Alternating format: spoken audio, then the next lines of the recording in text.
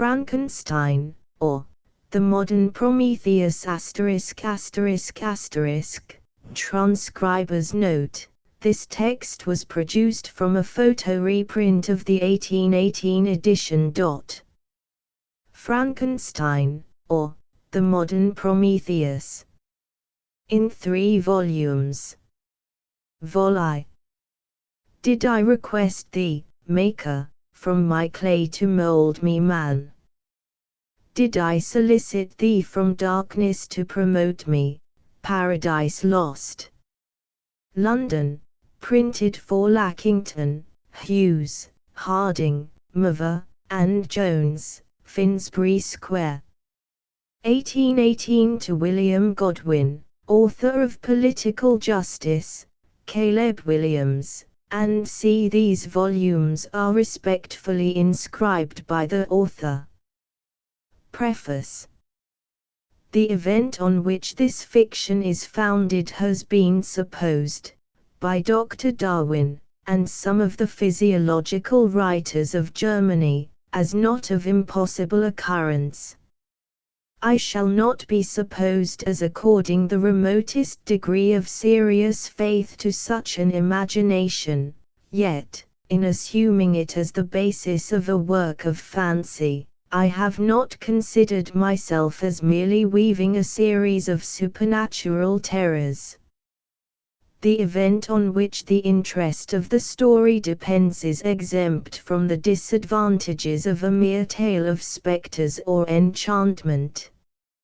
It was recommended by the novelty of the situations which it develops, and, however impossible as a physical fact, affords a point of view to the imagination for the delineating of human passions more comprehensive and commanding than any which the ordinary relations of existing events can yield.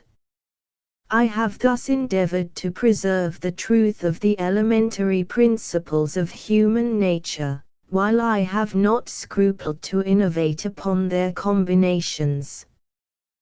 The Iliad, the tragic poetry of Greece, Shakespeare, in The Tempest and Midsummer Night's Dream, and most especially Milton, in Paradise Lost, conform to this rule, and the most humble novelist, who seeks to confer or receive amusement from his labors, may, without presumption, apply to prose fiction a license, or rather a rule, from the adoption of which so many exquisite combinations of human feeling have resulted in the highest specimens of poetry. The circumstance on which my story rests was suggested in casual conversation. It was commenced, partly as a source of amusement, and partly as an expedient for exercising any untried resources of mind. Other motives were mingled with these, as the work proceeded.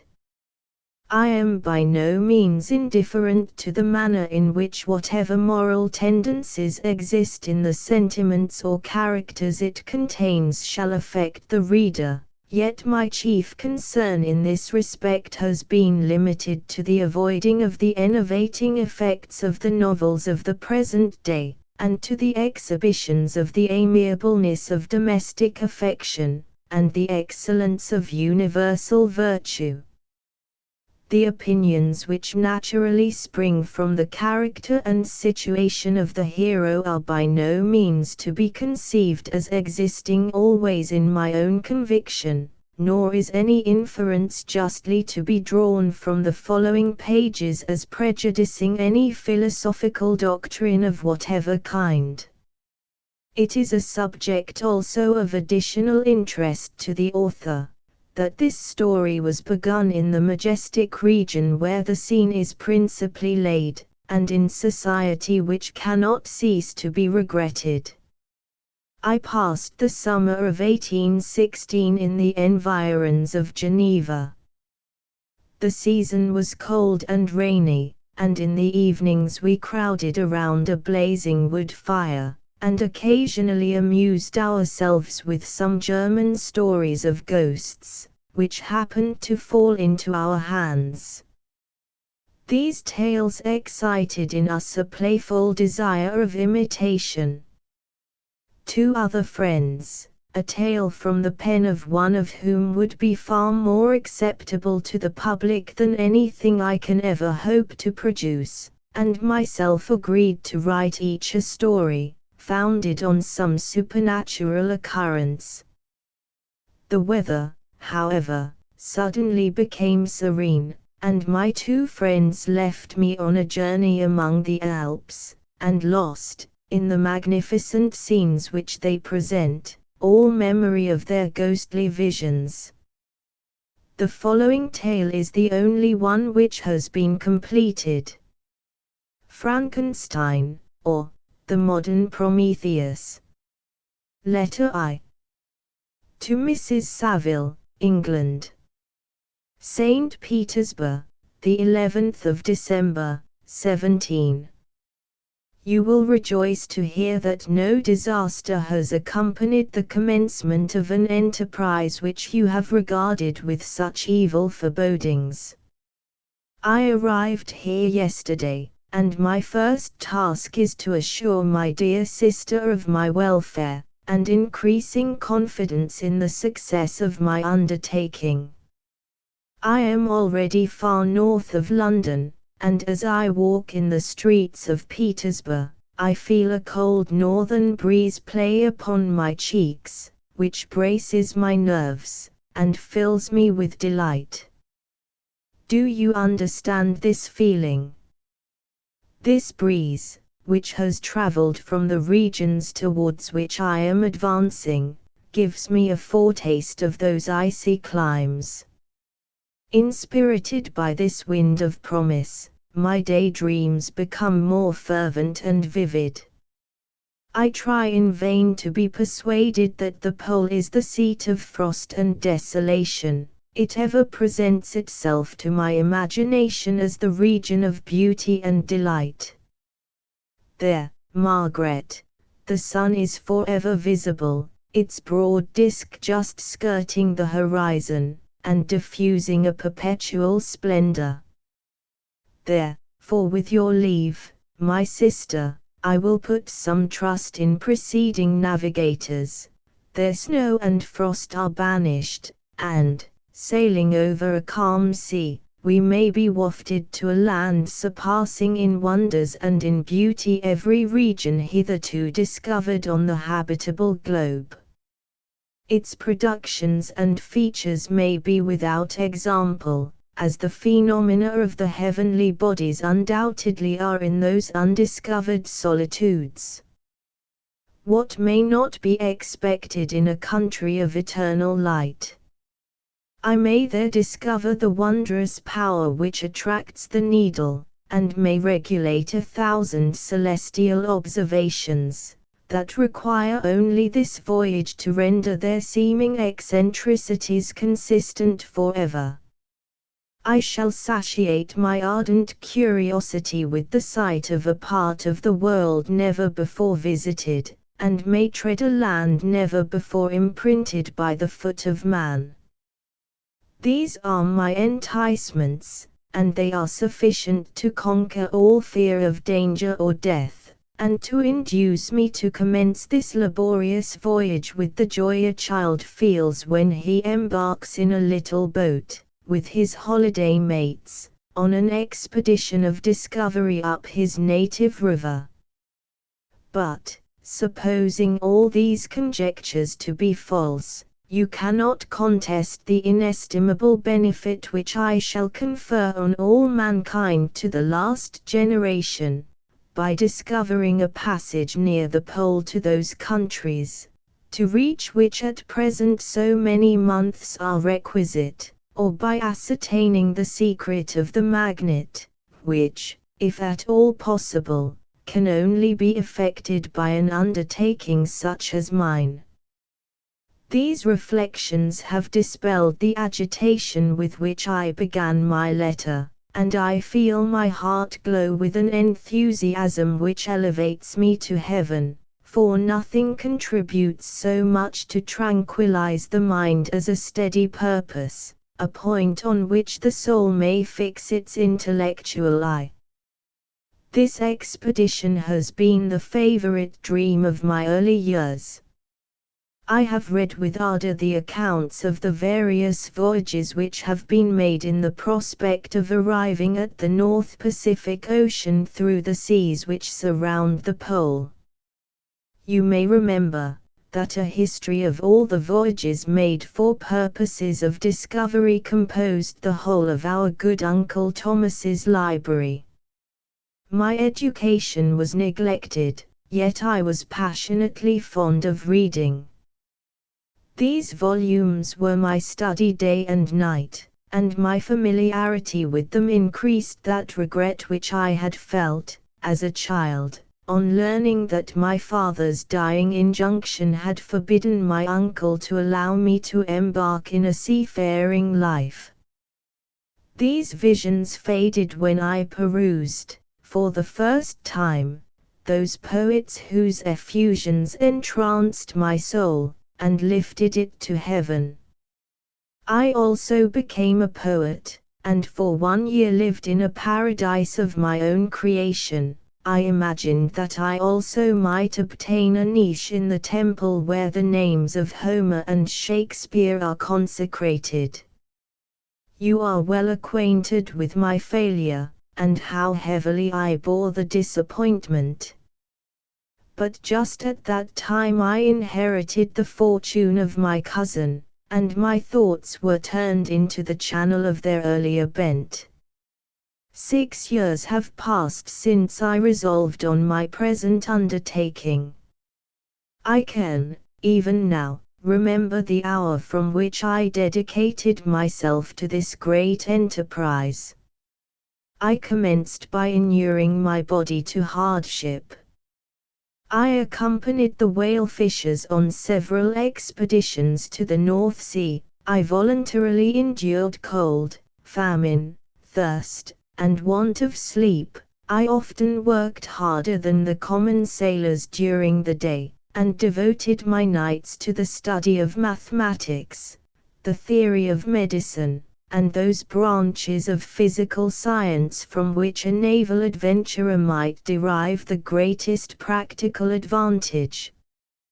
Twice I actually hired myself as an undermate in a Greenland whaler, and acquitted myself to admiration. I must own I felt a little proud, when my captain offered me the second dignity in the vessel, and entreated me to remain with the greatest earnestness, so valuable did he consider my services. And now, dear Margaret, do I not deserve to accomplish some great purpose? My life might have been passed in ease and luxury, but I preferred glory to every enticement that wealth placed in my path. Oh, that some encouraging voice would answer in the affirmative. My courage and my resolution is firm, but my hopes fluctuate, and my spirits are often depressed.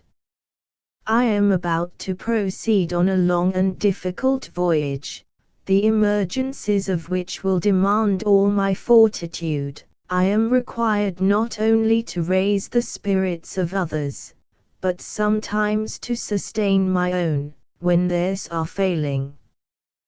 This is the most favorable period for traveling in Russia.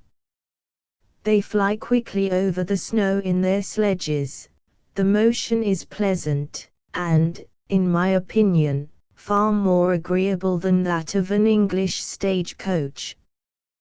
The cold is not excessive, if you are wrapped in furs, a dress which I have already adopted, for there is a great difference between walking the deck and remaining seated motionless for hours, when no exercise prevents the blood from actually freezing in your veins. I have no ambition to lose my life on the post road between St. Petersburg and Archangel. I shall depart for the latter town in a fortnight or 3 weeks, and my intention is to hire a ship there, which can easily be done by paying the insurance for the owner, and to engage as many sailors as I think necessary among those who are accustomed to the whale fishing. I do not intend to sail until the month of June, and when shall I return? Ah, dear sister, how can I answer this question? If I succeed, many, many months, perhaps years, will pass before you and I may meet. If I fail, you will see me again soon, or never. Farewell, my dear, excellent Margaret. Heaven shower down blessings on you, and save me, that I may again and again testify my gratitude for all your love and kindness. Your affectionate brother, R. Walton. Letter 2. To Mrs. Saville, England. Archangel, the 28th of March, 17. How slowly the time passes here, encompassed as I am by frost and snow, yet a second step is taken towards my enterprise. I have hired a vessel, and am occupied in collecting my sailors. Those whom I have already engaged appear to be men on whom I can depend, and are certainly possessed of dauntless courage. But I have one want which I have never yet been able to satisfy, and the absence of the object of which I now feel as a most severe evil. I have no friend, Margaret. When I am glowing with the enthusiasm of success, there will be none to participate my joy. If I am assailed by disappointment, no one will endeavor to sustain me in dejection. I shall commit my thoughts to paper, it is true, but that is a poor medium for the communication of feeling. I desire the company of a man who could sympathize with me, whose eyes would reply to mine. You may deem me romantic, my dear sister, but I bitterly feel the want of a friend. I have no one near me, gentle yet courageous, possessed of a cultivated as well as of a capacious mind, whose tastes are like my own, to approve or amend my plans. How would such a friend repair the faults of your poor brother?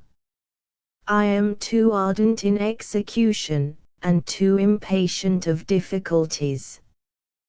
But it is a still greater evil to me that I am self-educated. For the first 14 years of my life I ran wild on a common, and read nothing but our Uncle Thomas's books of voyages.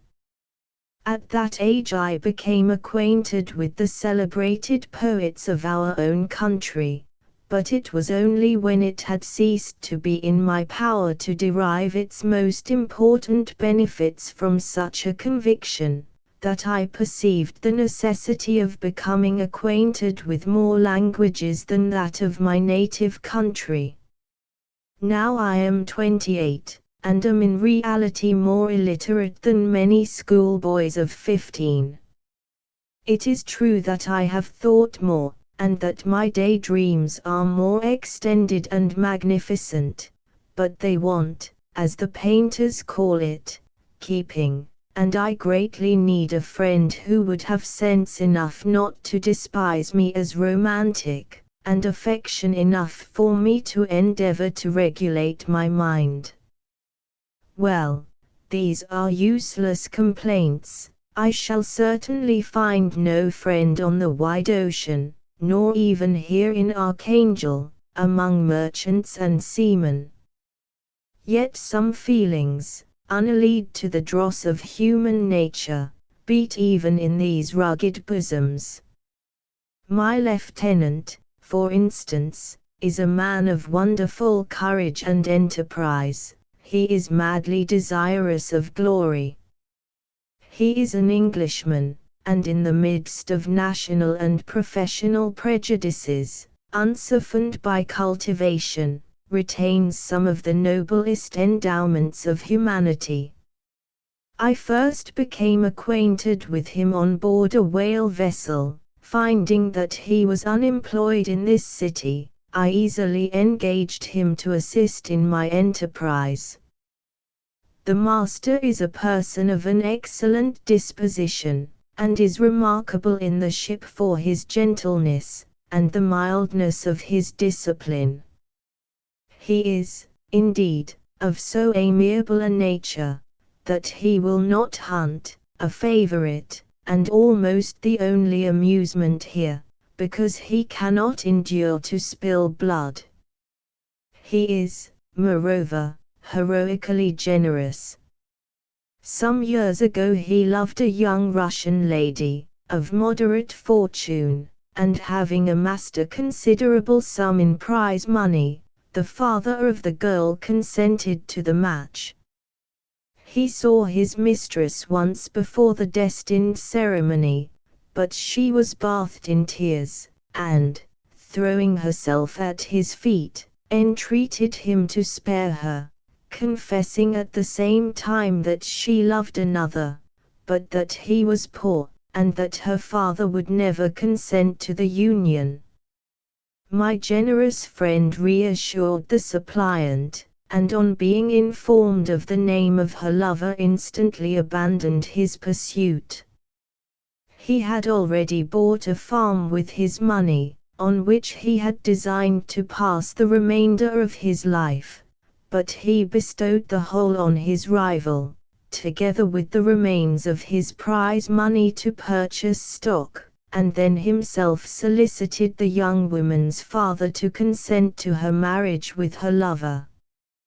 But the old man decidedly refused, thinking himself bound in honor to my friend, who, when he found the father inexorable, quitted his country, nor returned until he heard that his former mistress was married according to her inclinations. What a noble fellow, you will exclaim. He is so, but then he has passed all his life on board a vessel, and has scarcely an idea beyond the rope and the shroud. But do not suppose that, because I complain a little, or because I can conceive a consolation for my toils which I may never know, that I am wavering in my resolutions. Those are as fixed as fate, and my voyage is only now delayed until the weather shall permit my embarkation. The winter has been dreadfully severe, but the spring promises well, and it is considered as a remarkably early season, so that, perhaps, I may sail sooner than I expected. I shall do nothing rashly. You know me sufficiently to confide in my prudence and considerateness whenever the safety of others is committed to my care.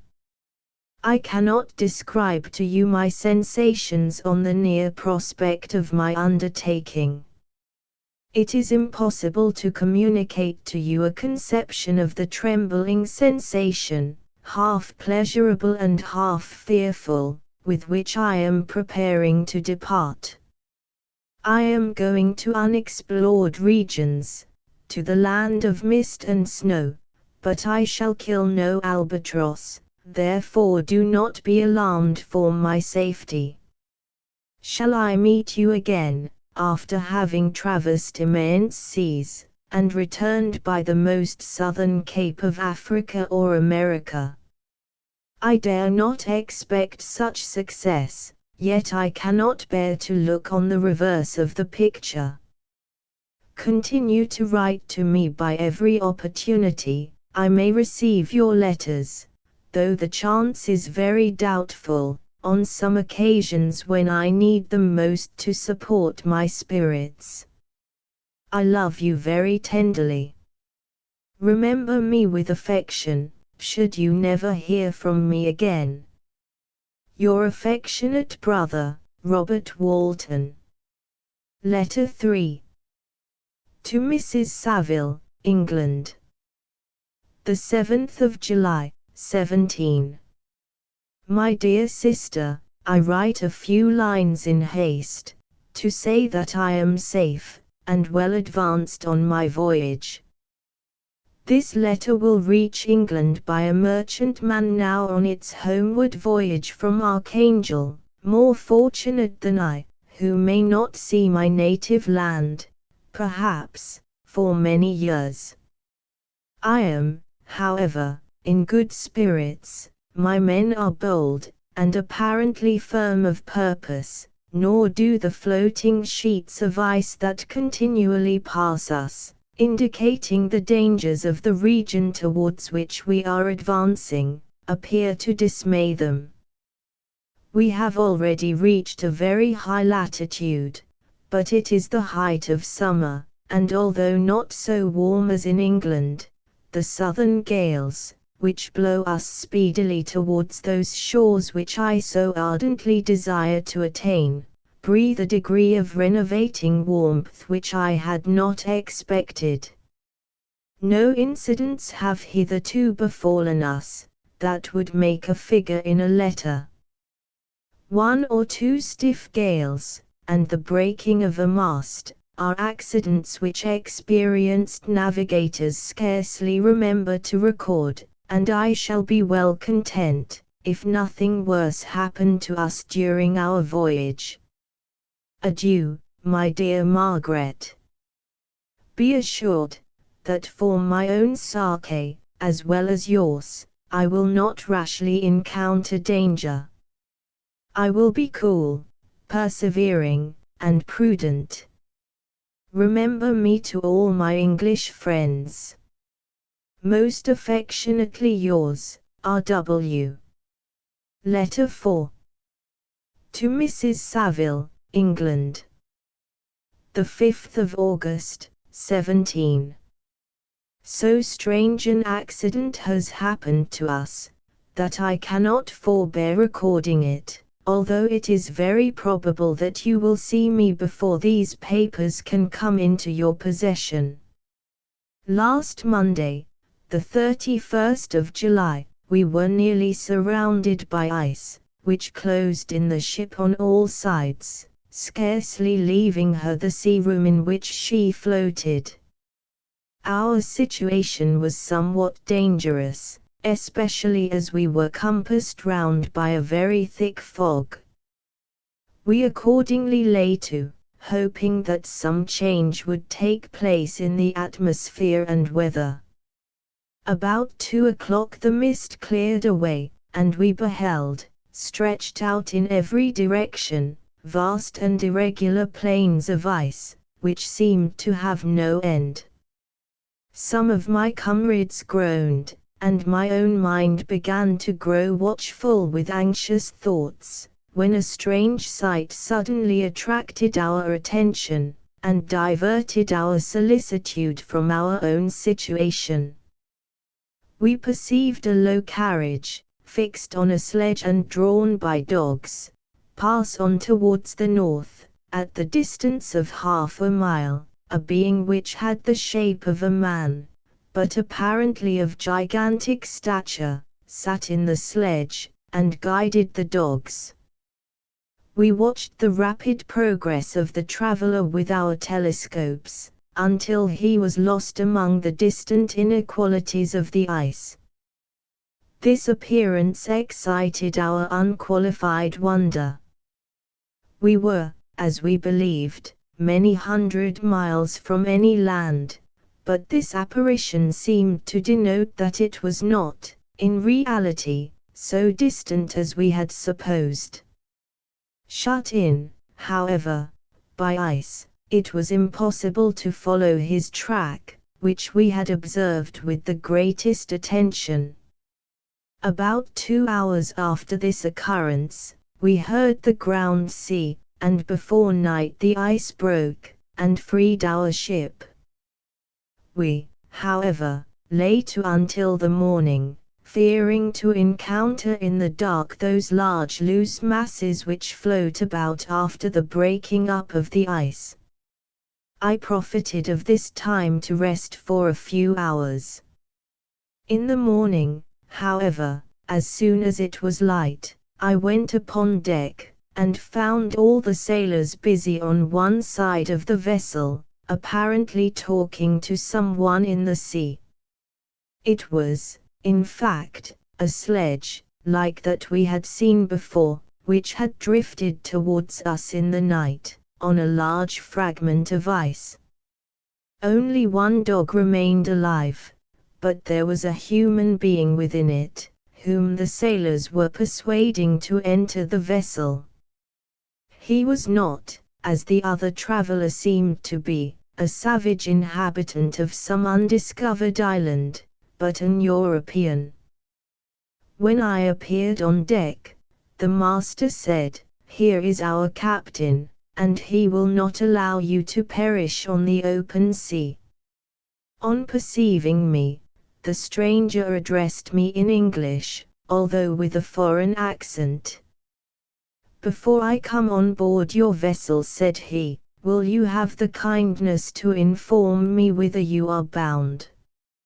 You may conceive my astonishment on hearing such a question addressed to me from a man on the brink of destruction, and to whom I should have supposed that my vessel would have been a resource which he would not have exchanged for the most precious wealth the earth can afford.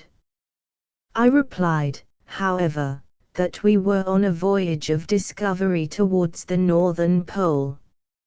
Upon hearing this he appeared satisfied, and consented to come on board. Good God! Margaret, if you had seen the man who thus capitulated for his safety, your surprise would have been boundless. His limbs were nearly frozen, and his body dreadfully emaciated by fatigue and suffering. I never saw a man in so wretched a condition. We attempted to carry him into the cabin, but as soon as he had quitted the fresh air, he fainted. We accordingly brought him back to the deck, and restored him to animation by rubbing him with brandy, and forcing him to swallow a small quantity. As soon as he showed signs of life, we wrapped him up in blankets, and placed him near the chimney of the kitchen stove. By slow degrees he recovered, and ate a little soup, which restored him wonderfully. 2 days passed in this manner before he was able to speak, and I often feared that his sufferings had deprived him of understanding. When he had in some measure recovered, I removed him to my own cabin, and attended on him as much as my duty would permit. I never saw a more interesting creature. His eyes have generally an expression of wildness, and even madness, but there are moments when, if anyone performs an act of kindness towards him, or does him any the most trifling service, his whole countenance is lighted up, as it were, with a beam of benevolence and sweetness that I never saw equalled. But he is generally melancholy and despairing, and sometimes he gnashes his teeth, as if impatient of the weight of woes that oppresses him. When my guest was a little recovered, I had great trouble to keep off the men, who wished to ask him 1,000 questions, but I would not allow him to be tormented by their idle curiosity, in a state of body and mind whose restoration evidently depended upon entire repose. Once, however, the lieutenant asked why he had come so far upon the ice in so strange a vehicle. His countenance instantly assumed an aspect of the deepest gloom, and he replied, "To seek one who fled from me." "And did the man whom you pursued travel in the same fashion?" "Yes." "Then I fancy we have seen him, for, the day before we picked you up, we saw some dogs drawing a sledge, with a man in it, across the ice. This aroused the stranger's attention, and he asked a multitude of questions concerning the route which the demon, as he called him, had pursued. Soon after, when he was alone with me, he said, "I have, doubtless, excited your curiosity, as well as that of these good people, but you are too considerate to make inquiries. Certainly, it would indeed be very impertinent and inhuman in me to trouble you with any inquisitiveness of mine. And yet you rescued me from a strange and perilous situation, you have benevolently restored me to life." Soon after this he inquired, if I thought that the breaking up of the ice had destroyed the other sledge. I replied, that I could not answer with any degree of certainty, for the ice had not broken until near midnight, and the traveler might have arrived at a place of safety before that time, but of this I could not judge. From this time the stranger seemed very eager to be upon deck, to watch for the sledge which had before appeared, but I have persuaded him to remain in the cabin, for he is far too weak to sustain the rawness of the atmosphere. But I have promised that someone should watch for him, and give him instant notice if any new object should appear in sight. Such is my journal of what relates to this strange occurrence up to the present day. The stranger has gradually improved in health, but is very silent, and appears uneasy when anyone except myself enters his cabin. Yet his manners are so conciliating and gentle, that the sailors are all interested in him, although they have had very little communication with him. For my own part, I begin to love him as a brother, and his constant and deep grief fills me with sympathy and compassion. He must have been a noble creature in his better days, being even now in wreck so attractive and amiable. I said in one of my letters, my dear Margaret, that I should find no friend on the wide ocean, yet I have found a man who, before his spirit had been broken by misery, I should have been happy to have possessed as the brother of my heart. I shall continue my journal concerning the stranger at intervals, should I have any fresh incidents to record. The 13th of August, 17. My affection for my guest increases every day. He excites at once my admiration and my pity to an astonishing degree. How can I see so noble a creature destroyed by misery without feeling the most poignant grief? He is so gentle, yet so wise, his mind is so cultivated, and when he speaks, although his words are culled with the choicest art, yet they flow with rapidity and unparalleled eloquence. He is now much recovered from his illness, and is continually on the deck, apparently watching for the sledge that preceded his own. Yet, although unhappy, he is not so utterly occupied by his own misery, but that he interests himself deeply in the employments of others. He has asked me many questions concerning my design, and I have related my little history frankly to him. He appeared pleased with the confidence, and suggested several alterations in my plan, which I shall find exceedingly useful. There is no pedantry in his manner, but all he does appears to spring solely from the interest he instinctively takes in the welfare of those who surround him. He is often overcome by gloom, and then he sits by himself, and tries to overcome all that is sullen or unsocial in his humor. These paroxysms pass from him like a cloud from before the sun, though his dejection never leaves him.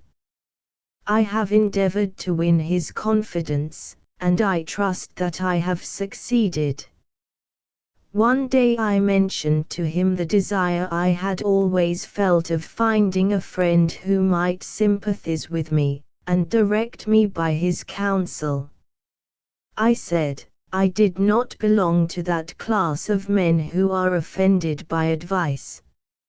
I am self-educated, and perhaps I hardly rely sufficiently upon my own powers. I wish therefore that my companion should be wiser and more experienced than myself, to confirm and support me, nor have I believed it impossible to find a true friend. I agree with you, replied the stranger, in believing that friendship is not only a desirable, but a possible acquisition.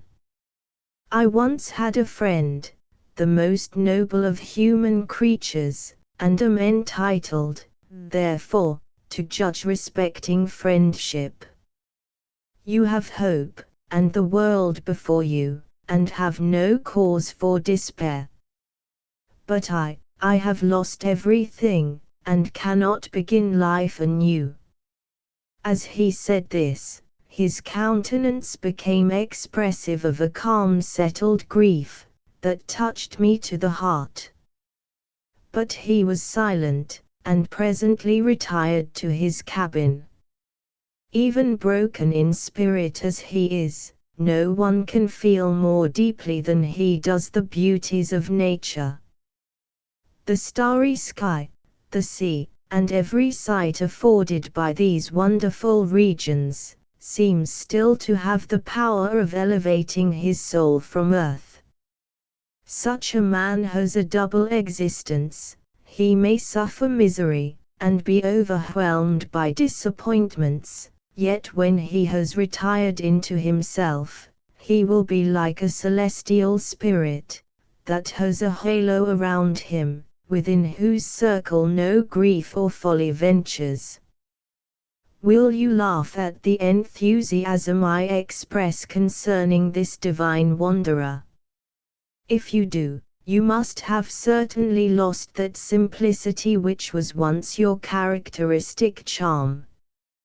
Yet, if you will, smile at the warmth of my expressions, while I find every day new causes for repeating them. The 19th of August, 17. Yesterday the stranger said to me, you may easily perceive, Captain Walton, that I have suffered great and unparalleled misfortunes. I had determined, once, that the memory of these evils should die with me, but you have won me to alter my determination. You seek for knowledge and wisdom, as I once did, and I ardently hope that the gratification of your wishes may not be a serpent to sting you, as mine has been. I do not know that the relation of my misfortunes will be useful to you, yet, if you are inclined, listen to my tale. I believe that the strange incidents connected with it will afford a view of nature, which may enlarge your faculties and understanding. You will hear of powers and occurrences, such as you have been accustomed to believe impossible, but I do not doubt that my tale conveys in its series internal evidence of the truth of the events of which it is composed.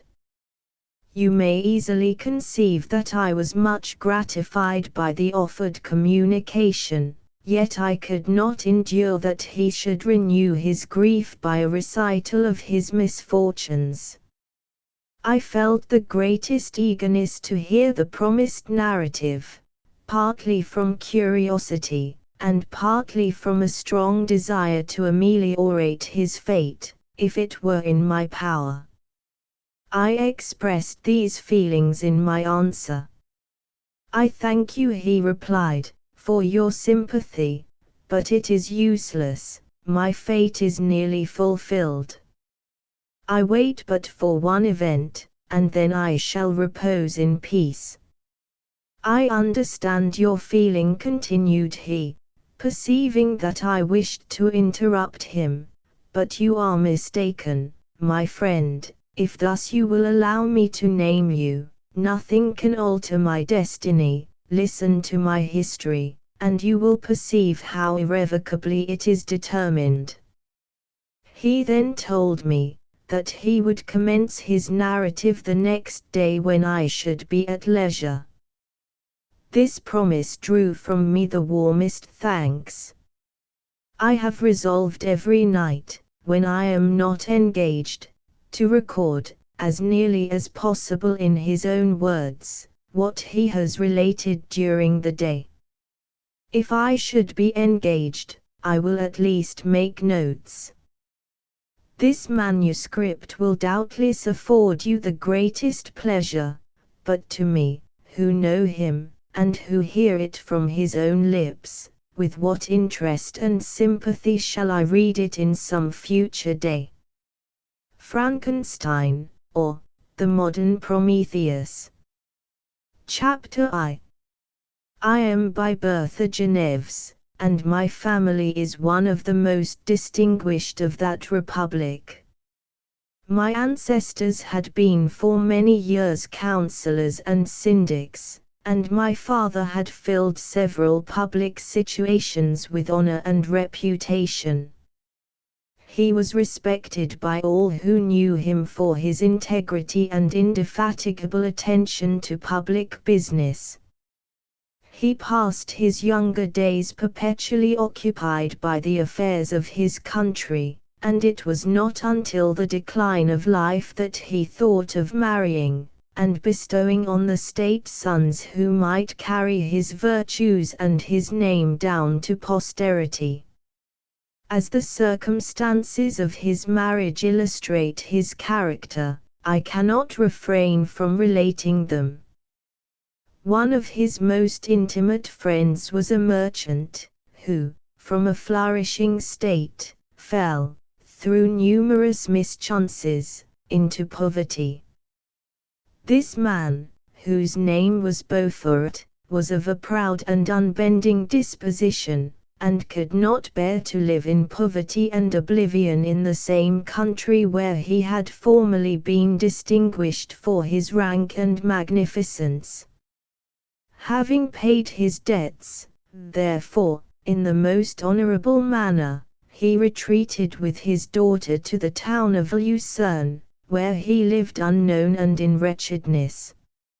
My father loved Beaufort with the truest friendship, and was deeply grieved by his retreat in these unfortunate circumstances.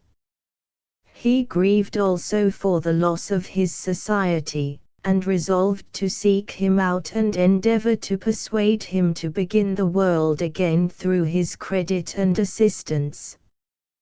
Beaufort had taken effectual measures to conceal himself, and it was 10 months before my father discovered his abode. Overjoyed at this discovery, he hastened to the house, which was situated in a mean street, near the Ries. But when he entered, misery and despair alone welcomed him.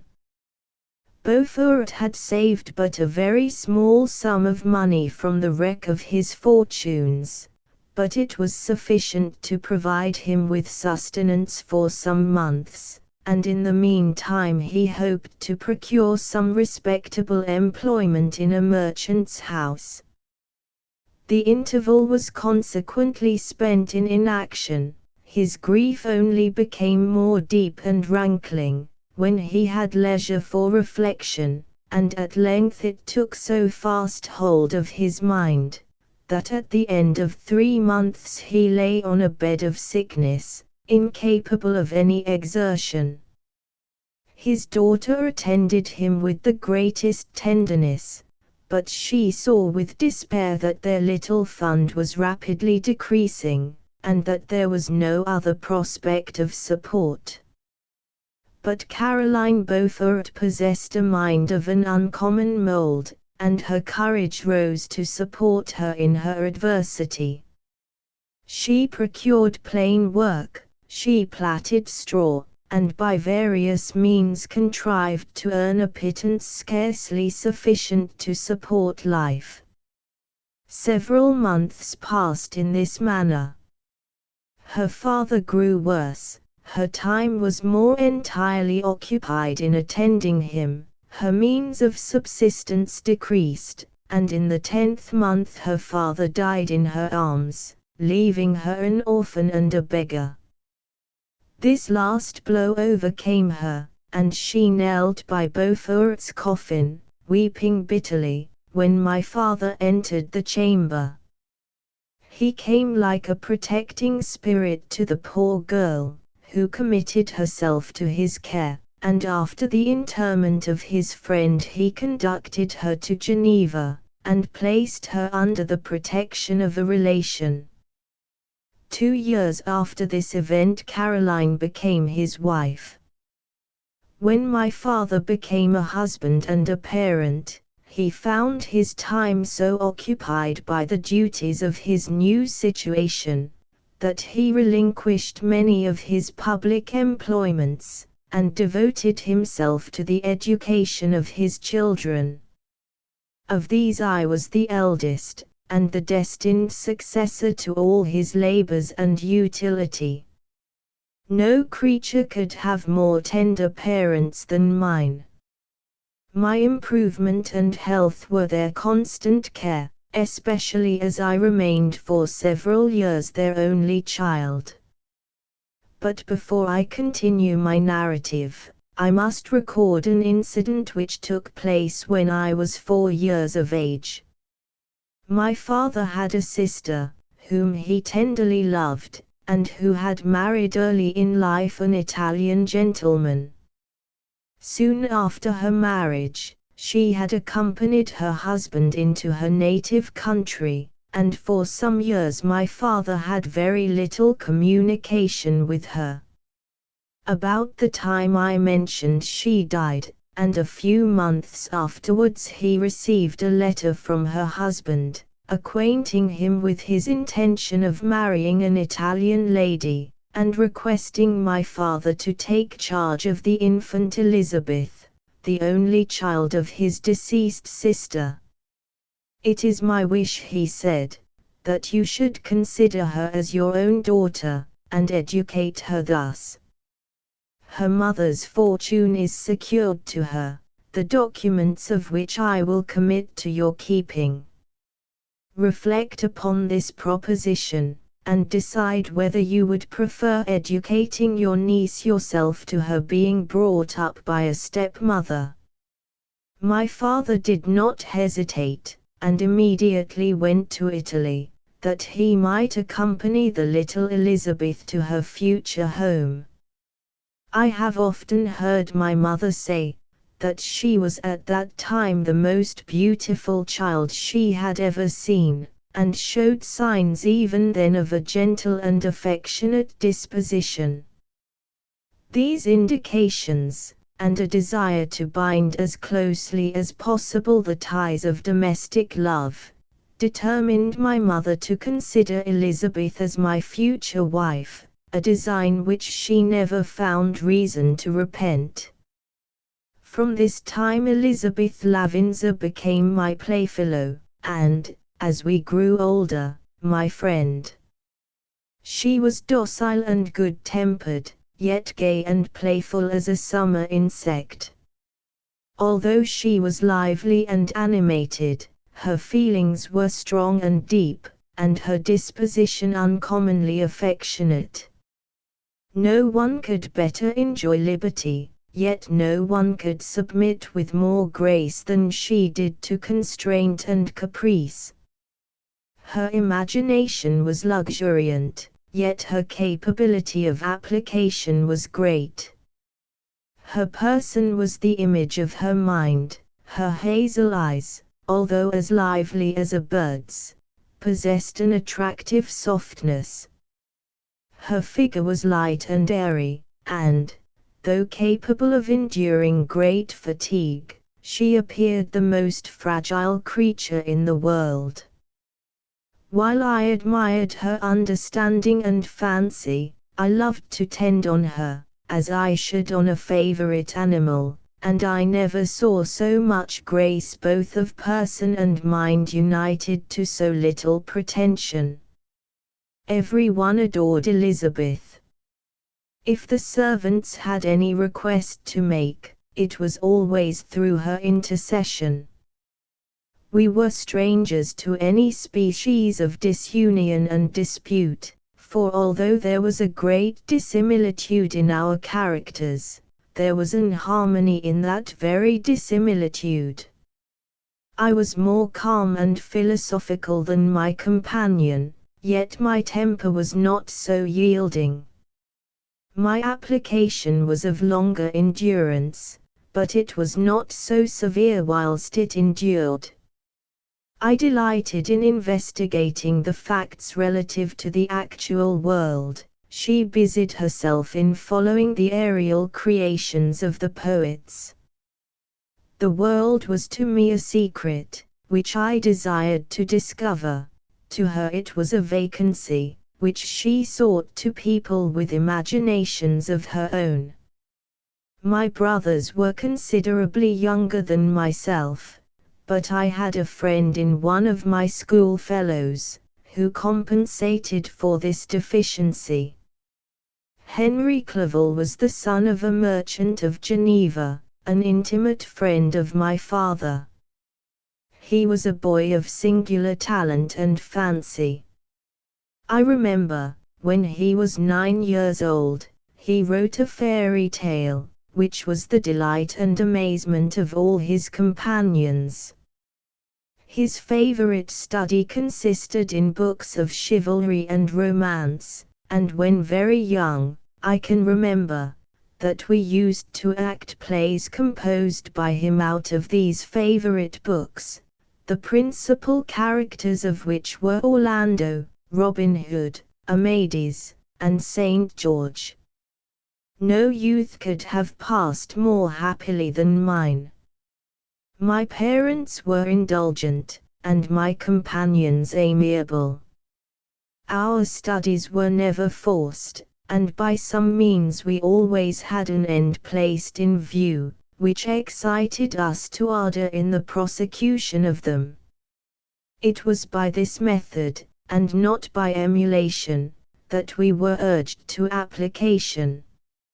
Elizabeth was not incited to apply herself to drawing, that her companions might not outstrip her, but through the desire of pleasing her aunt, by the representation of some favorite scene done by her own hand.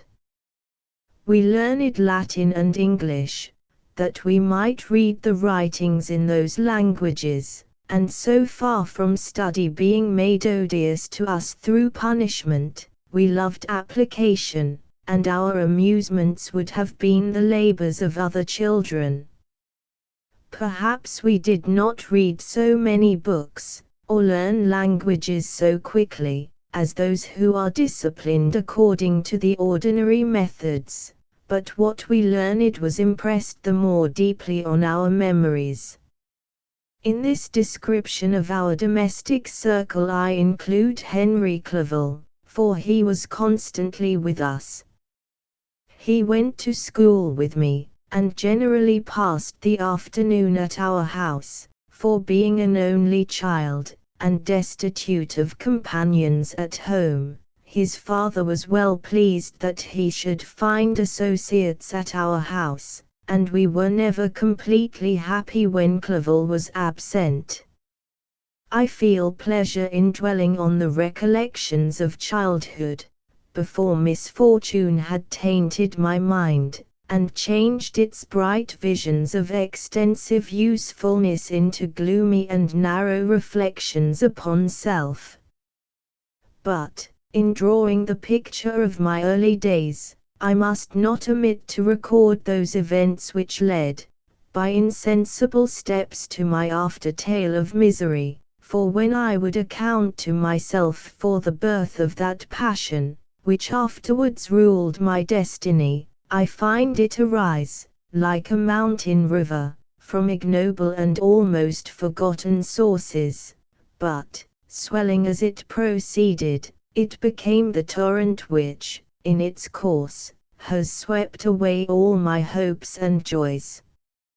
Natural philosophy is the genius that has regulated my fate. I desire therefore, in this narration, to state those facts which led to my predilection for that science. When I was 13 years of age, we all went on a party of pleasure to the baths near Thonon. The inclemency of the weather obliged us to remain a day confined to the inn. In this house I chanced to find a volume of the works of Cornelius Agrippa. I opened it with apathy. The theory which he attempts to demonstrate, and the wonderful facts which he relates, soon changed this feeling into enthusiasm. A new light seemed to dawn upon my mind, and, bounding with joy, I communicated my discovery to my father. I cannot help remarking here the many opportunities instructors possess of directing the attention of their pupils to useful knowledge, which they utterly neglect. My father looked carelessly at the title page of my book, and said, "Ah, Cornelius Agrippa.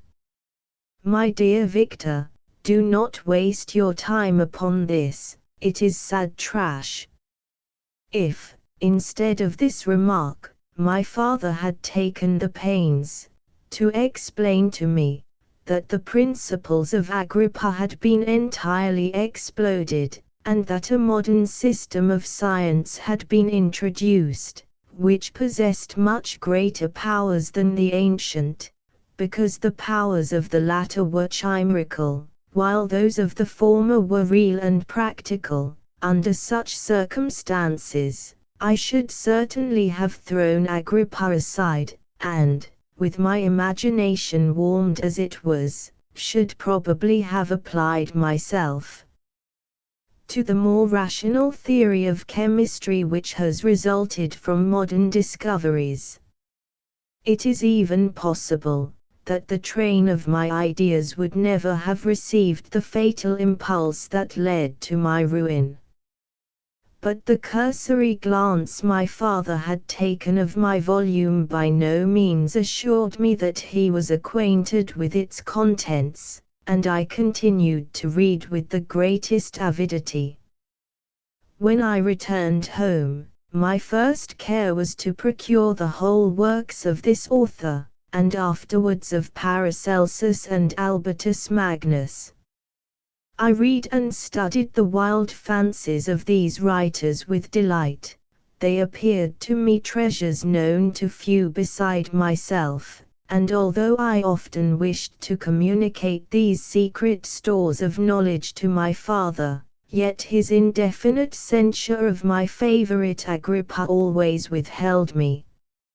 I disclosed my discoveries to Elizabeth, therefore, under a promise of strict secrecy, but she did not interest herself in the subject, and I was left by her to pursue my studies alone. It may appear very strange that a disciple of Albertus Magnus should arise in the 18th century, but our family was not scientifical, and I had not attended any of the lectures given at the schools of Geneva. My dreams were therefore undisturbed by reality, and I entered with the greatest diligence into the search of the philosopher's stone and the elixir of life. But the latter obtained my most undivided attention. Wealth was an inferior object, but what glory would attend the discovery, if I could banish disease from the human frame, and render man invulnerable to any but a violent death. Nor were these my only visions. The raising of ghosts or devils was a promise liberally accorded by my favorite authors, the fulfillment of which I most eagerly sought, and if my incantations were always unsuccessful, I attributed the failure rather to my own inexperience and mistake, than to a want of skill or fidelity in my instructors. The natural phenomena that take place every day before our eyes did not escape my examinations. Distillation, and the wonderful effects of steam, processes of which my favorite authors were utterly ignorant, excited my astonishment, but my utmost wonder was engaged by some experiments on an air pump, which I saw employed by a gentleman whom we were in the habit of visiting. The ignorance of the early philosophers on these and several other points served to decrease their credit with me, but I could not entirely throw them aside, before some other system should occupy their place in my mind. When I was about 15 years old, we had retired to our house near Belrive, when we witnessed a most violent and terrible thunderstorm. It advanced from behind the mountains of Jura, and the thunder burst at once with frightful loudness from various quarters of the heavens. I remained, while the storm lasted, watching its progress with curiosity and delight.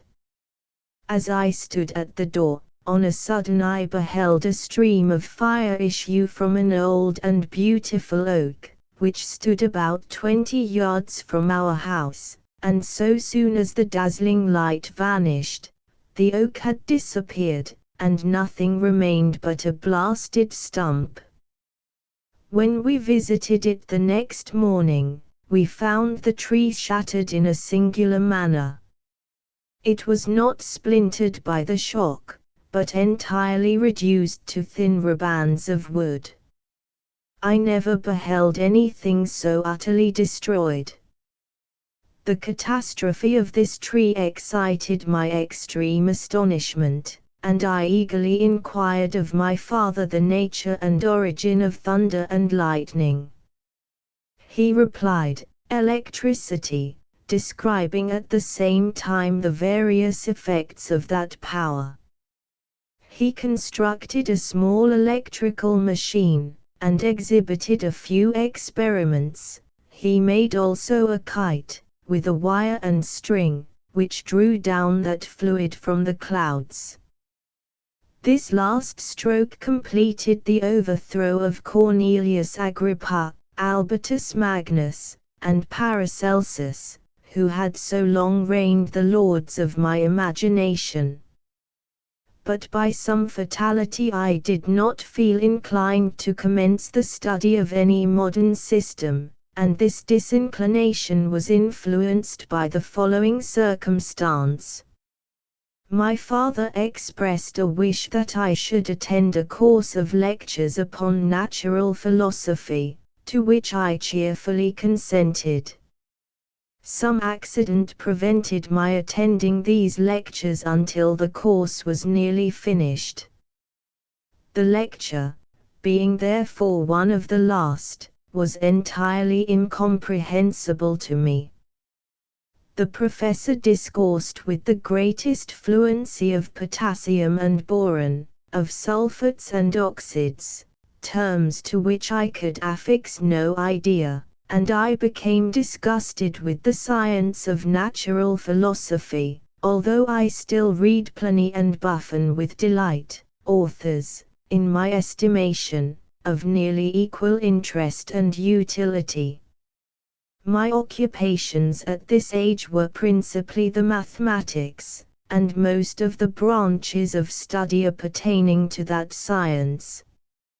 I was busily employed in learning languages. Latin was already familiar to me, and I began to read some of the easiest Greek authors without the help of a lexicon.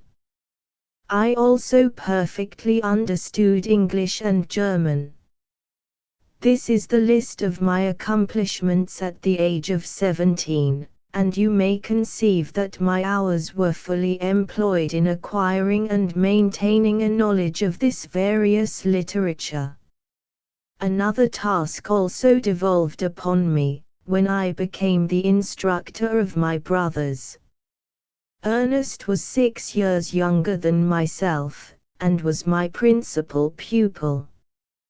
He had been afflicted with ill health from his infancy, through which Elizabeth and I had been his constant nurses. His disposition was gentle, but he was incapable of any severe application. William, the youngest of our family, was yet an infant, and the most beautiful little fellow in the world. His lively blue eyes, dimpled cheeks, and endearing manners, inspired the tenderest affection. Such was our domestic circle, from which care and pain seemed forever banished. My father directed our studies, and my mother partook of our enjoyments. Neither of us possessed the slightest preeminence over the other.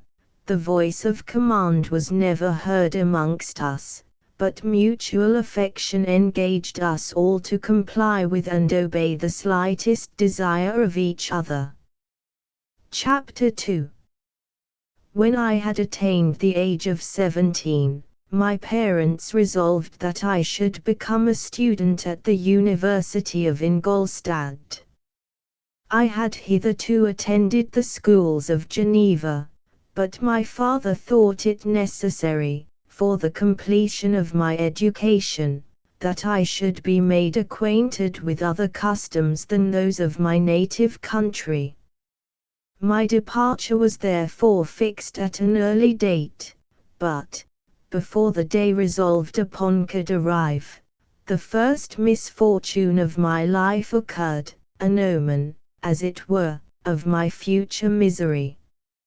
Elizabeth had caught the scarlet fever, but her illness was not severe, and she quickly recovered. During her confinement, many arguments had been urged to persuade my mother to refrain from attending upon her. She had, at first, yielded to our entreaties, but when she heard that her favorite was recovering, she could no longer debar herself from her society, and entered her chamber long before the danger of infection was past. The consequences of this imprudence were fatal. On the 3rd day my mother sickened. Her fever was very malignant, and the looks of her attendants prognosticated the worst event. On her deathbed the fortitude and benignity of this admirable woman did not desert her. She joined the hands of Elizabeth and myself. "My children," she said, "my firmest hopes of future happiness were placed on the prospect of your union. This expectation will now be the consolation of your father. Elizabeth, my love, you must supply my place to your younger cousins. Alas! I regret that I am taken from you, and, happy and beloved as I have been, is it not hard to quit you all? But these are not thoughts befitting me. I will endeavor to resign myself cheerfully to death, and will indulge a hope of meeting you in another world." She died calmly, and her countenance expressed affection even in death. I need not describe the feelings of those whose dearest ties are rent by that most irreparable evil, the void that presents itself to the soul, and the despair that is exhibited on the countenance. It is so long before the mind can persuade itself that she, whom we saw every day, and whose very existence appeared a part of our own, can have departed forever, that the brightness of a beloved eye can have been extinguished, and the sound of a voice so familiar, and dear to the ear, can be hushed, never more to be heard. These are the reflections of the first days, but when the lapse of time proves the reality of the evil, then the actual bitterness of grief commences. Yet from whom has not that rude hand rent away some dear connection? And why should I describe a sorrow which all have felt, and must feel? The time at length arrives, when grief is rather an indulgence than a necessity, and the smile that plays upon the lips, although it may be deemed a sacrilege, is not banished. My mother was dead, but we had still duties which we ought to perform. We must continue our course with the rest, and learn to think ourselves fortunate, whilst one remains whom the spoiler has not seized. My journey to Ingolstadt, which had been deferred by these events, was now again determined upon. I obtained from my father a respite of some weeks. This period was spent sadly. My mother's death, and my speedy departure, depressed our spirits, but Elizabeth endeavored to renew the spirit of cheerfulness in our little society. Since the death of her aunt, her mind had acquired new firmness and vigor. She determined to fulfill her duties with the greatest exactness, and she felt that that most imperious duty, of rendering her uncle and cousins happy, had devolved upon her. She consoled me, amused her uncle, instructed my brothers, and I never beheld her so enchanting as at this time, when she was continually endeavoring to contribute to the happiness of others, entirely forgetful of herself. The day of my departure at length arrived. I had taken leave of all my friends, excepting Clerval, who spent the last evening with us.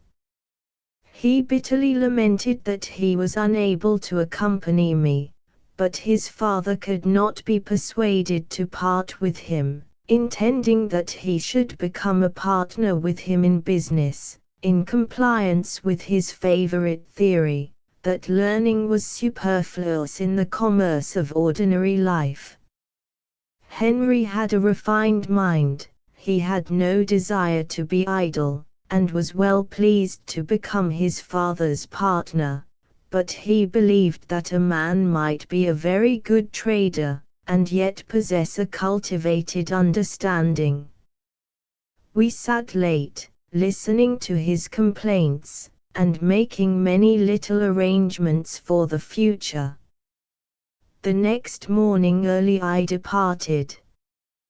Tears gushed from the eyes of Elizabeth.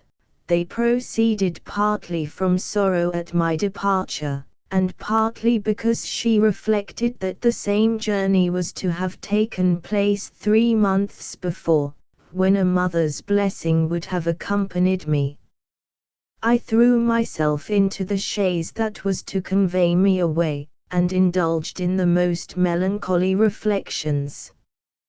I, who had ever been surrounded by amiable companions, continually engaged in endeavoring to bestow mutual pleasure, I was now alone. In the university, whither I was going, I must form my own friends, and be my own protector. My life had hitherto been remarkably secluded and domestic, and this had given me invincible repugnance to new countenances. I loved my brothers, Elizabeth, and Clerval. These were old familiar faces, but I believed myself totally unfitted for the company of strangers. Such were my reflections as I commenced my journey, but as I proceeded, my spirits and hopes rose. I ardently desired the acquisition of knowledge. I had often, when at home, thought it hard to remain during my youth cooped up in one place, and had longed to enter the world, and take my station among other human beings. Now my desires were complied with, and it would, indeed, have been folly to repent. I had sufficient leisure for these and many other reflections during my journey to Ingolstadt, which was long and fatiguing. At length the high white steeple of the town met my eyes. I alighted, and was conducted to my solitary apartment, to spend the evening as I pleased. The next morning I delivered my letters of introduction, and paid a visit to some of the principal professors, and among others to M. Krempe, professor of natural philosophy. He received me with politeness, and asked me several questions concerning my progress in the different branches of science appertaining to natural philosophy. I mentioned, it is true, with fear and trembling, the only authors I had ever read upon those subjects. The professor stared. "Have you," he said, "really spent your time in studying such nonsense?" I replied in the affirmative. "Every minute," continued M. Krempe with warmth, "every instant that you have wasted on those books is utterly and entirely lost. You have burdened your memory with exploded systems, and useless names. Good God! In what desert land have you lived, where no one was kind enough to inform you that these fancies, which you have so greedily imbibed, are 1,000 years old, and as musty as they are ancient? I little expected in this enlightened and scientific age to find a disciple of Albertus Magnus and Paracelsus. My dear sir, you must begin your studies entirely anew." So saying, he stepped aside, and wrote down a list of several books treating of natural philosophy, which he desired me to procure, and dismissed me, after mentioning that in the beginning of the following week he intended to commence a course of lectures upon natural philosophy in its general relations, and that M. Waldman, a fellow professor, would lecture upon chemistry the alternate days that he missed. I returned home, not disappointed, for I had long considered those authors useless whom the professor had so strongly reprobated, but I did not feel much inclined to study the books which I procured at his recommendation. M. Krempe was a little squat man, with a gruff voice and repulsive countenance. The teacher, therefore, did not prepossess me in favor of his doctrine. Besides, I had a contempt for the uses of modern natural philosophy. It was very different, when the masters of the science sought immortality and power. Such views, although futile, were grand, but now the scene was changed. The ambition of the inquirer seemed to limit itself to the annihilation of those visions on which my interest in science was chiefly founded. I was required to exchange chimeras of boundless grandeur for realities of little worth. Such were my reflections during the first 2 or 3 days spent almost in solitude. But as the ensuing week commenced, I thought of the information which M. Krempe had given me concerning the lectures. And although I could not consent to go and hear that little conceited fellow deliver sentences out of a pulpit, I recollected what he had said of M. Waldman, whom I had never seen, as he had hitherto been out of town. Partly from curiosity, and partly from idleness, I went into the lecturing room, which M. Waldman entered shortly after. This professor was very unlike his colleague. He appeared about 50 years of age, but with an aspect expressive of the greatest benevolence. A few grey hairs covered his temples, but those at the back of his head were nearly black. His person was short, but remarkably erect, and his voice the sweetest I had ever heard. He began his lecture by a recapitulation of the history of chemistry and the various improvements made by different men of learning, pronouncing with fervor the names of the most distinguished discoverers. He then took a cursory view of the present state of the science, and explained many of its elementary terms.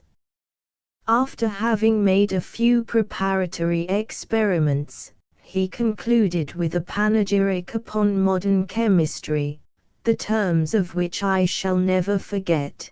The ancient teachers of this science, said he, promised impossibilities, and performed nothing. The modern masters promise very little.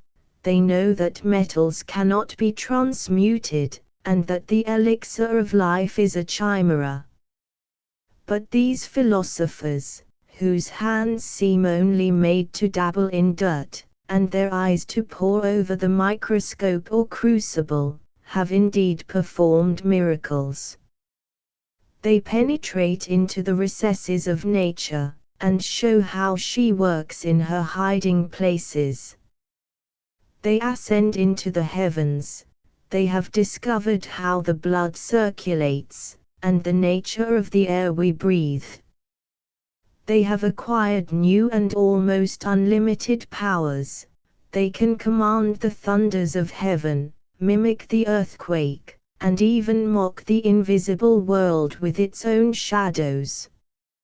I departed highly pleased with the professor and his lecture, and paid him a visit the same evening. His manners in private were even more mild and attractive than in public, for there was a certain dignity in his mien during his lecture, which in his own house was replaced by the greatest affability and kindness. He heard with attention my little narration concerning my studies, and smiled at the names of Cornelius Agrippa and Paracelsus, but without the contempt that M. Krempe had exhibited. He said that these were men to whose indefatigable zeal modern philosophers were indebted for most of the foundations of their knowledge.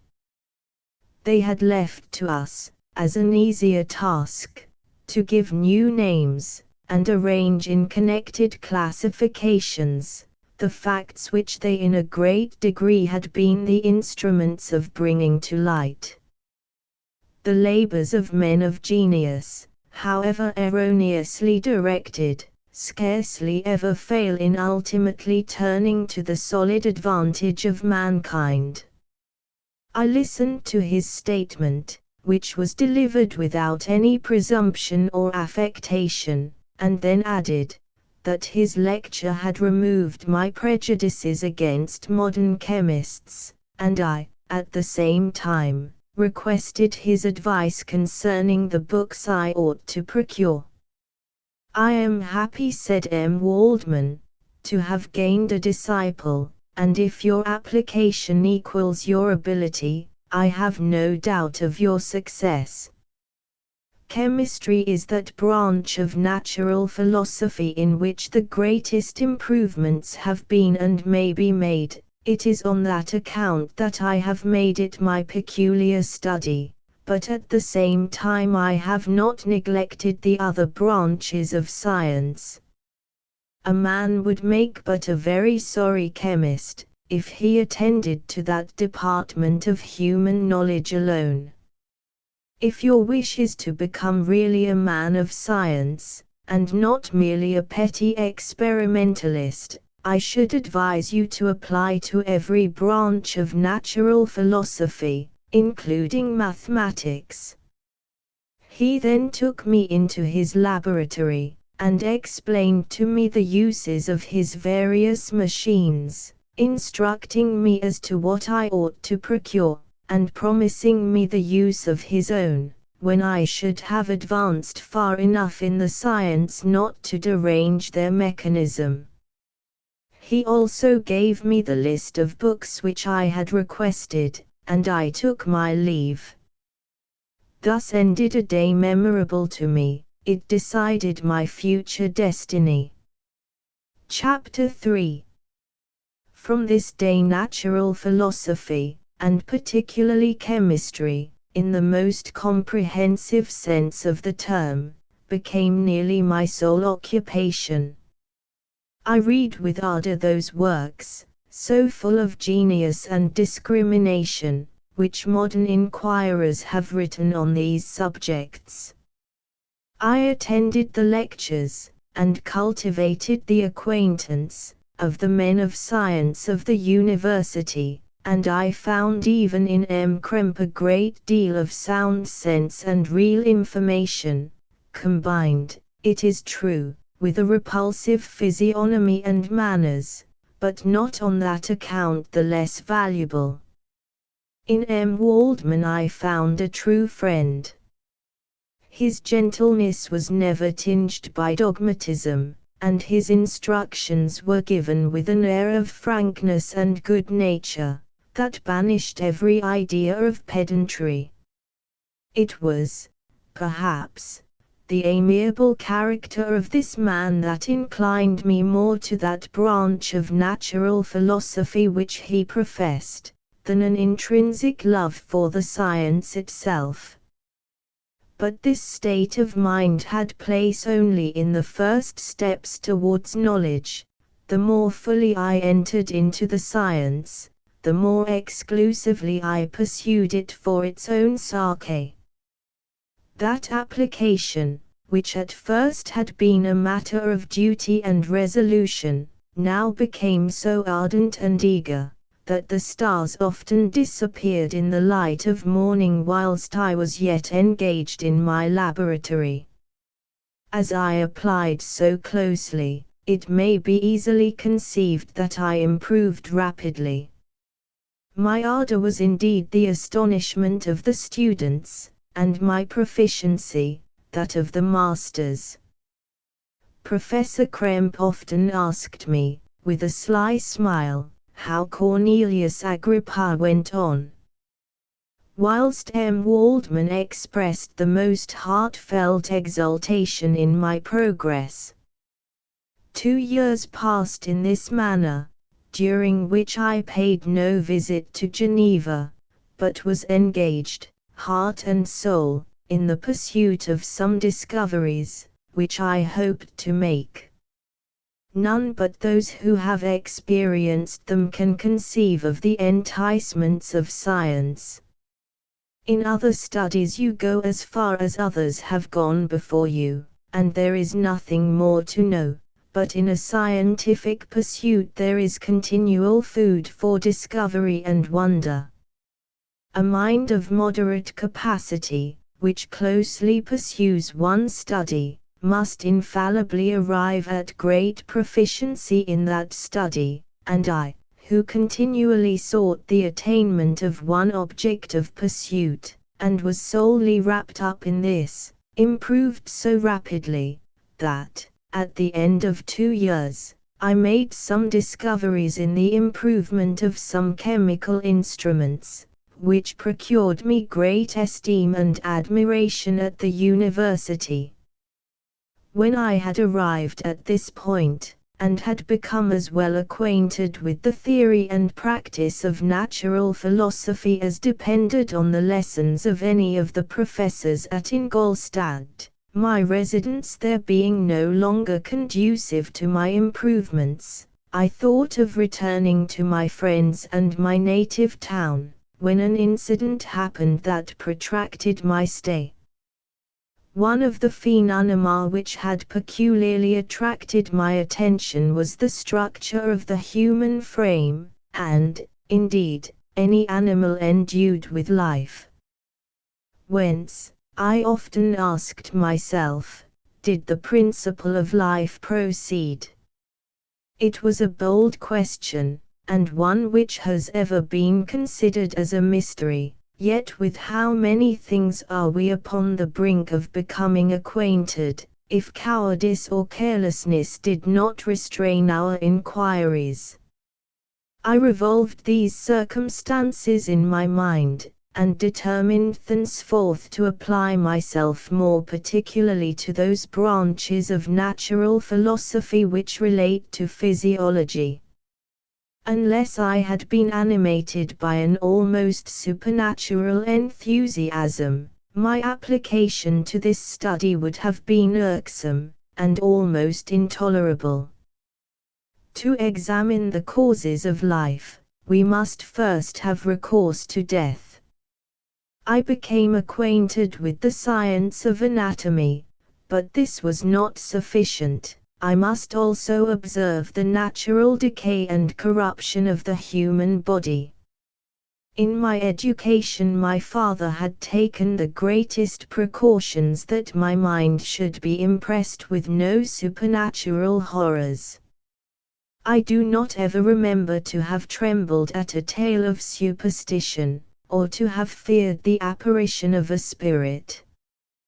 Darkness had no effect upon my fancy, and a churchyard was to me merely the receptacle of bodies deprived of life, which, from being the seat of beauty and strength, had become food for the worm.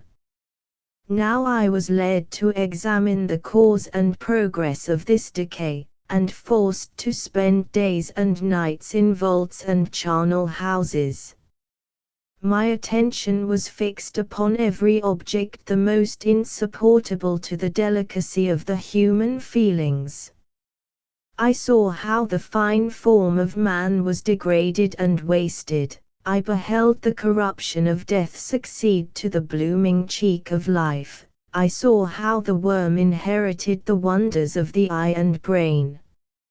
I paused, examining and analyzing all the minutiae of causation, as exemplified in the change from life to death, and death to life, until from the midst of this darkness a sudden light broke in upon me, a light so brilliant and wondrous, yet so simple, that while I became dizzy with the immensity of the prospect which it illustrated, I was surprised that among so many men of genius, who had directed their inquiries towards the same science, that I alone should be reserved to discover so astonishing a secret.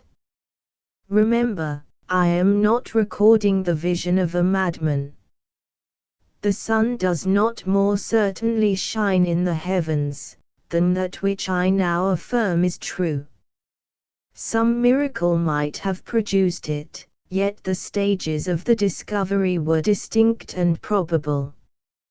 After days and nights of incredible labor and fatigue, I succeeded in discovering the cause of generation and life. Nay, more, I became myself capable of bestowing animation upon lifeless matter. The astonishment which I had at first experienced on this discovery soon gave place to delight and rapture. After so much time spent in painful labor, to arrive at once at the summit of my desires, was the most gratifying consummation of my toils. But this discovery was so great and overwhelming, that all the steps by which I had been progressively led to it were obliterated, and I beheld only the result. What had been the study and desire of the wisest men since the creation of the world, was now within my grasp. Not that, like a magic scene, it all opened upon me at once. The information I had obtained was of a nature rather to direct my endeavors so soon as I should point them towards the object of my search, than to exhibit that object already accomplished. I was like the Arabian who had been buried with the dead, and found a passage to life aided only by one glimmering, and seemingly ineffectual light.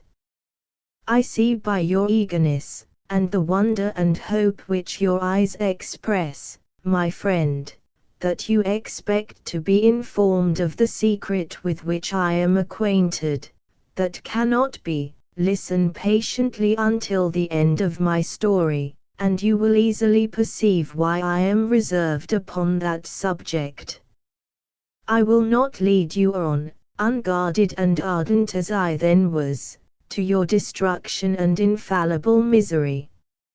Learn from me, if not by my precepts, at least by my example, how dangerous is the acquirement of knowledge, and how much happier that man is who believes his native town to be the world, than he who aspires to become greater than his nature will allow. When I found so astonishing a power placed within my hands, I hesitated a long time concerning the manner in which I should employ it. Although I possessed the capacity of bestowing animation, yet to prepare a frame for the reception of it, with all its intricacies of fibers, muscles, and veins, still remained a work of inconceivable difficulty and labor.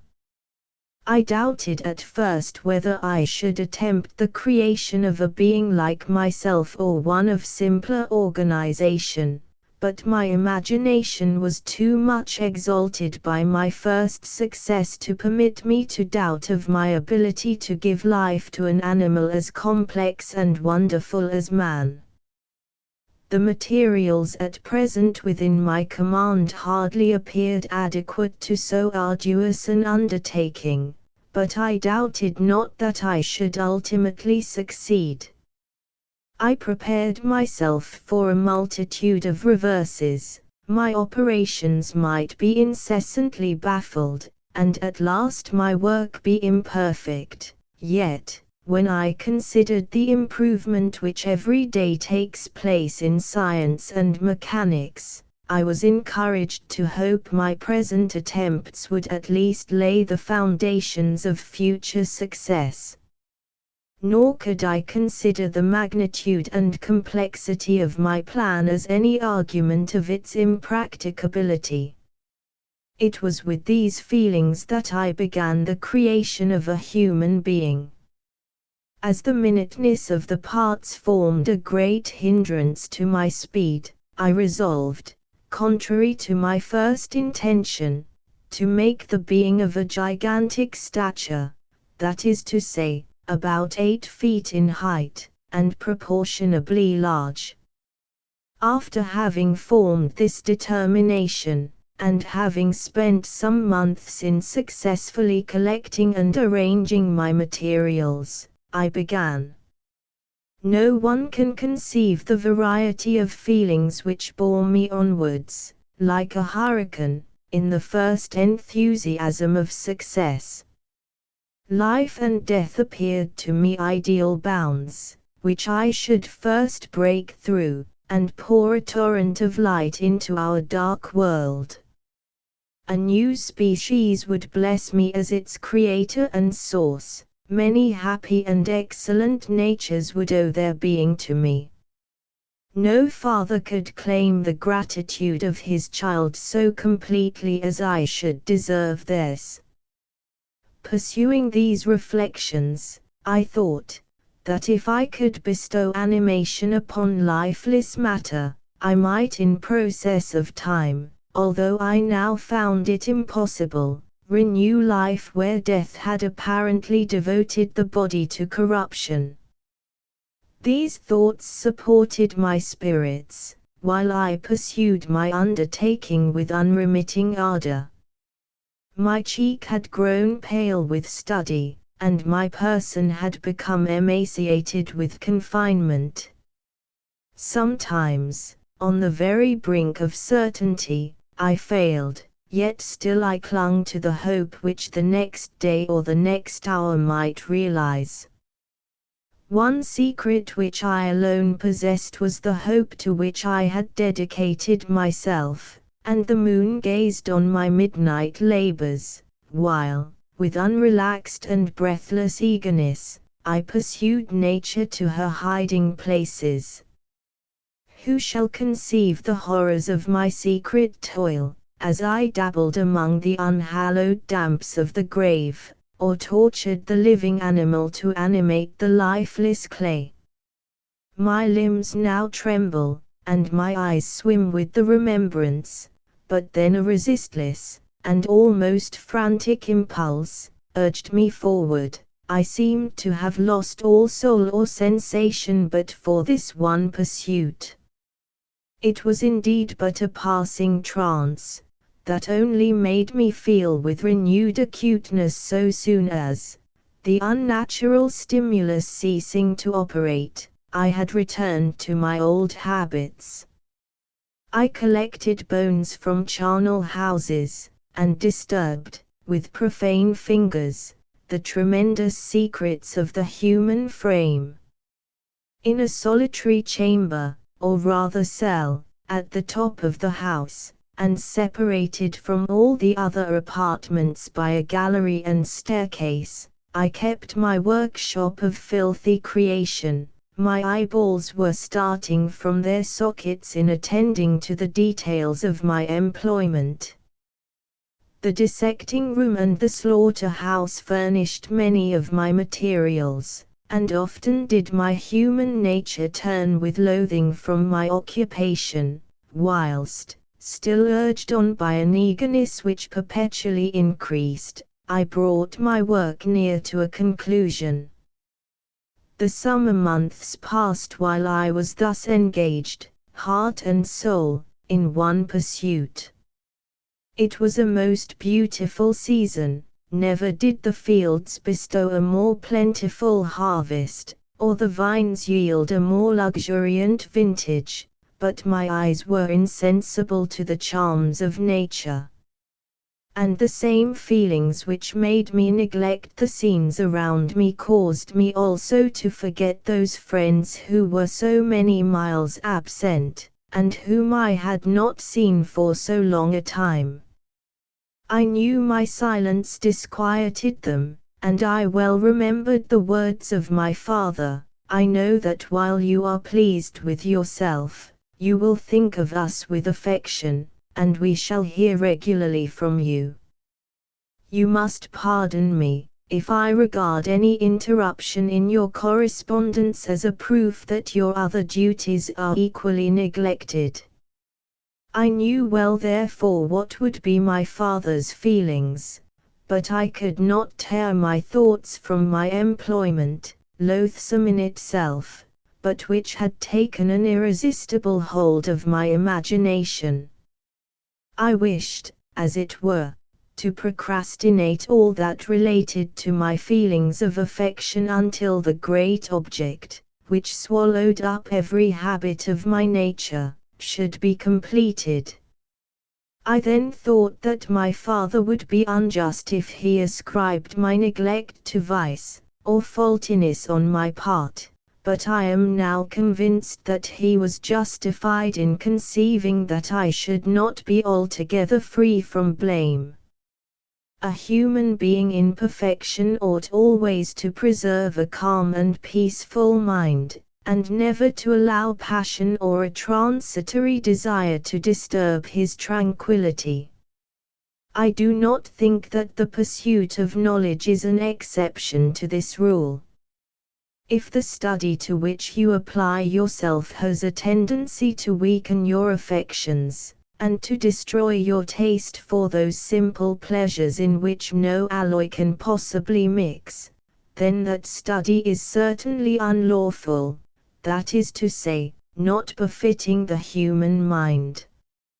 If this rule were always observed, if no man allowed any pursuit whatsoever to interfere with the tranquillity of his domestic affections, Greece had not been enslaved, Caesar would have spared his country, America would have been discovered more gradually, and the empires of Mexico and Peru had not been destroyed.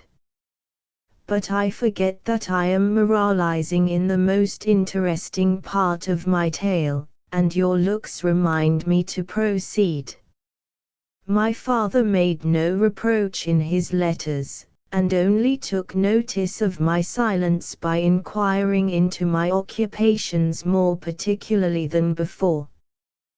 Winter, spring, and summer passed away during my labors, but I did not watch the blossom or the expanding leaves, sights which before always yielded me supreme delight, so deeply was I engrossed in my occupation.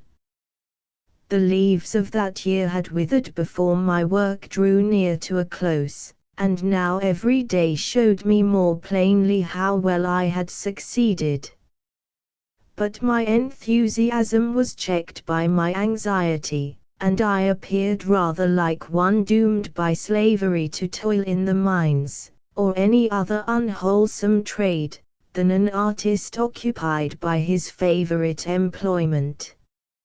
Every night I was oppressed by a slow fever, and I became nervous to a most painful degree, a disease that I regretted the more because I had hitherto enjoyed most excellent health, and had always boasted of the firmness of my nerves. But I believed that exercise and amusement would soon drive away such symptoms, and I promised myself both of these, when my creation should be complete. Chapter 4. It was on a dreary night of November that I beheld the accomplishment of my toils. With an anxiety that almost amounted to agony, I collected the instruments of life around me, that I might infuse a spark of being into the lifeless thing that lay at my feet. It was already 1 in the morning, the rain pattered dismally against the panes, and my candle was nearly burnt out, when, by the glimmer of the half-extinguished light, I saw the dull yellow eye of the creature open. It breathed hard, and a convulsive motion agitated its limbs. How can I describe my emotions at this catastrophe, or how delineate the wretch whom with such infinite pains and care I had endeavored to form? His limbs were in proportion, and I had selected his features as beautiful. Beautiful, great God! His yellow skin scarcely covered the work of muscles and arteries beneath, his hair was of a lustrous black, and flowing, his teeth of a pearly whiteness, but these luxuriances only formed a more horrid contrast with his watery eyes, that seemed almost of the same color as the dun white sockets in which they were set, his shriveled complexion, and straight black lips. The different accidents of life are not so changeable as the feelings of human nature.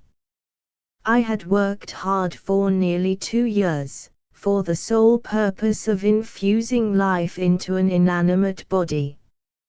For this I had deprived myself of rest and health. I had desired it with an ardor that far exceeded moderation, but now that I had finished, the beauty of the dream vanished, and breathless horror and disgust filled my heart. Unable to endure the aspect of the being I had created, I rushed out of the room, and continued a long time traversing my bedchamber, unable to compose my mind to sleep. At length lassitude succeeded to the tumult I had before endured, and I threw myself on the bed in my clothes, endeavoring to seek a few moments of forgetfulness. But it was in vain. I slept indeed, but I was disturbed by the wildest dreams. I thought I saw Elizabeth, in the bloom of health, walking in the streets of Ingolstadt. Delighted and surprised, I embraced her, but as I imprinted the first kiss on her lips, they became livid with the hue of death, her features appeared to change, and I thought that I held the corpse of my dead mother in my arms. A shroud enveloped her form, and I saw the grave worms crawling in the folds of the flannel. I started from my sleep with horror, a cold dew covered my forehead, my teeth chattered, and every limb became convulsed, when, by the dim and yellow light of the moon, as it forced its way through the window shutters, I beheld the wretch, the miserable monster whom I had created. He held up the curtain of the bed, and his eyes, if eyes they may be called, were fixed on me. His jaws opened, and he muttered some inarticulate sounds, while a grin wrinkled his cheeks. He might have spoken, but I did not hear. One hand was stretched out, seemingly to detain me, but I escaped, and rushed downstairs. I took refuge in the courtyard belonging to the house which I inhabited, where I remained during the rest of the night, walking up and down in the greatest agitation, listening attentively, catching and fearing each sound as if it were to announce the approach of the demoniacal corpse to which I had so miserably given life. Oh! No mortal could support the horror of that countenance. A mummy again endued with animation could not be so hideous as that wretch. I had gazed on him while unfinished. He was ugly then, but when those muscles and joints were rendered capable of motion, it became a thing such as even Dante could not have conceived. I passed the night wretchedly. Sometimes my pulse beat so quickly and hardly, that I felt the palpitation of every artery. At others, I nearly sank to the ground through languor and extreme weakness. Mingled with this horror, I felt the bitterness of disappointment. Dreams that had been my food and pleasant rest for so long a space, were now become a hell to me, and the change was so rapid, the overthrow so complete. Morning, dismal and wet, at length dawned, and discovered to my sleepless and aching eyes the church of Ingolstadt, its white steeple and clock, which indicated the 6th hour. The porter opened the gates of the court, which had that night been my asylum, and I issued into the streets, pacing them with quick steps, as if I sought to avoid the wretch whom I feared every turning of the street would present to my view. I did not dare return to the apartment which I inhabited, but felt impelled to hurry on, although wetted by the rain, which poured from a black and comfortless sky. I continued walking in this manner for some time, endeavoring, by bodily exercise, to ease the load that weighed upon my mind. I traversed the streets, without any clear conception of where I was, or what I was doing. My heart palpitated in the sickness of fear, and I hurried on with irregular steps, not daring to look about me, like one who, on a lonely road, doth walk in fear and dread, and, having once turned round, walks on, and turns no more his head, because he knows a frightful fiend doth close behind him tread. Continuing thus, I came at length opposite to the inn at which the various diligences and carriages usually stopped. Here I paused, I knew not why, but I remained some minutes with my eyes fixed on a coach that was coming towards me from the other end of the street. As it drew nearer, I observed that it was the Swiss diligence. It stopped just where I was standing, and, on the door being opened, I perceived Henry Clerval, who, on seeing me, instantly sprung out. "My dear Frankenstein," exclaimed he, "how glad I am to see you! How fortunate that you should be here at the very moment of my alighting! Nothing could equal my delight on seeing Clerval. His presence brought back to my thoughts my father, Elizabeth, and all those scenes of home so dear to my recollection." I grasped his hand, and in a moment forgot my horror and misfortune. I felt suddenly, and for the first time during many months, calm and serene joy. I welcomed my friend, therefore, in the most cordial manner, and we walked towards my college. Clerval continued talking for some time about our mutual friends, and his own good fortune in being permitted to come to Ingolstadt. "You may easily believe," said he, "how great was the difficulty to persuade my father that it was not absolutely necessary for a merchant not to understand anything except bookkeeping, and, indeed, I believe I left him incredulous to the last, for his constant answer to my unwearied entreaties was the same as that of the Dutch schoolmaster in The Vicar of Wakefield: 'I have 10,000 florins a year without Greek, I eat heartily without Greek.'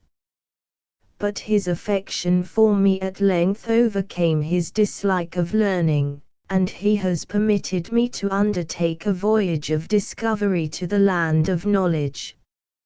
It gives me the greatest delight to see you, but tell me how you left my father, brothers, and Elizabeth."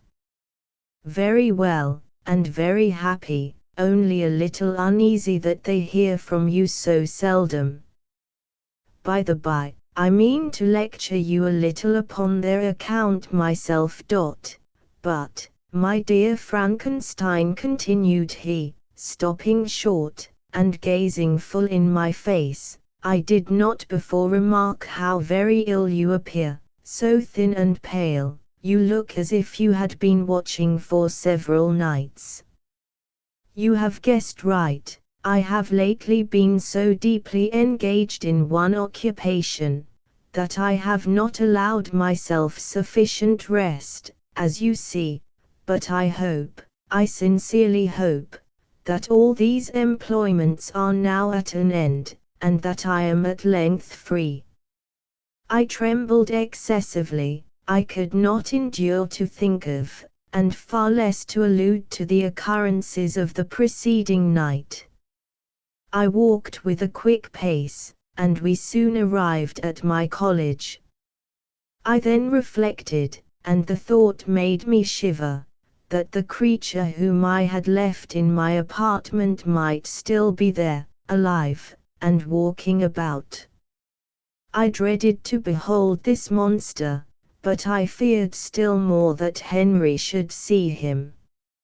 Entreating him therefore to remain a few minutes at the bottom of the stairs, I darted up towards my own room. My hand was already on the lock of the door before I recollected myself. I then paused, and a cold shivering came over me. I threw the door forcibly open, as children are accustomed to do when they expect a spectre to stand in waiting for them on the other side, but nothing appeared. I stepped fearfully in. The apartment was empty, and my bedroom was also freed from its hideous guest. I could hardly believe that so great a good fortune could have befallen me. But when I became assured that my enemy had indeed fled, I clapped my hands for joy, and ran down to Clerval. We ascended into my room, and the servant presently brought breakfast, but I was unable to contain myself. It was not joy only that possessed me. I felt my flesh tingle with excess of sensitiveness, and my pulse beat rapidly. I was unable to remain for a single instant in the same place. I jumped over the chairs, clapped my hands, and laughed aloud.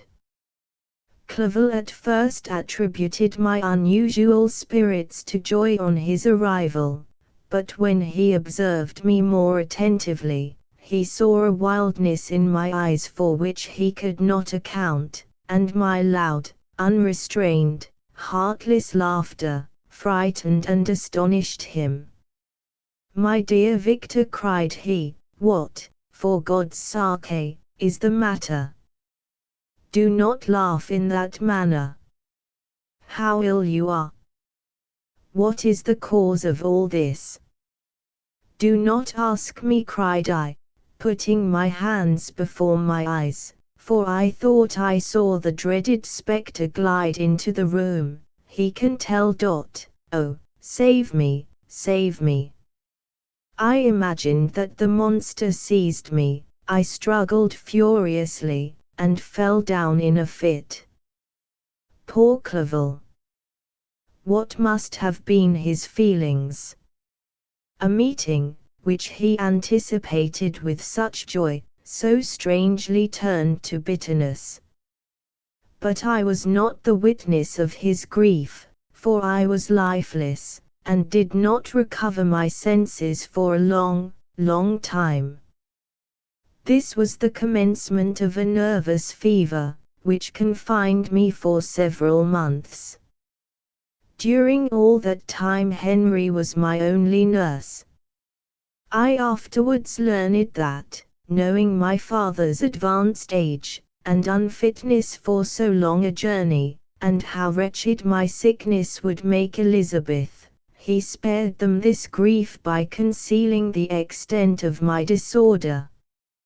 He knew that I could not have a more kind and attentive nurse than himself, and, firm in the hope he felt of my recovery, he did not doubt that, instead of doing harm, he performed the kindest action that he could towards them.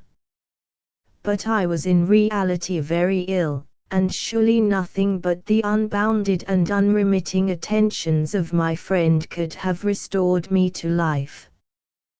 The form of the monster on whom I had bestowed existence was forever before my eyes, and I raved incessantly concerning him.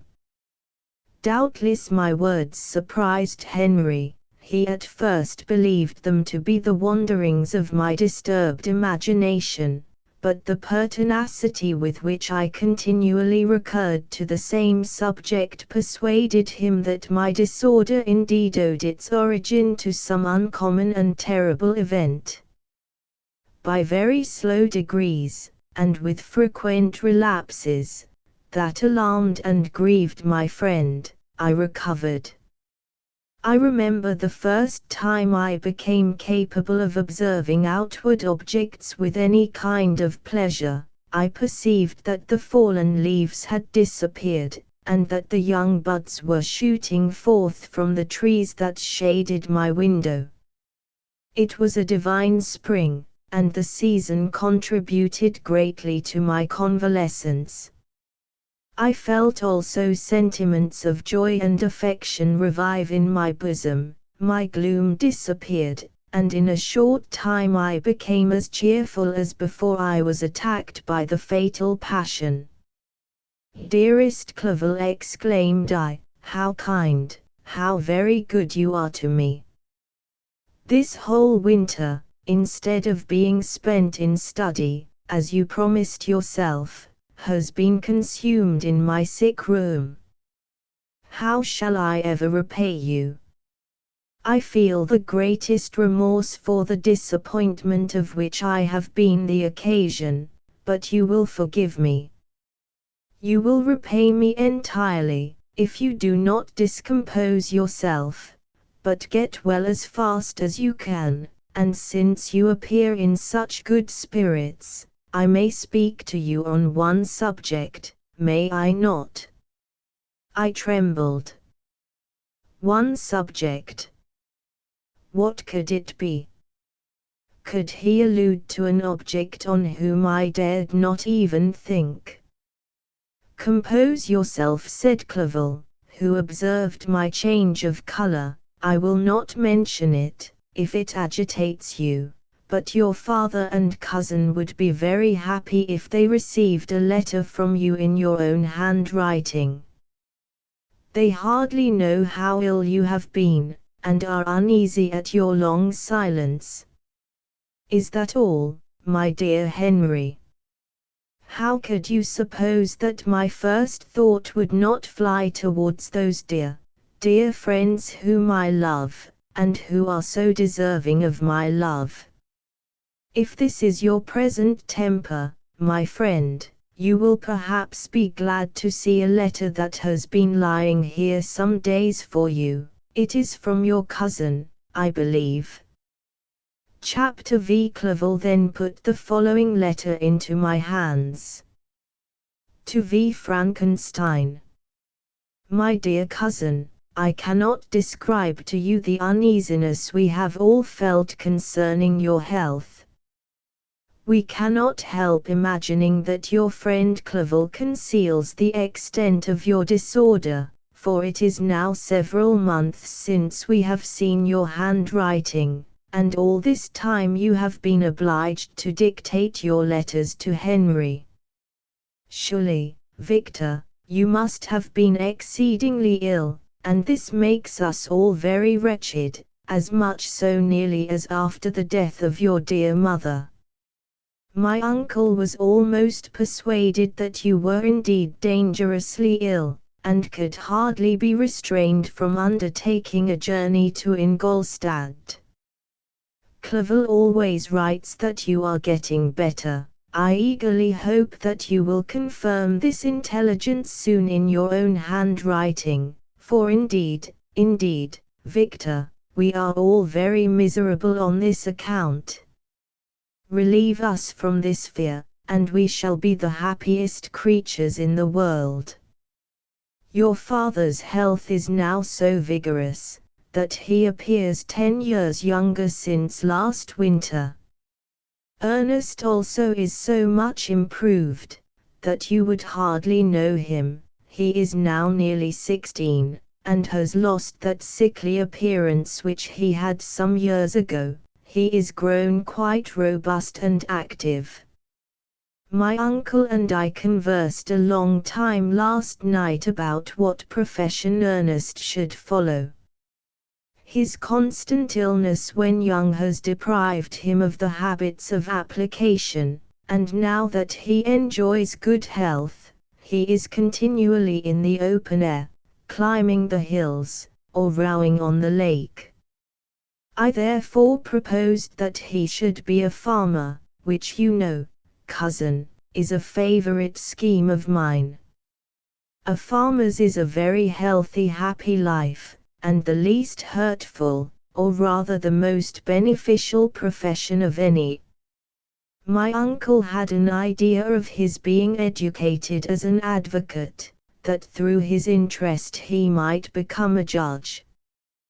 But, besides that he is not at all fitted for such an occupation, it is certainly more creditable to cultivate the earth for the sustenance of man, than to be the confidant, and sometimes the accomplice, of his vices, which is the profession of a lawyer. I said, that the employments of a prosperous farmer, if they were not a more honorable, they were at least a happier species of occupation than that of a judge, whose misfortune it was always to meddle with the dark side of human nature. My uncle smiled, and said, that I ought to be an advocate myself, which put an end to the conversation on that subject. And now I must tell you a little story that will please, and perhaps amuse you. Do you not remember Justine Moritz?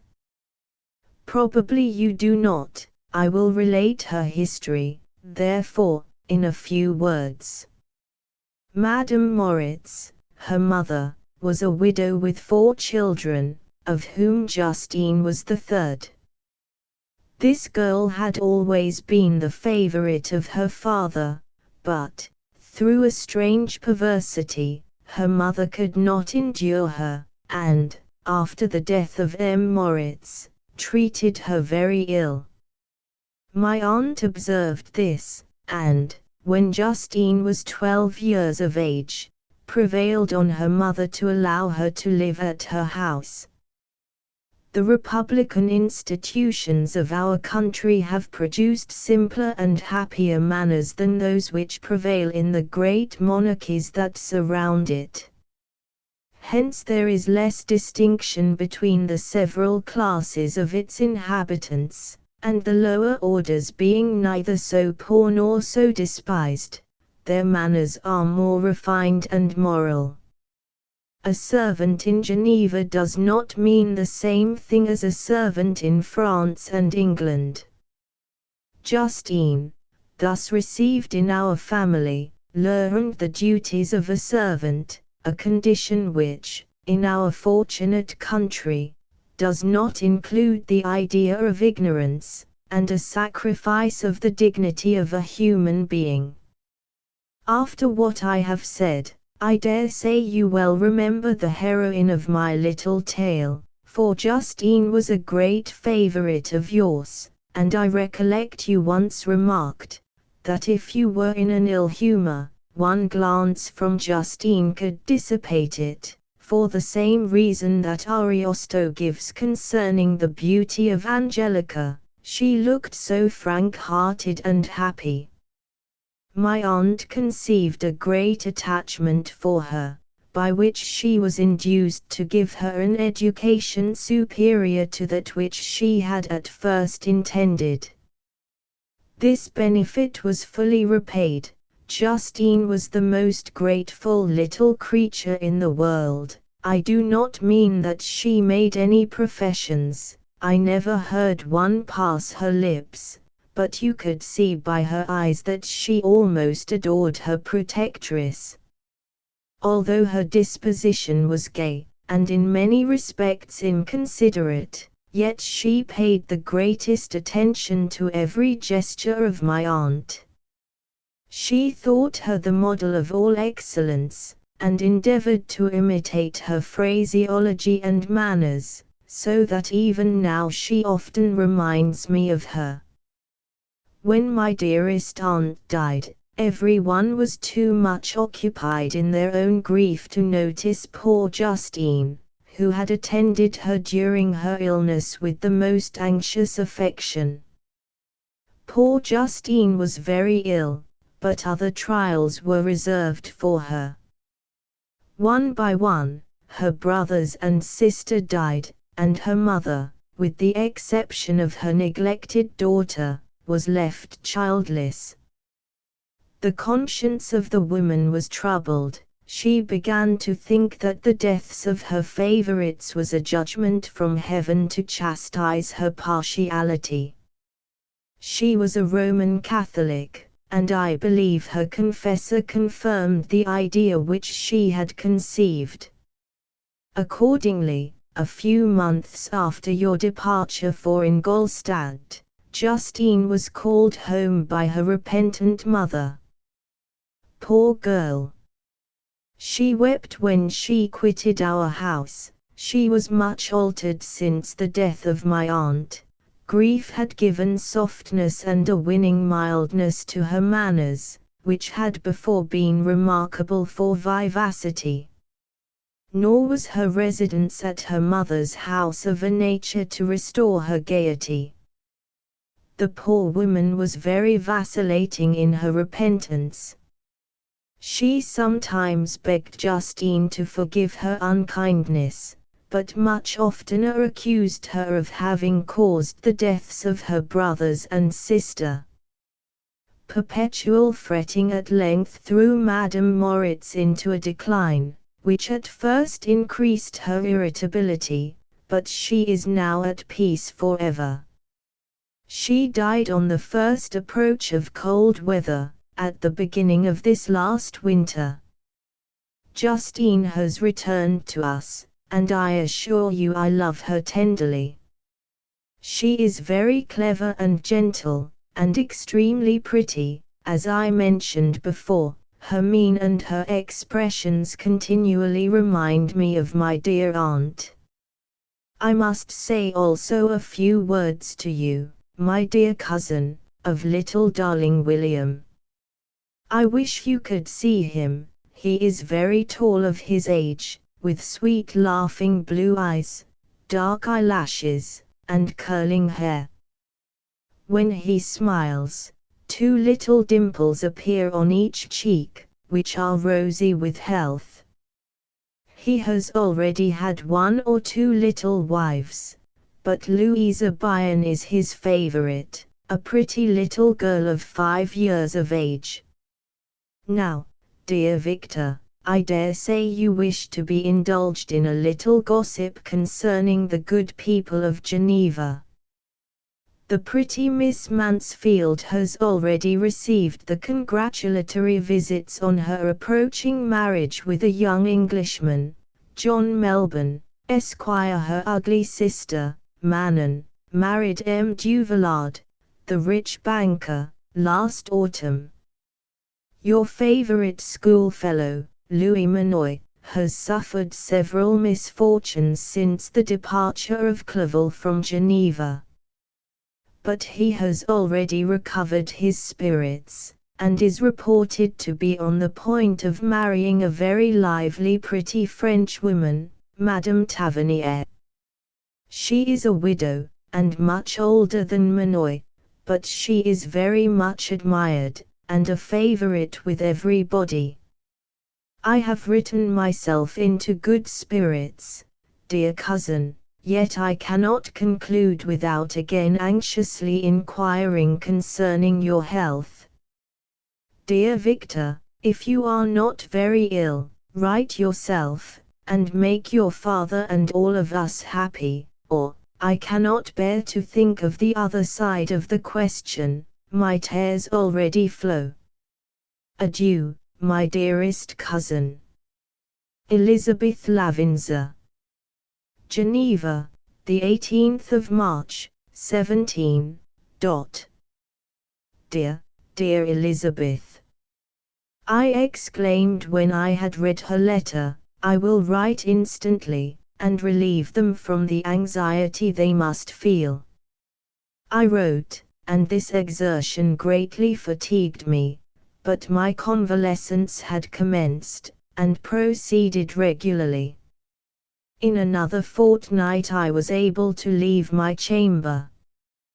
One of my first duties on my recovery was to introduce Clerval to the several professors of the university. In doing this, I underwent a kind of rough usage, ill-befitting the wounds that my mind had sustained. Ever since the fatal night, the end of my labors, and the beginning of my misfortunes, I had conceived a violent antipathy even to the name of natural philosophy. When I was otherwise quite restored to health, the sight of a chemical instrument would renew all the agony of my nervous symptoms. Henry saw this, and had removed all my apparatus from my view. He had also changed my apartment, for he perceived that I had acquired a dislike for the room which had previously been my laboratory. But these cares of Clerval were made of no avail when I visited the professors. M. Waldman inflicted torture when he praised, with kindness and warmth, the astonishing progress I had made in the sciences. He soon perceived that I disliked the subject, but, not guessing the real cause, he attributed my feelings to modesty, and changed the subject from my improvement to the science itself, with a desire, as I evidently saw, of drawing me out. What could I do? He meant to please, and he tormented me. I felt as if he had placed carefully, one by one, in my view those instruments which were to be afterwards used in putting me to a slow and cruel death. I writhed under his words, yet dared not exhibit the pain I felt. Clerval, whose eyes and feelings were always quick in discerning the sensations of others, declined the subject, alleging, in excuse, his total ignorance, and the conversation took a more general turn. I thanked my friend from my heart, but I did not speak. I saw plainly that he was surprised, but he never attempted to draw my secret from me, and although I loved him with a mixture of affection and reverence that knew no bounds, yet I could never persuade myself to confide to him that event which was so often present to my recollection, but which I feared the detail to another would only impress more deeply. Krempe was not equally docile, and in my condition at that time, of almost insupportable sensitiveness, his harsh blunt encomiums gave me even more pain than the benevolent approbation of Waldman. "The fellow," cried he, "why, Clerval, I assure you he has outstripped us all." I stare if you please, but it is nevertheless true.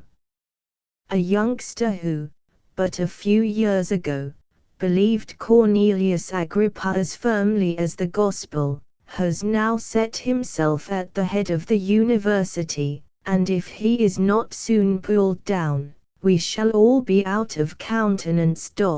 I continued he, observing my face expressive of suffering, Frankenstein is modest, an excellent quality in a young man. Young men should be diffident of themselves, you know, Clerval. I was myself when young, but that wears out in a very short time.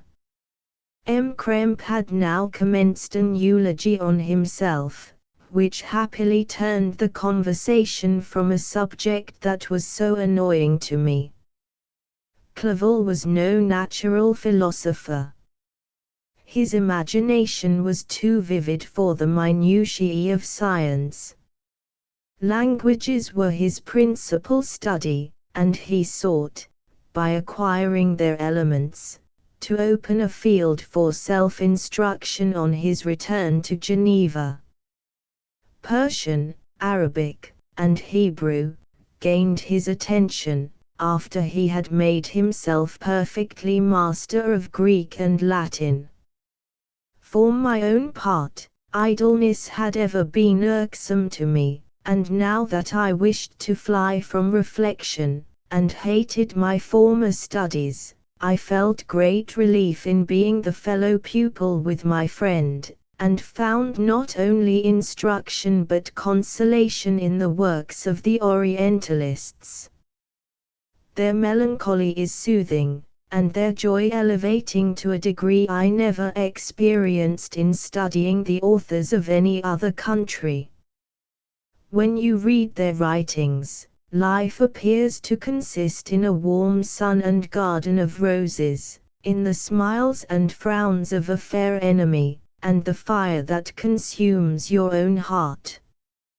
How different from the manly and heroical poetry of Greece and Rome! Summer passed away in these occupations, and my return to Geneva was fixed for the latter end of autumn, but being delayed by several accidents, winter and snow arrived, the roads were deemed impassable, and my journey was retarded until the ensuing spring.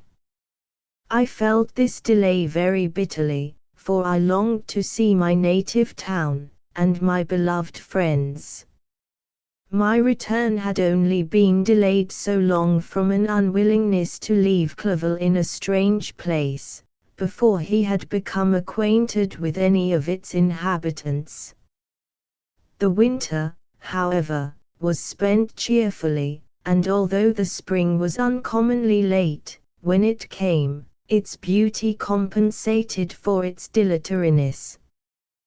The month of May had already commenced, and I expected the letter daily which was to fix the date of my departure, when Henry proposed a pedestrian tour in the environs of Ingolstadt that I might bid a personal farewell to the country I had so long inhabited.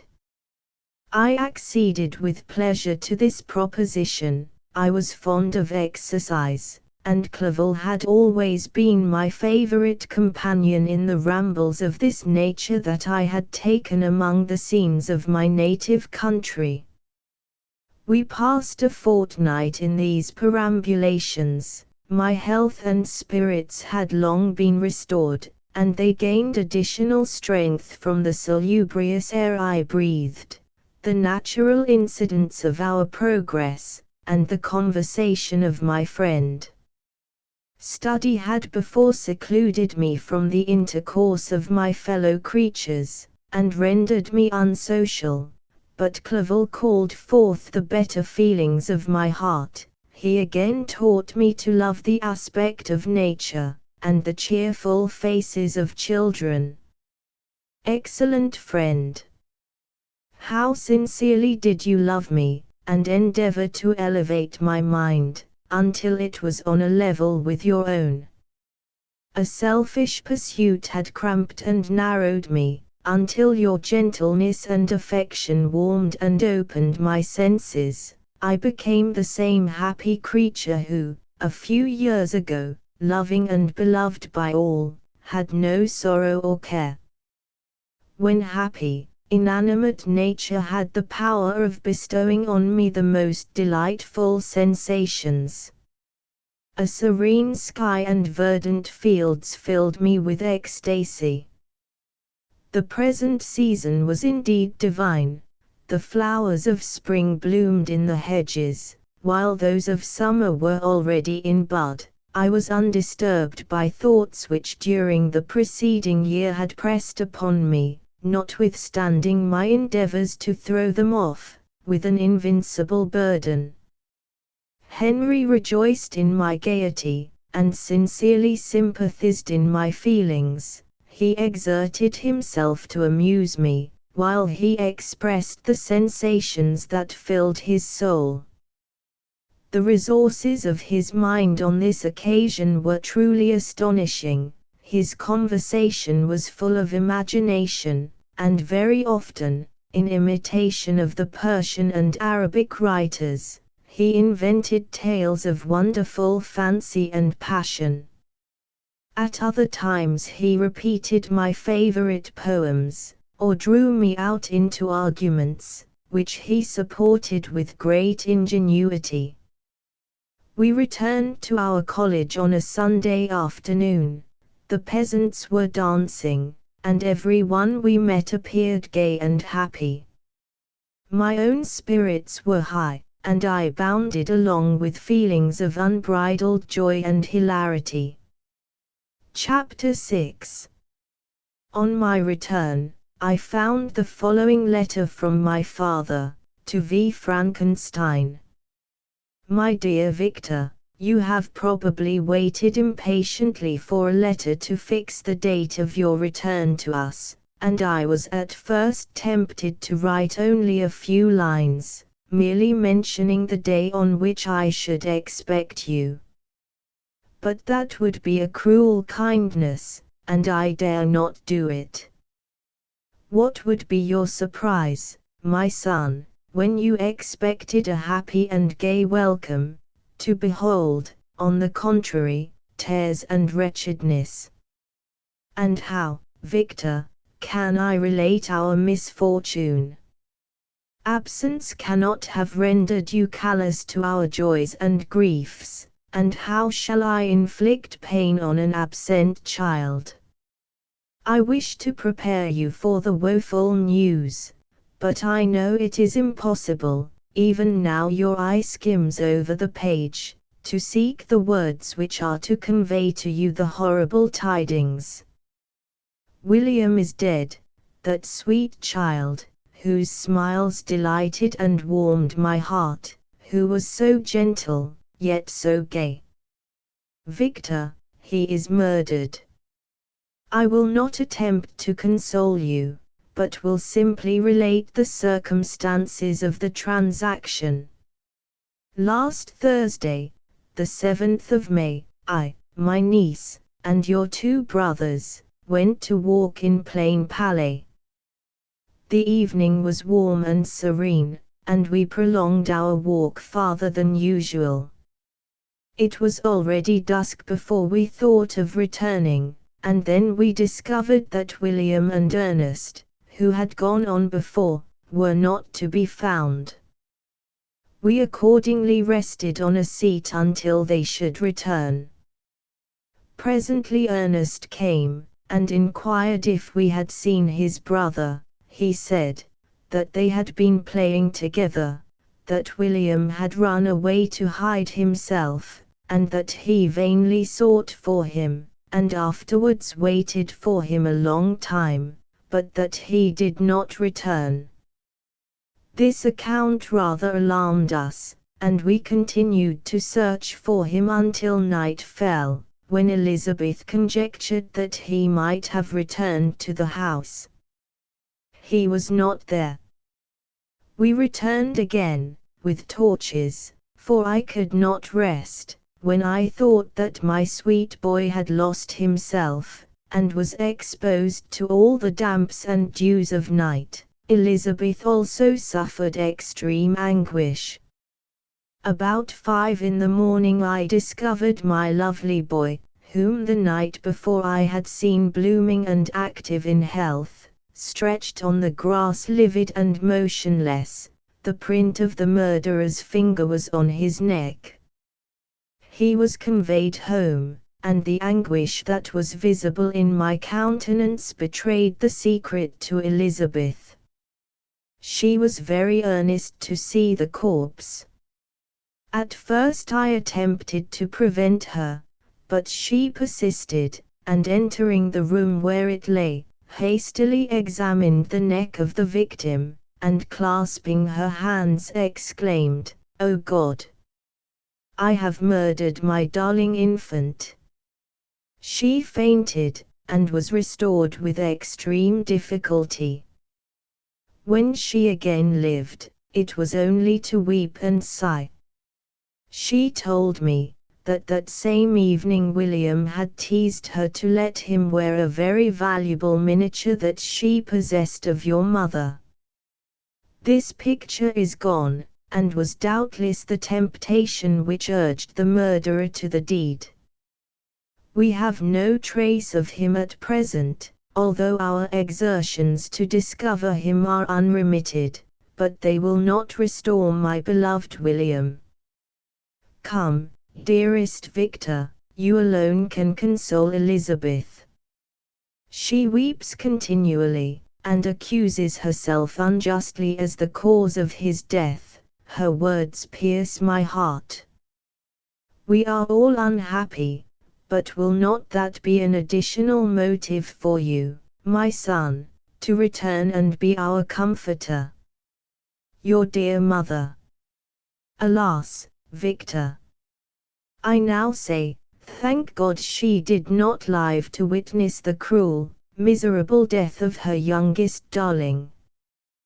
Come, Victor, not brooding thoughts of vengeance against the assassin, but with feelings of peace and gentleness, that will heal, instead of festering the wounds of our minds.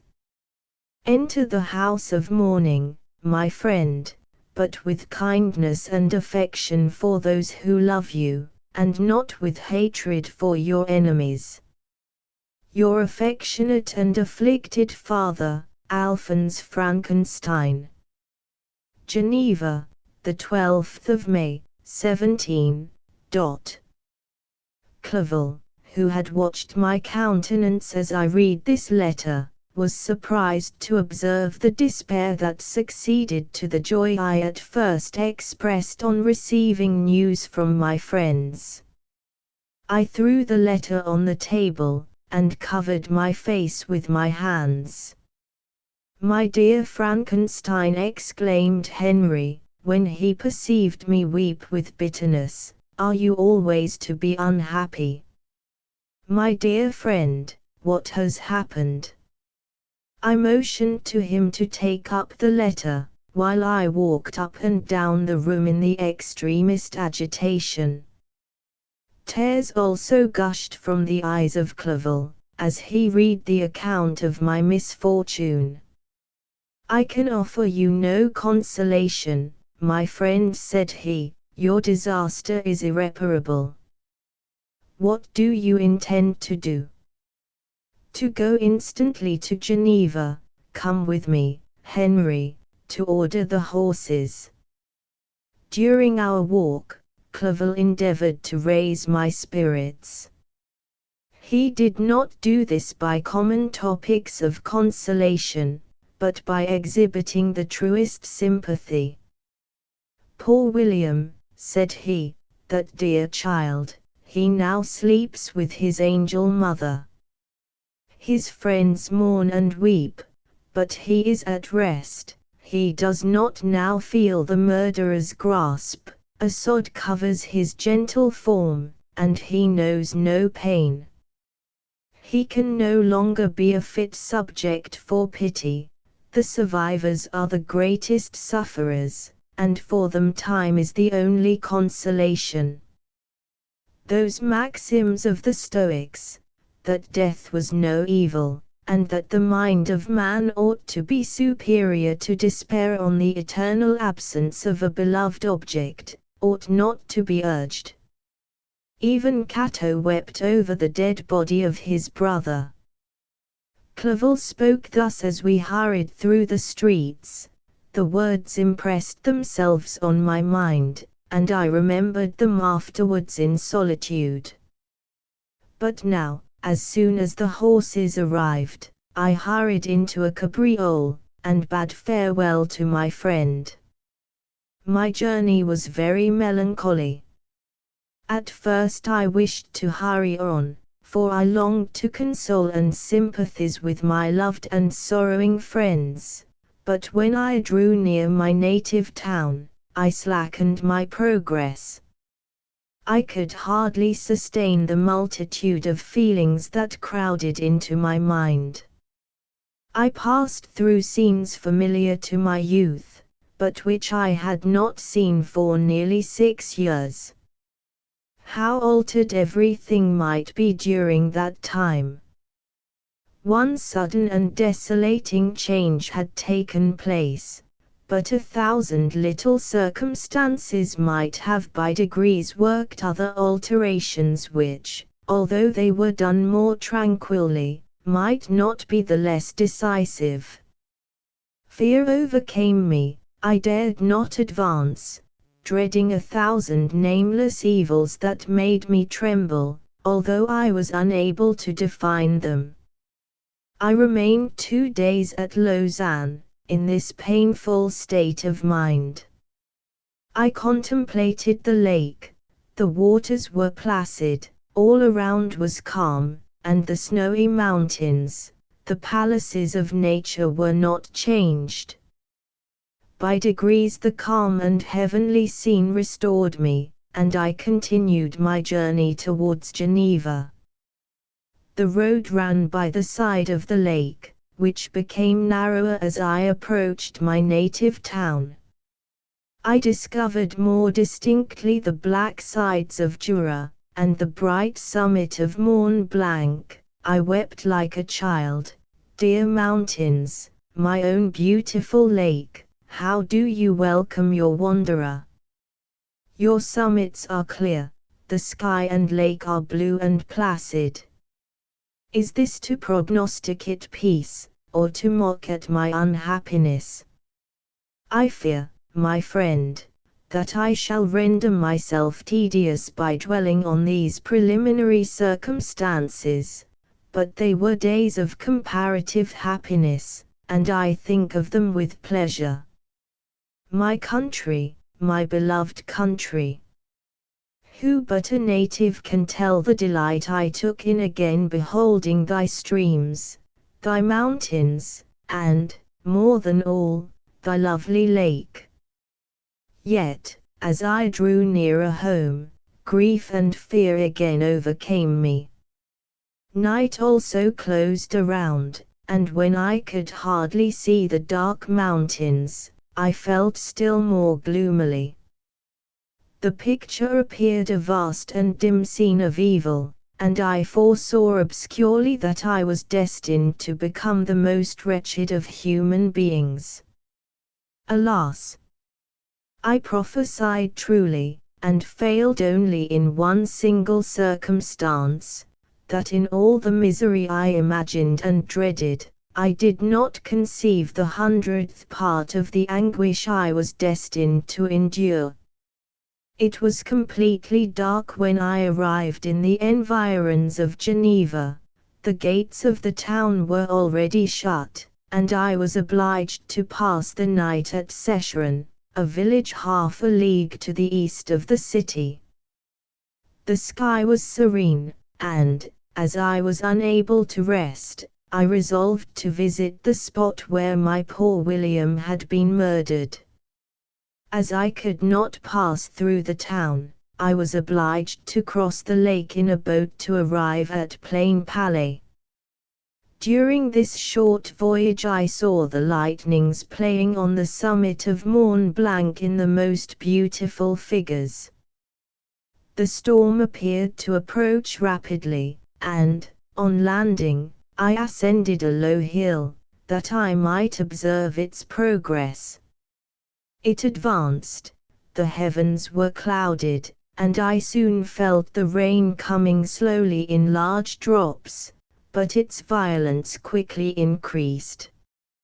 I quitted my seat, and walked on, although the darkness and storm increased every minute, and the thunder burst with a terrific crash over my head. It was echoed from Salève, the Jura, and the Alps of Savoy. Vivid flashes of lightning dazzled my eyes, illuminating the lake, making it appear like a vast sheet of fire. Then for an instant everything seemed of a pitchy darkness, until the eye recovered itself from the preceding flash. The storm, as is often the case in Switzerland, appeared at once in various parts of the heavens. The most violent storm hung exactly north of the town, over that part of the lake which lies between the promontory of Bellerive and the village of Coppet. Another storm enlightened Jura with faint flashes, and another darkened and sometimes disclosed the Mole, a peaked mountain to the east of the lake. While I watched the storm, so beautiful yet terrific, I wandered on with a hasty step. This noble war in the sky elevated my spirits. I clasped my hands, and exclaimed aloud, "William, dear angel, this is thy funeral, this thy dirge." As I said these words, I perceived in the gloom a figure which stole from behind a clump of trees near me. I stood fixed, gazing intently. I could not be mistaken.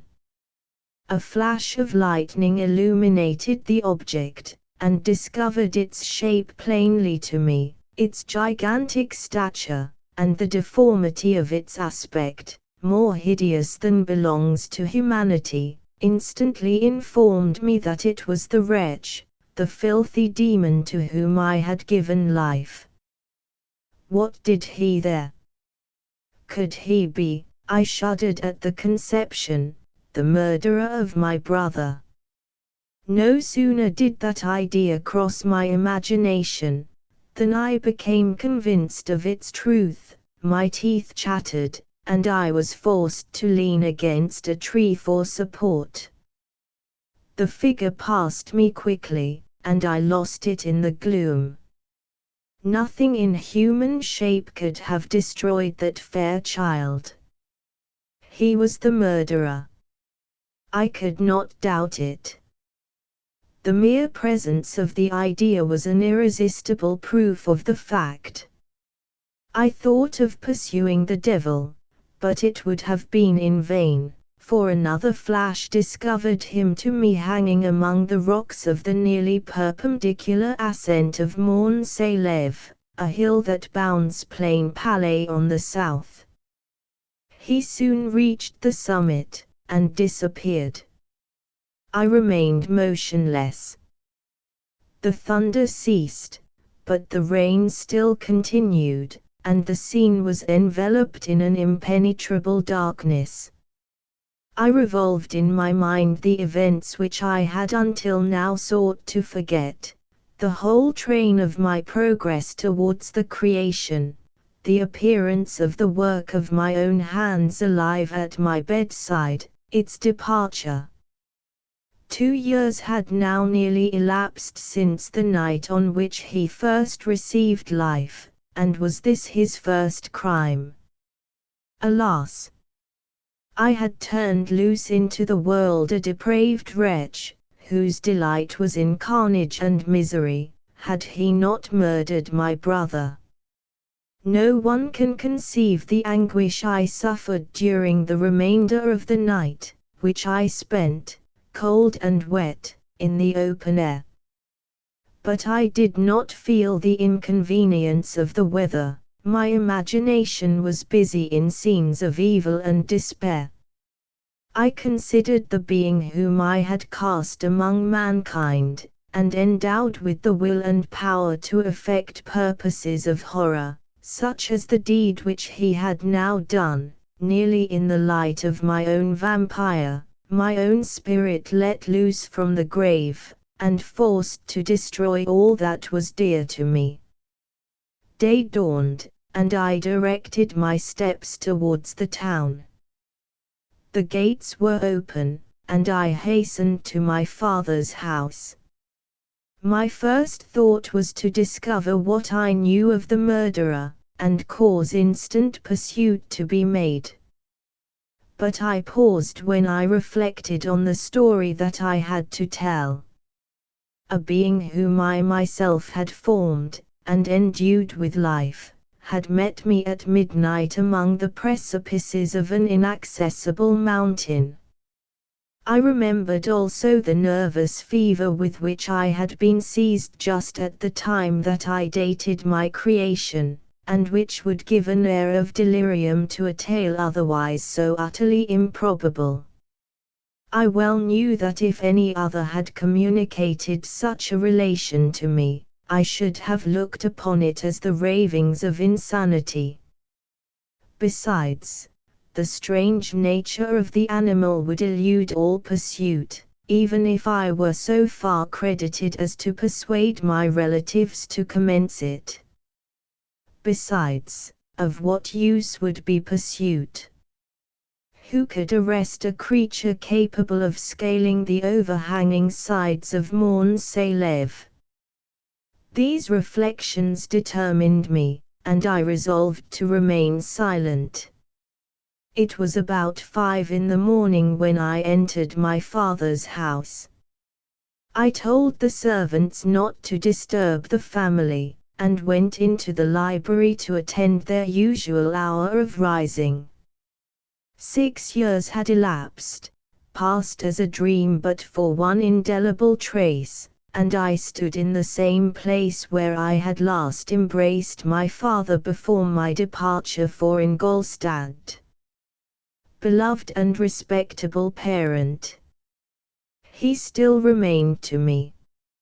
I gazed on the picture of my mother, which stood over the mantelpiece.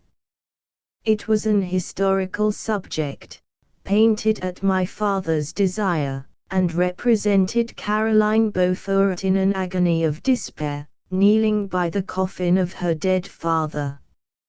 Her garb was rustic, and her cheek pale, but there was an air of dignity and beauty that hardly permitted the sentiment of pity. Below this picture was a miniature of William, and my tears flowed when I looked upon it. While I was thus engaged, Ernest entered. He had heard me arrive, and hastened to welcome me. He expressed a sorrowful delight to see me. "Welcome, my dearest Victor," said he. "Ah! I wish you had come 3 months ago, and then you would have found us all joyous and delighted. But we are now unhappy, and, I am afraid, tears instead of smiles will be your welcome. Our father looks so sorrowful. This dreadful event seems to have revived in his mind his grief on the death of Mamma. Poor Elizabeth also is quite inconsolable. Ernest began to weep as he said these words. Do not, said I, welcome me thus, try to be more calm, that I may not be absolutely miserable the moment I enter my father's house after so long an absence. But, tell me, how does my father support his misfortunes? And how is my poor Elizabeth? She indeed requires consolation. She accused herself of having caused the death of my brother, and that made her very wretched. But since the murderer has been discovered, the murderer discovered. Good God! How can that be? Who could attempt to pursue him? It is impossible. One might as well try to overtake the winds, or confine a mountain stream with a straw. I do not know what you mean, but we were all very unhappy when she was discovered. No one would believe it at first, and even now Elizabeth will not be convinced, notwithstanding all the evidence. Indeed, who would credit that Justine Moritz, who was so amiable, and fond of all the family, could all at once become so extremely wicked? Justine Moritz. Poor girl, is she the accused? But it is wrongfully, everyone knows that, no one believes it, surely, Ernest. No one did at first, but several circumstances came out that have almost forced conviction upon us, and her own behavior has been so confused as to add to the evidence of facts a weight that, I fear, leaves no hope for doubt. But she will be tried today, and you will then hear all. He related that, the morning on which the murder of poor William had been discovered, Justine had been taken ill, and confined to her bed, and, after several days, one of the servants, happening to examine the apparel she had worn on the night of the murder, had discovered in her pocket the picture of my mother, which had been judged to be the temptation of the murderer. The servant instantly showed it to one of the others, who, without saying a word to any of the family, went to a magistrate, and, upon their deposition, Justine was apprehended. On being charged with the fact, the poor girl confirmed the suspicion in a great measure by her extreme confusion of manner. This was a strange tale, but it did not shake my faith, and I replied earnestly, "You are all mistaken, I know the murderer. Justine, poor, good Justine, is innocent." At that instant my father entered. I saw unhappiness deeply impressed on his countenance, but he endeavored to welcome me cheerfully, and, after we had exchanged our mournful greeting, would have introduced some other topic than that of our disaster, had not Ernest exclaimed, "Good God, Papa! Victor says that he knows who was the murderer of poor William." "We do also, unfortunately," replied my father, "for indeed I had rather have been forever ignorant than have discovered so much depravity and ingratitude in one I valued so highly." "My dear father, you are mistaken, Justine is innocent. If she is, God forbid that she should suffer as guilty. She is to be tried today, and I sincerely hope, that she will be acquitted."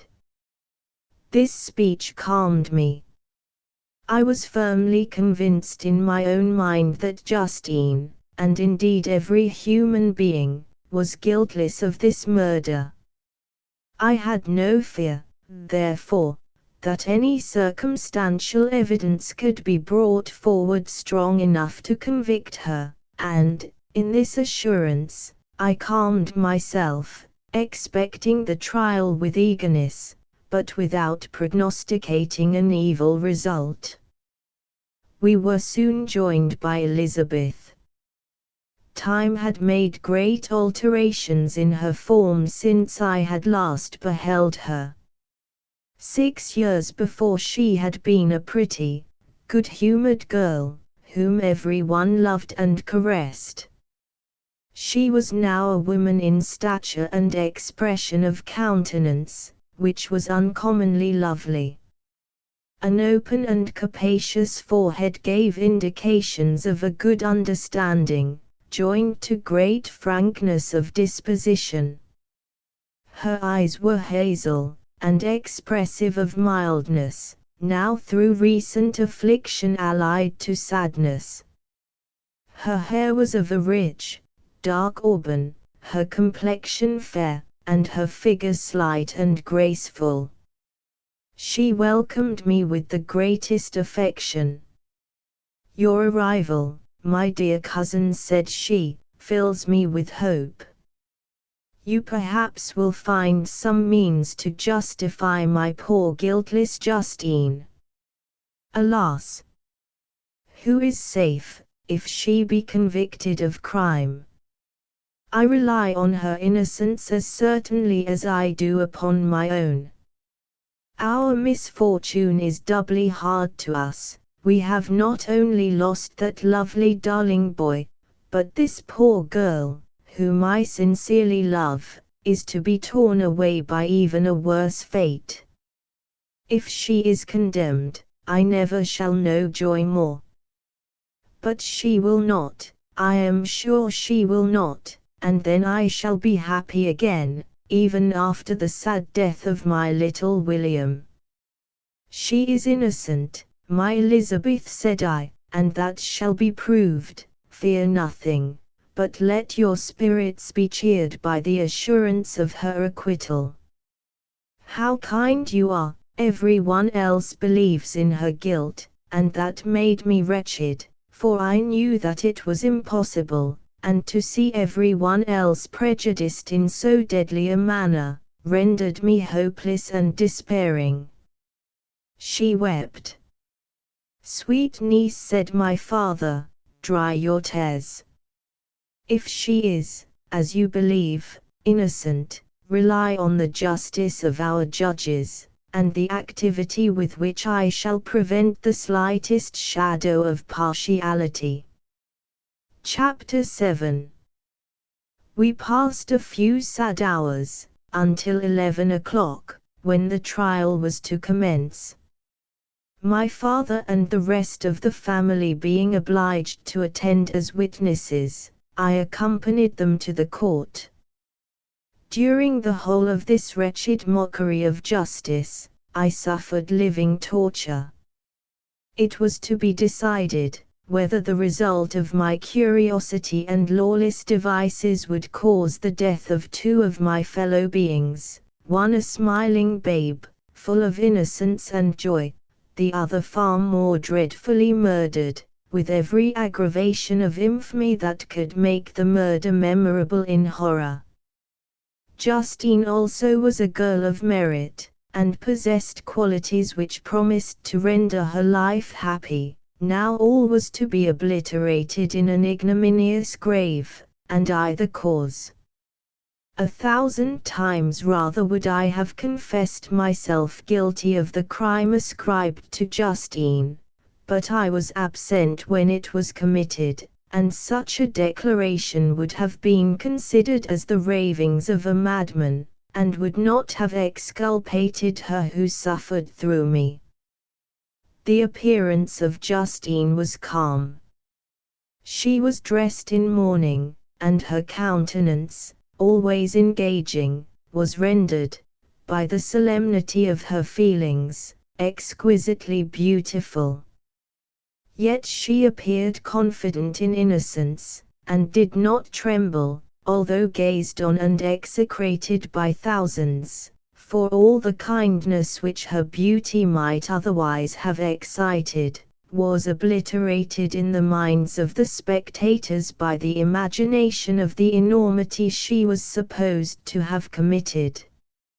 She was tranquil, yet her tranquillity was evidently constrained, and as her confusion had before been adduced as a proof of her guilt, she worked up her mind to an appearance of courage.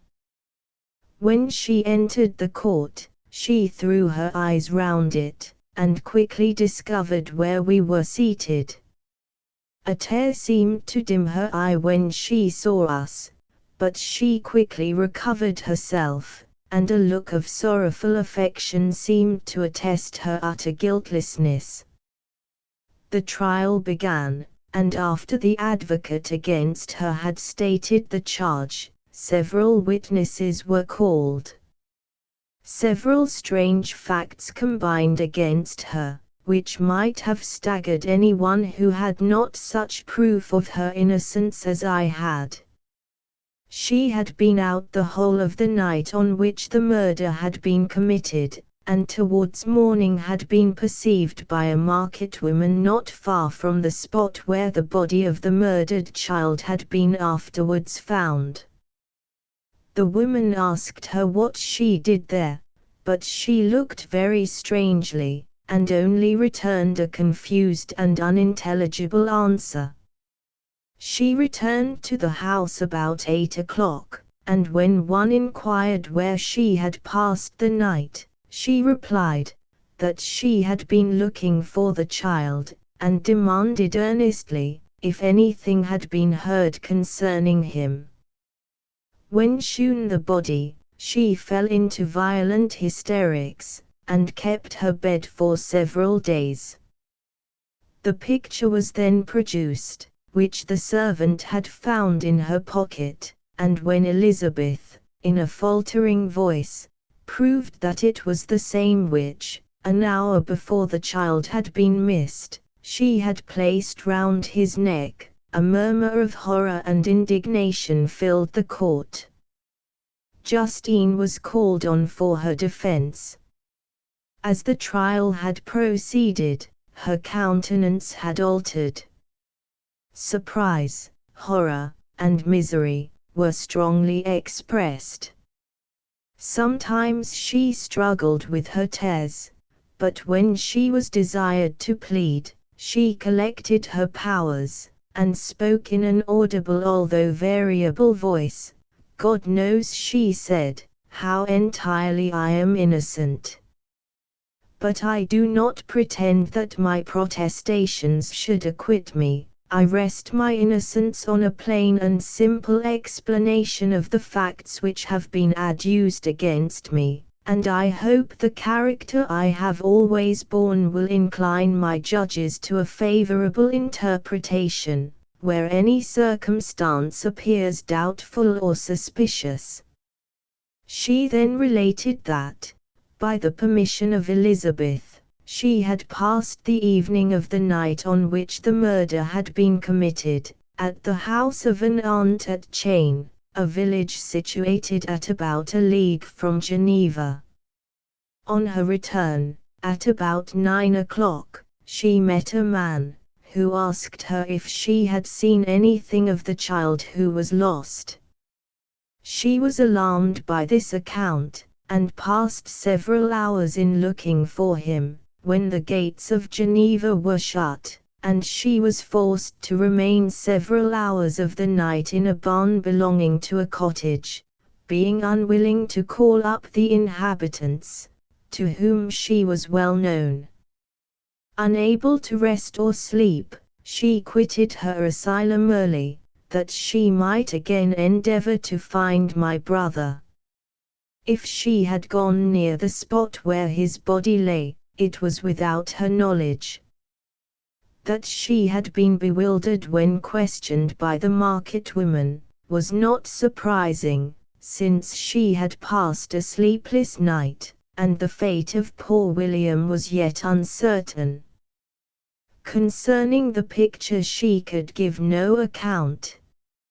I know, continued the unhappy victim, how heavily and fatally this one circumstance weighs against me, but I have no power of explaining it, and when I have expressed my utter ignorance, I am only left to conjecture concerning the probabilities by which it might have been placed in my pocket. But here also I am checked. I believe that I have no enemy on earth, and none surely would have been so wicked as to destroy me wantonly. Did the murderer place it there? I know of no opportunity afforded him for so doing, or if I had, why should he have stolen the jewel, to part with it again so soon? I commit my cause to the justice of my judges, yet I see no room for hope. I beg permission to have a few witnesses examined concerning my character, and if their testimony shall not overweigh my supposed guilt, I must be condemned, although I would pledge my salvation on my innocence.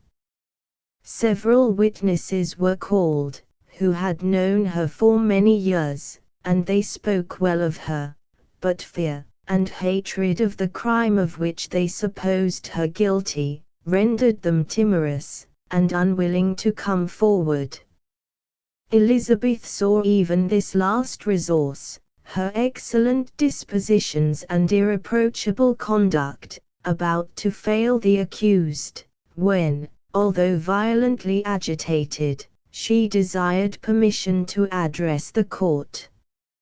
"I am," said she, "the cousin of the unhappy child who was murdered, or rather his sister, for I was educated by and have lived with his parents ever since and even long before his birth. It may therefore be judged indecent in me to come forward on this occasion, but when I see a fellow creature about to perish through the cowardice of her pretended friends, I wish to be allowed to speak, that I may say what I know of her character. I am well acquainted with the accused. I have lived in the same house with her, at one time for 5, and at another for nearly 2 years. During all that period she appeared to me the most amiable and benevolent of human creatures. She nursed Madame Frankenstein, my aunt, in her last illness with the greatest affection and care, and afterwards attended her own mother during a tedious illness, in a manner that excited the admiration of all who knew her. After which she again lived in my uncle's house, where she was beloved by all the family. She was warmly attached to the child who is now dead, and acted towards him like a most affectionate mother. For my own part, I do not hesitate to say, that, notwithstanding all the evidence produced against her, I believe and rely on her perfect innocence. She had no temptation for such an action, as to the bauble on which the chief proof rests. If she had earnestly desired it, I should have willingly given it to her, so much do I esteem and value her. Excellent Elizabeth." A murmur of approbation was heard, but it was excited by her generous interference, and not in favor of poor Justine, on whom the public indignation was turned with renewed violence, charging her with the blackest ingratitude. She herself wept as Elizabeth spoke, but she did not answer. My own agitation and anguish was extreme during the whole trial. I believed in her innocence, I knew it. Could the demon, who had, I did not for a minute doubt, murdered my brother, also in his hellish sport have betrayed the innocent to death and ignominy. I could not sustain the horror of my situation, and when I perceived that the popular voice, and the countenances of the judges, had already condemned my unhappy victim, I rushed out of the court in agony. The tortures of the accused did not equal mine. She was sustained by innocence, but the fangs of remorse tore my bosom, and would not forego their hold. I passed a night of unmingled wretchedness. In the morning I went to the court, my lips and throat were parched. I dared not ask the fatal question, but I was known, and the officer guessed the cause of my visit. The ballots had been thrown, they were all black, and Justine was condemned. I cannot pretend to describe what I then felt. I had before experienced sensations of horror, and I have endeavored to bestow upon them adequate expressions, but words cannot convey an idea of the heart-sickening despair that I then endured. The person to whom I addressed myself added, that Justine had already confessed her guilt. That evidence, he observed, was hardly required in so glaring a case, but I am glad of it, and, indeed, none of our judges like to condemn a criminal upon circumstantial evidence, be it ever so decisive. When I returned home, Elizabeth eagerly demanded the result. My cousin replied, "It is decided as you may have expected. All judges had rather that 10 innocent should suffer, than that 1 guilty should escape. But she has confessed." This was a dire blow to poor Elizabeth, who had relied with firmness upon Justine's innocence. "Alas," said she, "how shall I ever again believe in human benevolence? Justine, whom I loved and esteemed as my sister, how could she put on those smiles of innocence only to betray? Her mild eyes seemed incapable of any severity or ill humor, and yet she has committed a murder." Soon after we heard that the poor victim had expressed a wish to see my cousin. My father wished her not to go, but said that he left it to her own judgment and feelings to decide. "Yes," said Elizabeth, "I will go, although she is guilty, and you, Victor, shall accompany me. I cannot go alone." The idea of this visit was torture to me, yet I could not refuse. We entered the gloomy prison chamber, and beheld Justine sitting on some straw at the further end. Her hands were manacled, and her head rested on her knees. She rose on seeing us enter, and when we were left alone with her, she threw herself at the feet of Elizabeth, weeping bitterly. My cousin wept also. "Oh, Justine," said she, "why did you rob me of my last consolation? I relied on your innocence, and although I was then very wretched, I was not so miserable as I am now. And do you also believe that I am so very, very wicked? Do you also join with my enemies to crush me?" Her voice was suffocated with sobs. "Rise, my poor girl," said Elizabeth. "Why do you kneel, if you are innocent? I am not one of your enemies. I believed you guiltless, notwithstanding every evidence, until I heard that you had yourself declared your guilt.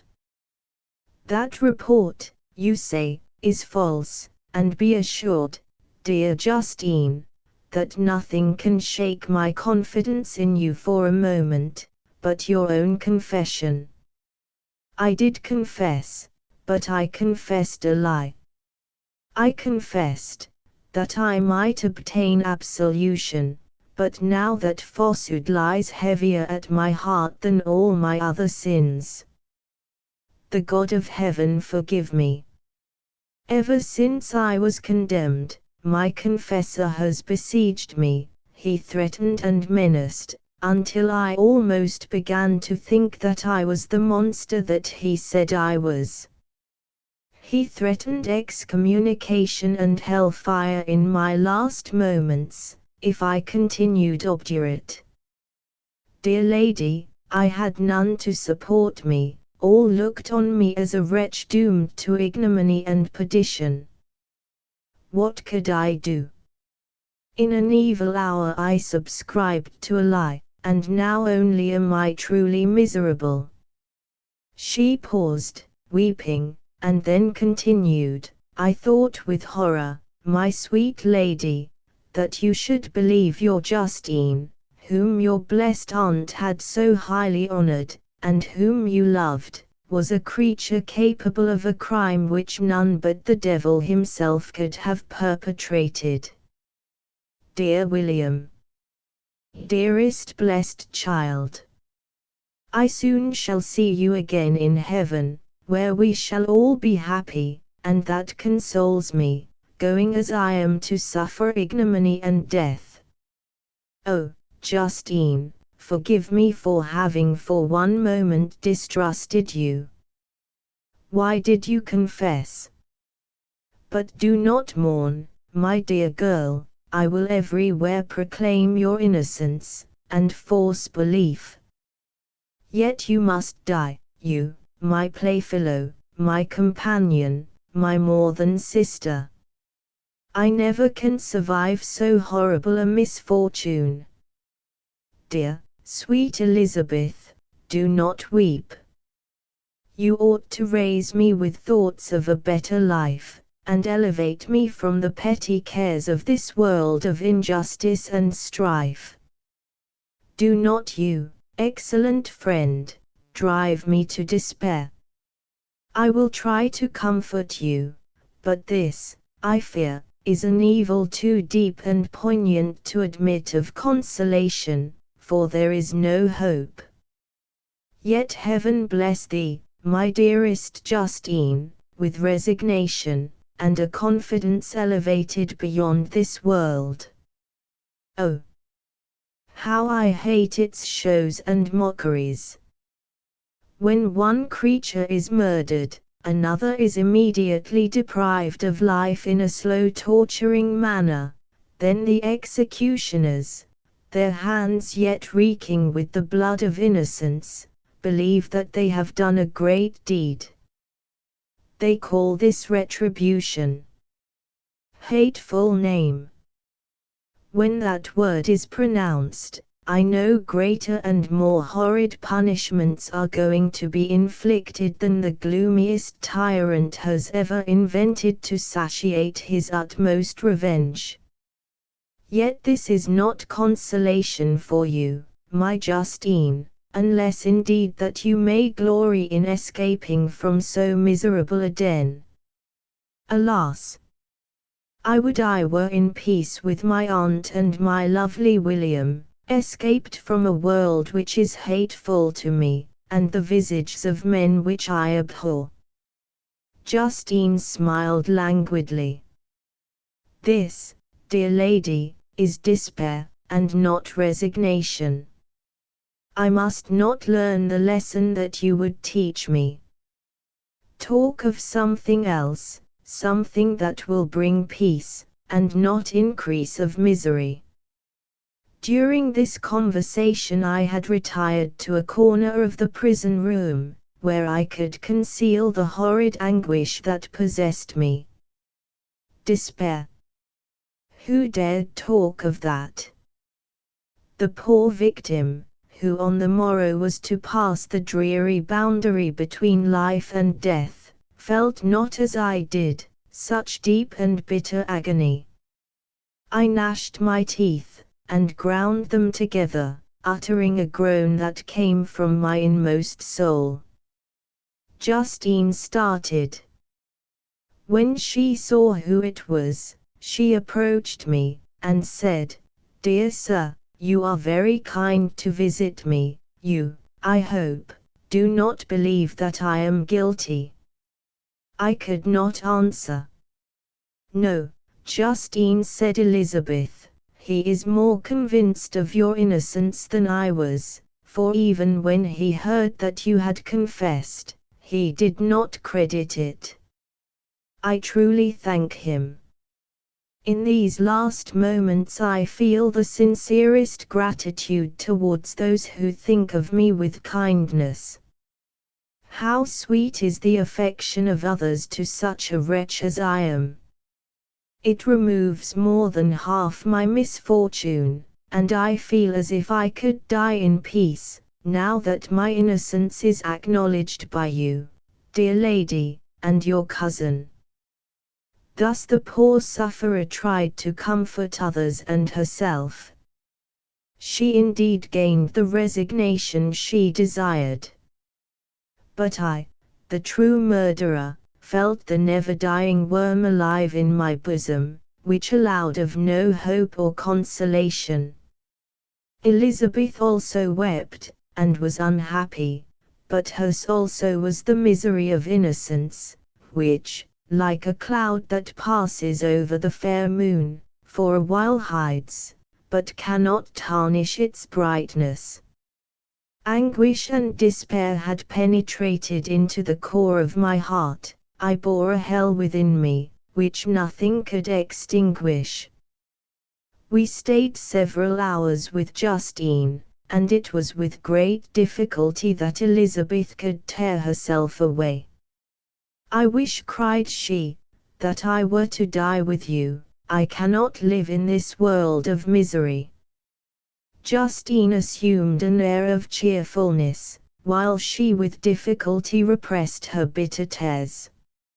She embraced Elizabeth, and said, in a voice of half-suppressed emotion, "Farewell, sweet lady, dearest Elizabeth, my beloved and only friend. May heaven in its bounty bless and preserve you. May this be the last misfortune that you will ever suffer.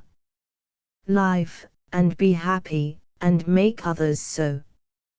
As we returned, Elizabeth said, "You know not, my dear Victor, how much I am relieved, now that I trust in the innocence of this unfortunate girl. I never could again have known peace, if I had been deceived in my reliance on her. For the moment that I did believe her guilty, I felt an anguish that I could not have long sustained. Now my heart is lightened. The innocent suffers, but she whom I thought amiable and good has not betrayed the trust I reposed in her, and I am consoled. Amiable cousin! Such were your thoughts, mild and gentle as your own dear eyes and voice. But I was a wretch, and none ever conceived of the misery that I then endured." End of Vol. Frankenstein, or The Modern Prometheus. In 3 volumes. Vol. 2. Did I request thee, Maker, from my clay to mould me man? Did I solicit thee from darkness to promote me, Paradise Lost? London, printed for Lackington, Hughes, Harding, Mather, and Jones, Finsbury Square. 1818. Chapter I. Nothing is more painful to the human mind, than, after the feelings have been worked up by a quick succession of events, the dead calmness of inaction and certainty which follows, and deprives the soul both of hope and fear. Justine died, she rested, and I was alive. The blood flowed freely in my veins, but a weight of despair and remorse pressed on my heart, which nothing could remove. Sleep fled from my eyes, I wandered like an evil spirit, for I had committed deeds of mischief beyond description horrible, and more, much more, I persuaded myself, was yet behind. Yet my heart overflowed with kindness, and the love of virtue. I had begun life with benevolent intentions, and thirsted for the moment when I should put them in practice, and make myself useful to my fellow beings. Now all was blasted, instead of that serenity of conscience, which allowed me to look back upon the past with self-satisfaction, and from thence to gather promise of new hopes. I was seized by remorse and the sense of guilt, which hurried me away to a hell of intense tortures, such as no language can describe. This state of mind preyed upon my health, which had entirely recovered from the first shock it had sustained. I shunned the face of man. All sound of joy or complacency was torture to me. Solitude was my only consolation, deep, dark, death-like solitude. My father observed with pain the alteration perceptible in my disposition and habits, and endeavored to reason with me on the folly of giving way to immoderate grief. "Do you think, Victor," said he, "that I do not suffer also? No one could love a child more than I loved your brother." Tears came into his eyes as he spoke. "But is it not a duty to the survivors, that we should refrain from augmenting their unhappiness by an appearance of immoderate grief? It is also a duty owed to yourself, for excessive sorrow prevents improvement or enjoyment, or even the discharge of daily usefulness, without which no man is fit for society." This advice, although good, was totally inapplicable to my case. I should have been the first to hide my grief, and console my friends, if remorse had not mingled its bitterness with my other sensations. Now I could only answer my father with a look of despair, and endeavor to hide myself from his view. About this time we retired to our house at Belrive. This change was particularly agreeable to me. The shutting of the gates regularly at 10 o'clock, and the impossibility of remaining on the lake after that hour, had rendered our residence within the walls of Geneva very irksome to me. I was now free. Often, after the rest of the family had retired for the night, I took the boat, and passed many hours upon the water. Sometimes, with my sails set, I was carried by the wind, and sometimes, after rowing into the middle of the lake, I left the boat to pursue its own course, and gave way to my own miserable reflections. I was often tempted, when all was at peace around me, and I the only unquiet thing that wandered restless in a scene so beautiful and heavenly, if I except some bat, or the frogs, whose harsh and interrupted croaking was heard only when I approached the shore. Often, I say, I was tempted to plunge into the silent lake, that the waters might close over me and my calamities forever. But I was restrained, when I thought of the heroic and suffering Elizabeth, whom I tenderly loved, and whose existence was bound up in mine. I thought also of my father, and surviving brother. Should I by my base desertion leave them exposed and unprotected to the malice of the fiend whom I had let loose among them? At these moments I wept bitterly, and wished that peace would revisit my mind only that I might afford them consolation and happiness. But that could not be. Remorse extinguished every hope. I had been the author of unalterable evils, and I lived in daily fear, lest the monster whom I had created should perpetrate some new wickedness. I had an obscure feeling that all was not over, and that he would still commit some signal crime, which by its enormity should almost efface the recollection of the past. There was always scope for fear, so long as anything I loved remained behind. My abhorrence of this fiend cannot be conceived.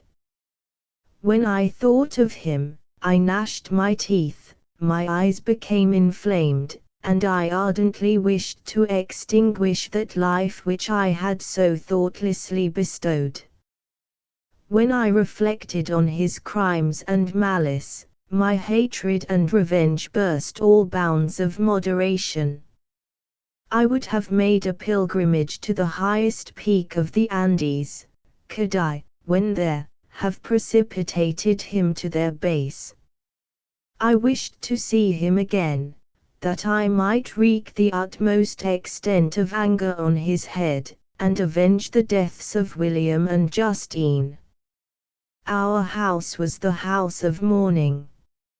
My father's health was deeply shaken by the horror of the recent events.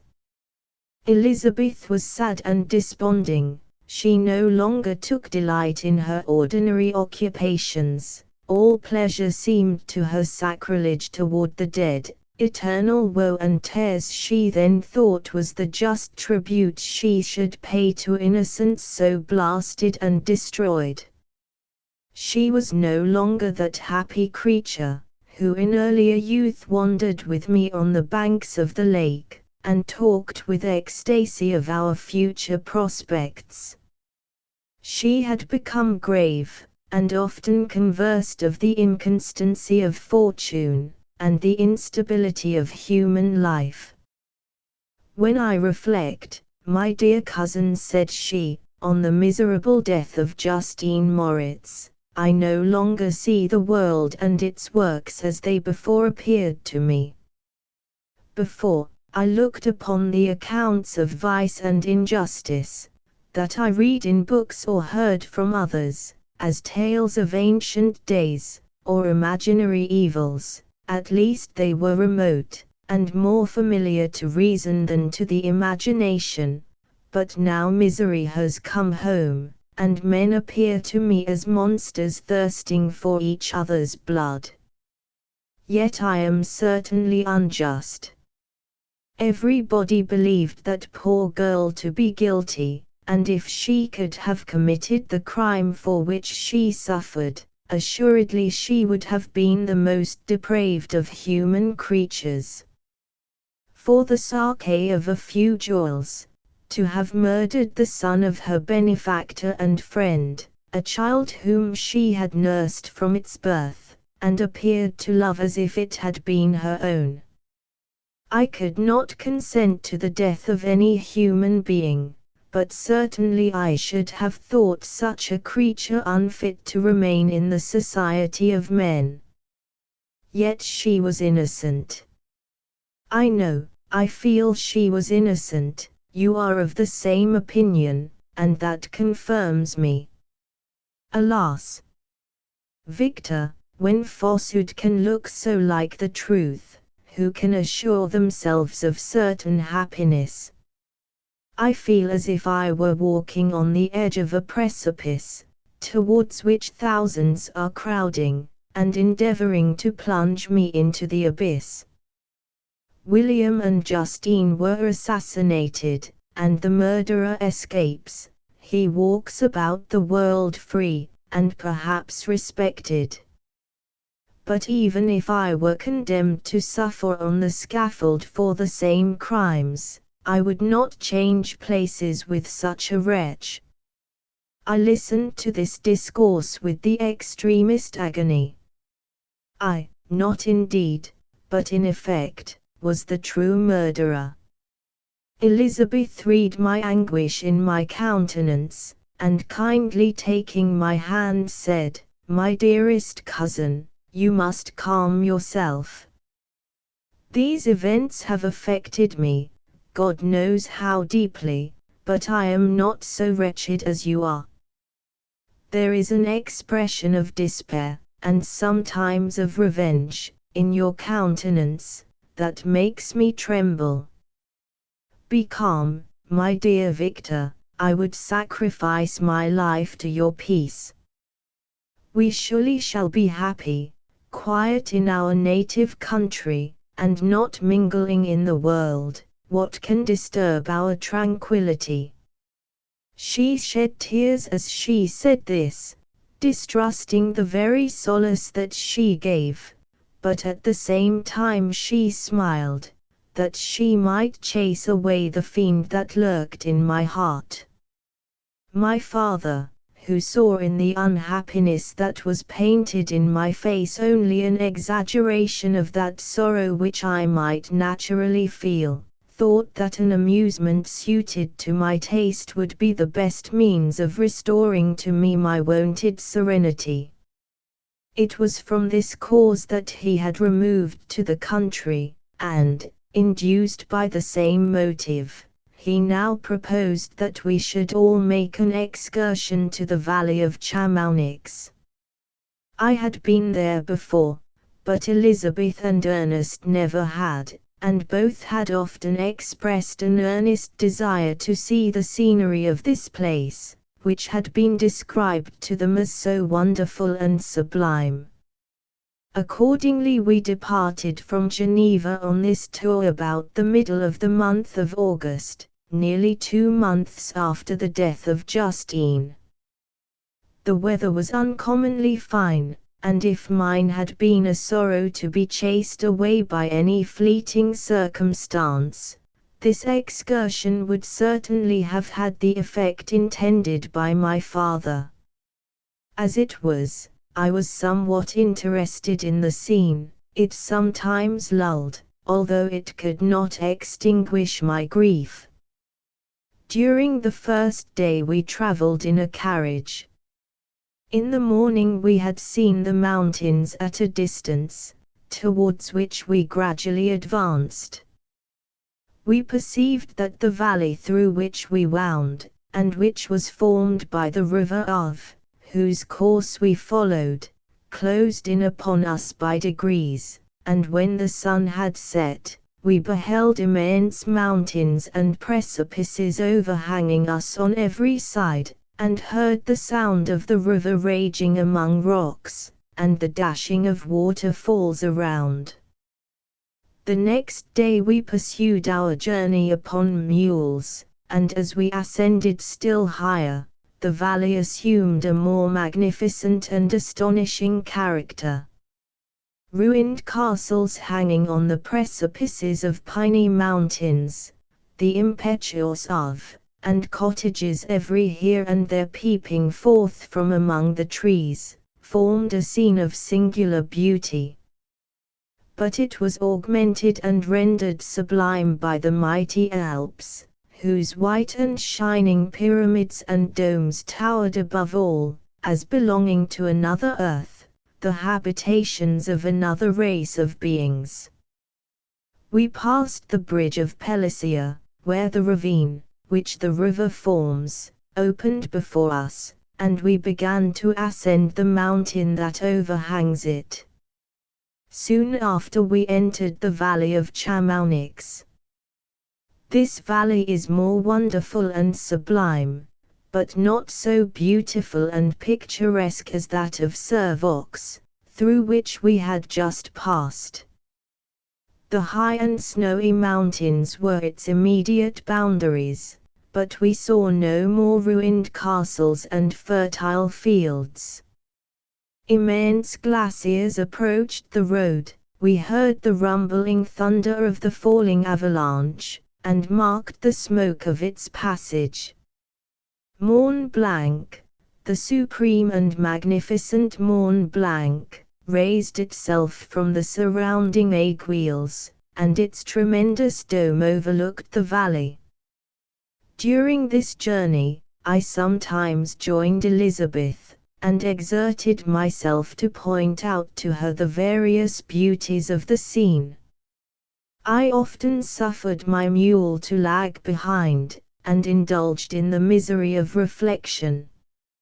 At other times I spurred on the animal before my companions, that I might forget them, the world, and, more than all, myself. When at a distance, I alighted, and threw myself on the grass, weighed down by horror and despair. At 8 in the evening I arrived at Chamonix. My father and Elizabeth were very much fatigued. Ernest, who accompanied us, was delighted, and in high spirits. The only circumstance that detracted from his pleasure was the south wind, and the rain it seemed to promise for the next day. We retired early to our apartments, but not to sleep, at least I did not. I remained many hours at the window, watching the pallid lightning that played above Mont Blanc, and listening to the rushing of the Arve, which ran below my window. Chapter 2. The next day, contrary to the prognostications of our guides, was fine, although clouded. We visited the source of the Arveiron, and rode about the valley until evening. These sublime and magnificent scenes afforded me the greatest consolation that I was capable of receiving. They elevated me from all littleness of feeling, and although they did not remove my grief, they subdued and tranquilized it.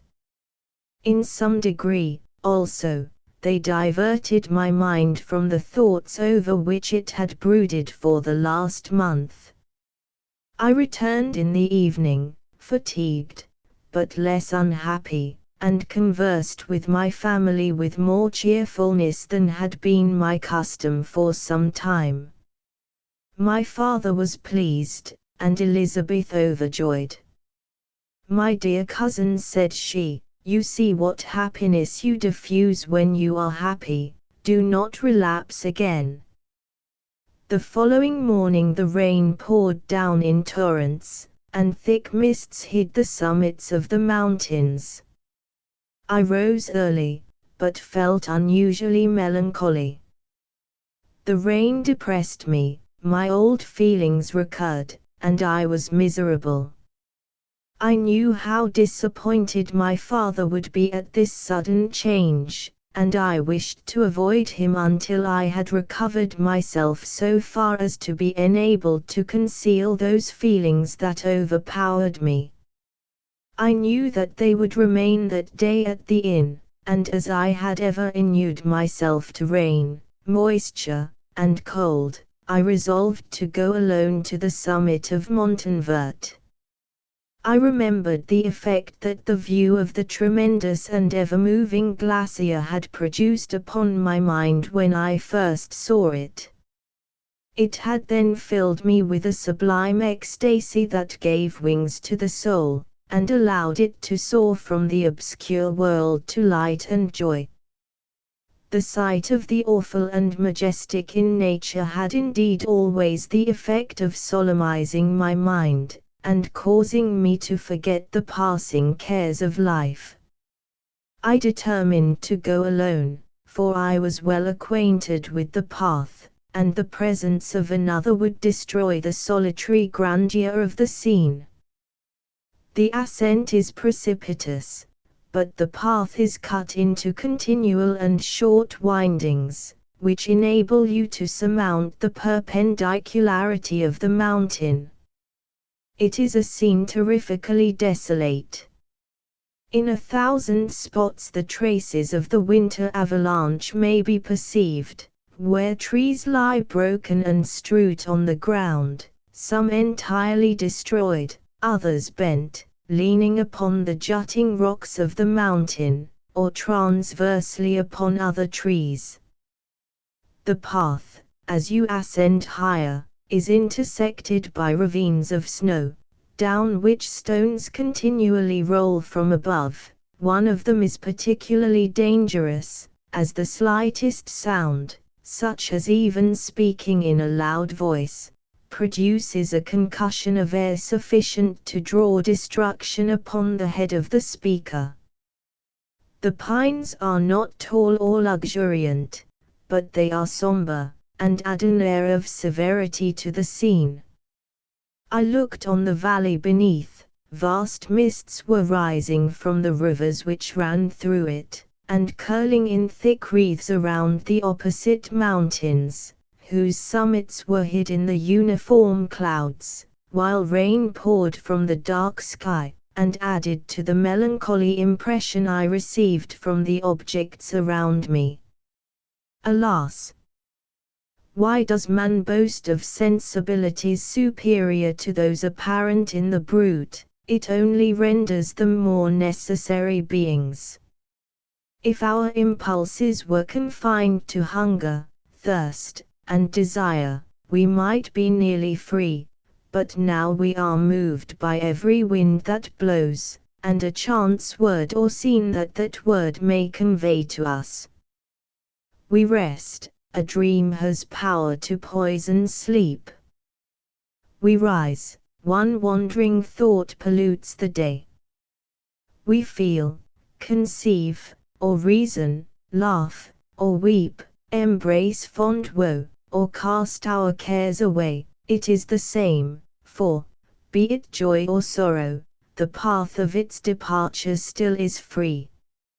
Man's yesterday may ne'er be like his morrow, naught may endure but mutability. It was nearly noon when I arrived at the top of the ascent. For some time I sat upon the rock that overlooks the sea of ice. A mist covered both that and the surrounding mountains. Presently a breeze dissipated the cloud, and I descended upon the glacier. The surface is very uneven, rising like the waves of a troubled sea, descending low, and interspersed by rifts that sink deep. The field of ice is almost a league in width, but I spent nearly 2 hours in crossing it. The opposite mountain is a bare perpendicular rock. From the side where I now stood Montanvert was exactly opposite, at the distance of a league, and above it rose Mont Blanc, in awful majesty. I remained in a recess of the rock, gazing on this wonderful and stupendous scene. The sea, or rather the vast river of ice, wound among its dependent mountains, whose aerial summits hung over its recesses. Their icy and glittering peaks shone in the sunlight over the clouds. My heart, which was before sorrowful, now swelled with something like joy. I exclaimed, "Wandering spirits, if indeed ye wander, and do not rest in your narrow beds, allow me this faint happiness, or take me, as your companion, away from the joys of life." As I said this, I suddenly beheld the figure of a man, at some distance, advancing towards me with superhuman speed. He bounded over the crevices in the ice, among which I had walked with caution. His stature also, as he approached, seemed to exceed that of man. I was troubled, a mist came over my eyes, and I felt a faintness seize me, but I was quickly restored by the cold gale of the mountains. I perceived, as the shape came nearer, sight tremendous and abhorred, that it was the wretch whom I had created. I trembled with rage and horror, resolving to wait his approach, and then close with him in mortal combat. He approached. His countenance bespoke bitter anguish, combined with disdain and malignity, while its unearthly ugliness rendered it almost too horrible for human eyes. But I scarcely observed this. Anger and hatred had at first deprived me of utterance, and I recovered only to overwhelm him with words expressive of furious detestation and contempt. "Devil!" I exclaimed, "do you dare approach me, and do not you fear the fierce vengeance of my arm wreaked on your miserable head? Begone, vile insect! Or rather stay, that I may trample you to dust. And, oh, that I could, with the extinction of your miserable existence, restore those victims whom you have so diabolically murdered." "I expected this reception," said the demon. "All men hate the wretched, how then must I be hated, who am miserable beyond all living things? Yet you, my Creator, detest and spurn me, thy creature, to whom thou art bound by ties only dissoluble by the annihilation of one of us. You purpose to kill me. How dare you sport thus with life? Do your duty towards me, and I will do mine towards you and the rest of mankind. If you will comply with my conditions, I will leave them and you at peace, but if you refuse, I will glut the maw of death, until it be satiated with the blood of your remaining friends. Abhorred monster, fiend that thou art, the tortures of hell are too mild a vengeance for thy crimes. Wretched devil! You reproach me with your creation. Come on then, that I may extinguish the spark which I so negligently bestowed." My rage was without bounds. I sprang on him, impelled by all the feelings which can arm one being against the existence of another. He easily eluded me, and said, "Be calm. I entreat you to hear me, before you give vent to your hatred on my devoted head. Have I not suffered enough, that you seek to increase my misery? Life, although it may only be an accumulation of anguish, is dear to me, and I will defend it. Remember, thou hast made me more powerful than thyself, my height is superior to thine, my joints more supple. But I will not be tempted to set myself in opposition to thee. I am thy creature, and I will be even mild and docile to my natural Lord and King, if thou wilt also perform thy part, the which thou owest me. O, Frankenstein, be not equitable to every other, and trample upon me alone, to whom thy justice, and even thy clemency and affection, is most due. Remember, that I am thy creature. I ought to be thy Adam, but I am rather the fallen angel, whom thou drivest from joy for no misdeed. Everywhere I see bliss, from which I alone am irrevocably excluded. I was benevolent and good, misery made me a fiend. Make me happy, and I shall again be virtuous. Begone. I will not hear you. There can be no community between you and me, we are enemies. Begone, or let us try our strength in a fight, in which one must fall. How can I move thee?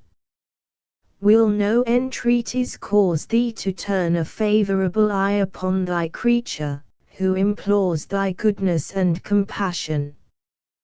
Believe me, Frankenstein, I was benevolent, my soul glowed with love and humanity, but am I not alone, miserably alone? You, my Creator, abhor me. What hope can I gather from your fellow creatures, who owe me nothing? They spurn and hate me. The desert mountains and dreary glaciers are my refuge. I have wandered here many days. The caves of ice, which I only do not fear, are a dwelling to me, and the only one which man does not grudge.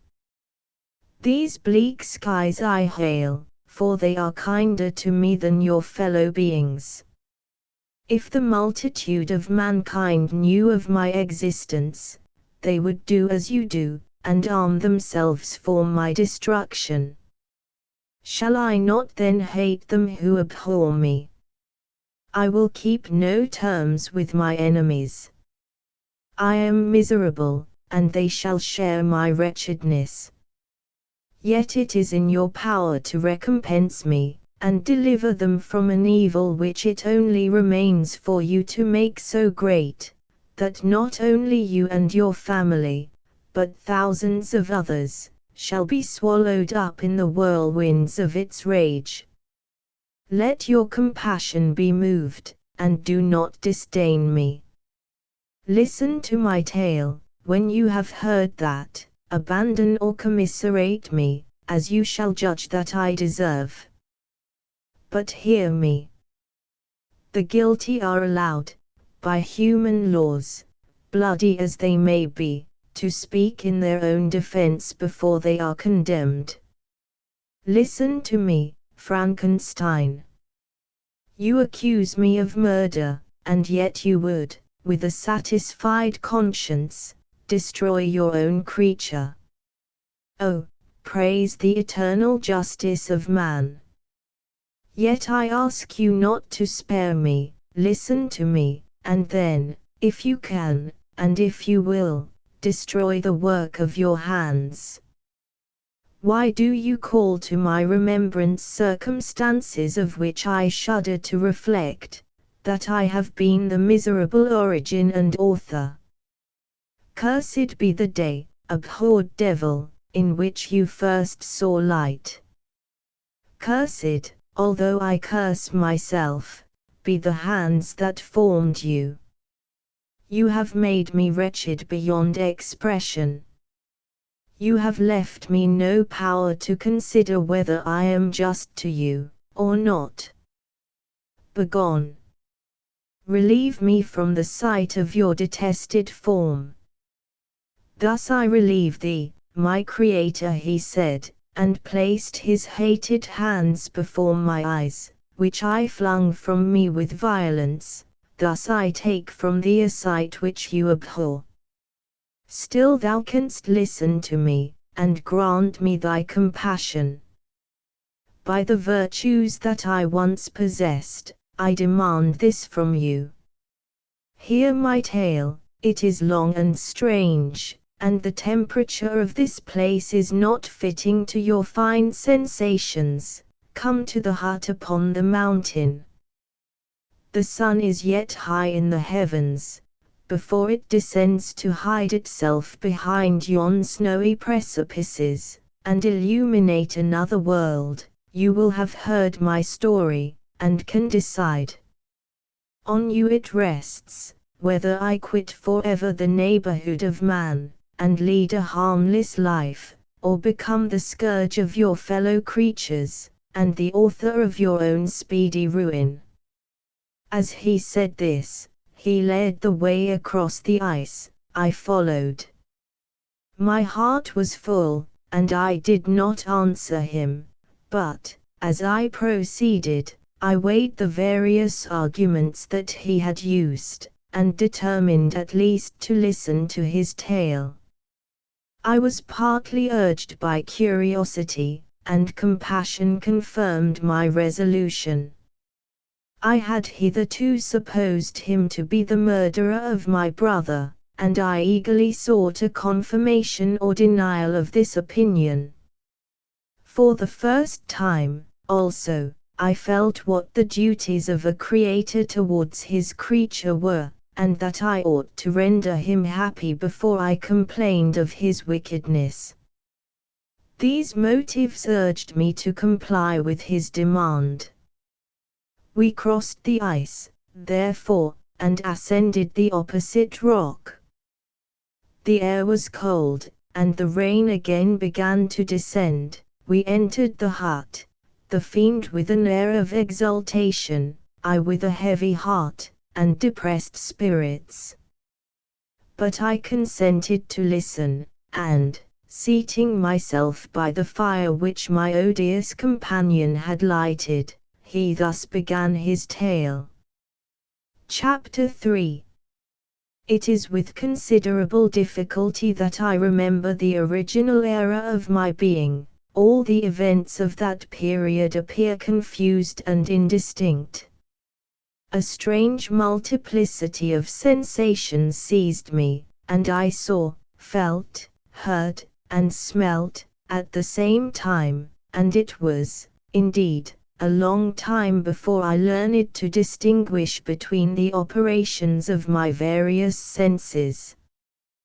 By degrees, I remember, a stronger light pressed upon my nerves, so that I was obliged to shut my eyes.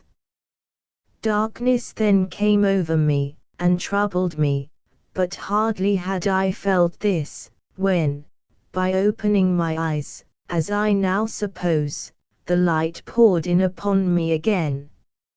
I walked, and, I believe, descended, but I presently found a great alteration in my sensations.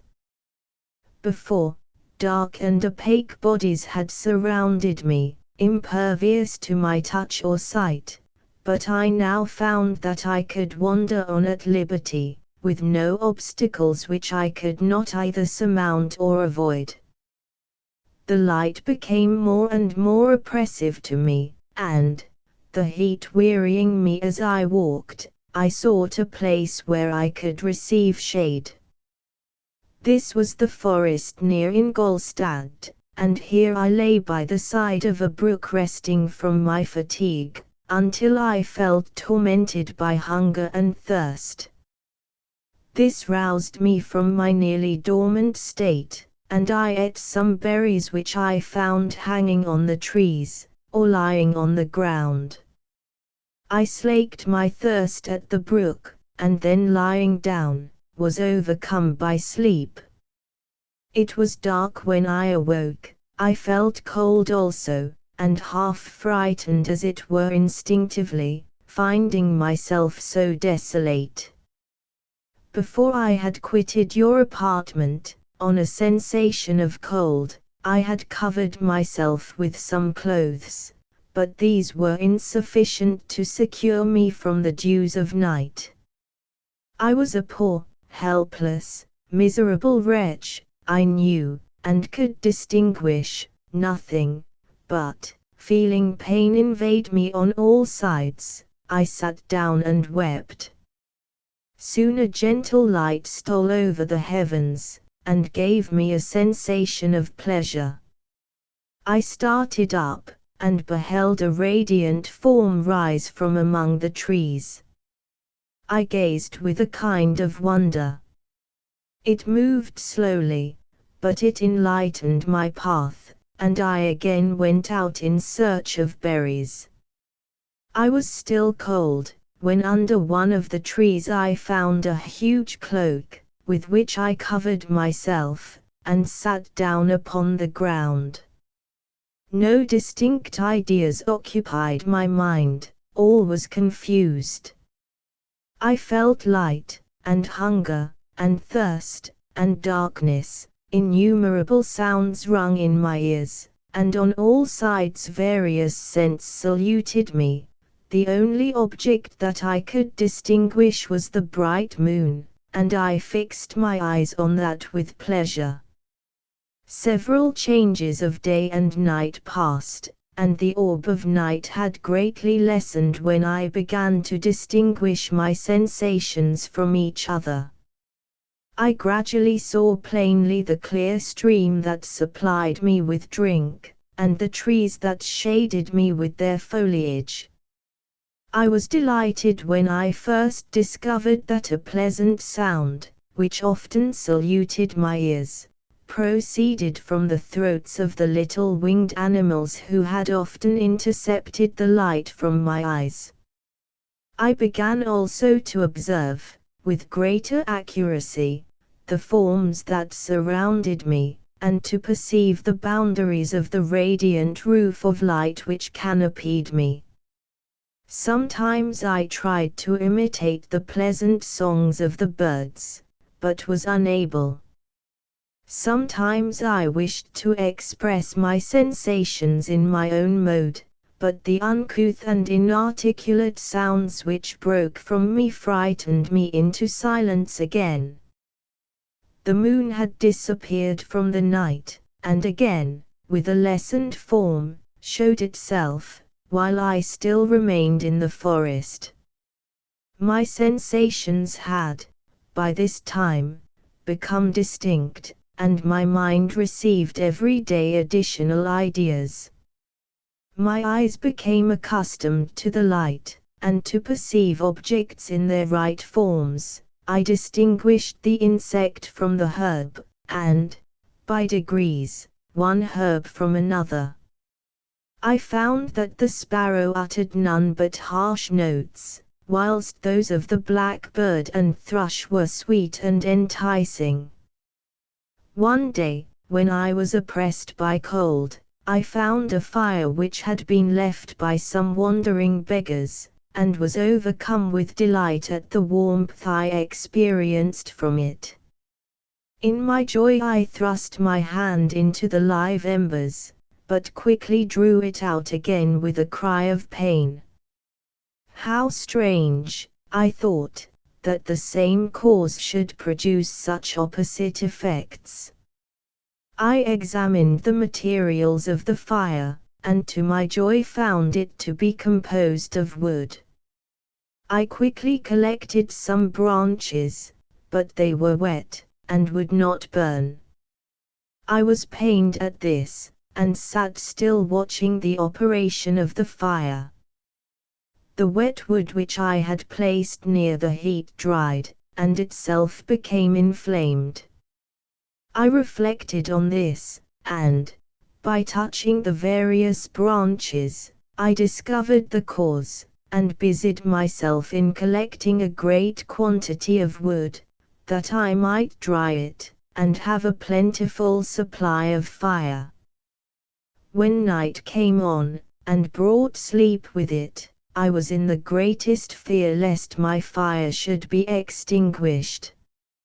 I covered it carefully with dry wood and leaves, and placed wet branches upon it, and then, spreading my cloak, I lay on the ground, and sunk into sleep. It was morning when I awoke, and my first care was to visit the fire. I uncovered it, and a gentle breeze quickly fanned it into a flame. I observed this also, and contrived a fan of branches, which roused the embers when they were nearly extinguished. When night came again, I found, with pleasure, that the fire gave light as well as heat, and that the discovery of this element was useful to me in my food, for I found some of the offals that the travellers had left had been roasted, and tasted much more savory than the berries I gathered from the trees. I tried, therefore, to dress my food in the same manner, placing it on the live embers. I found that the berries were spoiled by this operation, and the nuts and roots much improved. Food, however, became scarce, and I often spent the whole day searching in vain for a few acorns to assuage the pangs of hunger. When I found this, I resolved to quit the place that I had hitherto inhabited, to seek for one where the few wants I experienced would be more easily satisfied. In this emigration, I exceedingly lamented the loss of the fire which I had obtained through accident, and knew not how to reproduce it.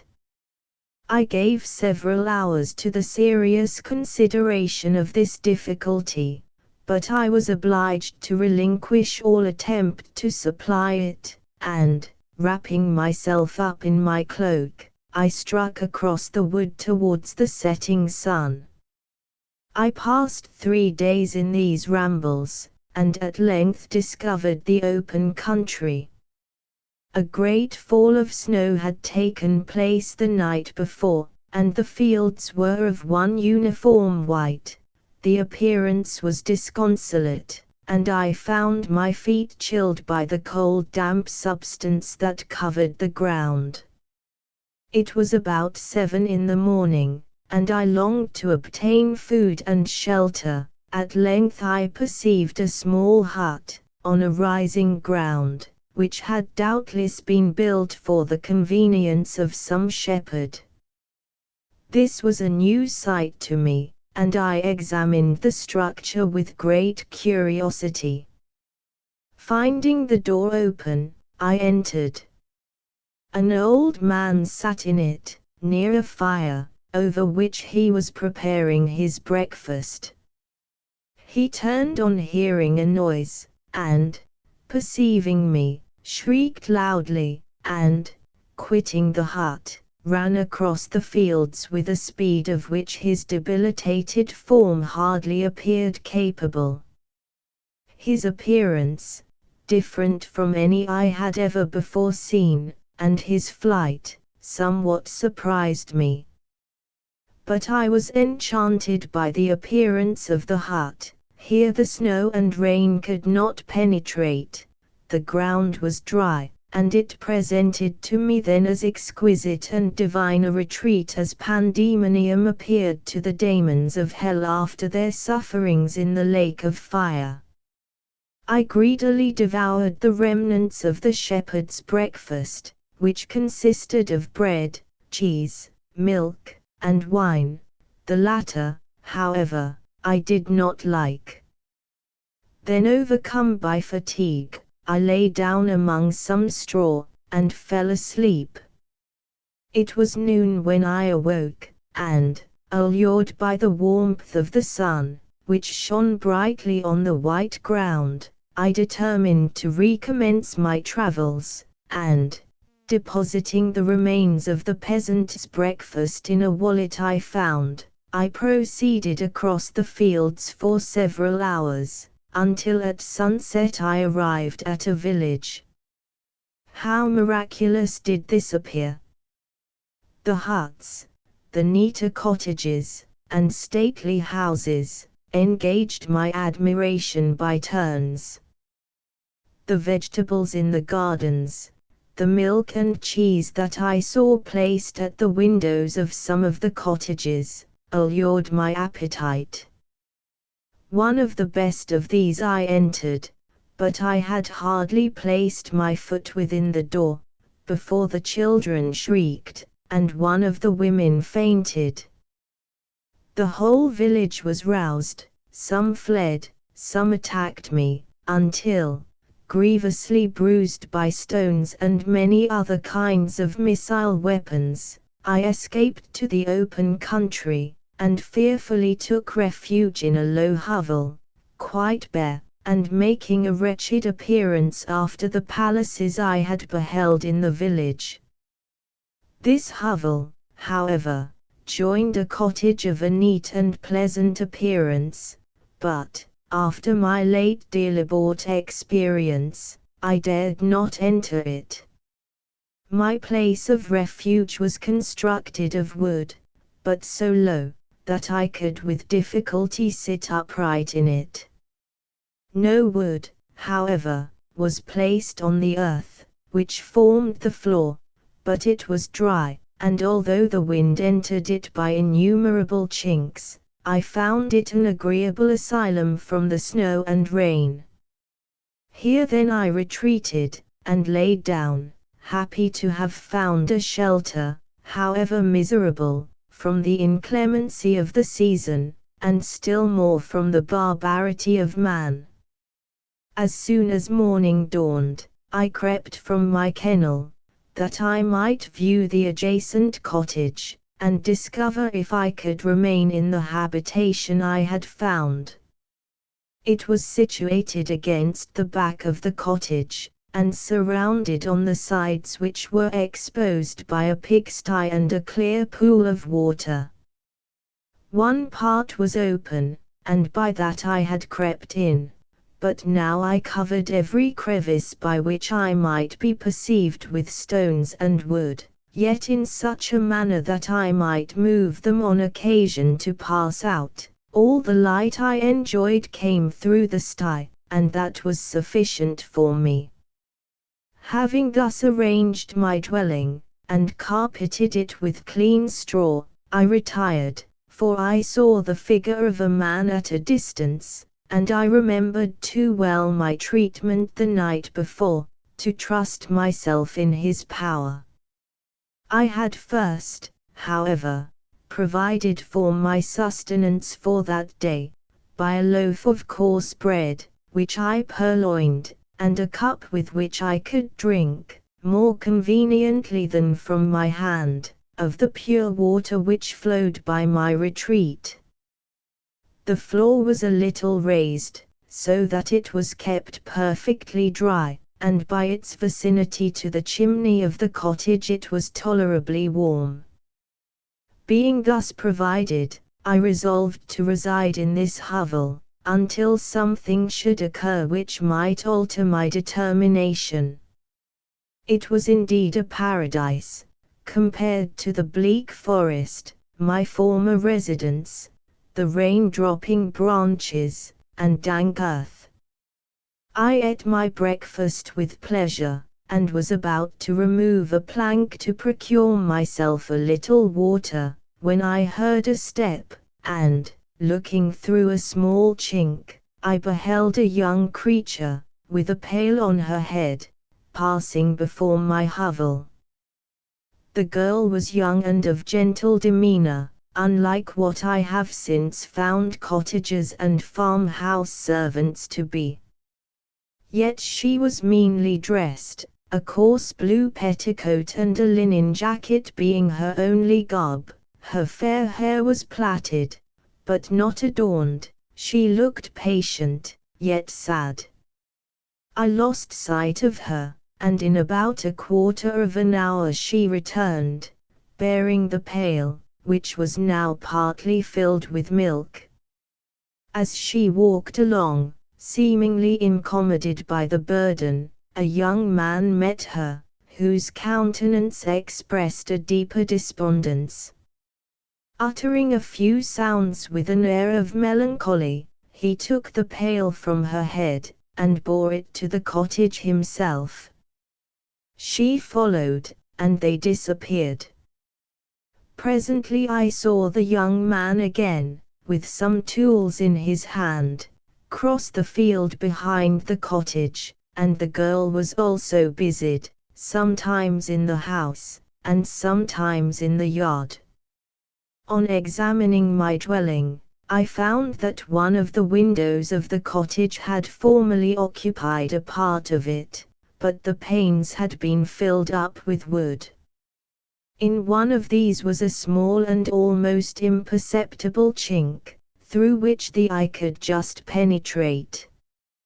Through this crevice, a small room was visible, whitewashed and clean, but very bare of furniture. In one corner, near a small fire, sat an old man, leaning his head on his hands in a disconsolate attitude. The young girl was occupied in arranging the cottage, but presently she took something out of a drawer, which employed her hands, and she sat down beside the old man, who, taking up an instrument, began to play, and to produce sounds, sweeter than the voice of the thrush or the nightingale. It was a lovely sight, even to me, poor wretch, who had never beheld aught beautiful before. The silver hair and benevolent countenance of the aged cottager won my reverence, while the gentle manners of the girl enticed my love. He played a sweet mournful air, which I perceived drew tears from the eyes of his amiable companion, of which the old man took no notice, until she sobbed audibly. He then pronounced a few sounds, and the fair creature, leaving her work, knelt at his feet. He raised her, and smiled with such kindness and affection, that I felt sensations of a peculiar and overpowering nature. They were a mixture of pain and pleasure, such as I had never before experienced, either from hunger or cold, warmth or food, and I withdrew from the window, unable to bear these emotions. Soon after this the young man returned, bearing on his shoulders a load of wood. The girl met him at the door, helped to relieve him of his burden, and, taking some of the fuel into the cottage, placed it on the fire. Then she and the youth went apart into a nook of the cottage, and he showed her a large loaf and a piece of cheese. She seemed pleased, and went into the garden for some roots and plants, which she placed in water, and then upon the fire. She afterwards continued her work, whilst the young man went into the garden, and appeared busily employed in digging and pulling up roots.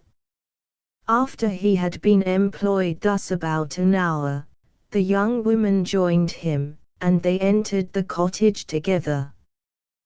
The old man had, in the meantime, been pensive, but, on the appearance of his companions, he assumed a more cheerful air, and they sat down to eat. The meal was quickly dispatched. The young woman was again occupied in arranging the cottage. The old man walked before the cottage in the sun for a few minutes, leaning on the arm of the youth. Nothing could exceed in beauty the contrast between these two excellent creatures. One was old, with silver hairs and a countenance beaming with benevolence and love.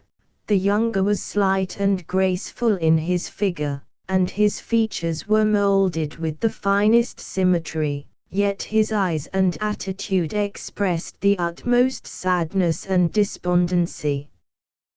The old man returned to the cottage, and the youth, with tools different from those he had used in the morning, directed his steps across the fields. Night quickly shut in, but, to my extreme wonder, I found that the cottagers had a means of prolonging light, by the use of tapers, and was delighted to find that the setting of the sun did not put an end to the pleasure I experienced in watching my human neighbors. In the evening, the young girl and her companion were employed in various occupations which I did not understand, and the old man again took up the instrument, which produced the divine sounds that had enchanted me in the morning. So soon as he had finished, the youth began, not to play, but to utter sounds that were monotonous, and neither resembling the harmony of the old man's instrument or the songs of the birds. I since found that he read aloud, but at that time I knew nothing of the science of words or letters. The family, after having been thus occupied for a short time, extinguished their lights, and retired, as I conjectured, to rest. Chapter 4. I lay on my straw, but I could not sleep.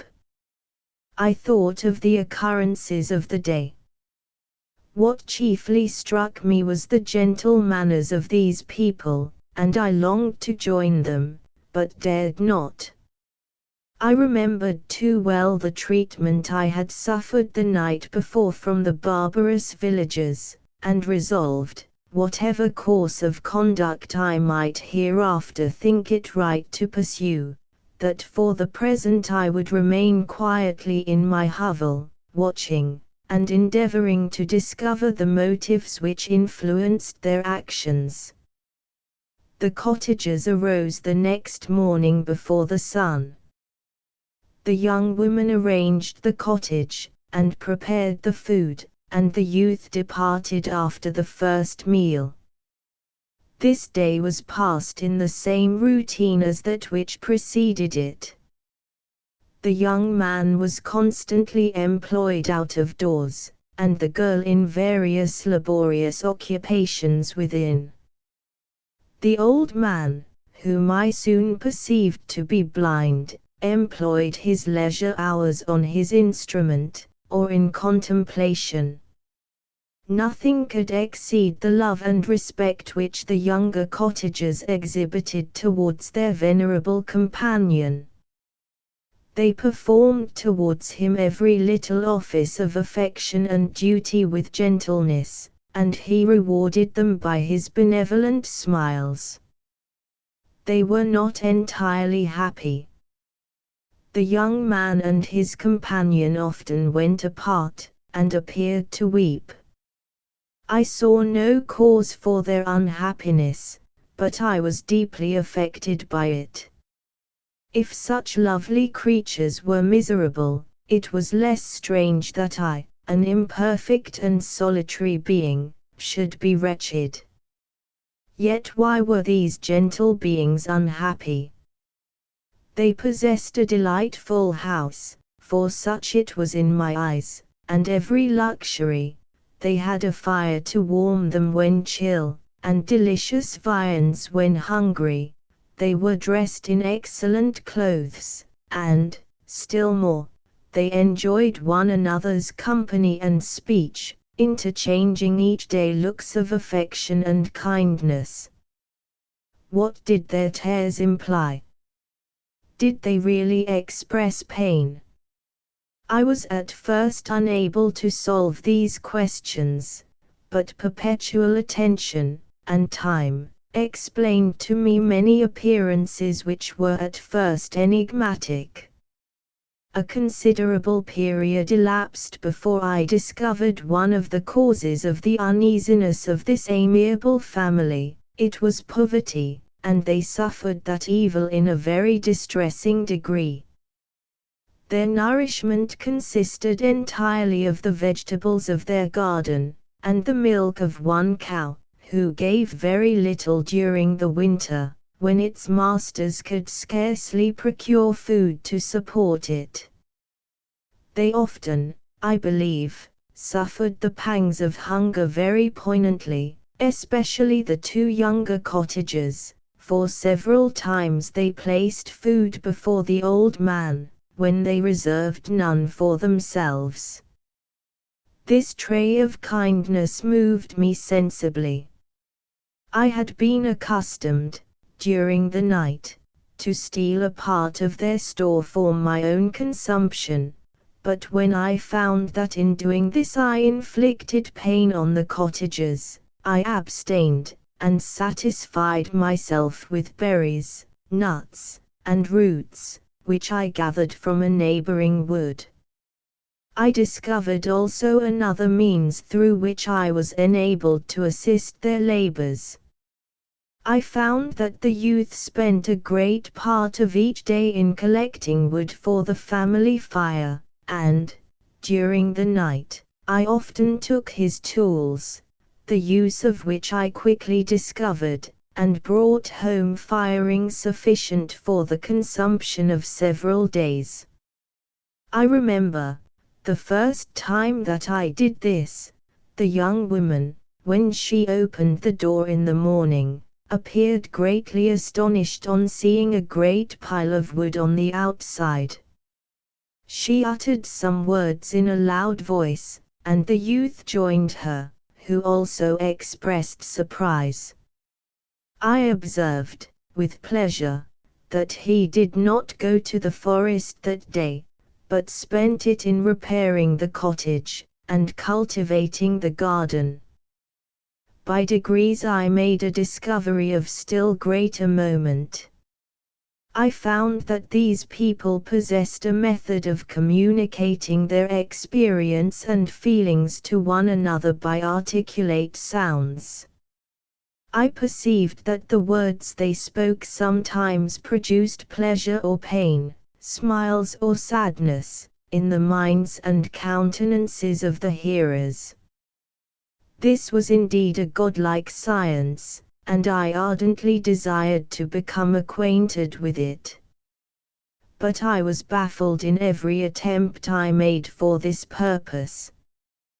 Their pronunciation was quick, and the words they uttered, not having any apparent connection with visible objects, I was unable to discover any clue by which I could unravel the mystery of their reference.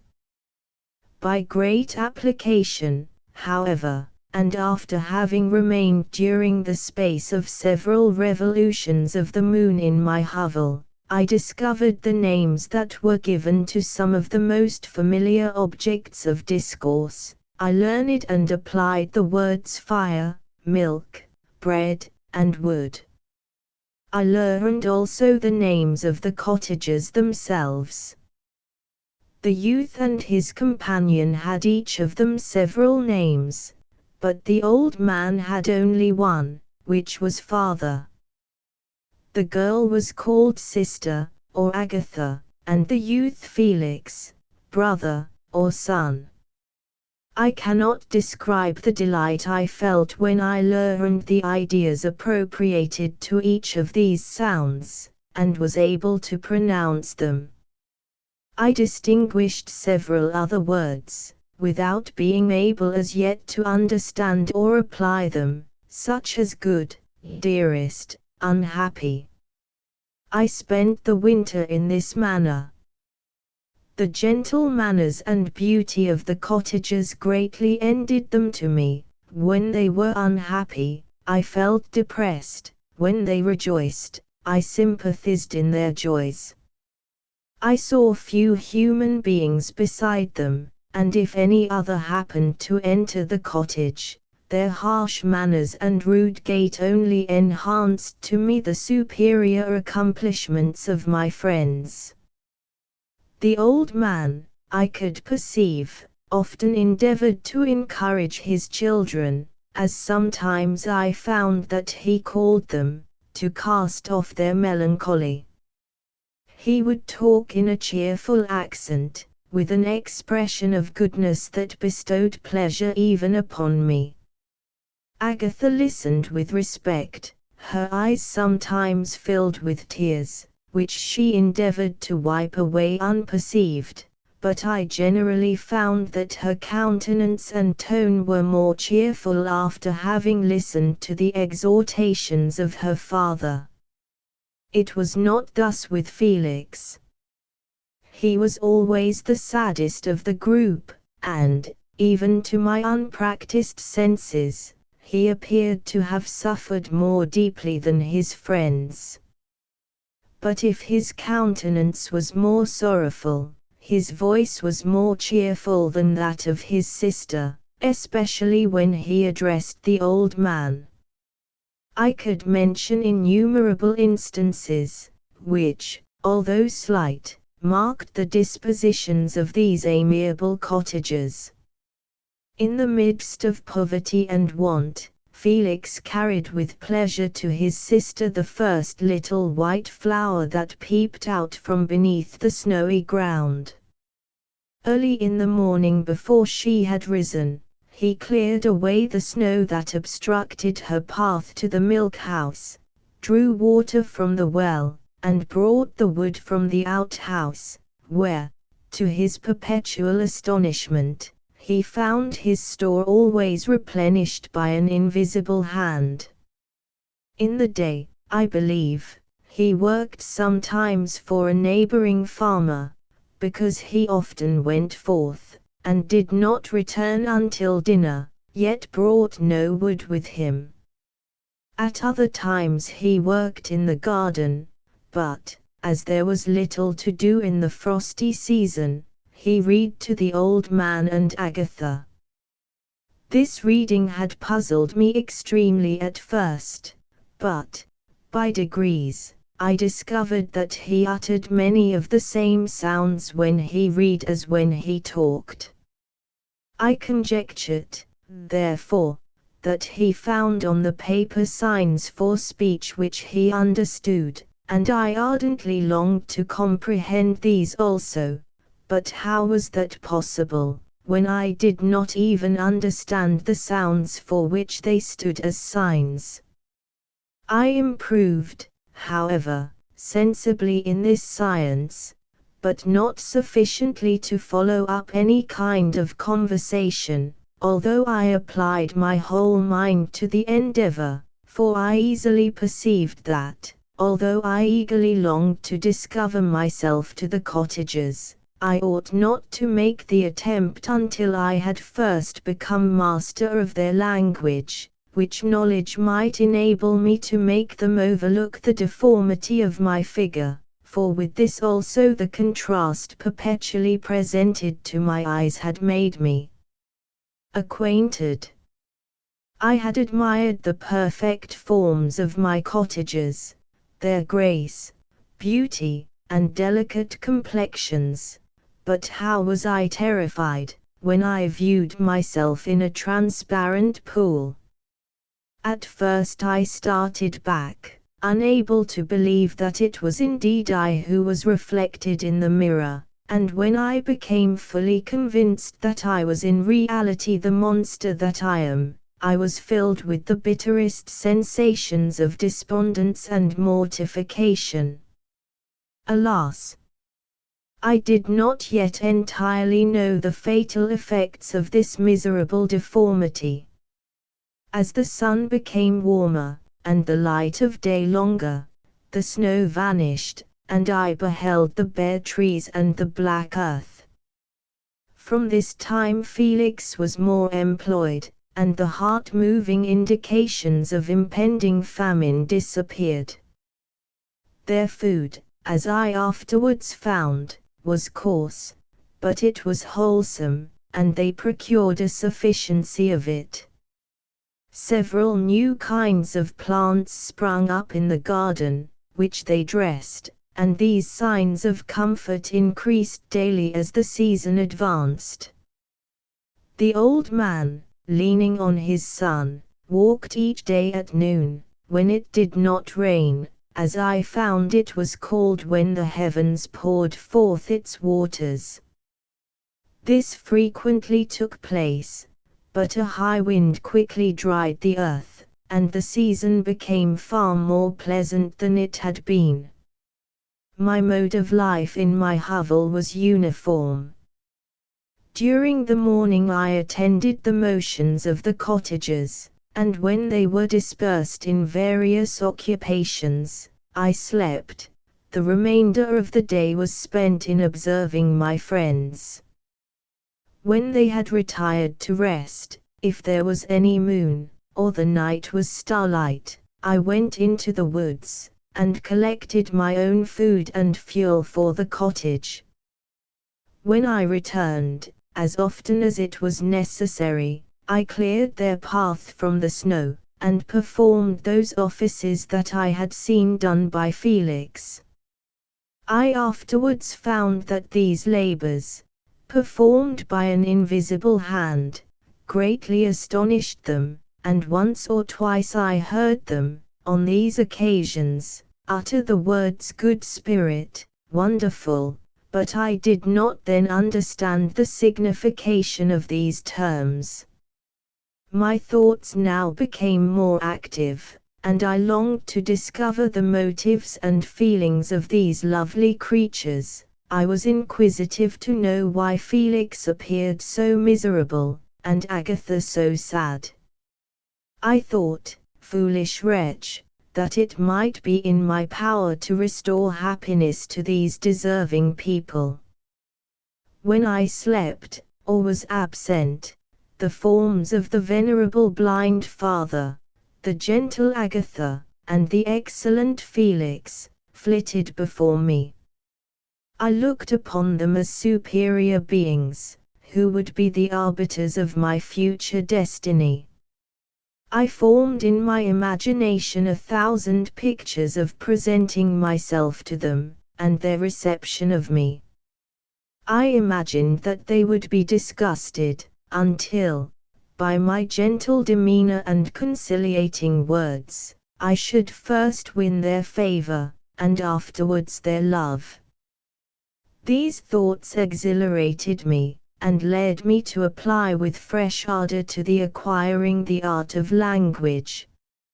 My organs were indeed harsh, but supple, and although my voice was very unlike the soft music of their tones, yet I pronounced such words as I understood with tolerable ease. It was as the ass and the lap-dog, yet surely the gentle ass, whose intentions were affectionate, although his manners were rude, deserved better treatment than blows and execration. The pleasant showers and genial warmth of spring greatly altered the aspect of the earth. Men, who before this change seemed to have been hid in caves, dispersed themselves, and were employed in various arts of cultivation. The birds sang in more cheerful notes, and the leaves began to bud forth on the trees. Happy, happy earth! Fit habitation for gods, which, so short a time before, was bleak, damp, and unwholesome. My spirits were elevated by the enchanting appearance of nature, the past was blotted from my memory, the present was tranquil, and the future gilded by bright rays of hope, and anticipations of joy. Chapter V. I now hasten to the more moving part of my story. I shall relate events that impressed me with feelings which, from what I was, have made me what I am. Spring advanced rapidly, the weather became fine, and the skies cloudless. It surprised me, that what before was desert and gloomy should now bloom with the most beautiful flowers and verdure. My senses were gratified and refreshed by 1,000 scents of delight, and 1,000 sights of beauty. It was on one of these days, when my cottagers periodically rested from labor, the old man played on his guitar, and the children listened to him. I observed that the countenance of Felix was melancholy beyond expression, he sighed frequently, and once his father paused in his music, and I conjectured by his manner that he inquired the cause of his son's sorrow. Felix replied in a cheerful accent, and the old man was recommencing his music, when someone tapped at the door. It was a lady on horseback, accompanied by a countryman as a guide. The lady was dressed in a dark suit, and covered with a thick black veil. Agatha asked a question, to which the stranger only replied by pronouncing, in a sweet accent, the name of Felix. Her voice was musical, but unlike that of either of my friends. On hearing this word, Felix came up hastily to the lady, who, when she saw him, threw up her veil, and I beheld a countenance of angelic beauty and expression. Her hair of a shining raven black, and curiously braided, her eyes were dark, but gentle, although animated, her features of irregular proportion, and her complexion wondrously fair, each cheek tinged with a lovely pink. Felix seemed ravished with delight when he saw her, every tray of sorrow vanished from his face, and it instantly expressed a degree of ecstatic joy, of which I could hardly have believed it capable. His eyes sparkled, as his cheek flushed with pleasure, and at that moment I thought him as beautiful as the stranger. She appeared affected by different feelings. Wiping a few tears from her lovely eyes, she held out her hand to Felix, who kissed it rapturously, and called her, as well as I could distinguish, his sweet Arabian. She did not appear to understand him, but smiled. He assisted her to dismount, and, dismissing her guide, conducted her into the cottage. Some conversation took place between him and his father, and the young stranger knelt at the old man's feet, and would have kissed his hand, but he raised her, and embraced her affectionately. I soon perceived that although the stranger uttered articulate sounds, and appeared to have a language of her own, she was neither understood by, or herself understood, the cottagers. They made many signs which I did not comprehend, but I saw that her presence diffused gladness through the cottage, dispelling their sorrow as the sun dissipates the morning mists. Felix seemed peculiarly happy, and with smiles of delight welcomed his Arabian.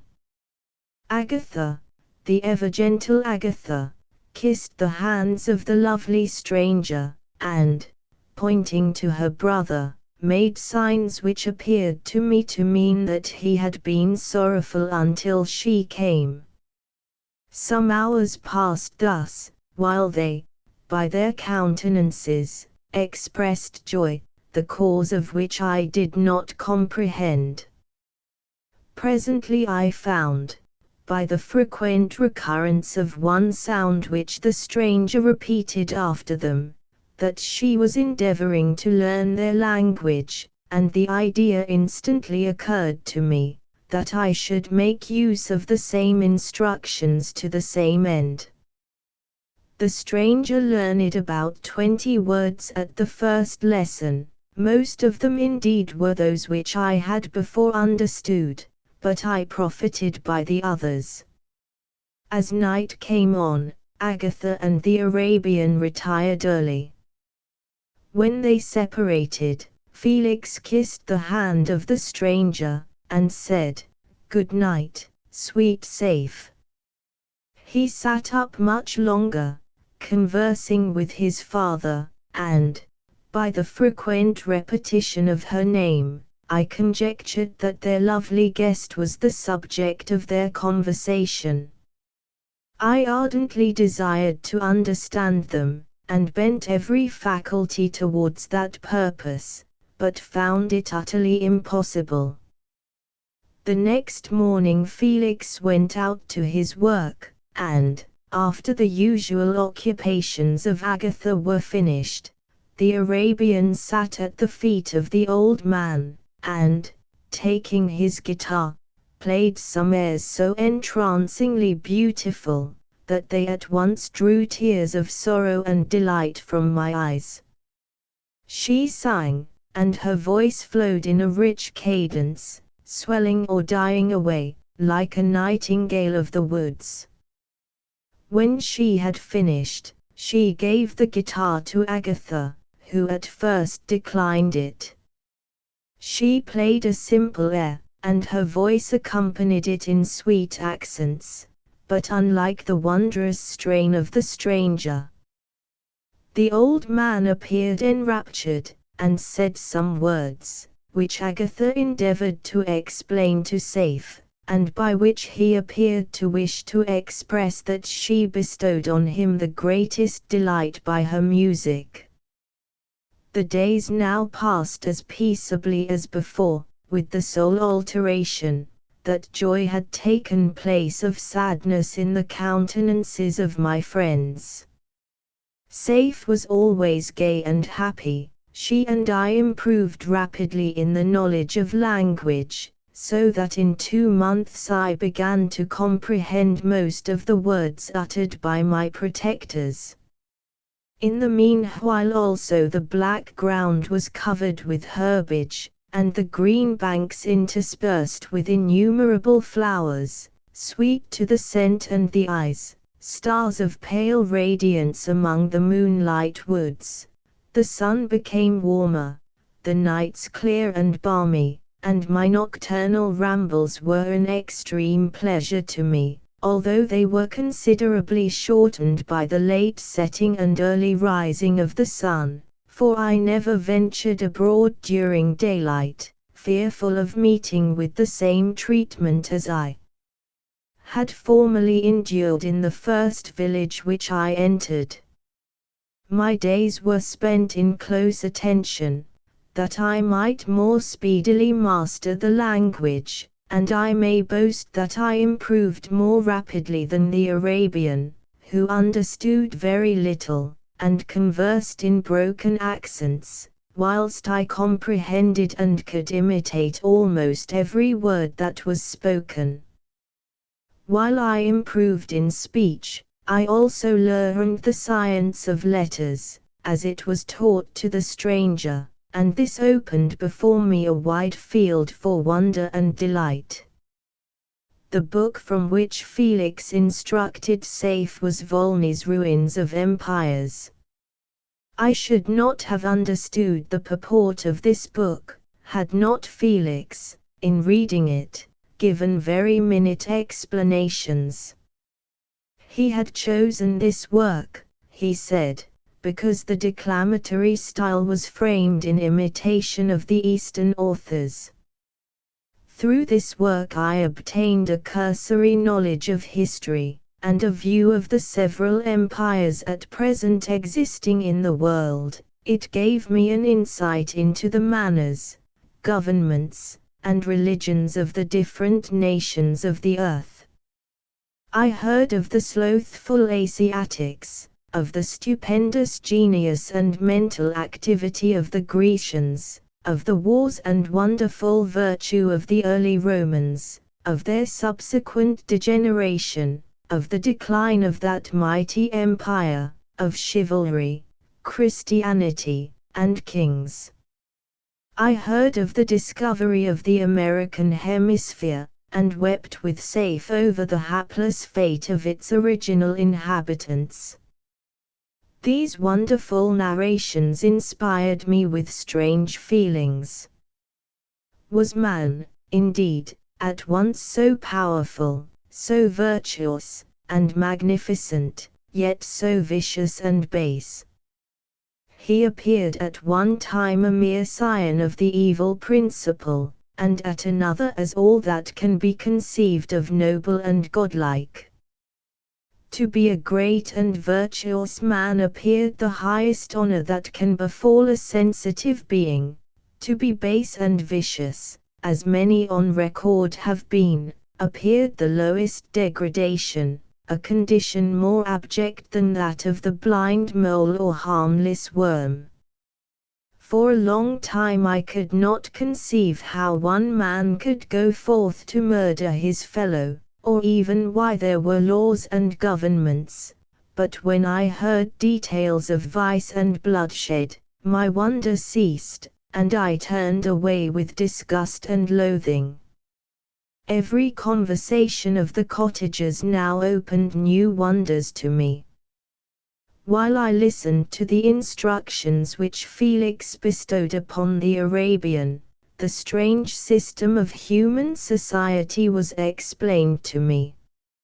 I heard of the division of property, of immense wealth and squalid poverty, of rank, descent, and noble blood. The words induced me to turn towards myself.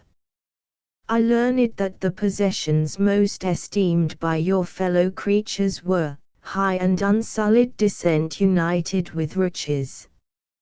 A man might be respected with only one of these acquisitions, but without either he was considered, except in very rare instances, as a vagabond and a slave, doomed to waste his powers for the profit of the chosen few.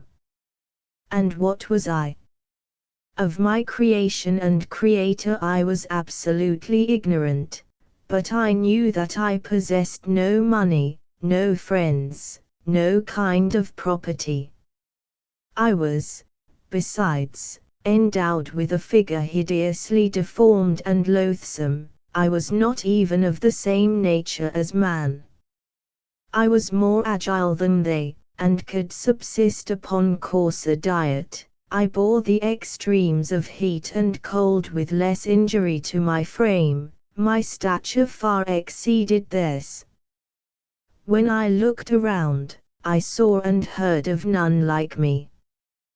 Was I then a monster, a blot upon the earth, from which all men fled, and whom all men disowned?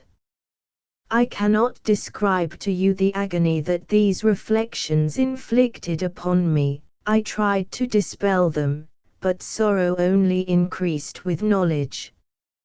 Oh, that I had forever remained in my native wood, nor known or felt beyond the sensations of hunger, thirst, and heat. Of what a strange nature is knowledge!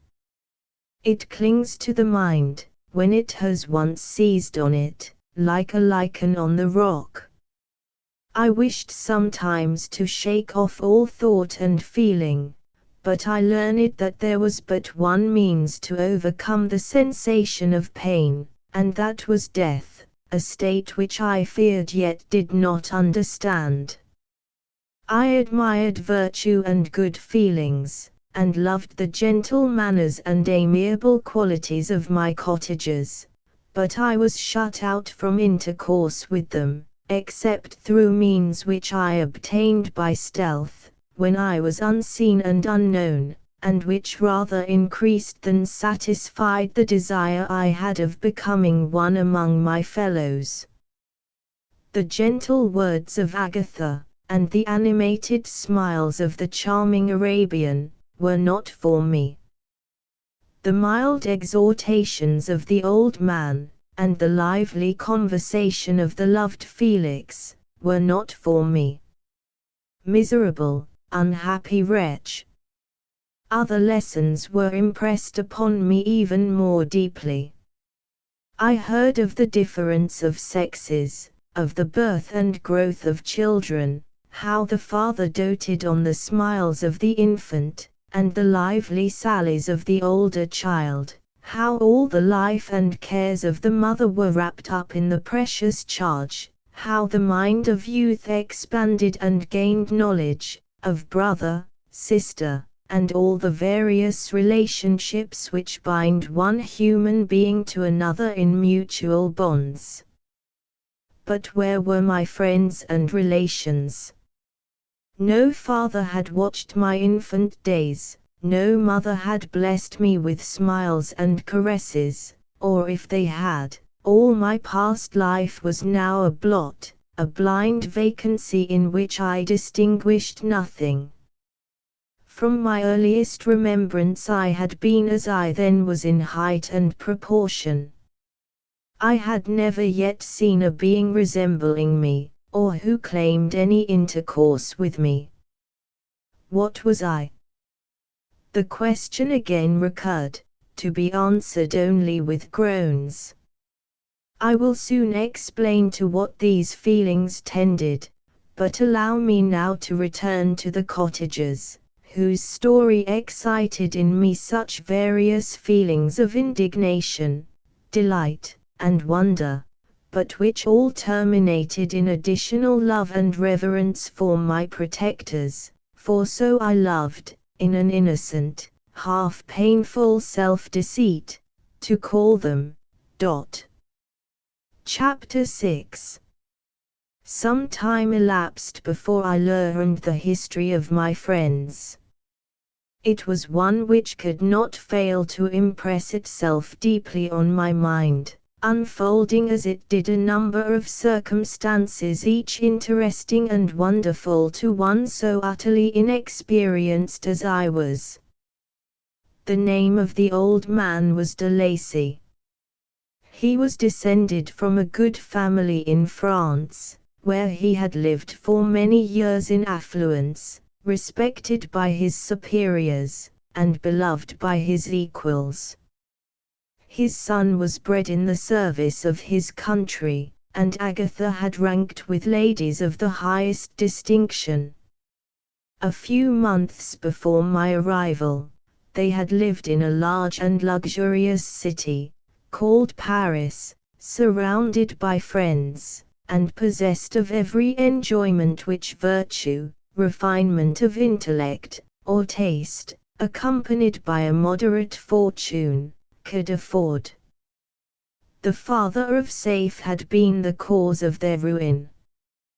He was a Turkish merchant, and had inhabited Paris for many years, when, for some reason which I could not learn, he became obnoxious to the government. He was seized and cast into prison the very day that Saif arrived from Constantinople to join him. He was tried, and condemned to death. The injustice of his sentence was very flagrant, all Paris was indignant, and it was judged that his religion and wealth, rather than the crime alleged against him, had been the cause of his condemnation. Felix had been present at the trial. His horror and indignation were uncontrollable when he heard the decision of the court. He made, at that moment, a solemn vow to deliver him, and then looked around for the means. After many fruitless attempts to gain admittance to the prison, he found a strongly grated window in an unguarded part of the building, which lighted the dungeon of the unfortunate Mahometan, who, loaded with chains, waited in despair the execution of the barbarous sentence. Felix visited the grate at night, and made known to the prisoner his intentions in his favor. The Turk, amazed and delighted, endeavored to kindle the zeal of his deliverer by promises of reward and wealth. Felix rejected his offers with contempt, yet when he saw the lovely Saif, who was allowed to visit her father, and who, by her gestures, expressed her lively gratitude, the youth could not help owning to his own mind that the captive possessed a treasure which would fully reward his toil and hazard. The Turk quickly perceived the impression that his daughter had made on the heart of Felix, and endeavored to secure him more entirely in his interests by the promise of her hand in marriage, so soon as he should be conveyed to a place of safety. Felix was too delicate to accept this offer, yet he looked forward to the probability of that event as to the consummation of his happiness. During the ensuing days, while the preparations were going forward for the escape of the merchant, the zeal of Felix was warmed by several letters that he received from this lovely girl, who found means to express her thoughts in the language of her lover by the aid of an old man, a servant of her father's, who understood French. She thanked him in the most ardent terms for his intended services towards her father, and at the same time she gently deplored her own fate. I have copies of these letters, for I found means, during my residence in the hovel, to procure the implements of writing, and the letters were often in the hands of Felix or Agatha. Before I depart, I will give them to you. They will prove the truth of my tale, but at present, as the sun is already far declined, I shall only have time to repeat the substance of them to you. Saif related that her mother was a Christian Arab, seized and made a slave by the Turks. Recommended by her beauty, she had won the heart of the father of Saif, who married her. The young girl spoke in high and enthusiastic terms of her mother, who, born in freedom, spurned the bondage to which she was now reduced. She instructed her daughter in the tenets of her religion, and taught her to aspire to higher powers of intellect, and an independence of spirit, forbidden to the female followers of Mahomet. This lady died, but her lessons were indelibly impressed on the mind of Saif, who sickened at the prospect of again returning to Asia, and the being immured within the walls of a harem, allowed only to occupy herself with puerile amusements, ill-suited to the temper of her soul, now accustomed to grand ideas and a noble emulation for virtue. The prospect of marrying a Christian, and remaining in a country where women were allowed to take a rank in society, was enchanting to her.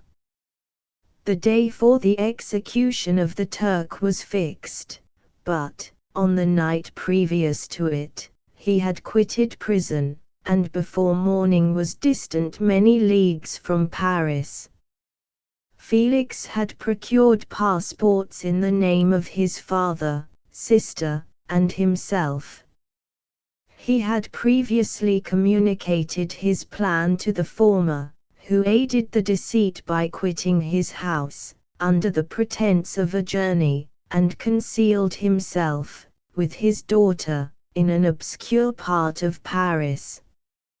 Felix conducted the fugitives through France to Lyons, and across Mons Sanis to Lagorne, where the merchant had decided to wait a favorable opportunity of passing into some part of the Turkish dominions. Saif resolved to remain with her father until the moment of his departure, before which time the Turk renewed his promise that she should be united to his deliverer, and Felix remained with them in expectation of that event, and in the meantime he enjoyed the society of the Arabian, who exhibited towards him the simplest and tenderest affection. They conversed with one another through the means of an interpreter, and sometimes with the interpretation of looks, and Saif sang to him the divine airs of her native country.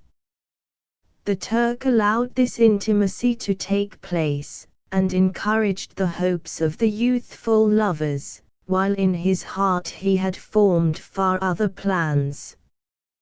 He loathed the idea that his daughter should be united to a Christian, but he feared the resentment of Felix if he should appear lukewarm, for he knew that he was still in the power of his deliverer, if he should choose to betray him to the Italian state which they inhabited. He revolved 1,000 plans by which he should be enabled to prolong the deceit until it might be no longer necessary, and secretly to take his daughter with him when he departed. His plans were greatly facilitated by the news which arrived from Paris. The government of France were greatly enraged at the escape of their victim, and spared no pains to detect and punish his deliverer. The plot of Felix was quickly discovered, and de Lacy and Agatha were thrown into prison. The news reached Felix, and roused him from his dream of pleasure. His blind and aged father, and his gentle sister, lay in a noisome dungeon, while he enjoyed the free air, and the society of her whom he loved. This idea was torture to him. He quickly arranged with the Turk, that if the latter should find a favorable opportunity for escape before Felix could return to Italy, Saif should remain as a boarder at a convent at Lagorne, and then, quitting the lovely Arabian, he hastened to Paris, and delivered himself up to the vengeance of the law, hoping to free de Lacy and Agatha by this proceeding. He did not succeed. They remained confined for 5 months before the trial took place, the result of which deprived them of their fortune, and condemned them to a perpetual exile from their native country. They found a miserable asylum in the cottage in Germany, where I discovered them. Felix soon learned that the treacherous Turk, for whom he and his family endured such unheard of oppression, on discovering that his deliverer was thus reduced to poverty and impotence, became a traitor to good feeling and honor, and had quitted Italy with his daughter, insultingly sending Felix a pittance of money to aid him, as he said, in some plan of future maintenance. Such were the events that preyed on the heart of Felix, and rendered him, when I first saw him, the most miserable of his family. He could have endured poverty, and when this distress had been the meed of his virtue, he would have gloried in it, but the ingratitude of the Turk, and the loss of his beloved Saif, were misfortunes more bitter and irreparable. The arrival of the Arabian now infused new life into his soul. When the news reached Leghorn, that Felix was deprived of his wealth and rank, the merchant commanded his daughter to think no more of her lover, but to prepare to return with him to her native country. The generous nature of Saif was outraged by this command. She attempted to expostulate with her father, but he left her angrily, reiterating his tyrannical mandate. A few days after, the Turk entered his daughter's apartment, and told her hastily that he had reason to believe that his residence at Leghorn had been divulged, and that he should speedily be delivered up to the French government. He had, consequently, hired a vessel to convey him to Constantinople, for which city he should sail in a few hours. He intended to leave his daughter under the care of a confidential servant, to follow at her leisure with the greater part of his property, which had not yet arrived at Leghorn. When alone, Saif resolved in her own mind the plan of conduct that it would become her to pursue in this emergency. A residence in Turkey was abhorrent to her, her religion and feelings were alike adverse to it. By some papers of her father's, which fell into her hands, she heard of the exile of her lover, and learned the name of the spot where he then resided. She hesitated some time, but at length she formed her determination. Taking with her some jewels that belonged to her, and a small sum of money, she quitted Italy, with an attendant, a native of Leghorn, but who understood the common language of Turkey, and departed for Germany. She arrived in safety at a town about 20 leagues from the cottage of de Lacy, when her attendant fell dangerously ill. Saif nursed her with the most devoted affection, but the poor girl died, and the Arabian was left alone, unacquainted with the language of the country, and utterly ignorant of the customs of the world. She fell, however, into good hands. The Italian had mentioned the name of the spot for which they were bound, and, after her death, the woman of the house in which they had lived took care that Saif should arrive in safety at the cottage of her lover. Chapter 7. Such was the history of my beloved cottagers. It impressed me deeply. I learned, from the views of social life which it developed, to admire their virtues, and to deprecate the vices of mankind. As yet I looked upon crime as a distant evil. Benevolence and generosity were ever present before me, inciting within me a desire to become an actor in the busy scene where so many admirable qualities were called forth and displayed. But, in giving an account of the progress of my intellect, I must not omit a circumstance which occurred in the beginning of the month of August of the same year. One night, during my accustomed visit to the neighboring wood, where I collected my own food, and brought home firing for my protectors, I found on the ground a leathern portmanteau, containing several articles of dress and some books. I eagerly seized the prize, and returned with it to my hovel. Fortunately the books were written in the language the elements of which I had acquired at the cottage. They consisted of Paradise Lost, a volume of Plutarch's Lives, and The Sorrows of Werther.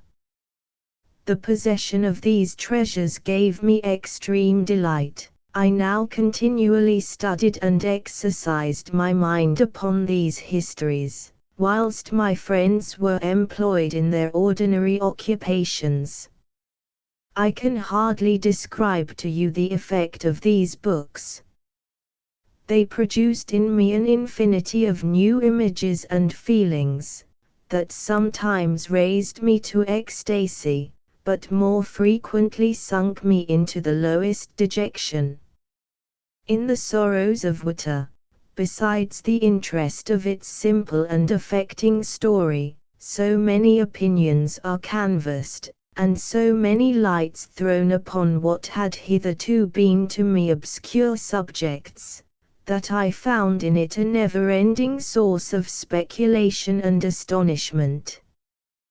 The gentle and domestic manners it described, combined with lofty sentiments and feelings, which had for their object something out of self, accorded well with my experience among my protectors, and with the wants which were forever alive in my own bosom.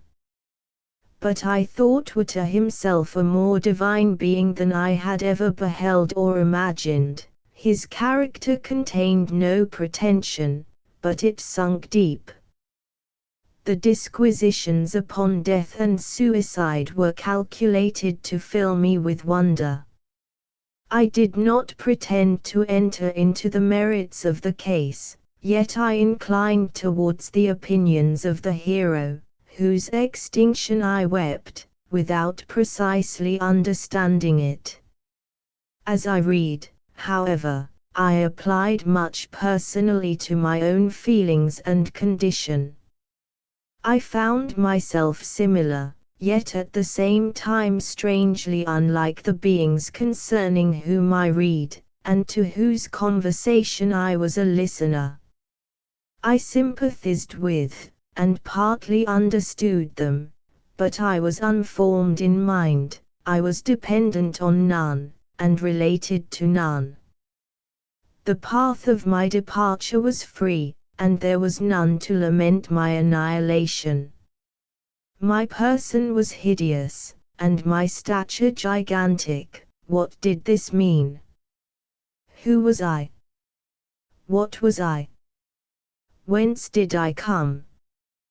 What was my destination? These questions continually recurred, but I was unable to solve them. The volume of Plutarch's Lives which I possessed, contained the histories of the first founders of the ancient republics. This book had a far different effect upon me from The Sorrows of Werther. I learned from Werther's imaginations despondency and gloom, but Plutarch taught me high thoughts. He elevated me above the wretched sphere of my own reflections, to admire and love the heroes of past ages. Many things I read surpassed my understanding and experience. I had a very confused knowledge of kingdoms, wide extents of country, mighty rivers, and boundless seas. But I was perfectly unacquainted with towns, and large assemblages of men. The cottage of my protectors had been the only school in which I had studied human nature, but this book developed new and mightier scenes of action. I read of men concerned in public affairs governing or massacring their species. I felt the greatest ardor for virtue rise within me, and abhorrence for vice, as far as I understood the signification of those terms, relative as they were, as I applied them, to pleasure and pain alone. Induced by these feelings, I was of course led to admire peaceable lawgivers, Numa, Solon, and Lycurgus, in preference to Romulus and Theseus. The patriarchal lives of my protectors caused these impressions to take a firm hold on my mind. Perhaps, if my first introduction to humanity had been made by a young soldier, burning for glory and slaughter, I should have been imbued with different sensations. But Paradise Lost excited different and far deeper emotions. I read it, as I had read the other volumes which had fallen into my hands, as a true history. It moved every feeling of wonder and awe, that the picture of an omnipotent God warring with his creatures was capable of exciting. I often referred the several situations, as their similarity struck me, to my own. Like Adam, I was created apparently united by no link to any other being in existence, but his state was far different from mine in every other respect. He had come forth from the hands of God a perfect creature, happy and prosperous, guarded by the especial care of his Creator. He was allowed to converse with, and acquire knowledge from beings of a superior nature, but I was wretched, helpless, and alone. Many times I considered Satan as the fitter emblem of my condition, for often, like him, when I viewed the bliss of my protectors, the bitter gall of envy rose within me. Another circumstance strengthened and confirmed these feelings. Soon after my arrival in the hovel, I discovered some papers in the pocket of the dress which I had taken from your laboratory. At first I had neglected them, but now that I was able to decipher the characters in which they were written, I began to study them with diligence. It was your journal of the 4 months that preceded my creation. You minutely described in these papers every step you took in the progress of your work. This history was mingled with accounts of domestic occurrences. You, doubtless, recollect these papers. Here they are. Everything is related in them which bears reference to my accursed origin. The whole detail of that series of disgusting circumstances which produced it is set in view. The minutest description of my odious and loathsome person is given, in language which painted your own horrors, and rendered mine ineffaceable. I sickened as I read. Hateful day when I received life! I exclaimed in agony. Cursed Creator! Why did you form a monster so hideous that even you turned from me in disgust? God in pity made man beautiful and alluring, after his own image, but my form is a filthy type of yours, more horrid from its very resemblance. Satan had his companions, fellow devils, to admire and encourage him, but I am solitary and detested. These were the reflections of my hours of despondency and solitude, but when I contemplated the virtues of the cottagers, their amiable and benevolent dispositions, I persuaded myself that when they should become acquainted with my admiration of their virtues, they would compassionate me, and overlook my personal deformity. Could they turn from their door one, however monstrous, who solicited their compassion and friendship? I resolved, at least, not to despair, but in every way to fit myself for an interview with them which would decide my fate. I postponed this attempt for some months longer, for the importance attached to its success inspired me with a dread lest I should fail. Besides, I found that my understanding improved so much with every day's experience, that I was unwilling to commence this undertaking until a few more months should have added to my wisdom. Several changes, in the meantime, took place in the cottage. The presence of safe diffused happiness among its inhabitants, and I also found that a greater degree of plenty reigned there. Felix and Agatha spent more time in amusement and conversation, and were assisted in their labors by servants. They did not appear rich, but they were contented and happy. Their feelings were serene and peaceful, while mine became every day more tumultuous. Increase of knowledge only discovered to me more clearly what a wretched outcast I was. I cherished hope, it is true, but it vanished when I beheld my person reflected in water, or my shadow in the moonshine, even as that frail image and that inconstant shade.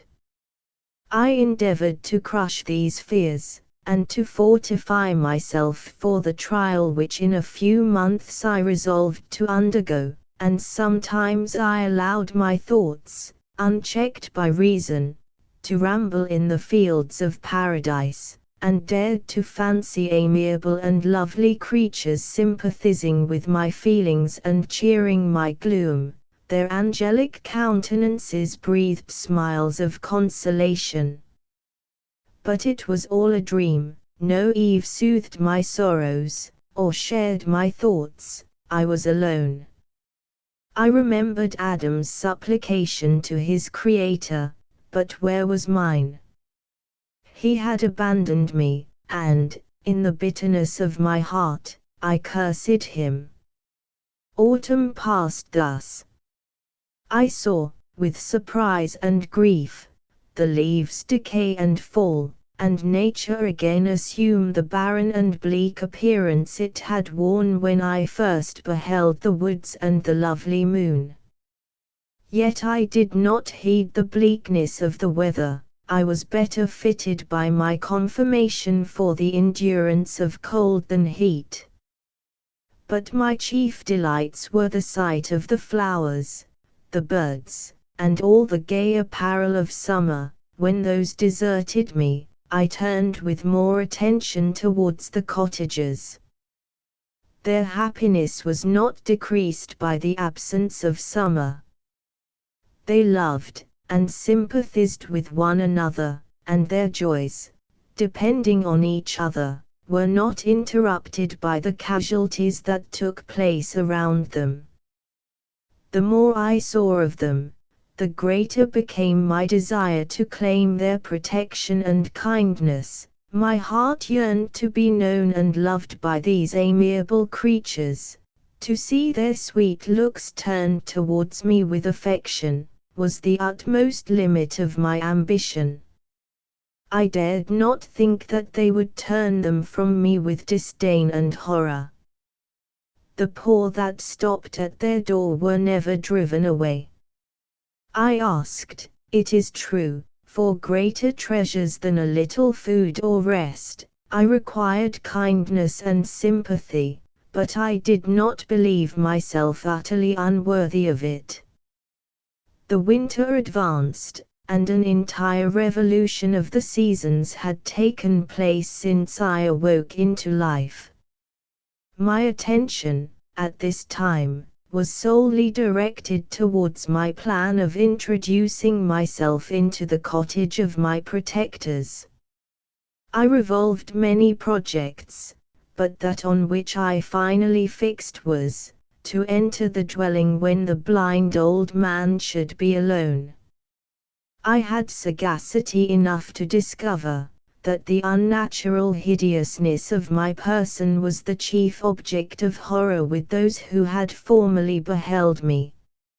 My voice, although harsh, had nothing terrible in it. I thought, therefore, that if, in the absence of his children, I could gain the goodwill and mediation of the old de Lacy, I might, by his means, be tolerated by my younger protectors. One day, when the sun shone on the red leaves that strewed the ground, and diffused cheerfulness, although it denied warmth, safe, Agatha and Felix departed on a long country walk, and the old man, at his own desire, was left alone in the cottage. When his children had departed, he took up his guitar, and played several mournful, but sweet airs, more sweet and mournful than I had ever heard him play before. At first his countenance was illuminated with pleasure, but, as he continued, thoughtfulness and sadness succeeded. At length, laying aside the instrument, he sat absorbed in reflection. My heart beat quick. This was the hour and moment of trial, which would decide my hopes, or realize my fears. The servants were gone to a neighboring fair. All was silent in and around the cottage. It was an excellent opportunity, yet, when I proceeded to execute my plan, my limbs failed me, and I sunk to the ground. Again I rose, and, exerting all the firmness of which I was master, removed the planks which I had placed before my hovel to conceal my retreat. The fresh air revived me, and, with renewed determination, I approached the door of their cottage. I knocked. "Who is there?" said the old man. "Come in." I entered. "Pardon this intrusion," said I am a traveler in want of a little rest. You would greatly oblige me, if you would allow me to remain a few minutes before the fire. "Enter," said de Lacy, "and I will try in what manner I can relieve your wants, but, unfortunately, my children are from home, and, as I am blind, I am afraid I shall find it difficult to procure food for you." "Do not trouble yourself, my kind host, I have food, it is warmth and rest only that I need." I sat down, and a silence ensued. I knew that every minute was precious to me, yet I remained irresolute in what manner to commence the interview, when the old man addressed me. "By your language, stranger, I suppose you are my countryman. Are you French?"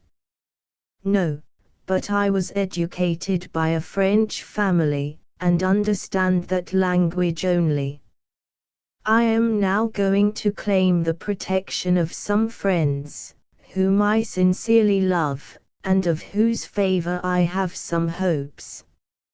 "Are these Germans?" "No, they are French. But let us change the subject.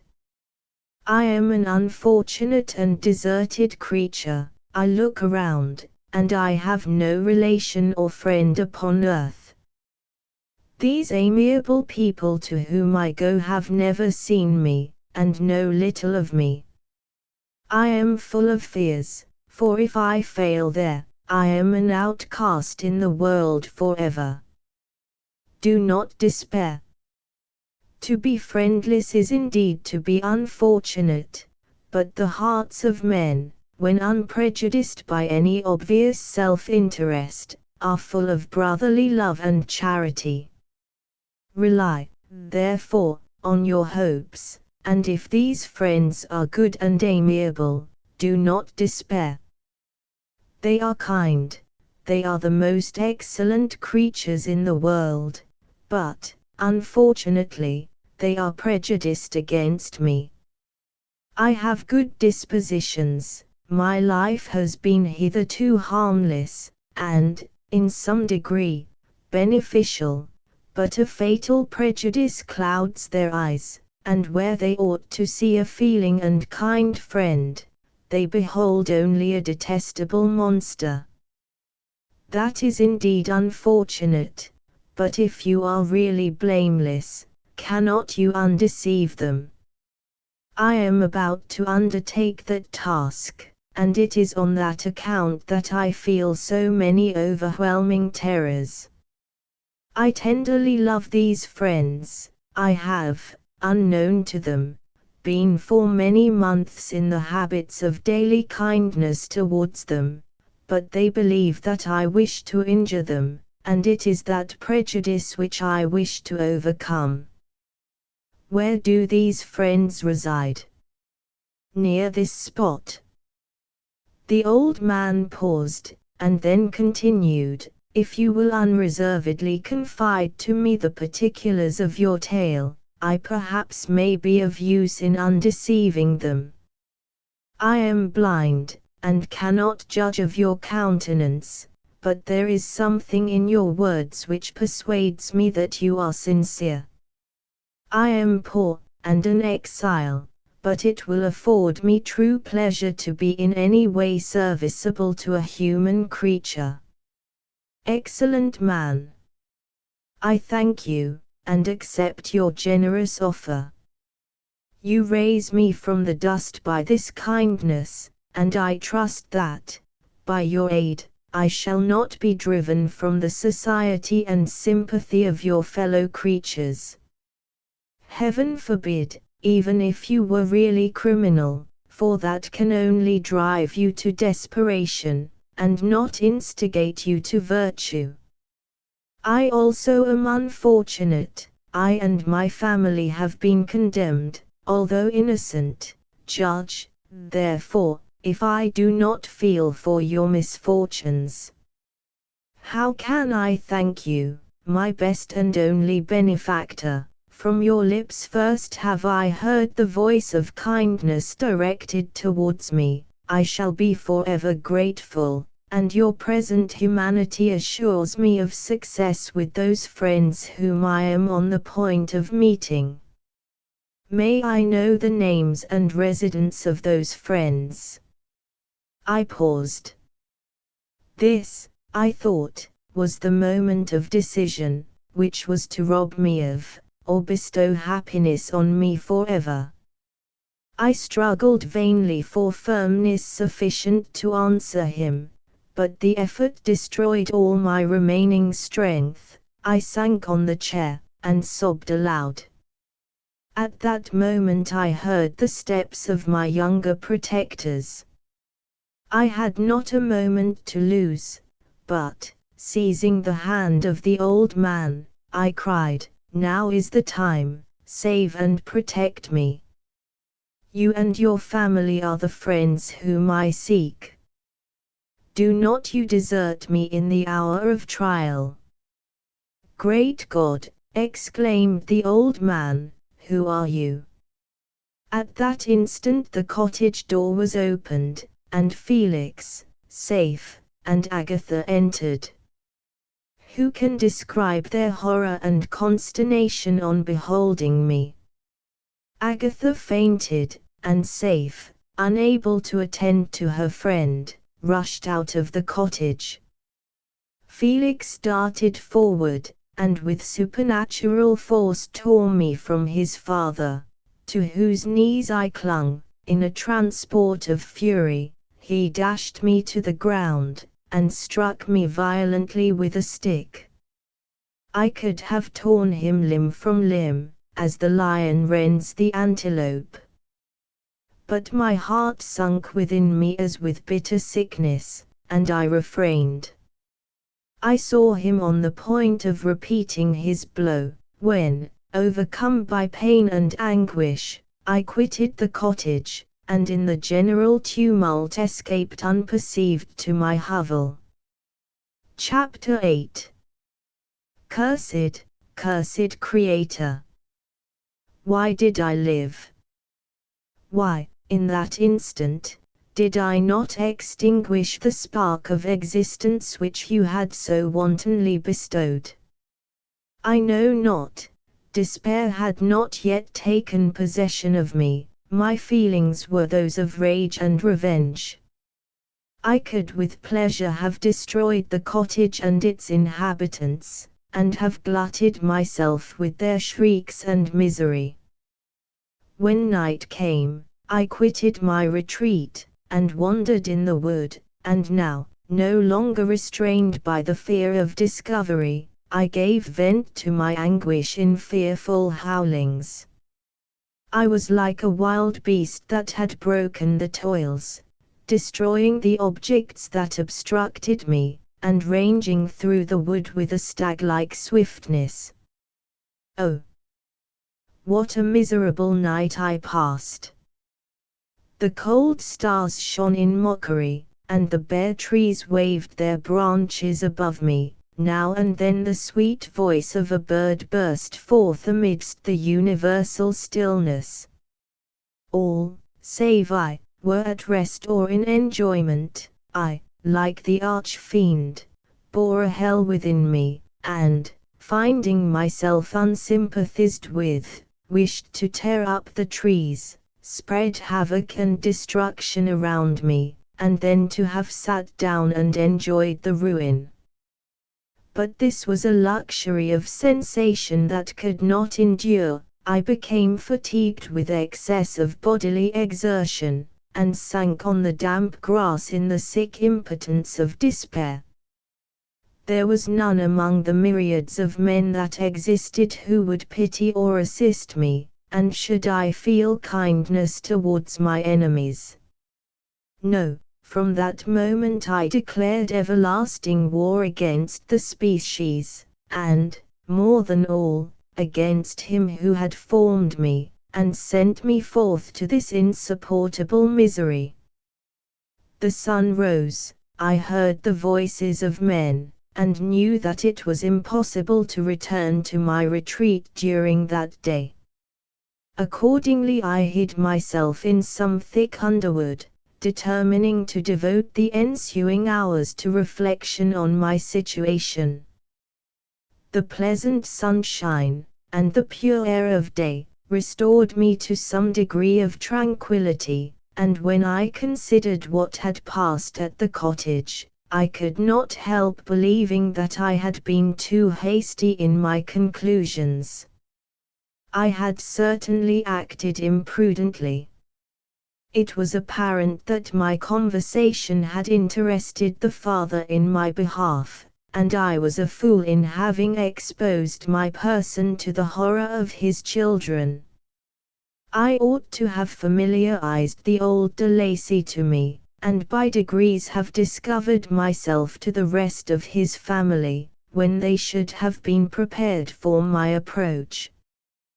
But I did not believe my errors to be irretrievable, and, after much consideration, I resolved to return to the cottage, seek the old man, and by my representations win him to my party.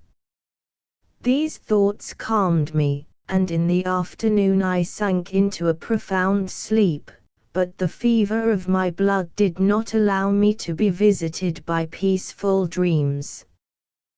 The horrible scene of the preceding day was forever acting before my eyes. The females were flying, and the enraged Felix tearing me from his father's feet.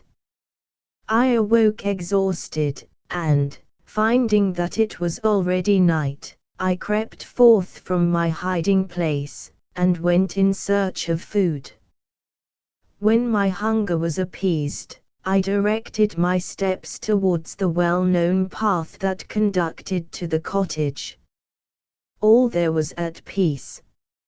I crept into my hovel, and remained in silent expectation of the accustomed hour when the family arose.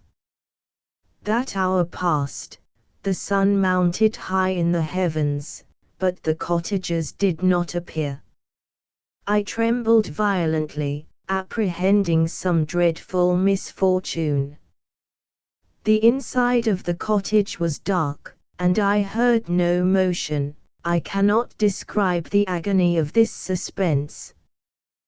Presently 2 countrymen passed by, but, pausing near the cottage, they entered into conversation, using violent gesticulations, but I did not understand what they said, as they spoke the language of the country, which differed from that of my protectors.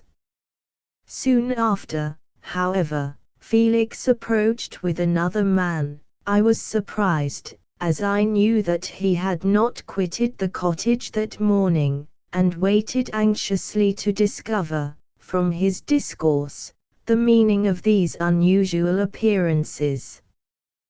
"Do you consider," said his companion to him, "that you will be obliged to pay 3 months' rent, and to lose the produce of your garden? I do not wish to take any unfair advantage, and I beg therefore that you will take some days to consider of your determination." "It is utterly useless," replied Felix, "we can never again inhabit your cottage. The life of my father is in the greatest danger, owing to the dreadful circumstance that I have related. My wife and my sister will never recover their horror. I entreat you not to reason with me any more. Take possession of your tenement, and let me fly from this place." Felix trembled violently as he said this. He and his companion entered the cottage, in which they remained for a few minutes, and then departed. I never saw any of the family of de Lacy more. I continued for the remainder of the day in my hovel in a state of utter and stupid despair. My protectors had departed, and had broken the only link that held me to the world. For the first time the feelings of revenge and hatred filled my bosom, and I did not strive to control them, but, allowing myself to be borne away by the stream, I bent my mind towards injury and death. When I thought of my friends, of the mild voice of de Lacy, the gentle eyes of Agatha, and the exquisite beauty of the Arabian, these thoughts vanished, and a gush of tears somewhat soothed me. But again, when I reflected that they had spurned and deserted me, anger returned, a rage of anger, and, unable to injure anything human, I turned my fury towards inanimate objects. As night advanced, I placed a variety of combustibles around the cottage, and, after having destroyed every vestige of cultivation in the garden, I waited with forced impatience until the moon had sunk to commence my operations. As the night advanced, a fierce wind arose from the woods, and quickly dispersed the clouds that had loitered in the heavens. The blast tore along like a mighty avalanche, and produced a kind of insanity in my spirits, that burst all bounds of reason and reflection. I lighted the dry branch of a tree, and danced with fury around the devoted cottage, my eyes still fixed on the western horizon, the edge of which the moon nearly touched. A part of its orb was at length hid, and I waved my brand. It sunk, and, with a loud scream, I fired the straw, and heath, and bushes, which I had collected. The wind fanned the fire, and the cottage was quickly enveloped by the flames, which clung to it, and licked it with their forked and destroying tongues. As soon as I was convinced that no assistance could save any part of the habitation, I quitted the scene, and sought for refuge in the woods. And now, with the world before me, whither should I bend my steps? I resolved to fly far from the scene of my misfortunes, but to me, hated and despised, every country must be equally horrible. At length the thought of you crossed my mind. I learned from your papers that you were my father, my creator, and to whom could I apply with more fitness than to him who had given me life? Among the lessons that Felix had bestowed upon safe geography had not been omitted. I had learned from these the relative situations of the different countries of the earth. You had mentioned Geneva as the name of your native town, and towards this place I resolved to proceed. But how was I to direct myself? I knew that I must travel in a southwesterly direction to reach my destination, but the sun was my only guide. I did not know the names of the towns that I was to pass through, nor could I ask information from a single human being, but I did not despair. From you only could I hope for succor, although towards you I felt no sentiment but that of hatred. Unfeeling, heartless creator! You had endowed me with perceptions and passions, and then cast me abroad an object for the scorn and horror of mankind. But on you only had I any claim for pity and redress, and from you I determined to seek that justice which I vainly attempted to gain from any other being that wore the human form. My travels were long, and the sufferings I endured intense. It was late in autumn when I quitted the district where I had so long resided. I travelled only at night, fearful of encountering the visage of a human being. Nature decayed around me, and the sun became heatless, rain and snow poured around me, mighty rivers were frozen, the surface of the earth was hard, and chill, and bare, and I found no shelter. O earth! How often did I imprecate curses on the cause of my being! The mildness of my nature had fled, and all within me was turned to gall and bitterness. The nearer I approached to your habitation, the more deeply did I feel the spirit of revenge enkindled in my heart. Snow fell, and the waters were hardened, but I rested not. A few incidents now and then directed me, and I possessed a map of the country, but I often wandered wide from my path. The agony of my feelings allowed me no respite, no incident occurred from which my rage and misery could not extract its food, but a circumstance that happened when I arrived on the confines of Switzerland, when the sun had recovered its warmth, and the earth again began to look green, confirmed in an especial manner the bitterness and horror of my feelings. I generally rested during the day, and travelled only when I was secured by night from the view of man. One morning, however, finding that my path lay through a deep wood, I ventured to continue my journey after the sun had risen. The day, which was one of the first of spring, cheered even me by the loveliness of its sunshine and the balminess of the air. I felt emotions of gentleness and pleasure, that had long appeared dead, revive within me. Half surprised by the novelty of these sensations, I allowed myself to be borne away by them, and, forgetting my solitude and deformity, dared to be happy.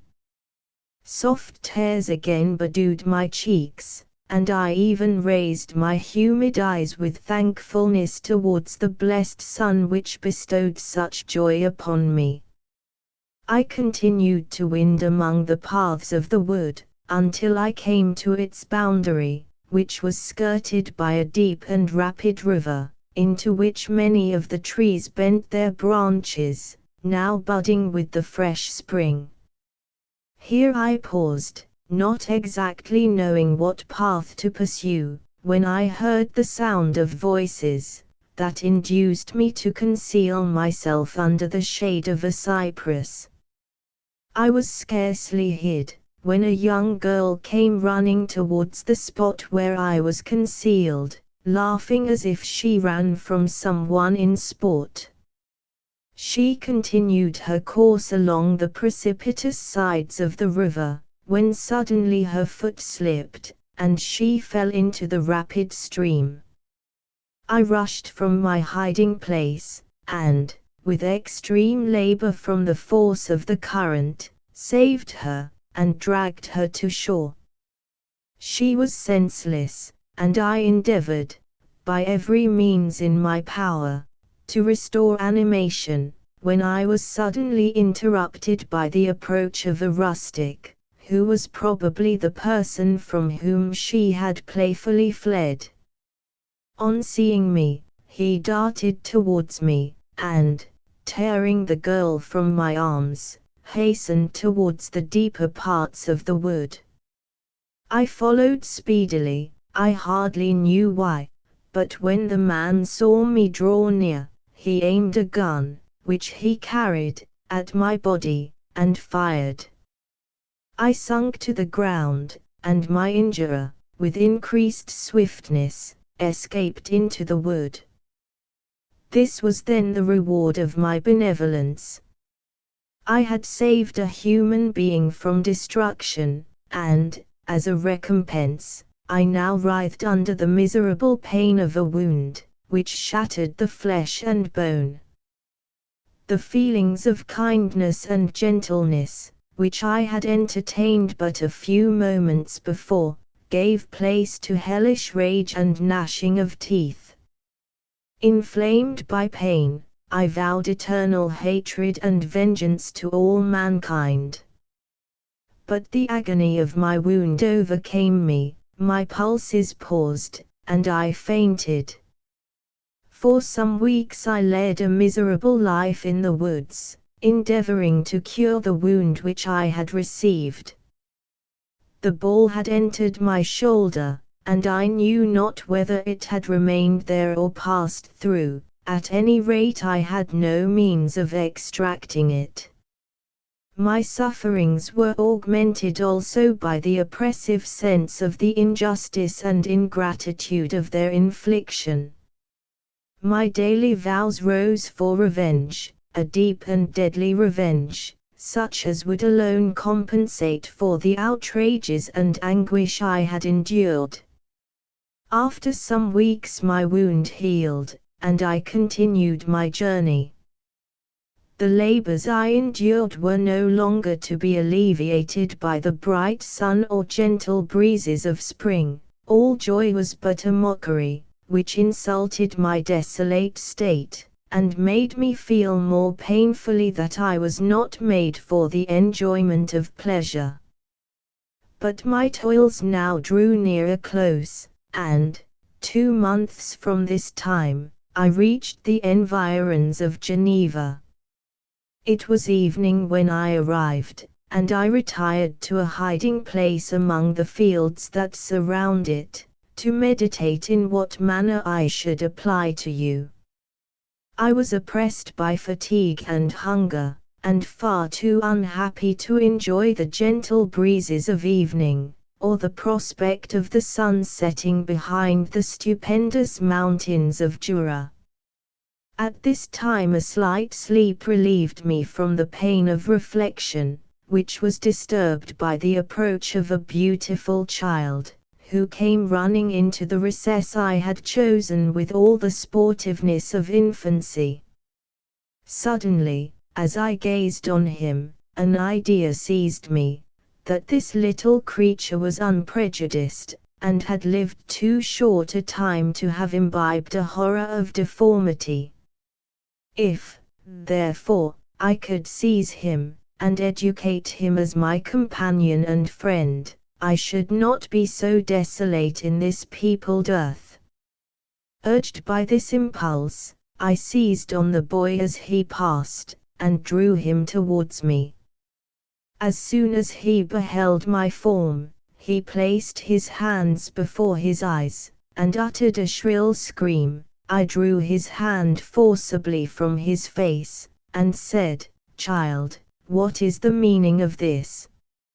I do not intend to hurt you, listen to me."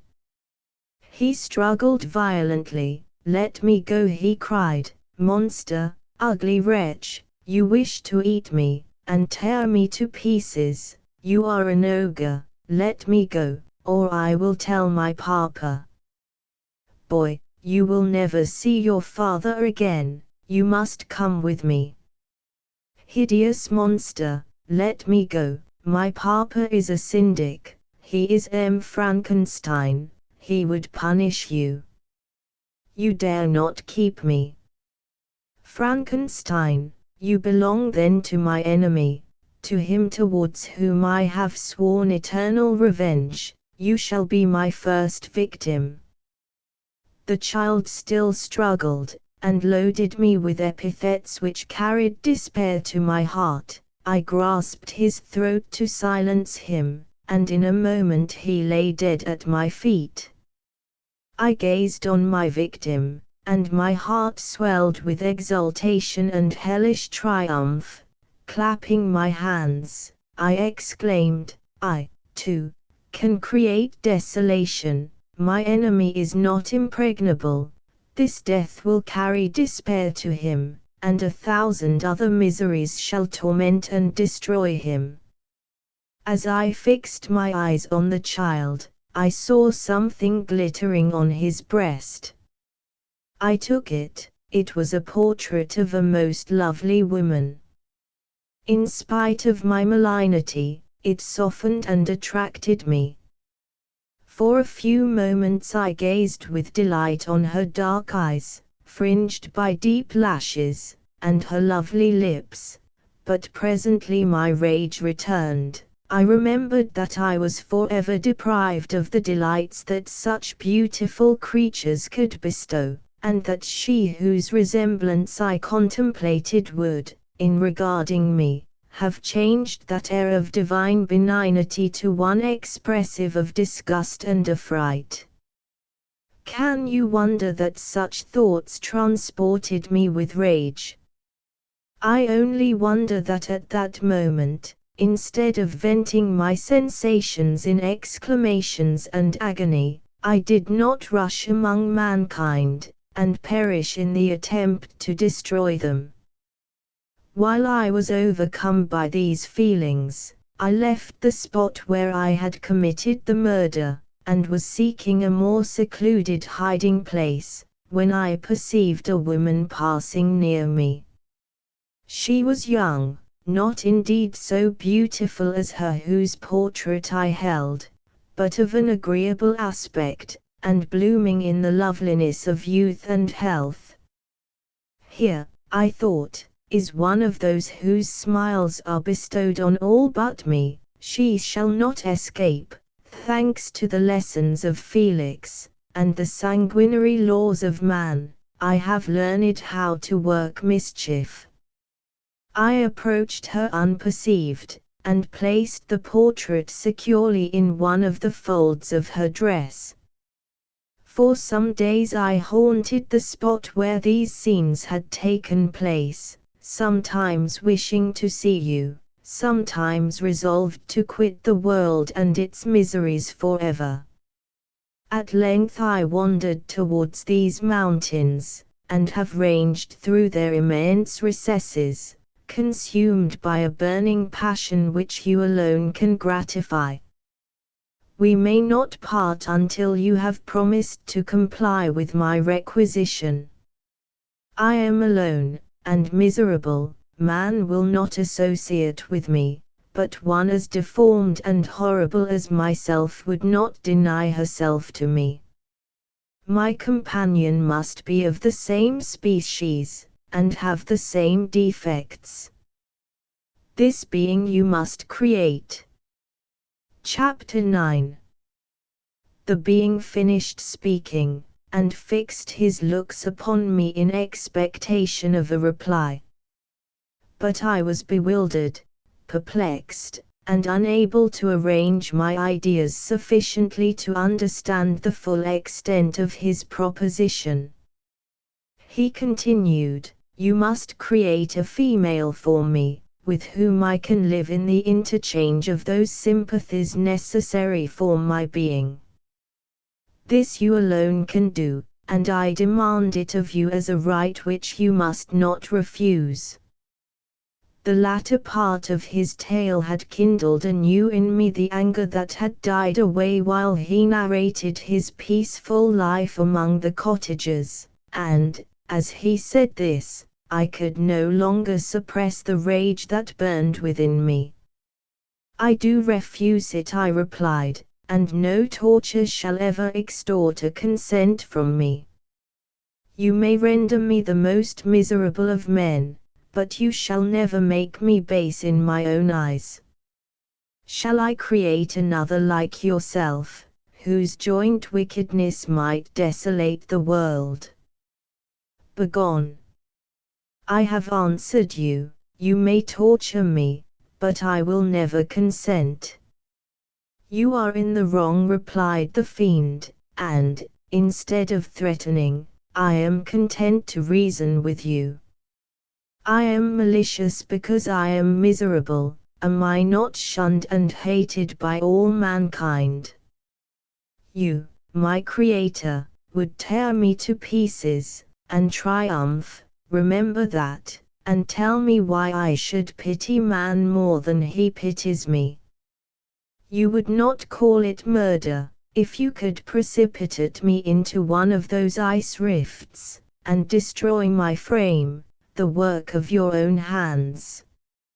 Shall I respect man, when he contemns me?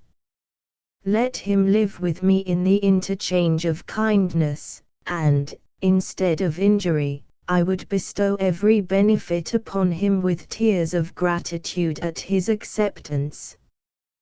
But that cannot be. The human senses are insurmountable barriers to our union. Yet mine shall not be the submission of abject slavery. I will revenge my injuries. If I cannot inspire love, I will cause fear, and chiefly towards you, my arch-enemy, because my Creator, do I swear inextinguishable hatred. Have a care, I will work at your destruction, nor finish until I desolate your heart, so that you curse the hour of your birth." A fiendish rage animated him as he said this. His face was wrinkled into contortions too horrible for human eyes to behold, but presently he calmed himself, and proceeded, "I intended to reason. This passion is detrimental to me, for you do not reflect that you are the cause of its excess. If any being felt emotions of benevolence towards me, I should return them an hundredfold. For that one creature's sake, I would make peace with the whole kind. But I now indulge in dreams of bliss that cannot be realized. What I ask of you is reasonable and moderate. I demand a creature of another sex, but as hideous as myself. The gratification is small, but it is all that I can receive, and it shall content me. It is true, we shall be monsters, cut off from all the world, but on that account we shall be more attached to one another. Our lives will not be happy, but they will be harmless, and free from the misery I now feel. Oh, my Creator, make me happy, let me feel gratitude towards you for one benefit. Let me see that I excite the sympathy of some existing thing, do not deny me my request." I was moved. I shuddered when I thought of the possible consequences of my consent, but I felt that there was some justice in his argument. His tale, and the feelings he now expressed, proved him to be a creature of fine sensations, and did I not, as his maker, owe him all the portion of happiness that it was in my power to bestow?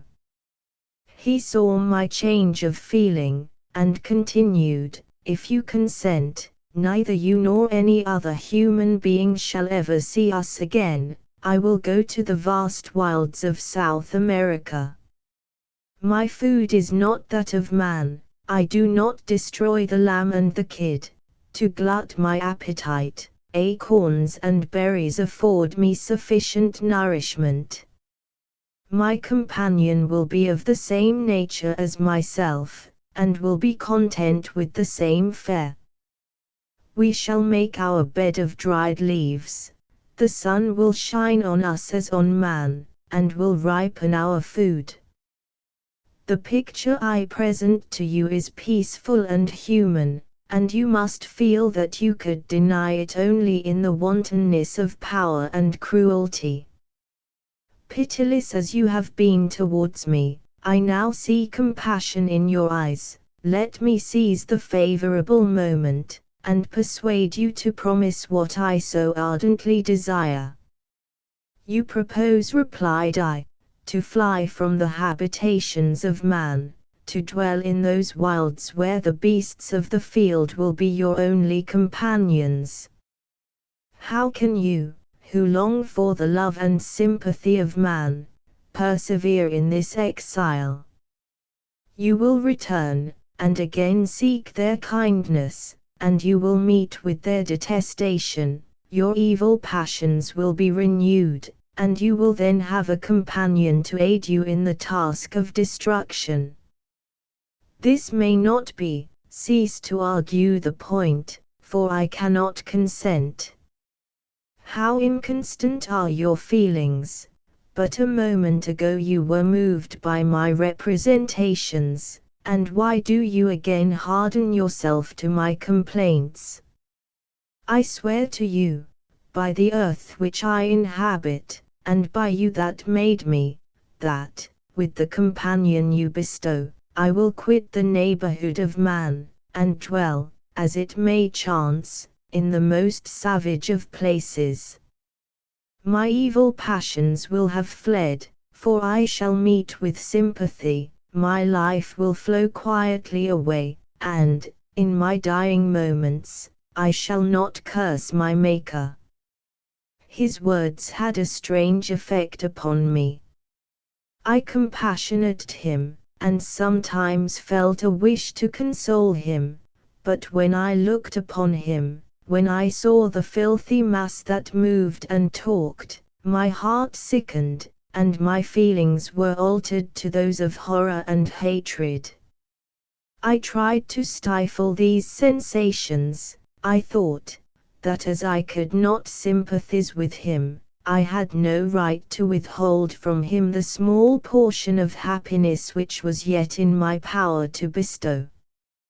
You swear, I said, to be harmless, but have you not already shewn a degree of malice that should reasonably make me distrust you?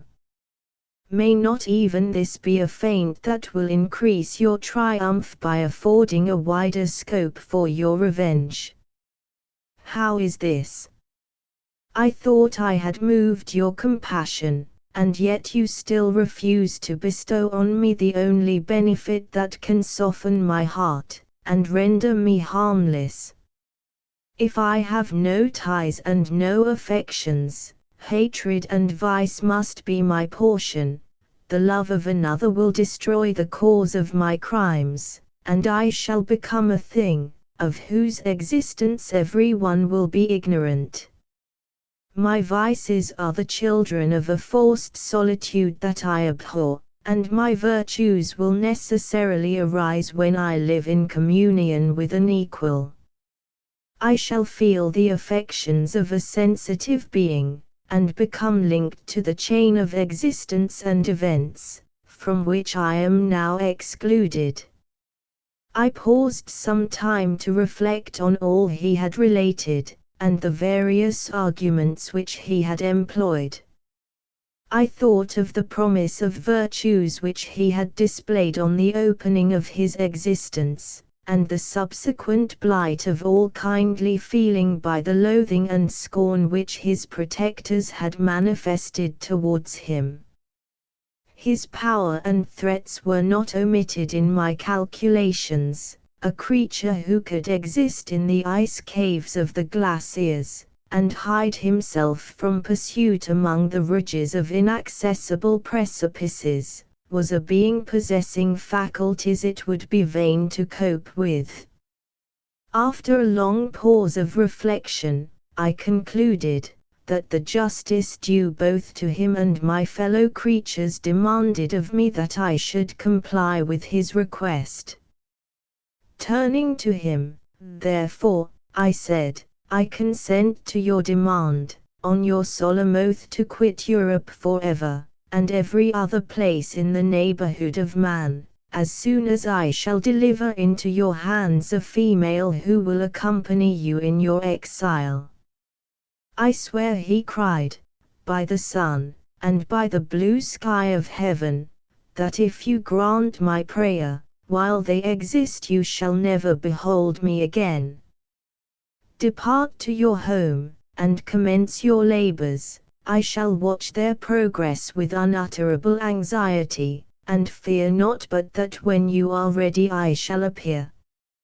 Saying this, he suddenly quitted me, fearful, perhaps, of any change in my sentiments.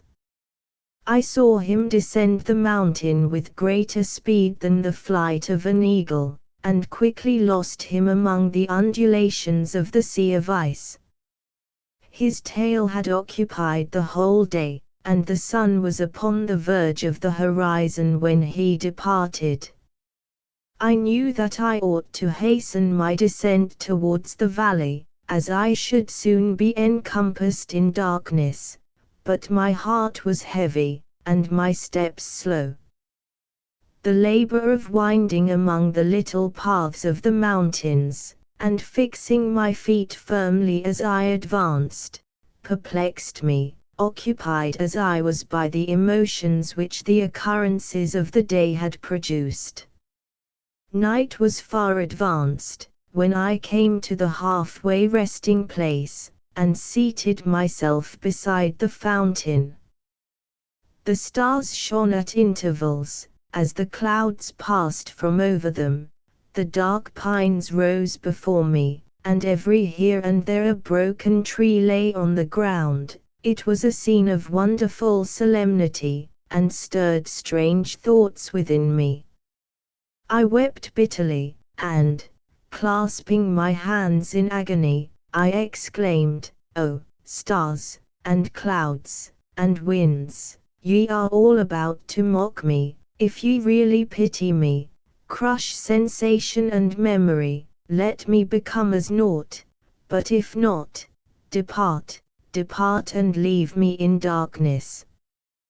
These were wild and miserable thoughts, but I cannot describe to you how the eternal twinkling of the stars weighed upon me, and how I listened to every blast of wind, as if it were a dull ugly siroc on its way to consume me. Morning dawned before I arrived at the village of Chamonix, but my presence, so haggard and strange, hardly calmed the fears of my family, who had waited the whole night in anxious expectation of my return. The following day we returned to Geneva. The intention of my father in coming had been to divert my mind, and to restore me to my lost tranquillity, but the medicine had been fatal. And, unable to account for the excess of misery I appeared to suffer, he hastened to return home, hoping the quiet and monotony of a domestic life would by degrees alleviate my sufferings from whatsoever cause they might spring. For myself, I was passive in all their arrangements, and the gentle affection of my beloved Elizabeth was inadequate to draw me from the depth of my despair. The promise I had made to the demon weighed upon my mind, like Dante's iron cowl on the heads of the hellish hypocrites. All pleasures of earth and sky passed before me like a dream, and that thought only had to me the reality of life. Can you wonder that sometimes a kind of insanity possessed me, or that I saw continually about me a multitude of filthy animals inflicting on me incessant torture, that often extorted screams and bitter groans. By degrees, however, these feelings became calmed. I entered again into the everyday scene of life, if not with interest, at least with some degree of tranquility. End of Vol. 2. Frankenstein, or The Modern Prometheus. In 3 volumes. Vol. 3. Did I request thee, Maker, from my clay to mould me man? Did I solicit thee from darkness to promote me, Paradise Lost? London, printed for Lackington, Hughes, Harding, Mather, and Jones, Finsbury Square. 1818. Chapter I. Day after day, week after week, passed away on my return to Geneva, and I could not collect the courage to recommence my work. I feared the vengeance of the disappointed fiend, yet I was unable to overcome my repugnance to the task which was enjoined me. I found that I could not compose a female without again devoting several months to profound study and laborious disquisition.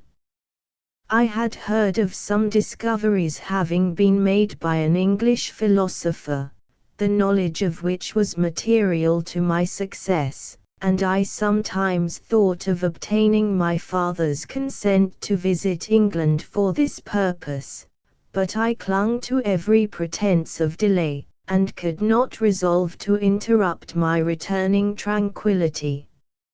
My health, which had hitherto declined, was now much restored, and my spirits, when unchecked by the memory of my unhappy promise, rose proportionably. My father saw this change with pleasure, and he turned his thoughts towards the best method of eradicating the remains of my melancholy, which every now and then would return by fits, and with a devouring blackness overcast the approaching sunshine. At these moments I took refuge in the most perfect solitude. I passed whole days on the lake alone in a little boat, watching the clouds, and listening to the rippling of the waves, silent and listless. But the fresh air and bright sun seldom failed to restore me to some degree of composure, and, on my return, I met the salutations of my friends with a readier smile and a more cheerful heart. It was after my return from one of these rambles that my father, calling me aside, thus addressed me: "I am happy to remark, my dear son, that you have resumed your former pleasures, and seem to be returning to yourself. And yet you are still unhappy, and still avoid our society." For some time I was lost in conjecture as to the cause of this, but yesterday an idea struck me, and if it is well founded, I conjure you to avow it. Reserve on such a point would be not only useless, but draw down treble misery on us all. I trembled violently at this exordium, and my father continued: "I confess, my son, that I have always looked forward to your marriage with your cousin as the tie of our domestic comfort, and the stay of my declining years. You were attached to each other from your earliest infancy, you studied together, and appeared, in dispositions and tastes, entirely suited to one another. But so blind is the experience of man, that what I conceived to be the best assistance to my plan may have entirely destroyed it. You, perhaps, regard her as your sister, without any wish that she might become your wife. Nay, you may have met with another whom you may love, and, Considering yourself as bound in honor to your cousin, this struggle may occasion the poignant misery which you appear to feel. My dear father, reassure yourself. I love my cousin tenderly and sincerely. I never saw any woman who excited, as Elizabeth does, my warmest admiration and affection. My future hopes and prospects are entirely bound up in the expectation of our union. The expression of your sentiments on this subject, my dear Victor, gives me more pleasure than I have for some time experienced. If you feel thus, we shall assuredly be happy, however present events may cast a gloom over us. But it is this gloom, which appears to have taken so strong a hold of your mind, that I wish to dissipate. Tell me, therefore, whether you object to an immediate solemnization of the marriage. We have been unfortunate, and recent events have drawn us from that everyday tranquillity befitting my years and infirmities. You are younger, yet I do not suppose, possessed as you are of a competent fortune, that an early marriage would at all interfere with any future plans of honor and utility that you may have formed. Do not suppose, however, that I wish to dictate happiness to you, or that a delay on your part would cause me any serious uneasiness. Interpret my words with candor, and answer me, I conjure you, with confidence and sincerity. I listened to my father in silence, and remained for some time incapable of offering any reply. I revolved rapidly in my mind a multitude of thoughts, and endeavored to arrive at some conclusion. Alas! To me the idea of an immediate union with my cousin was one of horror and dismay. I was bound by a solemn promise, which I had not yet fulfilled, and dared not break, or, if I did, what manifold miseries might not impend over me and my devoted family. Could I enter into a festival with this deadly weight yet hanging round my neck, and bowing me to the ground? I must perform my engagement, and let the monster depart with his mate, before I allowed myself to enjoy the delight of an union from which I expected peace. I remembered also the necessity imposed upon me of either journeying to England, or entering into a long correspondence with those philosophers of that country, whose knowledge and discoveries were of indispensable use to me in my present undertaking. The latter method of obtaining the desired intelligence was dilatory and unsatisfactory. Besides, any variation was agreeable to me, and I was delighted with the idea of spending a year or two in change of scene and variety of occupation, in absence from my family, during which period some event might happen which would restore me to them in peace and happiness. My promise might be fulfilled, and the monster have departed, or some accident might occur to destroy him, and put an end to my slavery forever. These feelings dictated my answer to my father. I expressed a wish to visit England, but, concealing the true reasons of this request, I clothed my desires under the guise of wishing to travel and see the world before I sat down for life within the walls of my native town. I urged my entreaty with earnestness, and my father was easily induced to comply, for a more indulgent and less dictatorial parent did not exist upon earth. Our plan was soon arranged. I should travel to Strasbourg, where Clerval would join me.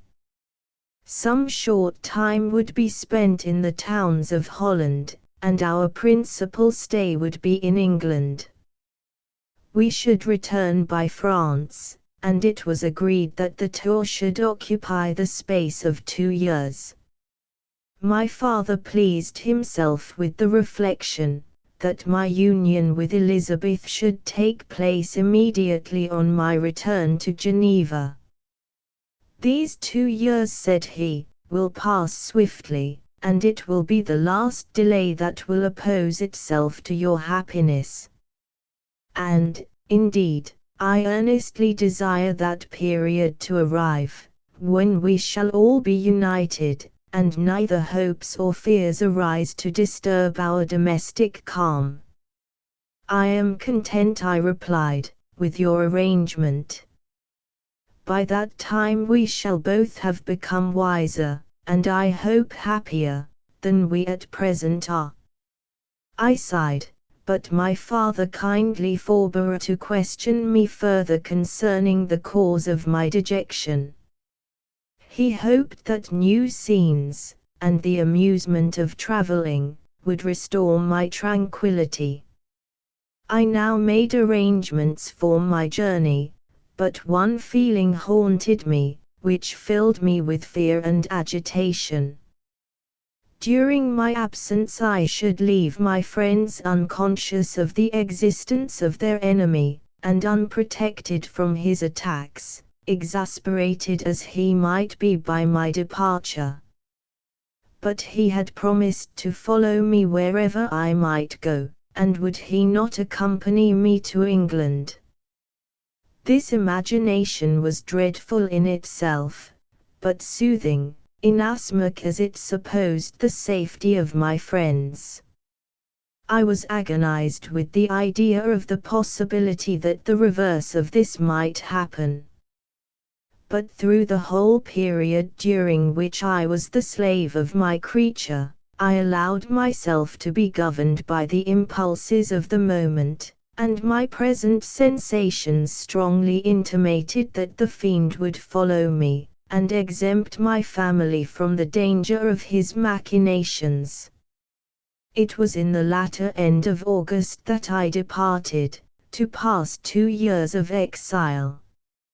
Elizabeth approved of the reasons of my departure, and only regretted that she had not the same opportunities of enlarging her experience, and cultivating her understanding.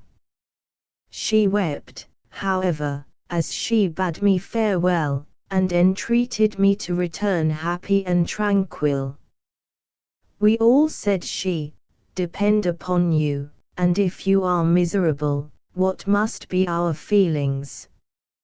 I threw myself into the carriage that was to convey me away, hardly knowing whither I was going, and careless of what was passing around.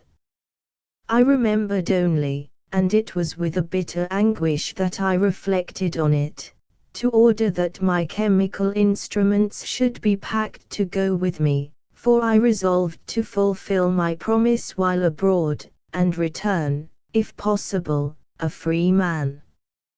Filled with dreary imaginations, I passed through many beautiful and majestic scenes, but my eyes were fixed and unobserving. I could only think of the bourne of my travels, and the work which was to occupy me whilst they endured.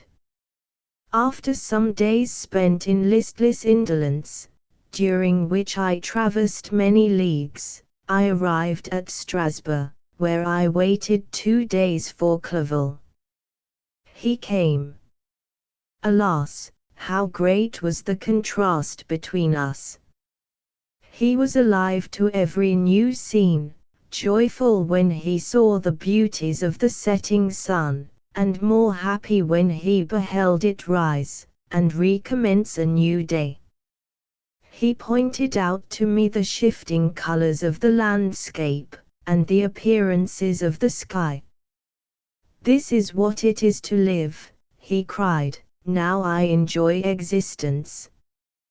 But you, my dear Frankenstein, wherefore are you desponding and sorrowful? In truth, I was occupied by gloomy thoughts, and neither saw the descent of the evening star, nor the golden sunrise reflected in the Rhine. And you, my friend, would be far more amused with the journal of Clerval, who observed the scenery with an eye of feeling and delight, than to listen to my reflections. I, a miserable wretch, haunted by a curse that shut up every avenue to enjoyment. We had agreed to descend the Rhine in a boat from Strasbourg to Rotterdam, whence we might take shipping for London. During this voyage, we passed by many willowy islands, and saw several beautiful towns. We stayed a day at Mannheim, and, on the 5th from our departure from Strasbourg, arrived at Mayence. The course of the Rhine below Mayence becomes much more picturesque. The river descends rapidly, and winds between hills, not high, but steep, and of beautiful forms. We saw many ruined castles standing on the edges of precipices, surrounded by black woods, high and inaccessible. This part of the Rhine, indeed, presents a singularly variegated landscape. In one spot you view rugged hills, ruined castles overlooking tremendous precipices, with the dark Rhine rushing beneath, and, on the sudden turn of a promontory, flourishing vineyards, with green sloping banks, and a meandering river, and populous towns, occupy the scene. We travelled at the time of the vintage, and heard the song of the labourers, as we glided down the stream. Even I, depressed in mind, and my spirits continually agitated by gloomy feelings, even I was pleased. I lay at the bottom of the boat, and, as I gazed on the cloudless blue sky, I seemed to drink in a tranquillity to which I had long been a stranger. And if these were my sensations, who can describe those of Henry? He felt as if he had been transported to fairyland, and enjoyed a happiness seldom tasted by man. I have seen, he said, the most beautiful scenes of my own country. I have visited the lakes of Lucerne and Uri, where the snowy mountains descend almost perpendicularly to the water, casting black and impenetrable shades, which would cause a gloomy and mournful appearance, were it not for the most verdant islands that relieve the eye by their gay appearance. I have seen this lake agitated by a tempest, when the wind tore up whirlwinds of water, and gave you an idea of what the water spout must be on the great ocean, and the waves dash with fury the base of the mountain, where the priest and his mistress were overwhelmed by an avalanche, and where their dying voices are still said to be heard amid the pauses of the nightly wind. I have seen the mountains of La Vallée, and the Pays de Vaud, but this country, Victor, pleases me more than all those wonders. The mountains of Switzerland are more majestic and strange, but there is a charm in the banks of this divine river, that I never before saw equalled. Look at that castle which overhangs yon precipice, and that also on the island, almost concealed amongst the foliage of those lovely trees, and now that group of labourers coming from among their vines, and that village half hid in the recess of the mountain. Oh, surely, the spirit that inhabits and guards this place has a soul more in harmony with man, than those who pile the glacier, or retire to the inaccessible peaks of the mountains of our own country. Clerval. Beloved friend, even now it delights me to record your words, and to dwell on the praise of which you are so eminently deserving. He was a being formed in the very poetry of nature. His wild and enthusiastic imagination was chastened by the sensibility of his heart. His soul overflowed with ardent affections, and his friendship was of that devoted and wondrous nature that the worldly-minded teach us to look for only in the imagination. But even human sympathies were not sufficient to satisfy his eager mind. The scenery of external nature, which others regard only with admiration, he loved with ardor. The sounding cataract haunted him like a passion. The tall rock, the mountain, and the deep and gloomy wood, their colors and their forms, were then to him an appetite, a feeling, and a love, that had no need of a remoter charm, by thought supplied, or any interest unborrowed from the eye. And where does he now exist? Is this gentle and lovely being lost forever? Has this mind so replete with ideas, imaginations fanciful and magnificent, which formed a world, whose existence depended on the life of its creator, has this mind perished? Does it now only exist in my memory? No, it is not thus. Your form so divinely wrought, and beaming with beauty, has decayed, but your spirit still visits and consoles your unhappy friend. Pardon this gush of sorrow.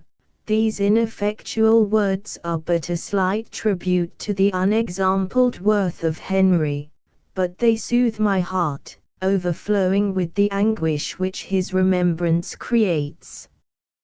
I will proceed with my tale.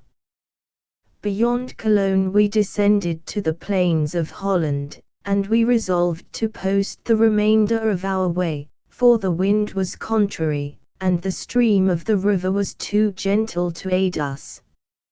Our journey here lost the interest arising from beautiful scenery, but we arrived in a few days at Rotterdam, whence we proceeded by sea to England.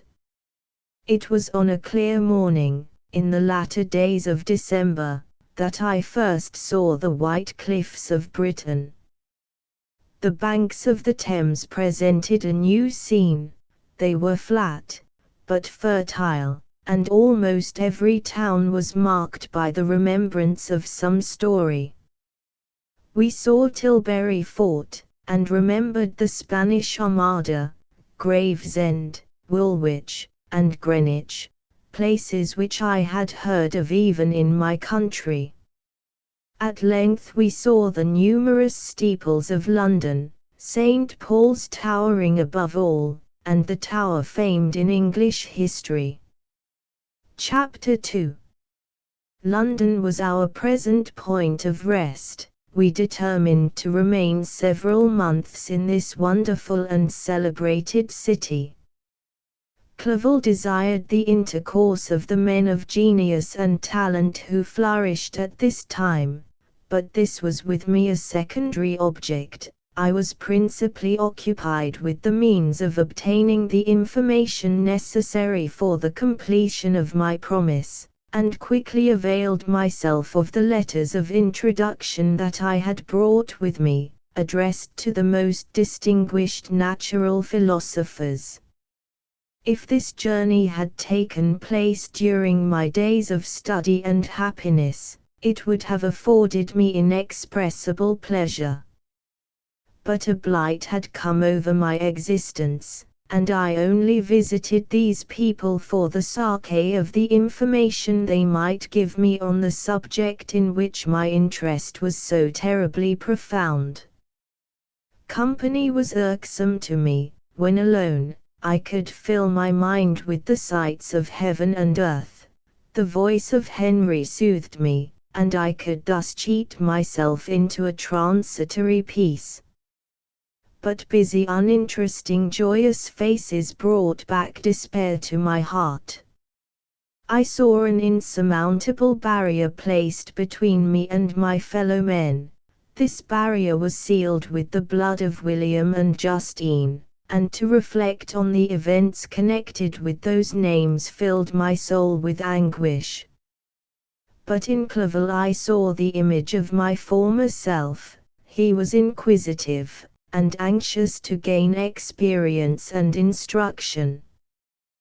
The difference of manners which he observed was to him an inexhaustible source of instruction and amusement.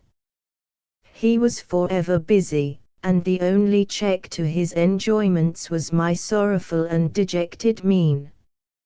I tried to conceal this as much as possible, that I might not debar him from the pleasures natural to one who was entering on a new scene of life, undisturbed by any care or bitter recollection.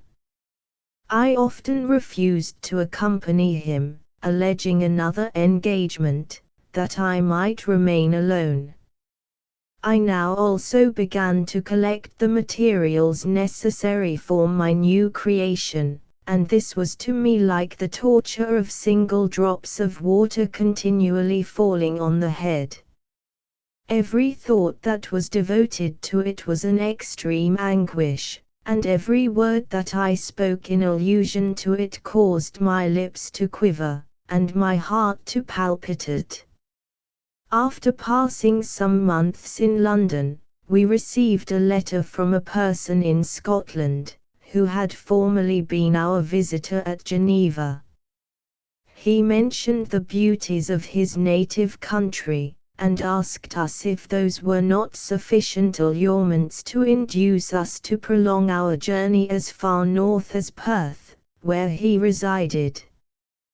Clerval eagerly desired to accept this invitation, and I, although I abhorred society, wished to view again mountains and streams, and all the wondrous works with which nature adorns her chosen dwelling places.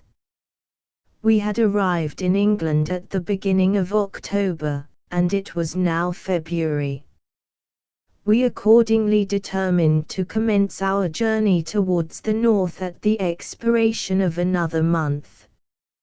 In this expedition we did not intend to follow the great road to Edinburgh, but to visit Windsor, Oxford, Matlock, and the Cumberland Lakes, resolving to arrive at the completion of this tour about the end of July. I packed my chemical instruments, and the materials I had collected, resolving to finish my labours in some obscure nook in the northern highlands of Scotland. We quitted London on the 27th of March, and remained a few days at Windsor, rambling in its beautiful forest. This was a new scene to us mountaineers. The majestic oaks, the quantity of game, and the herds of stately deer, were all novelties to us. From thence we proceeded to Oxford. As we entered this city, our minds were filled with the remembrance of the events that had been transacted there more than a century and a half before. It was here that Charles I had collected his forces. This city had remained faithful to him, after the whole nation had forsaken his cause to join the standard of Parliament and liberty. The memory of that unfortunate king, and his companions, the amiable Falkland, the insolent Gower, his queen, and son, gave a peculiar interest to every part of the city, which they might be supposed to have inhabited. The spirit of elder days found a dwelling here, and we delighted to trace its footsteps. If these feelings had not found an imaginary gratification, the appearance of the city had yet in itself sufficient beauty to obtain our admiration. The colleges are ancient and picturesque, the streets are almost magnificent, and the lovely Isis, which flows beside it through meadows of exquisite verdure, is spread forth into a placid expanse of waters, which reflects its majestic assemblage of towers, and spires, and domes, embosomed among aged trees. I enjoyed this scene, and yet my enjoyment was embittered both by the memory of the past, and the anticipation of the future. I was formed for peaceful happiness. During my youthful days discontent never visited my mind, and if I was ever overcome by ennui, the sight of what is beautiful in nature, or the study of what is excellent and sublime in the productions of man, could always interest my heart, and communicate elasticity to my spirits.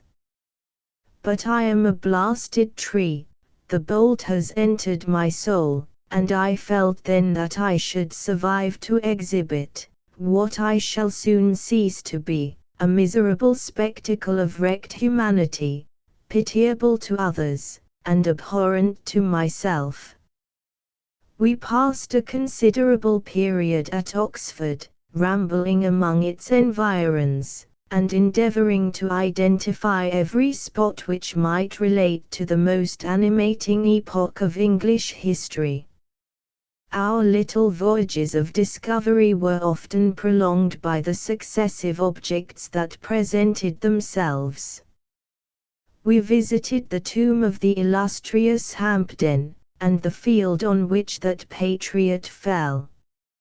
For a moment my soul was elevated from its debasing and miserable fears to contemplate the divine ideas of liberty and self-sacrifice, of which these sites were the monuments and the remembrances.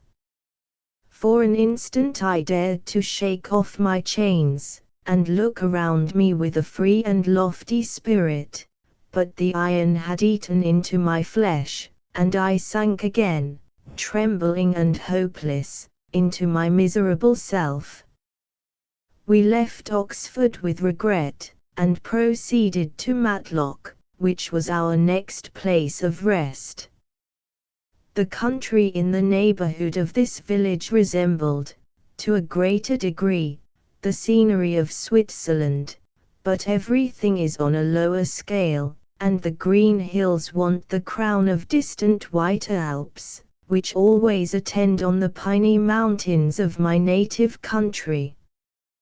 We visited the wondrous cave, and the little cabinets of natural history, where the curiosities are disposed in the same manner as in the collections at Servox and Chamonix.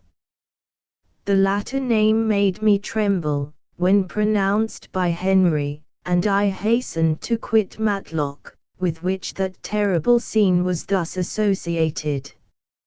From Derby, still journeying northward, we passed 2 months in Cumberland and Westmoreland.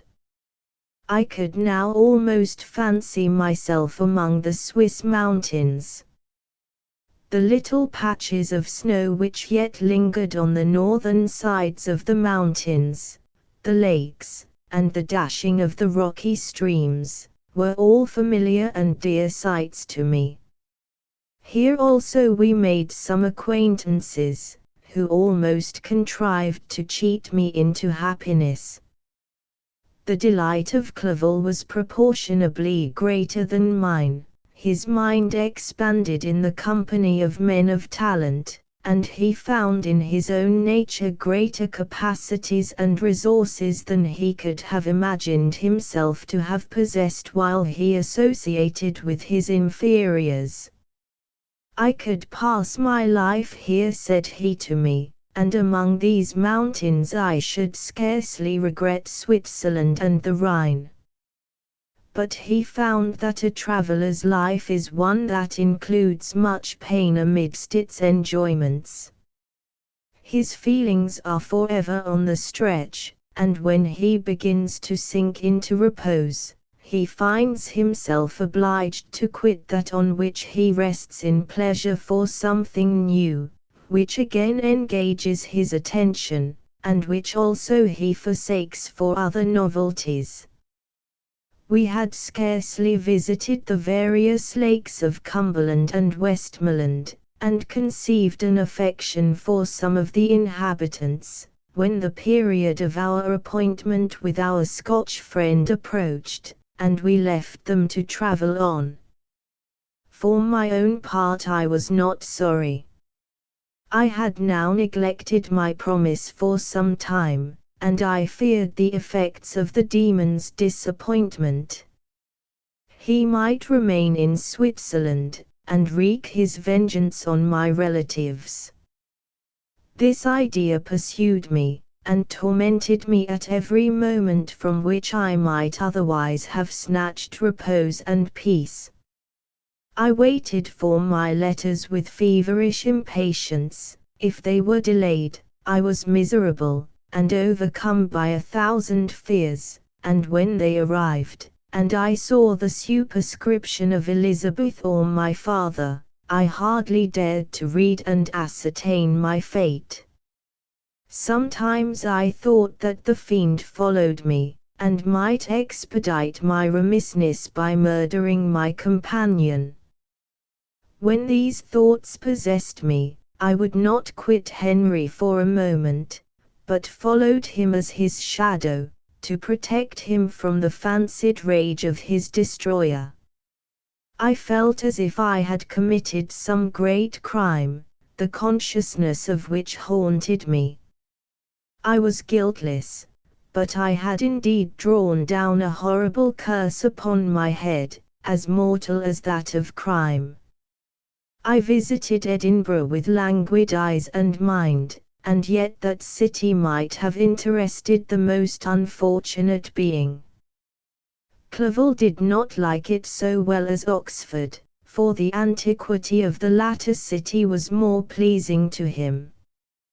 But the beauty and regularity of the new town of Edinburgh, its romantic castle, and its environs, the most delightful in the world, Arthur's Seat, St. Bernard's Well, and the Pentland Hills, compensated him for the change, and filled him with cheerfulness and admiration.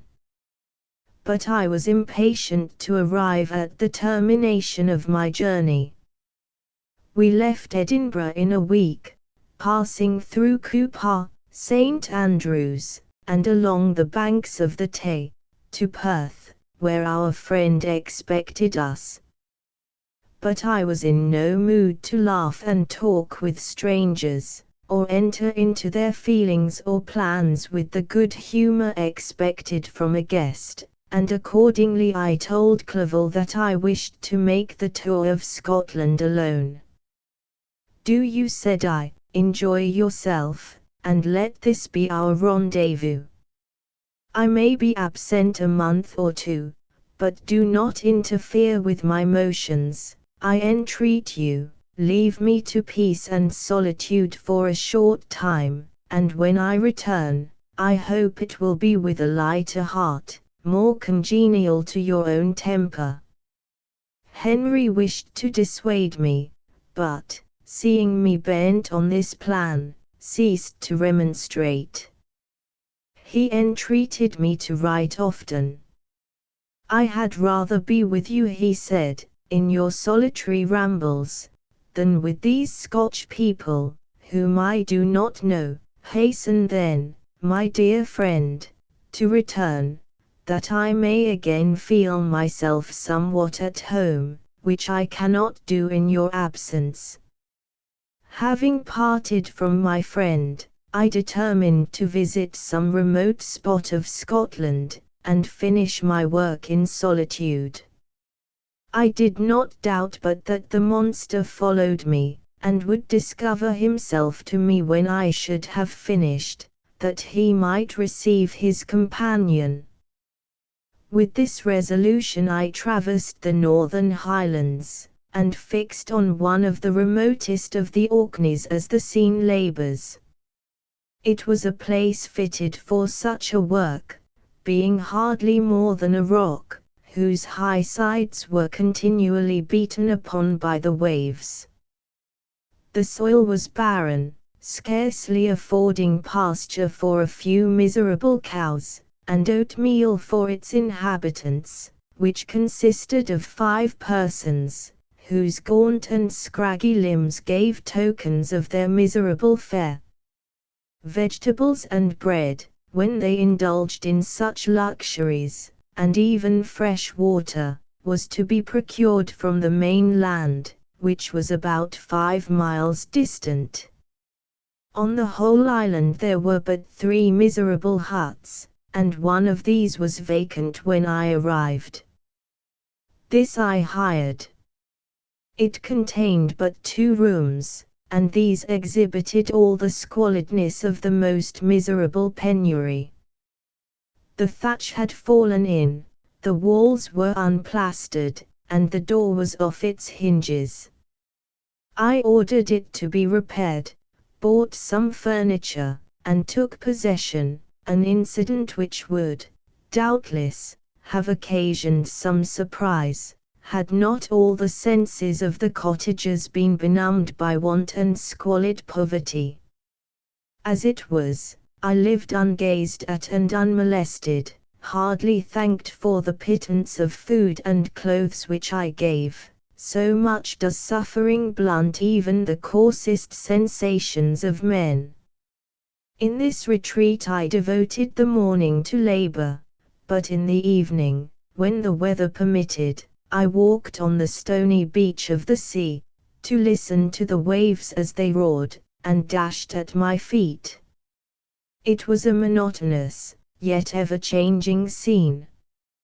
I thought of Switzerland. It was far different from this desolate and appalling landscape. Its hills are covered with vines, and its cottages are scattered thickly in the plains. Its fair lakes reflect a blue and gentle sky, and, when troubled by the winds, their tumult is but as the play of a lively infant, when compared to the roarings of the giant ocean. In this manner I distributed my occupations when I first arrived, but, as I proceeded in my labor, it became every day more horrible and irksome to me. Sometimes I could not prevail on myself to enter my laboratory for several days, and at other times I toiled day and night in order to complete my work. It was indeed a filthy process in which I was engaged. During my first experiment, a kind of enthusiastic frenzy had blinded me to the horror of my employment. My mind was intently fixed on the sequel of my labor, and my eyes were shut to the horror of my proceedings. But now I went to it in cold blood, and my heart often sickened at the work of my hands. Thus situated, employed in the most detestable occupation, immersed in a solitude where nothing could for an instant call my attention from the actual scene in which I was engaged, my spirits became unequal, I grew restless and nervous. Every moment I feared to meet my persecutor. Sometimes I sat with my eyes fixed on the ground, fearing to raise them lest they should encounter the object which I so much dreaded to behold. I feared to wander from the sight of my fellow creatures, lest when alone he should come to claim his companion. In the meantime I worked on, and my labor was already considerably advanced. I looked towards its completion with a tremulous and eager hope, which I dared not trust myself to question, but which was intermixed with obscure forebodings of evil, that made my heart sicken in my bosom. Chapter 3. I sat one evening in my laboratory. The sun had set, and the moon was just rising from the sea. I had not sufficient light for my employment, and I remained idle, in a pause of consideration of whether I should leave my labor for the night, or hasten its conclusion by an unremitting attention to it. As I sat, a train of reflection occurred to me, which led me to consider the effects of what I was now doing. 3 years before I was engaged in the same manner, and had created a fiend whose unparalleled barbarity had desolated my heart, and filled it forever with the bitterest remorse. I was now about to form another being, of whose dispositions I was alike ignorant. She might become 10,000 times more malignant than her mate, and delight, for its own sake, in murder and wretchedness. He had sworn to quit the neighborhood of man, and hide himself in deserts, but she had not, and she, who in all probability was to become a thinking and reasoning animal, might refuse to comply with a compact made before her creation. They might even hate each other. The creature who already lived loathed his own deformity, and might he not conceive a greater abhorrence for it when it came before his eyes in the female form?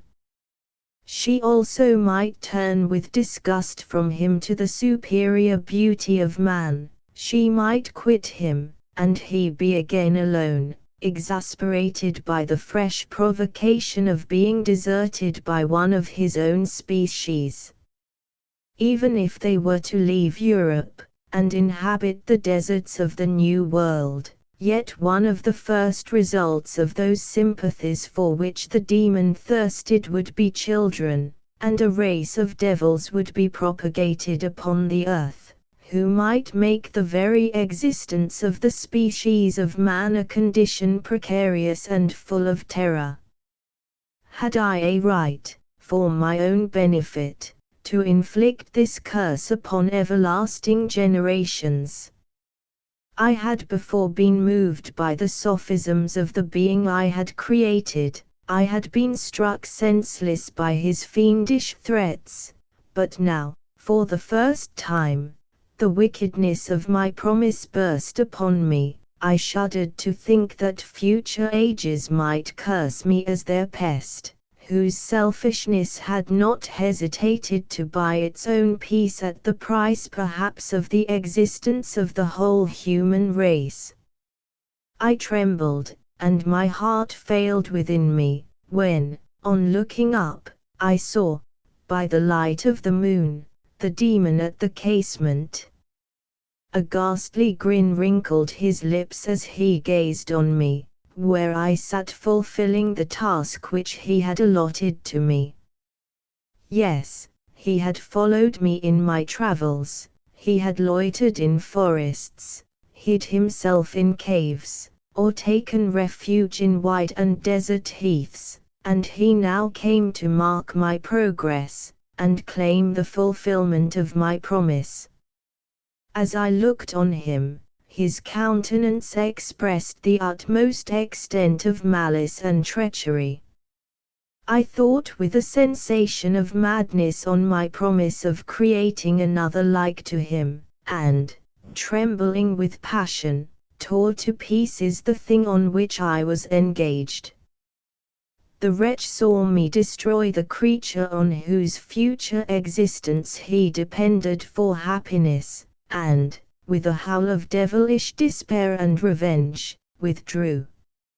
I left the room, and, locking the door, made a solemn vow in my own heart never to resume my labors, and then, with trembling steps, I sought my own apartment. I was alone, none were near me to dissipate the gloom, and relieve me from the sickening oppression of the most terrible reveries.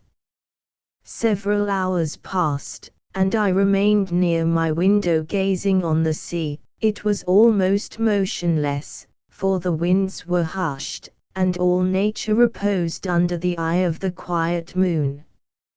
A few fishing vessels alone specked the water, and now and then the gentle breeze wafted the sound of voices, as the fishermen called to one another.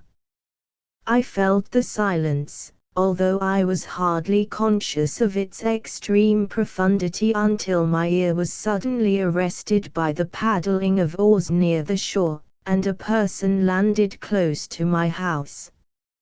In a few minutes after, I heard the creaking of my door, as if someone endeavored to open it softly. I trembled from head to foot. I felt a presentiment of who it was, and wished to rouse one of the peasants who dwelt in a cottage not far from mine, but I was overcome by the sensation of helplessness, so often felt in frightful dreams, when you in vain endeavor to fly from an impending danger, and was rooted to the spot. Presently I heard the sound of footsteps along the passage, the door opened, and the wretch whom I dreaded appeared.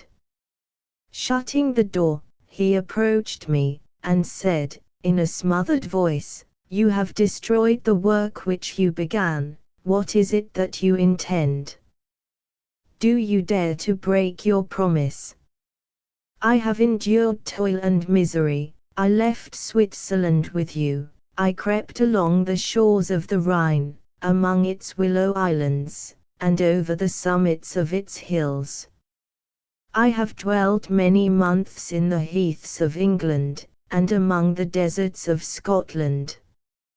I have endured incalculable fatigue, and cold, and hunger. Do you dare destroy my hopes?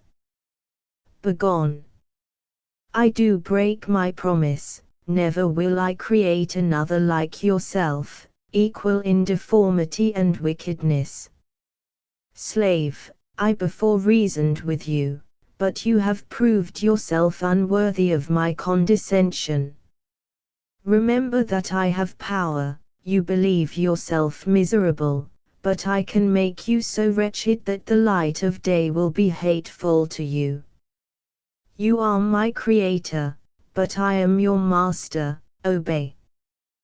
The hour of my weakness is past, and the period of your power is arrived. Your threats cannot move me to do an act of wickedness, but they confirm me in a resolution of not creating you a companion in vice. Shall I, in cool blood, set loose upon the earth a demon, whose delight is in death and wretchedness? Begone! I am firm, and your words will only exasperate my rage. The monster saw my determination in my face, and gnashed his teeth in the impotence of anger. Shall each man, cried he, find a wife for his bosom, and each beast have his mate, and I be alone? I had feelings of affection, and they were requited by detestation and scorn. Man, you may hate, but beware. Your hours will pass in dread and misery, and soon the bolt will fall which must ravish from you your happiness forever. Are you to be happy, while I grovel in the intensity of my wretchedness? You can blast my other passions, but revenge remains, revenge, henceforth dearer than light or food. I may die, but first you, my tyrant and tormentor, shall curse the sun that gazes on your misery. Beware, for I am fearless, and therefore powerful. I will watch with the wiliness of a snake, that I may sting with its venom. Man, you shall repent of the injuries you inflict. Devil, cease, and do not poison the air with these sounds of malice. I have declared my resolution to you, and I am no coward to bend beneath words. Leave me, I am inexorable. It is well. I go, but remember, I shall be with you on your wedding night.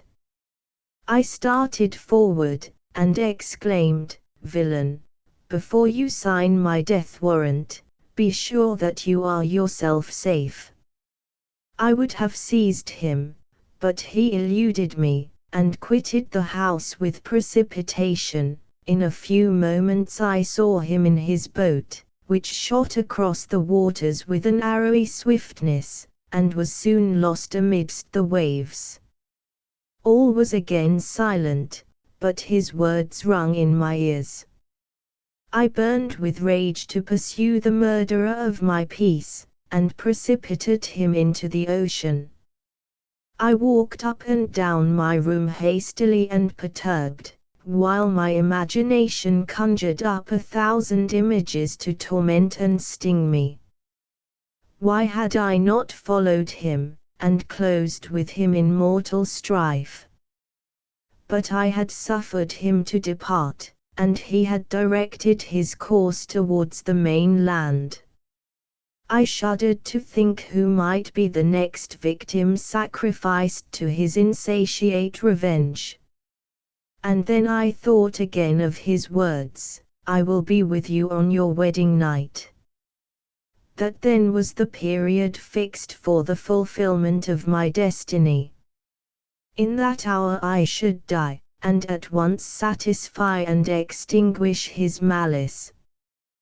The prospect did not move me to fear, yet when I thought of my beloved Elizabeth, of her tears and endless sorrow, when she should find her lover so barbarously snatched from her, tears, the first I had shed for many months, streamed from my eyes, and I resolved not to fall before my enemy without a bitter struggle. The night passed away, and the sun rose from the ocean. My feelings became calmer, if it may be called calmness, when the violence of rage sinks into the depths of despair. I left the house, the horrid scene of the last night's contention, and walked on the beach of the sea, which I almost regarded as an insuperable barrier between me and my fellow creatures. Nay, a wish that such should prove the fact stole across me. I desired that I might pass my life on that barren rock, wearily it is true, but uninterrupted by any sudden shock of misery.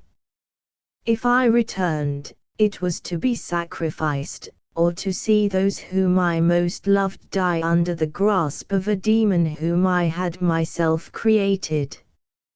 I walked about the isle like a restless spectre, separated from all it loved, and miserable in the separation. When it became noon, and the sun rose higher, I lay down on the grass, and was overpowered by a deep sleep. I had been awake the whole of the preceding night, my nerves were agitated, and my eyes inflamed by watching and misery. The sleep into which I now sunk refreshed me, and when I awoke, I again felt as if I belonged to a race of human beings like myself, and I began to reflect upon what had passed with greater composure, yet still the words of the fiend rung in my ears like a death knell. They appeared like a dream, yet distinct and oppressive as a reality. The sun had far descended, and I still sat on the shore, satisfying my appetite, which had become ravenous, with an oaten cake, when I saw a fishing boat land close to me, and one of the men brought me a packet. It contained letters from Geneva, and one from Clerval, entreating me to join him. He said that nearly a year had elapsed since we had quitted Switzerland, and France was yet unvisited. He entreated me, therefore, to leave my solitary isle, and meet him at Perth, in a week from that time, when we might arrange the plan of our future proceedings. This letter in a degree recalled me to life, and I determined to quit my island at the expiration of 2 days.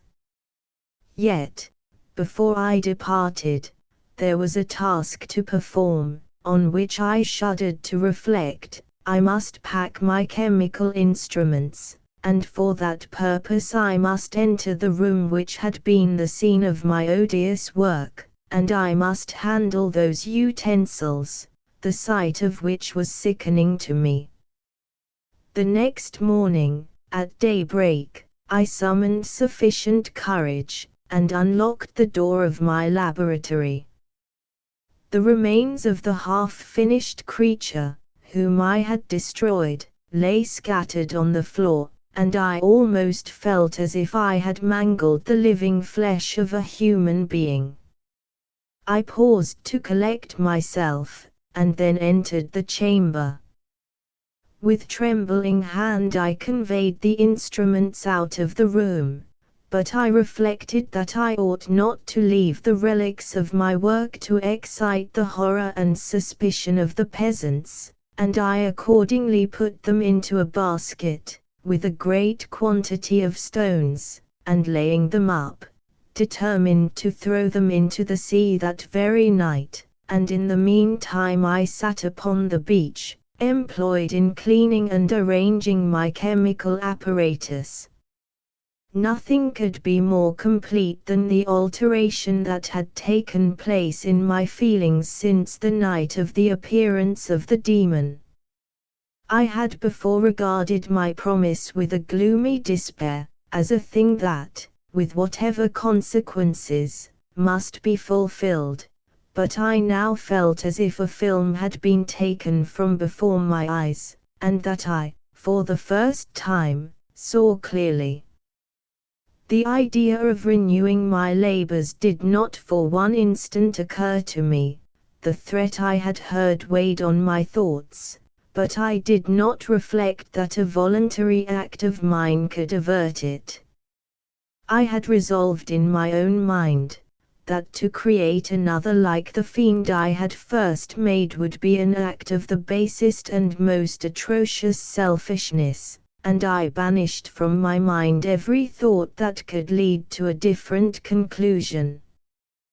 Between 2 and 3 in the morning the moon rose, and I then, putting my basket aboard a little skiff, sailed out about 4 miles from the shore. The scene was perfectly solitary, a few boats were returning towards land, but I sailed away from them. I felt as if I was about the commission of a dreadful crime, and avoided with shuddering anxiety any encounter with my fellow creatures. At one time the moon, which had before been clear, was suddenly overspread by a thick cloud, and I took advantage of the moment of darkness, and cast my basket into the sea. I listened to the gurgling sound as it sunk, and then sailed away from the spot. The sky became clouded, but the air was pure, although chilled by the northeast breeze that was then rising.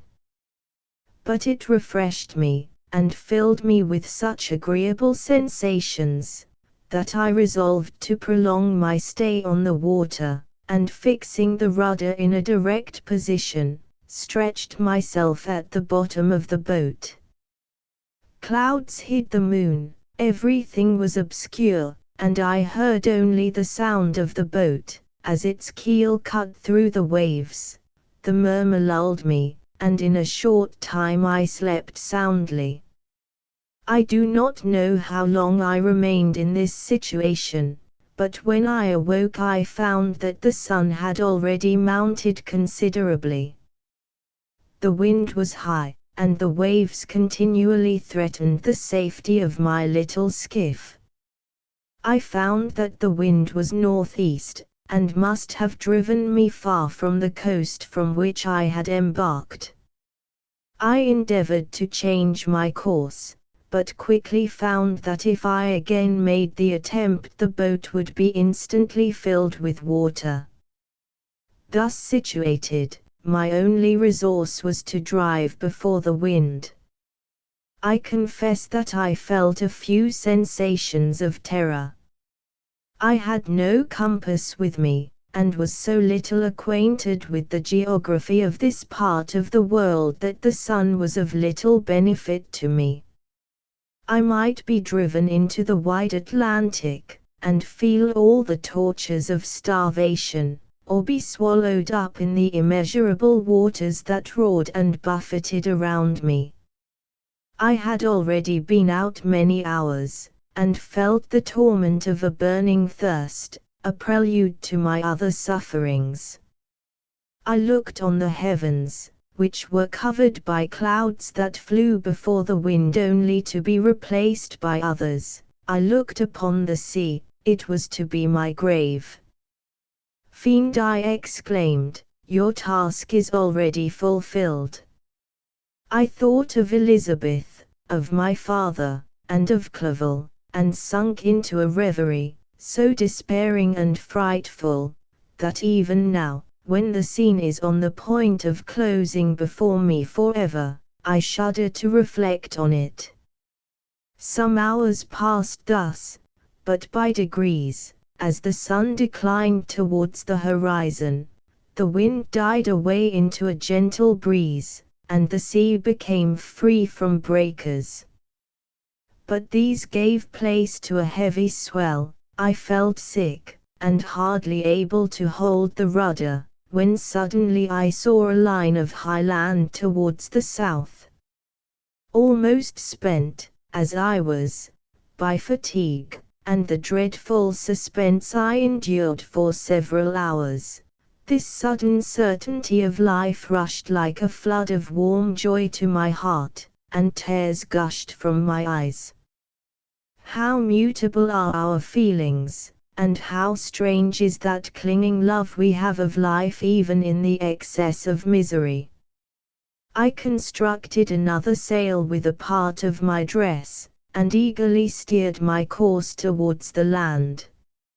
It had a wild and rocky appearance, but as I approached nearer, I easily perceived the traces of cultivation. I saw vessels near the shore, and found myself suddenly transported back to the neighborhood of civilized man. I eagerly traced the windings of the land, and hailed a steeple which I at length saw issuing from behind a small promontory. As I was in a state of extreme debility, I resolved to sail directly towards the town as a place where I could most easily procure nourishment. Fortunately I had money with me. As I turned the promontory, I perceived a small neat town and a good harbor, which I entered, my heart bounding with joy at my unexpected escape. As I was occupied in fixing the boat and arranging the sails, several people crowded towards the spot. They seemed very much surprised at my appearance, but, instead of offering me any assistance, whispered together with gestures that at any other time might have produced in me a slight sensation of alarm. As it was, I merely remarked that they spoke English, and I therefore addressed them in that language. "My good friends," said I, "will you be so kind as to tell me the name of this town, and inform me where I am?" "You will know that soon enough," replied a man with a gruff voice. "Maybe you are come to a place that will not prove much to your taste, but you will not be consulted as to your quarters, I promise you." I was exceedingly surprised on receiving so rude an answer from a stranger, and I was also disconcerted on perceiving the frowning and angry countenances of his companions. "Why do you answer me so roughly?" I replied. "Surely it is not the custom of Englishmen to receive strangers so inhospitably." "I do not know," said the man, "what the custom of the English may be, but it is the custom of the Irish to hate villains." While this strange dialogue continued, I perceived the crowd rapidly increase. Their faces expressed a mixture of curiosity and anger, which annoyed, and in some degree alarmed me. I inquired the way to the inn, but no one replied.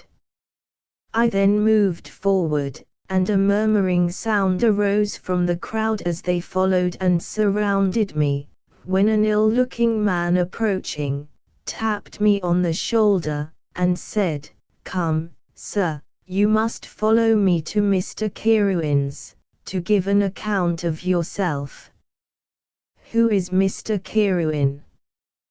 Why am I to give an account of myself? Is not this a free country?"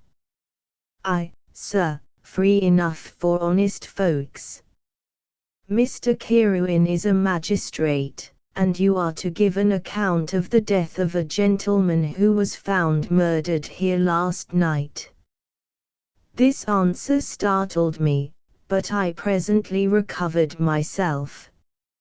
I was innocent, that could easily be proved. Accordingly I followed my conductor in silence, and was led to one of the best houses in the town.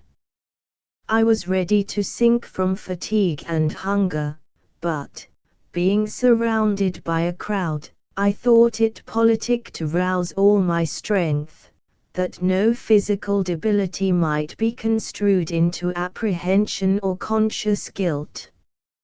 Little did I then expect the calamity that was in a few moments to overwhelm me, and extinguish in horror and despair all fear of ignominy or death. I must pause here, for it requires all my fortitude to recall the memory of the frightful events which I am about to relate, in proper detail, to my recollection. Chapter 4. I was soon introduced into the presence of the magistrate, an old benevolent man, with calm and mild manners. He looked upon me, however, with some degree of severity, and then, turning towards my conductors, he asked who appeared as witnesses on this occasion. About half a dozen men came forward, and one being selected by the magistrate, he deposed that he had been out fishing the night before with his son and brother-in-law, Daniel Nugent, when, about 10 o'clock, they observed a strong northerly blast rising, and they accordingly put in for port. It was a very dark night, as the moon had not yet risen. They did not land at the harbour, but, as they had been accustomed, at a creek about 2 miles below. He walked on first, carrying a part of the fishing tackle, and his companions followed him at some distance. As he was proceeding along the sands, he struck his foot against something, and fell all his length on the ground. His companions came up to assist him, and, by the light of their lantern, they found that he had fallen on the body of a man, who was to all appearance dead. Their first supposition was, that it was the corpse of some person who had been drowned, and was thrown on shore by the waves, but, upon examination, they found that the clothes were not wet, and even that the body was not then cold. They instantly carried it to the cottage of an old woman near the spot, and endeavored, but in vain, to restore it to life. He appeared to be a handsome young man, about 25 years of age. He had apparently been strangled, for there was no sign of any violence, except the black mark of fingers on his neck.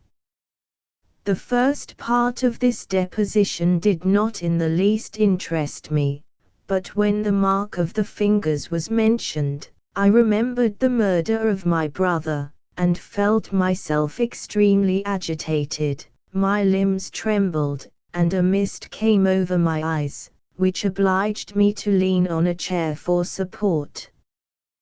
The magistrate observed me with a keen eye, and of course drew an unfavorable augury from my manner.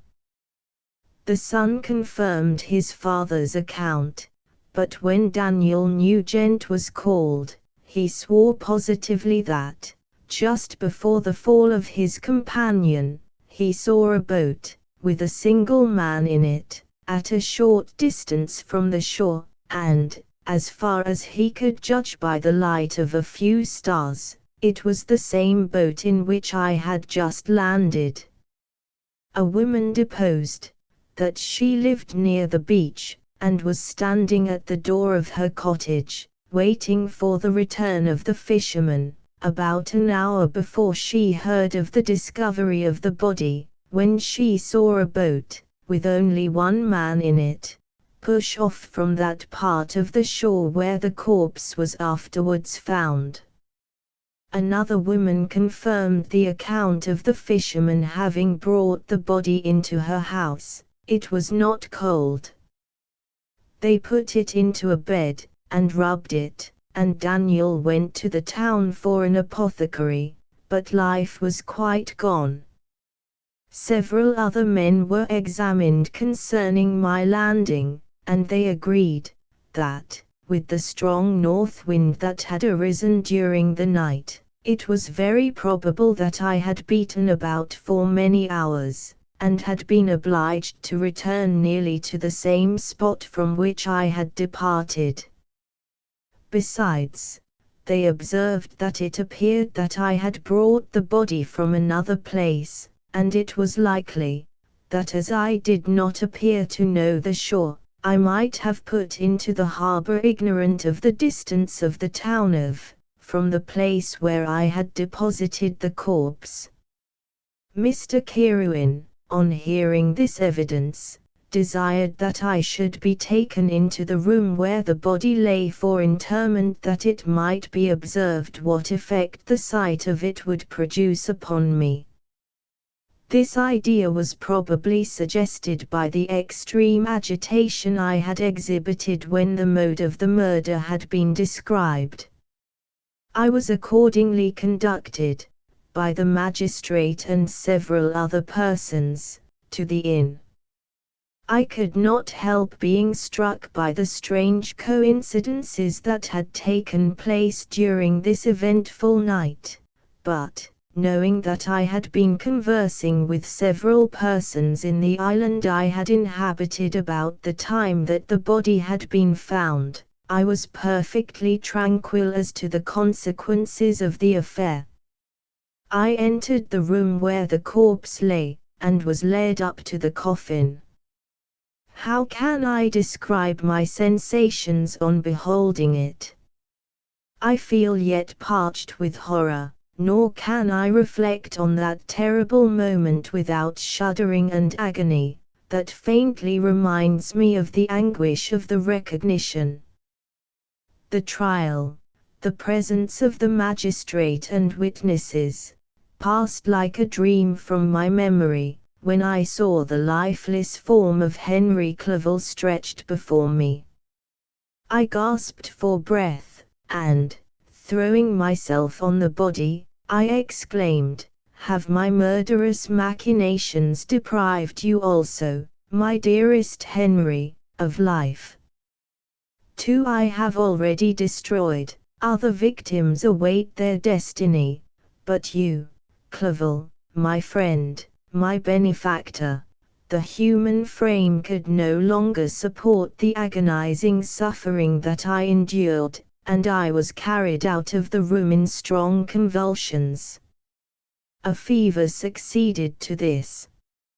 I lay for 2 months on the point of death. My ravings, as I afterwards heard, were frightful. I called myself the murderer of William, of Justine, and of Clerval.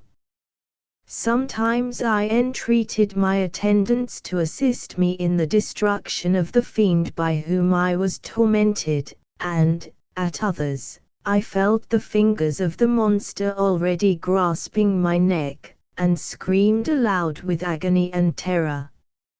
Fortunately, as I spoke my native language, Mr. Kirwin alone understood me, but my gestures and bitter cries were sufficient to affright the other witnesses. Why did I not die? More miserable than man ever was before, why did I not sink into forgetfulness and rest? Death snatches away many blooming children, the only hopes of their doting parents. How many brides and youthful lovers have been one day in the bloom of health and hope, and the next a prey for worms and the decay of the tomb? Of what materials was I made, that I could thus resist so many shocks, which, like the turning of the wheel, continually renewed the torture? But I was doomed to live, and, in 2 months, found myself as awaking from a dream, in a prison, stretched on a wretched bed, surrounded by gaolers, turnkeys, bolts, and all the miserable apparatus of a dungeon. It was morning, I remember, when I thus awoke to understanding. I had forgotten the particulars of what had happened, and only felt as if some great misfortune had suddenly overwhelmed me. But when I looked around, and saw the barred windows, and the squalidness of the room in which I was, all flashed across my memory, and I groaned bitterly. This sound disturbed an old woman who was sleeping in a chair beside me.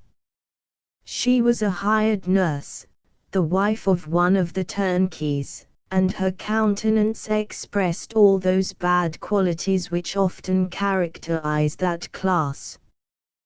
The lines of her face were hard and rude, like that of persons accustomed to see without sympathizing in sights of misery. Her tone expressed her entire indifference. She addressed me in English, and the voice struck me as one that I had heard during my sufferings. "Are you better now, sir?" said she.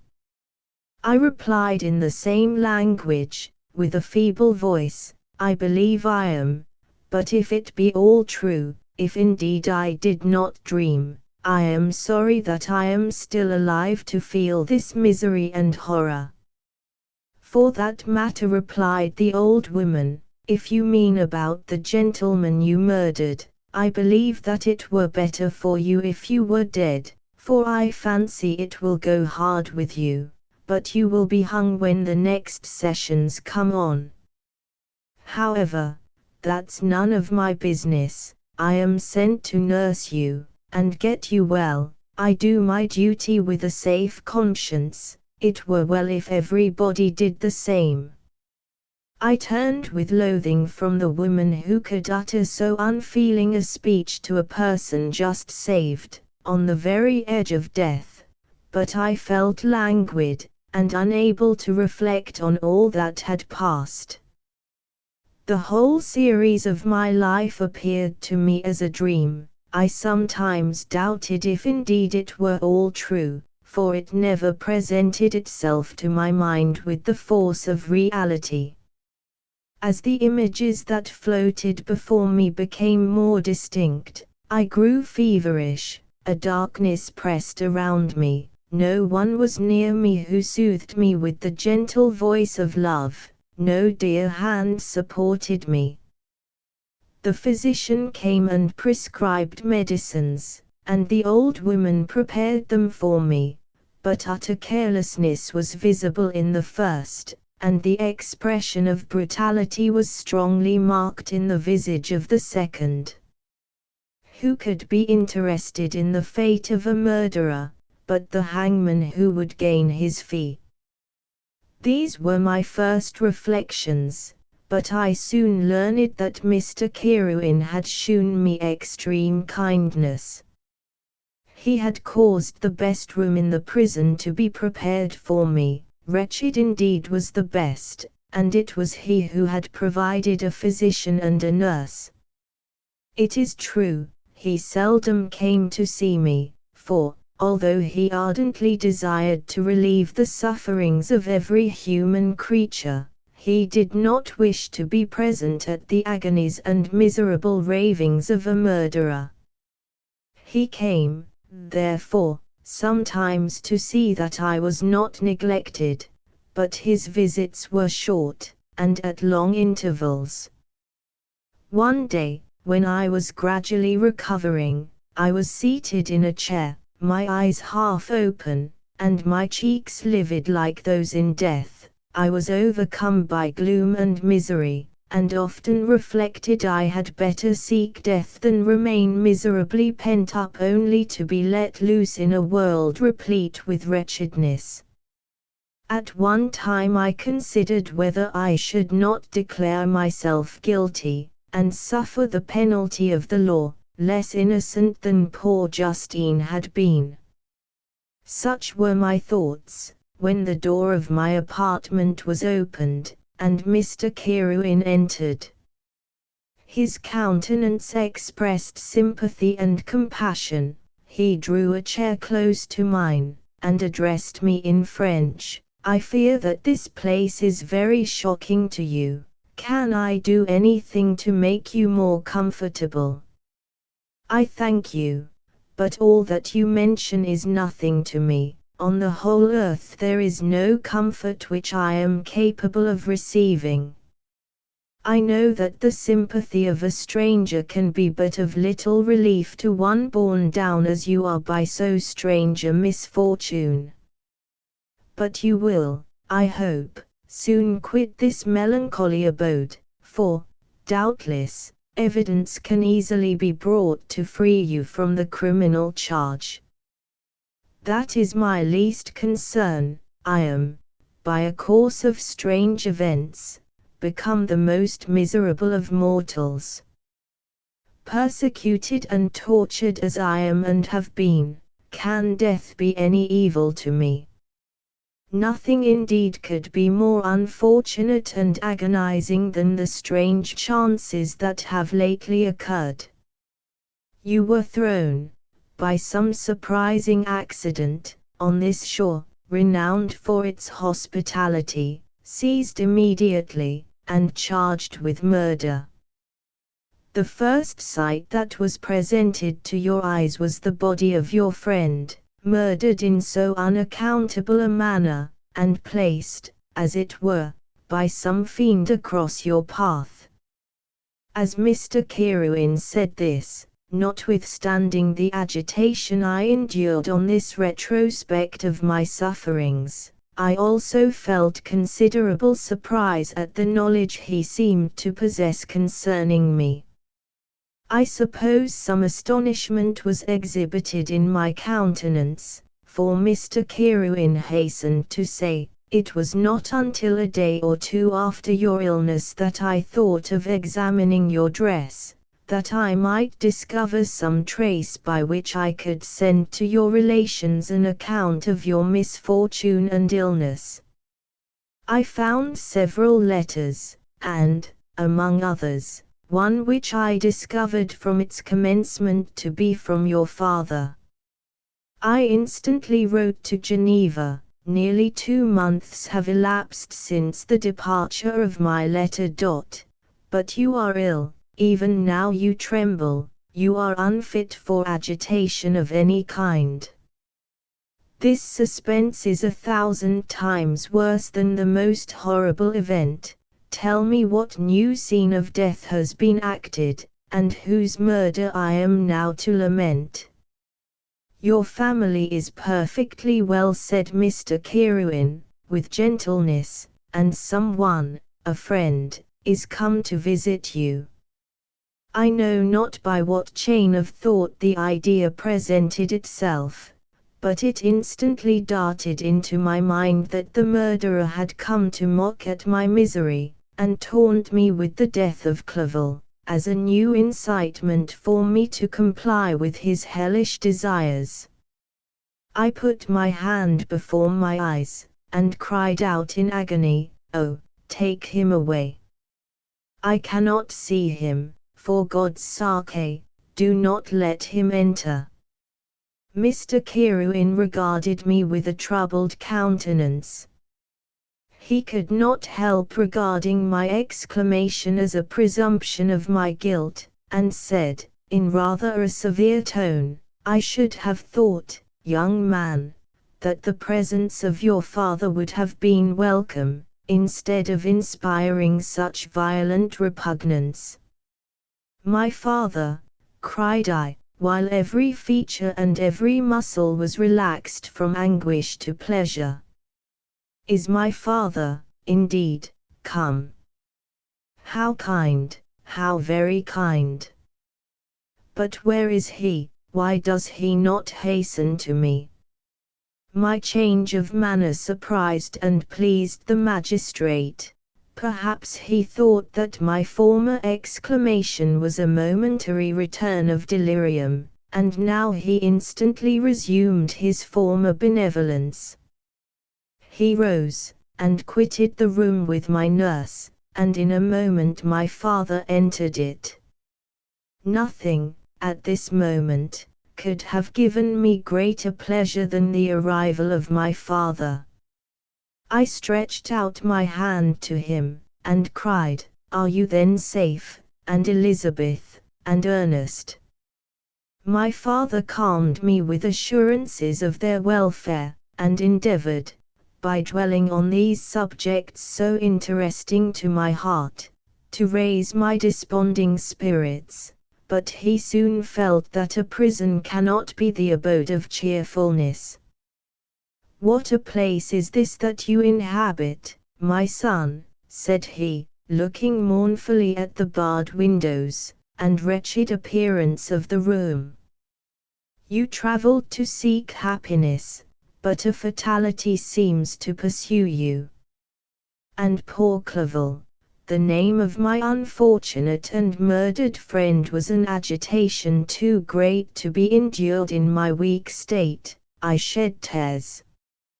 "Alas, yes, my father," replied I, "some destiny of the most horrible kind hangs over me, and I must live to fulfill it, or surely I should have died on the coffin of Henry." We were not allowed to converse for any length of time, for the precarious state of my health rendered every precaution necessary that could ensure tranquillity. Mr. Kirwin came in, and insisted that my strength should not be exhausted by too much exertion. But the appearance of my father was to me like that of my good angel, and I gradually recovered my health. As my sickness quitted me, I was absorbed by a gloomy and black melancholy, that nothing could dissipate. The image of Clerval was forever before me, ghastly and murdered. More than once the agitation into which these reflections threw me made my friends dread a dangerous relapse. Alas! Why did they preserve so miserable and detested a life? It was surely that I might fulfill my destiny, which is now drawing to a close. Soon, oh, very soon, will death extinguish these throbbings, and relieve me from the mighty weight of anguish that bears me to the dust, and, in executing the award of justice, I shall also sink to rest. Then the appearance of death was distant, although the wish was ever present to my thoughts, and I often sat for hours motionless and speechless, wishing for some mighty revolution that might bury me and my destroyer in its ruins. The season of the assizes approached. I had already been 3 months in prison, and although I was still weak, and in continual danger of a relapse, I was obliged to travel nearly 100 miles to the county town, where the court was held. Mr. Kirwin charged himself with every care of collecting witnesses, and arranging my defense. I was spared the disgrace of appearing publicly as a criminal, as the case was not brought before the court that decides on life and death. The grand jury rejected the bill, on its being proved that I was on the Orkney Islands at the hour the body of my friend was found, and a fortnight after my removal I was liberated from prison. My father was enraptured on finding me freed from the vexations of a criminal charge, that I was again allowed to breathe the fresh atmosphere, and allowed to return to my native country. I did not participate in these feelings, for to me the walls of a dungeon or a palace were alike hateful. The cup of life was poisoned forever, and although the sun shone upon me, as upon the happy and gay of heart, I saw around me nothing but a dense and frightful darkness, penetrated by no light but the glimmer of two eyes that glared upon me. Sometimes they were the expressive eyes of Henry, languishing in death, the dark orbs nearly covered by the lids, and the long black lashes that fringed them. Sometimes it was the watery clouded eyes of the monster, as I first saw them in my chamber at Ingolstadt. My father tried to awaken in me the feelings of affection. He talked of Geneva, which I should soon visit, of Elizabeth, and Ernest, but these words only drew deep groans from me. Sometimes, indeed, I felt a wish for happiness, and thought, with melancholy delight, of my beloved cousin, or longed, with a devouring malady du pays, to see once more the blue lake and rapid Rhone, that had been so dear to me in early childhood, but my general state of feeling was a torpor, in which a prison was as welcome a residence as the divinest scene in nature, and these fits were seldom interrupted, but by paroxysms of anguish and despair.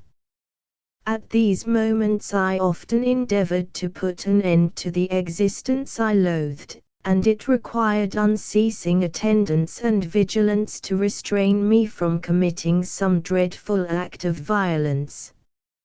I remember, as I quitted the prison, I heard one of the men say, "He may be innocent of the murder, but he has certainly a bad conscience." These words struck me. A bad conscience. Yes, surely I had one. William, Justine, and Clerval, had died through my infernal machinations, and whose death, cried I, is to finish the tragedy. Ah!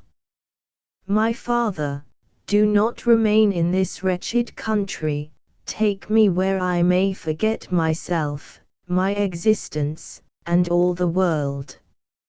My father easily acceded to my desire, and, after having taken leave of Mr. Kirwin, we hastened to Dublin. I felt as if I was relieved from a heavy weight, when the packet sailed with a fair wind from Ireland, and I had quitted for ever the country which had been to me the scene of so much misery. It was midnight. My father slept in the cabin, and I lay on the deck, looking at the stars, and listening to the dashing of the waves. I hailed the darkness that shut Ireland from my sight, and my pulse beat with a feverish joy, when I reflected that I should soon see Geneva. The past appeared to me in the light of a frightful dream, yet the vessel in which I was, the wind that blew me from the detested shore of Ireland, and the sea which surrounded me, told me too forcibly that I was deceived by no vision, and that Clerval, my friend and dearest companion, had fallen a victim to me and the monster of my creation. I repassed, in my memory, my whole life, my quiet happiness while residing with my family in Geneva, the death of my mother, and my departure for Ingolstadt. I remembered shuddering at the mad enthusiasm that hurried me on to the creation of my hideous enemy, and I called to mind the night during which he first lived. I was unable to pursue the train of thought, 1,000 feelings pressed upon me, and I wept bitterly. Ever since my recovery from the fever I had been in the custom of taking every night a small quantity of laudanum, for it was by means of this drug only that I was enabled to gain the rest necessary for the preservation of life. Oppressed by the recollection of my various misfortunes, I now took a double dose, and soon slept profoundly. But sleep did not afford me respite from thought and misery. My dreams presented 1,000 objects that scared me.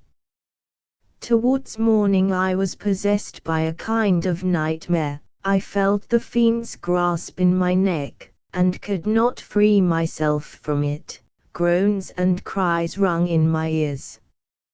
My father, who was watching over me, perceiving my restlessness, awoke me, and pointed to the port of Holyhead, which we were now entering.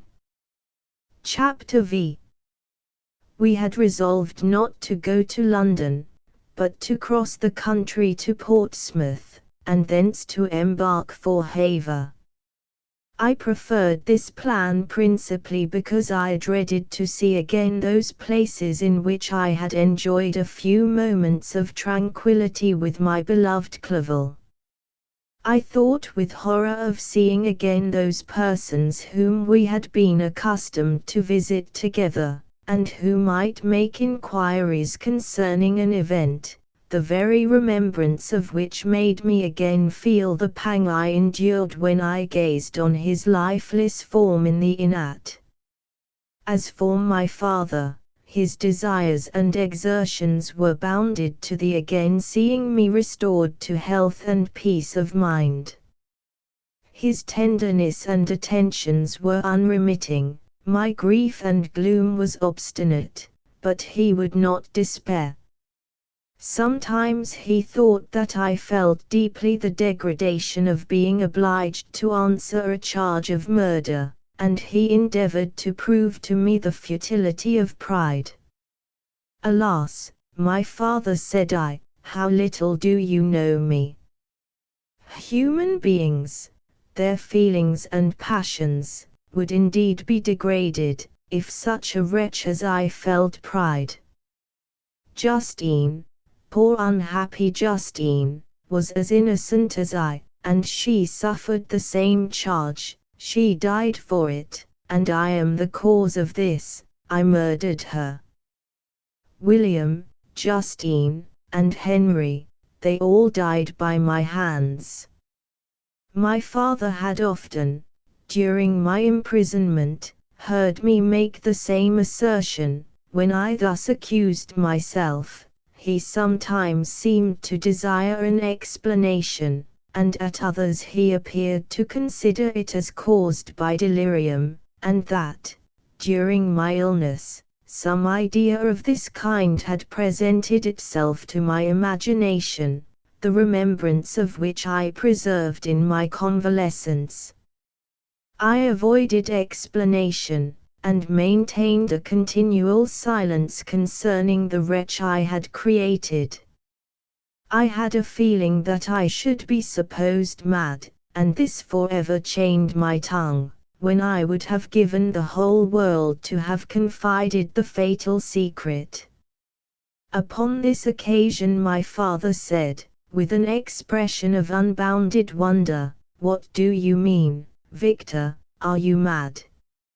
"My dear son, I entreat you never to make such an assertion again." "I am not mad," I cried energetically. "The sun and the heavens, who have viewed my operations, can bear witness of my truth. I am the assassin of those most innocent victims. They died by my machinations. 1,000 times would I have shed my own blood, drop by drop, to have saved their lives. But I could not, my father, indeed I could not sacrifice the whole human race. The conclusion of this speech convinced my father that my ideas were deranged, and he instantly changed the subject of our conversation, and endeavored to alter the course of my thoughts. He wished as much as possible to obliterate the memory of the scenes that had taken place in Ireland, and never alluded to them, or suffered me to speak of my misfortunes. As time passed away I became more calm. Misery had her dwelling in my heart, but I no longer talked in the same incoherent manner of my own crimes. Sufficient for me was the consciousness of them. By the utmost self-violence, I curbed the imperious voice of wretchedness, which sometimes desired to declare itself to the whole world, and my manners were calmer and more composed than they had ever been since my journey to the Sea of Ice. We arrived at Havre on the 8th of May, and instantly proceeded to Paris, where my father had some business which detained us a few weeks. In this city, I received the following letter from Elizabeth, to Victor Frankenstein.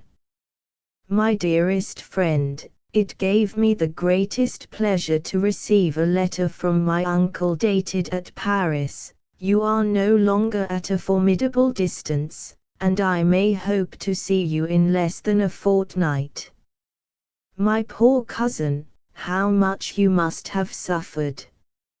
I expect to see you looking even more ill than when you quitted Geneva. This winter has been passed most miserably, tortured as I have been by anxious suspense, yet I hope to see peace in your countenance, and to find that your heart is not totally devoid of comfort and tranquillity. Yet I fear that the same feelings now exist that made you so miserable a year ago, even perhaps augmented by time.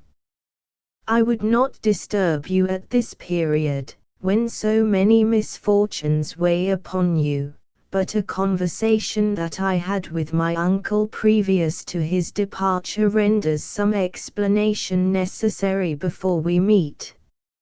Explanation, you may possibly say, what can Elizabeth have to explain?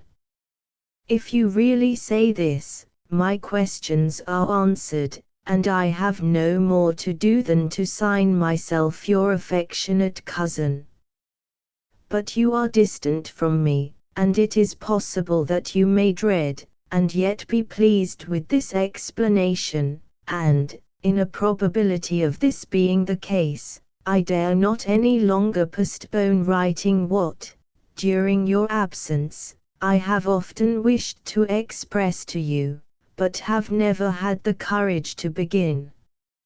You well know, Victor, that our union had been the favorite plan of your parents ever since our infancy.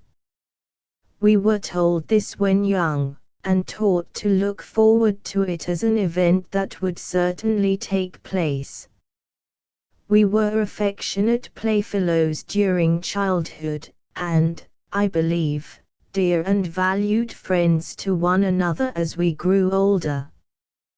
But as brother and sister often entertain a lively affection towards each other, without desiring a more intimate union, may not such also be our case? Tell me, dearest Victor. Answer me, I conjure you, by our mutual happiness, with simple truth. Do you not love another? You have traveled, you have spent several years of your life at Ingolstadt, and I confess to you, my friend, that when I saw you last autumn so unhappy, flying to solitude, from the society of every creature, I could not help supposing that you might regret our connection, and believe yourself bound in honor to fulfill the wishes of your parents, although they opposed themselves to your inclinations. But this is false reasoning. I confess to you, my cousin, that I love you, and that in my airy dreams of futurity you have been my constant friend and companion. But it is your happiness I desire as well as my own, when I declare to you, that our marriage would render me eternally miserable, unless it were the dictate of your own free choice. Even now I weep to think, that, borne down as you are by the cruelest misfortunes, you may stifle, by the word honor, all hope of that love and happiness which would alone restore you to yourself. I, who have so interested an affection for you, may increase your miseries tenfold, by being an obstacle to your wishes. Ah, Victor, be assured that your cousin and playmate has too sincere a love for you not to be made miserable by this supposition. Be happy, my friend, and if you obey me in this one request, remain satisfied that nothing on earth will have the power to interrupt my tranquility. Do not let this letter disturb you. Do not answer it tomorrow, or the next day, or even until you come, if it will give you pain. My uncle will send me news of your health, and if I see but one smile on your lips when we meet, occasioned by this or any other exertion of mine, I shall need no other happiness. Elizabeth Lavinzer. Geneva, the 18th of May, 17. This letter revived in my memory what I had before forgotten, the threat of the fiend, I will be with you on your wedding night. Such was my sentence, and on that night would the demon employ every art to destroy me, and tear me from the glimpse of happiness which promised partly to console my sufferings. On that night he had determined to consummate his crimes by my death. Well, be it so, a deadly struggle would then assuredly take place, in which if he was victorious, I should be at peace, and his power over me be at an end. If he were vanquished, I should be a free man. Alas! What freedom! Such as the peasant enjoys when his family have been massacred before his eyes, his cottage burnt, his lands laid waste, and he is turned adrift, homeless, penniless, and alone, but free. Such would be my liberty, except that in my Elizabeth I possessed a treasure, alas! Balanced by those horrors of remorse and guilt, which would pursue me until death. Sweet and beloved Elizabeth! I read and reread her letter, and some softened feelings stole into my heart, and dared to whisper paradisaical dreams of love and joy, but the apple was already eaten, and the angel's arm bared to drive me from all hope. Yet I would die to make her happy. If the monster executed his threat, death was inevitable, yet, again, I considered whether my marriage would hasten my fate. My destruction might indeed arrive a few months sooner, but if my torturer should suspect that I postponed it, influenced by his menaces, he would surely find other, and perhaps more dreadful means of revenge.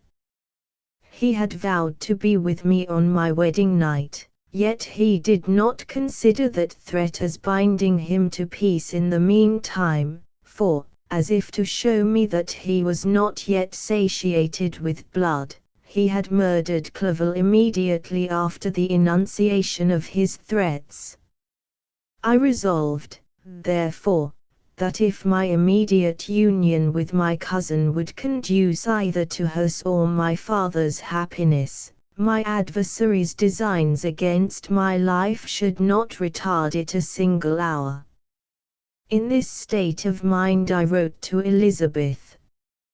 My letter was calm and affectionate. "I fear, my beloved girl," I said, "little happiness remains for us on earth, yet all that I may one day enjoy is concentrated in you. Chase away your idle fears. To you alone do I consecrate my life, and my endeavors for contentment. I have one secret, Elizabeth, a dreadful one. When revealed to you, it will chill your frame with horror, and then, far from being surprised at my misery, you will only wonder that I survive what I have endured. I will confide this tale of misery and terror to you the day after our marriage shall take place, for, my sweet cousin, there must be perfect confidence between us. But until then, I conjure you, do not mention or allude to it. This I most earnestly entreat, and I know you will comply." In about a week after the arrival of Elizabeth's letter, we returned to Geneva.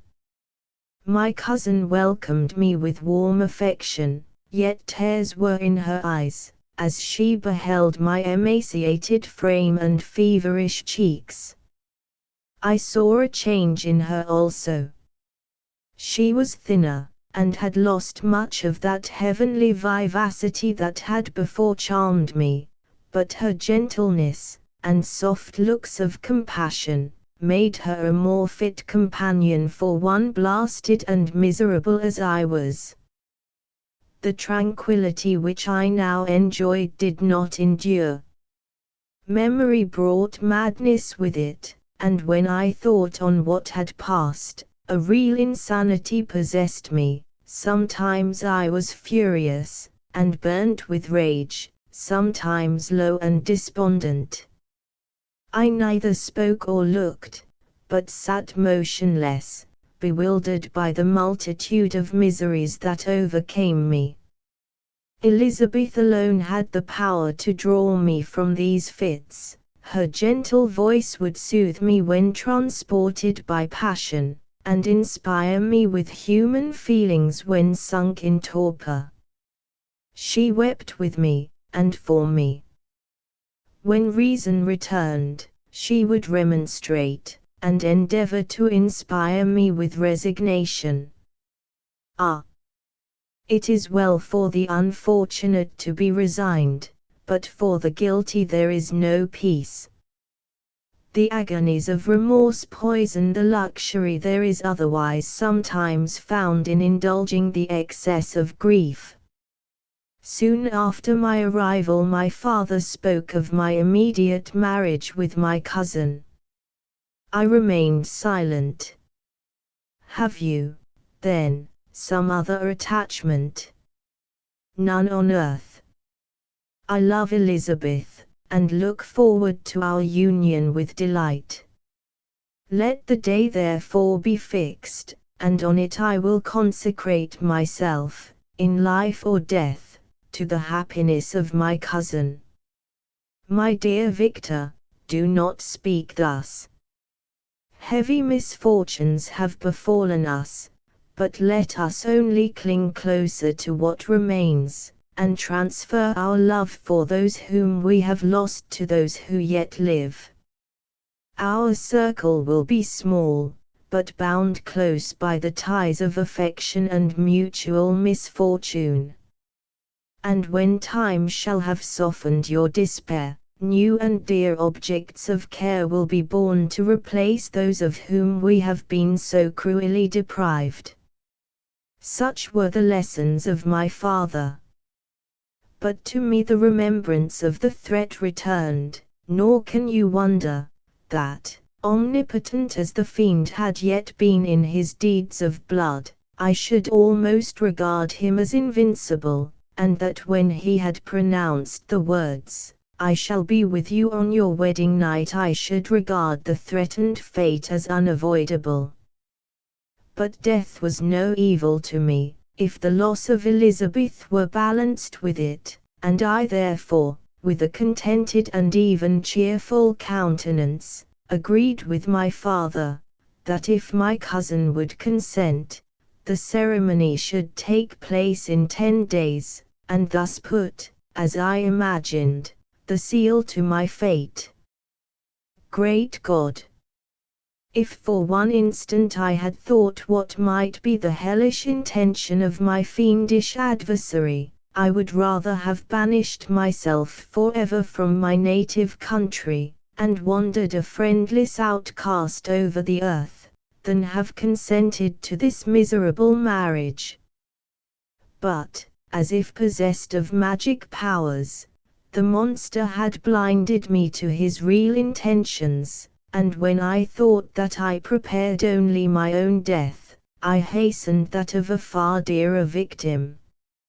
As the period fixed for our marriage drew nearer, whether from cowardice or a prophetic feeling, I felt my heart sink within me. But I concealed my feelings by an appearance of hilarity, that brought smiles and joy to the countenance of my father, but hardly deceived the ever-watchful and nicer eye of Elizabeth. She looked forward to our union with placid contentment, not unmingled with a little fear, which past misfortunes had impressed, that what now appeared certain and tangible happiness, might soon dissipate into an airy dream, and leave no trace but deep and everlasting regret. Preparations were made for the event, congratulatory visits were received, and all wore a smiling appearance. I shut up, as well as I could, in my own heart the anxiety that preyed there, and entered with seeming earnestness into the plans of my father, although they might only serve as the decorations of my tragedy.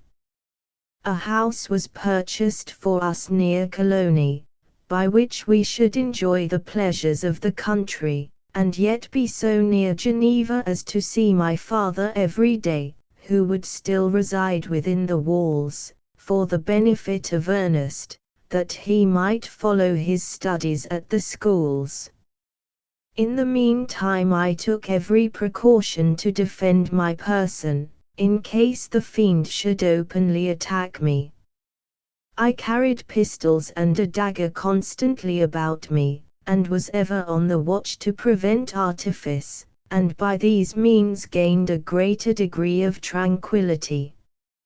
Indeed, as the period approached, the threat appeared more as a delusion, not to be regarded as worthy to disturb my peace, while the happiness I hoped for in my marriage wore a greater appearance of certainty, as the day fixed for its solemnization drew nearer, and I heard it continually spoken of as an occurrence which no accident could possibly prevent.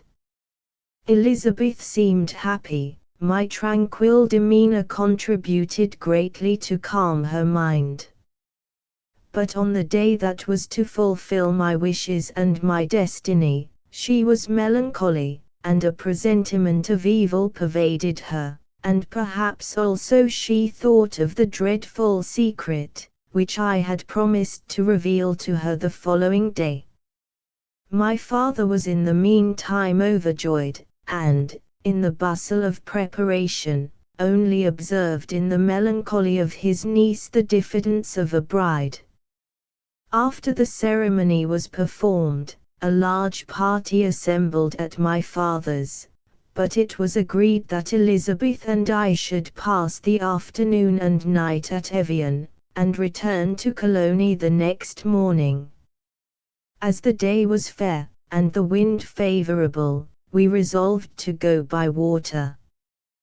Those were the last moments of my life during which I enjoyed the feeling of happiness.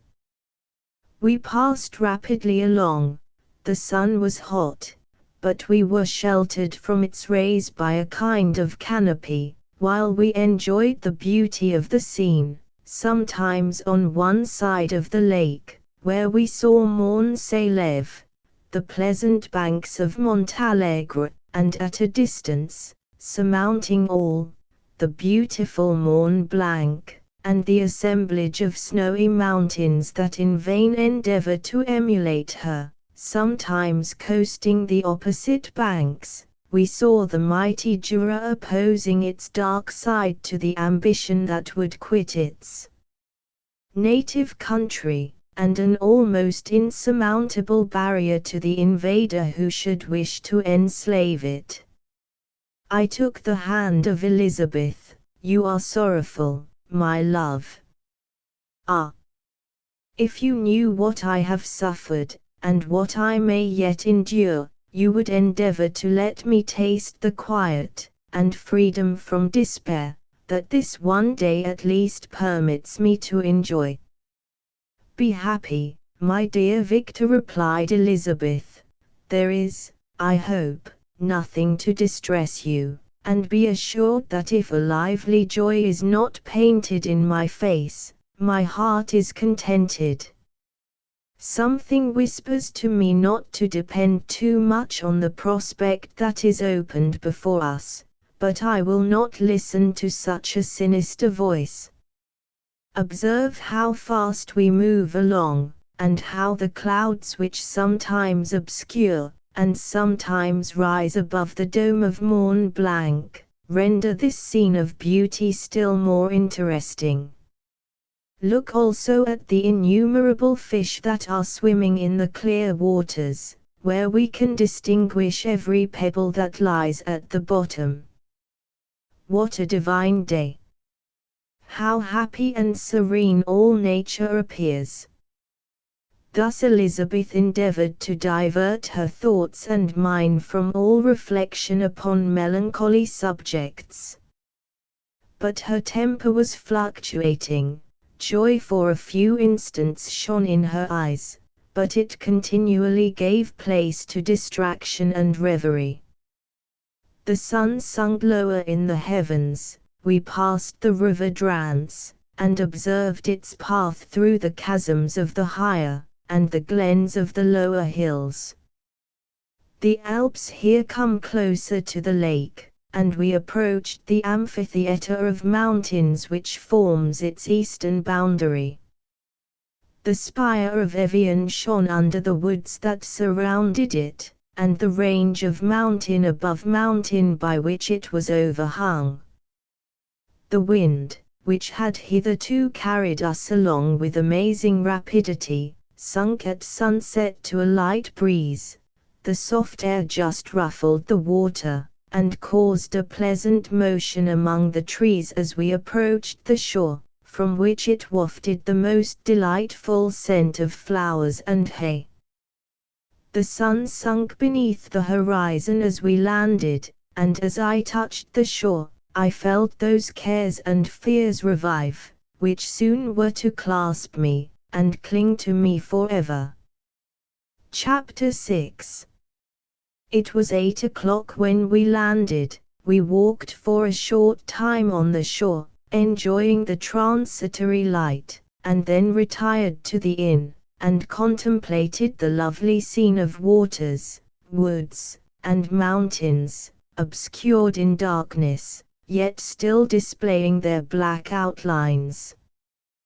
The wind, which had fallen in the south, now rose with great violence in the west. The moon had reached her summit in the heavens, and was beginning to descend. The clouds swept across it swifter than the flight of the vulture, and dimmed her rays, while the lake reflected the scene of the busy heavens, rendered still busier by the restless waves that were beginning to rise. Suddenly a heavy storm of rain descended. I had been calm during the day, but so soon as night obscured the shapes of objects, 1,000 fears arose in my mind. I was anxious and watchful, while my right hand grasped a pistol which was hidden in my bosom. Every sound terrified me, but I resolved that I would sell my life dearly, and not relax the impending conflict until my own life, or that of my adversary, were extinguished. Elizabeth observed my agitation for some time in timid and fearful silence. At length she said, "What is it that agitates you, my dear Victor? What is it you fear?" "Oh, peace, peace, my love," replied I. "This night, and all will be safe, but this night is dreadful, very dreadful." I passed an hour in this state of mind, when suddenly I reflected how dreadful the combat which I momentarily expected would be to my wife, and I earnestly entreated her to retire, resolving not to join her until I had obtained some knowledge as to the situation of my enemy. She left me, and I continued some time walking up and down the passages of the house, and inspecting every corner that might afford a retreat to my adversary. But I discovered no trace of him, and was beginning to conjecture that some fortunate chance had intervened to prevent the execution of his menaces, when suddenly I heard a shrill and dreadful scream. It came from the room into which Elizabeth had retired. As I heard it, the whole truth rushed into my mind, my arms dropped, the motion of every muscle and fiber was suspended, I could feel the blood trickling in my veins, and tingling in the extremities of my limbs. This state lasted but for an instant, the scream was repeated, and I rushed into the room. Great God! Why did I not then expire? Why am I here to relate the destruction of the best hope, and the purest creature of earth? She was there, lifeless and inanimate, thrown across the bed, her head hanging down, and her pale and distorted features half covered by her hair. Everywhere I turn I see the same figure, her bloodless arms and relaxed form flung by the murderer on its bridal bier. Could I behold this, and live? Alas! Life is obstinate, and clings closest where it is most hated. For a moment only did I lose recollection, I fainted. When I recovered, I found myself surrounded by the people of the inn. Their countenances expressed a breathless terror, but the horror of others appeared only as a mockery, a shadow of the feelings that oppressed me. I escaped from them to the room where lay the body of Elizabeth, my love, my wife, so lately living, so dear, so worthy. She had been moved from the posture in which I had first beheld her, and now, as she lay, her head upon her arm, and a handkerchief thrown across her face and neck, I might have supposed her asleep. I rushed towards her, and embraced her with ardor, but the deathly languor and coldness of the limbs told me, that what I now held in my arms had ceased to be the Elizabeth whom I had loved and cherished. The murderous mark of the fiend's grasp was on her neck, and the breath had ceased to issue from her lips. While I still hung over her in the agony of despair, I happened to look up. The windows of the room had before been darkened, and I felt a kind of panic on seeing the pale yellow light of the moon illuminate the chamber. The shutters had been thrown back, and, with a sensation of horror not to be described, I saw at the open window a figure the most hideous and abhorred. A grin was on the face of the monster, he seemed to jeer, as with his fiendish finger he pointed towards the corpse of my wife. I rushed towards the window, and drawing a pistol from my bosom, shot, but he eluded me, leaped from his station, and, running with the swiftness of lightning, plunged into the lake. The report of the pistol brought a crowd into the room. I pointed to the spot where he had disappeared, and we followed the track with boats. Nets were cast, but in vain. After passing several hours, we returned hopeless, most of my companions believing it to have been a form conjured by my fancy. After having landed, they proceeded to search the country, parties going in different directions among the woods and vines. I did not accompany them. I was exhausted, a film covered my eyes, and my skin was parched with the heat of fever. In this state I lay on a bed, hardly conscious of what had happened. My eyes wandered round the room, as if to seek something that I had lost. At length I remembered that my father would anxiously expect the return of Elizabeth and myself, and that I must return alone. This reflection brought tears into my eyes, and I wept for a long time, but my thoughts rambled to various subjects, reflecting on my misfortunes, and their cause. I was bewildered in a cloud of wonder and horror. The death of William, the execution of Justine, the murder of Clerval, and lastly of my wife. Even at that moment I knew not that my only remaining friends were safe from the malignity of the fiend. My father even now might be writhing under his grasp, and Ernest might be dead at his feet. This idea made me shudder, and recalled me to action. I started up, and resolved to return to Geneva with all possible speed.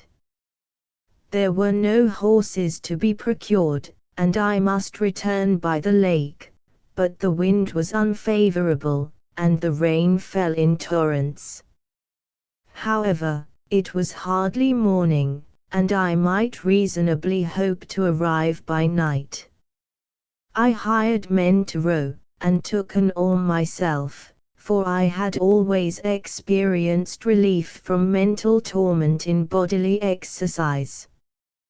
But the overflowing misery I now felt, and the excess of agitation that I endured, rendered me incapable of any exertion. I threw down the oar, and, leaning my head upon my hands, gave way to every gloomy idea that arose. If I looked up, I saw the scenes which were familiar to me in my happier time, and which I had contemplated but the day before in the company of her who was now but a shadow and a recollection. Tears streamed from my eyes. The rain had ceased for a moment, and I saw the fish play in the waters as they had done a few hours before. They had then been observed by Elizabeth. Nothing is so painful to the human mind as a great and sudden change. The sun might shine, or the clouds might lower, but nothing could appear to me as it had done the day before. A fiend had snatched from me every hope of future happiness. No creature had ever been so miserable as I was. So frightful an event is single in the history of man. But why should I dwell upon the incidents that followed this last overwhelming event? Mine has been a tale of horrors. I have reached their acme, and what I must now relate can but be tedious to you. Know that, one by one, my friends were snatched away. I was left desolate. My own strength is exhausted, and I must tell, in a few words, what remains of my hideous narration. I arrived at Geneva. My father and Ernest yet lived, but the former sunk under the tidings that I bore. I see him now, excellent and venerable old man. His eyes wandered in vacancy, for they had lost their charm and their delight. His niece, his more than daughter, whom he doted on with all that affection which a man feels, who, in the decline of life, having few affections, clings more earnestly to those that remain. Cursed, cursed be the fiend that brought misery on his grey hairs, and doomed him to waste in wretchedness. He could not live under the horrors that were accumulated around him. An apoplectic fit was brought on, and in a few days he died in my arms. What then became of me? I know not. I lost sensation, and chains and darkness were the only objects that pressed upon me. Sometimes, indeed, I dreamt that I wandered in flowery meadows and pleasant vales with the friends of my youth, but awoke, and found myself in a dungeon. Melancholy followed, but by degrees I gained a clear conception of my miseries and situation, and was then released from my prison. For they had called me mad, and during many months, as I understood, a solitary cell had been my habitation. But liberty had been a useless gift to me had I not, as I awakened to reason, at the same time awakened to revenge. As the memory of past misfortunes pressed upon me, I began to reflect on their cause, the monster whom I had created, the miserable demon whom I had sent abroad into the world for my destruction. I was possessed by a maddening rage when I thought of him, and desired and ardently prayed that I might have him within my grasp to wreak a great and signal revenge on his cursed head. Nor did my hate long confine itself to useless wishes. I began to reflect on the best means of securing him, and for this purpose, about a month after my release, I repaired to a criminal judge in the town, and told him that I had an accusation to make, that I knew the destroyer of my family, and that I required him to exert his whole authority for the apprehension of the murderer. The magistrate listened to me with attention and kindness. "Be assured, sir," said he, "no pains or exertions on my part shall be spared to discover the villain." "I thank you," replied I. "Listen, therefore, to the deposition that I have to make. It is indeed a tale so strange, that I should fear you would not credit it, were there not something in truth which, however wonderful, forces conviction. The story is too connected to be mistaken for a dream, and I have no motive for falsehood."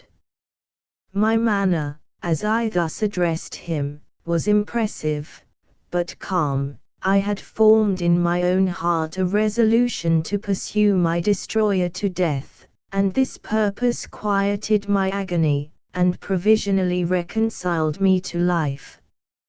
I now related my history briefly, but with firmness and precision, marking the dates with accuracy, and never deviating into invective or exclamation.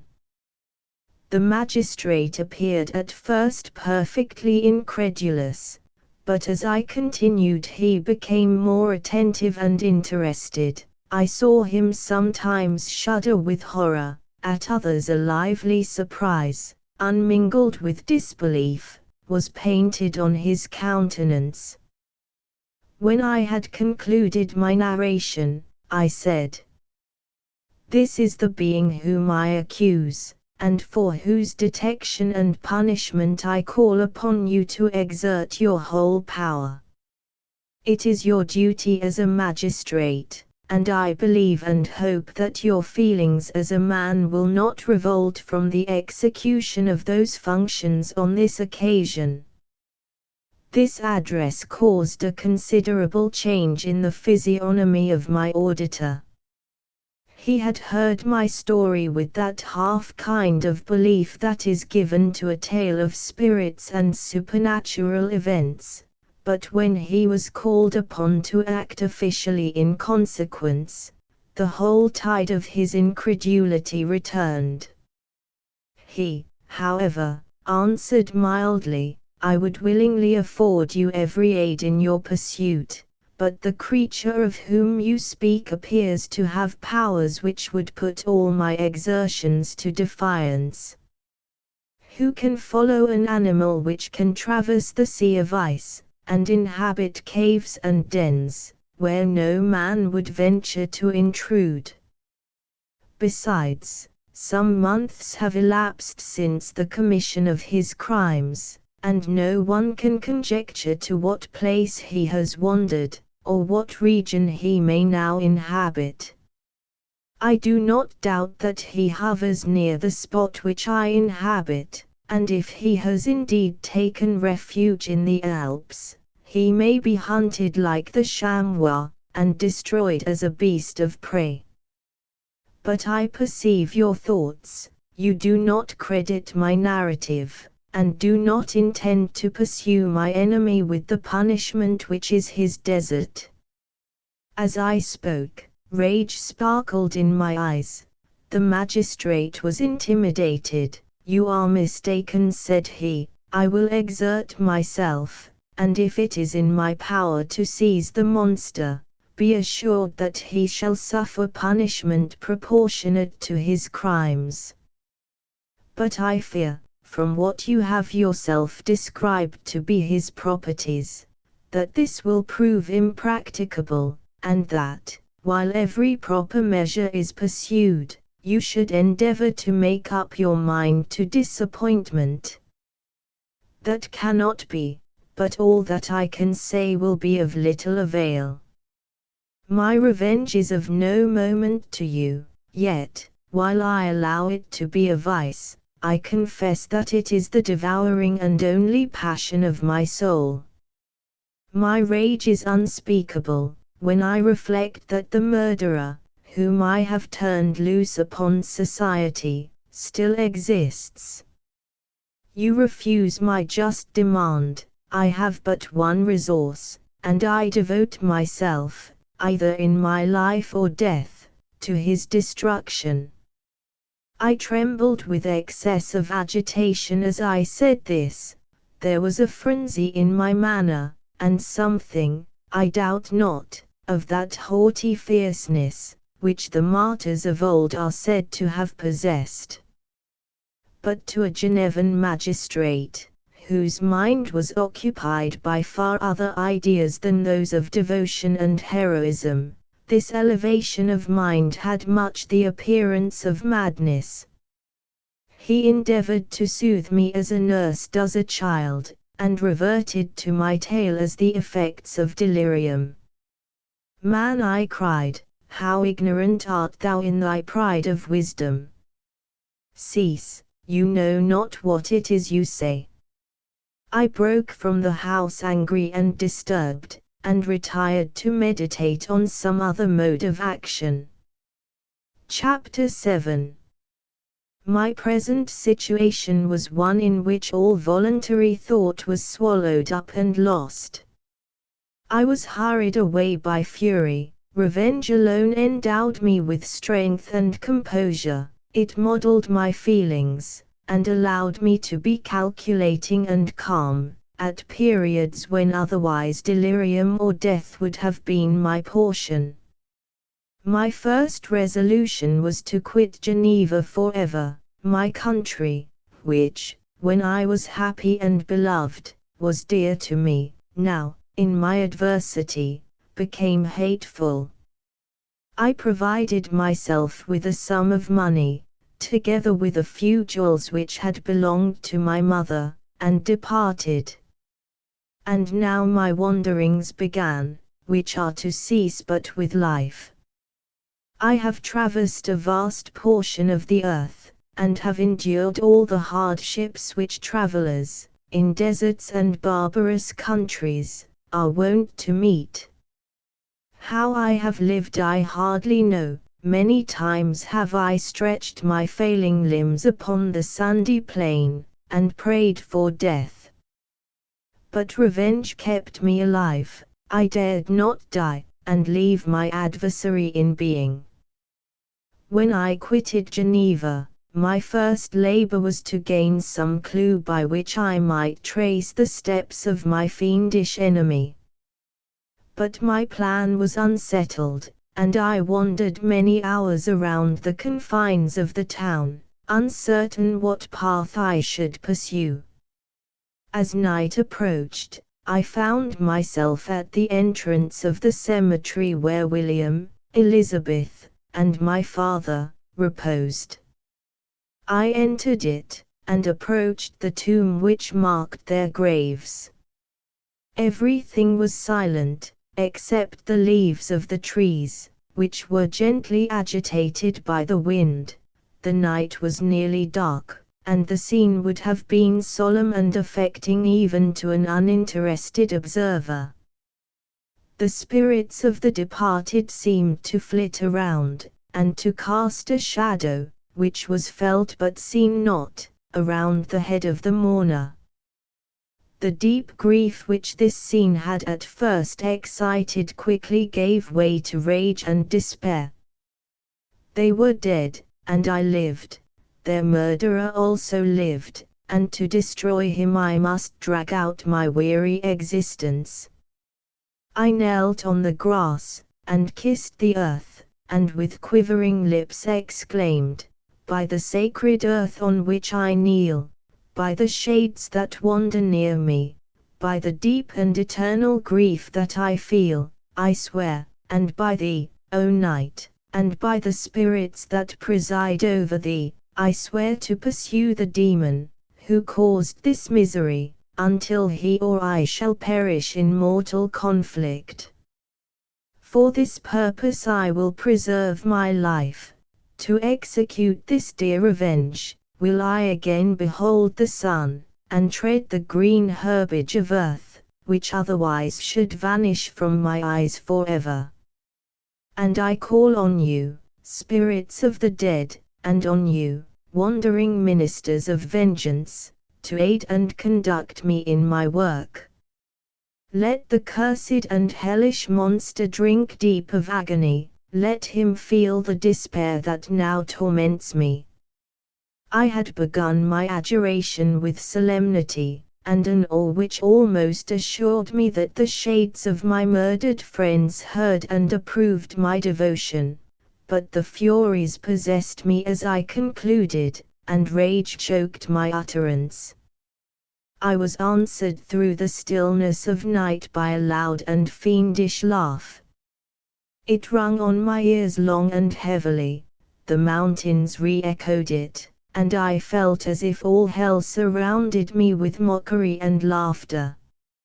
Surely in that moment I should have been possessed by frenzy, and have destroyed my miserable existence, but that my vow was heard, and that I was reserved for vengeance.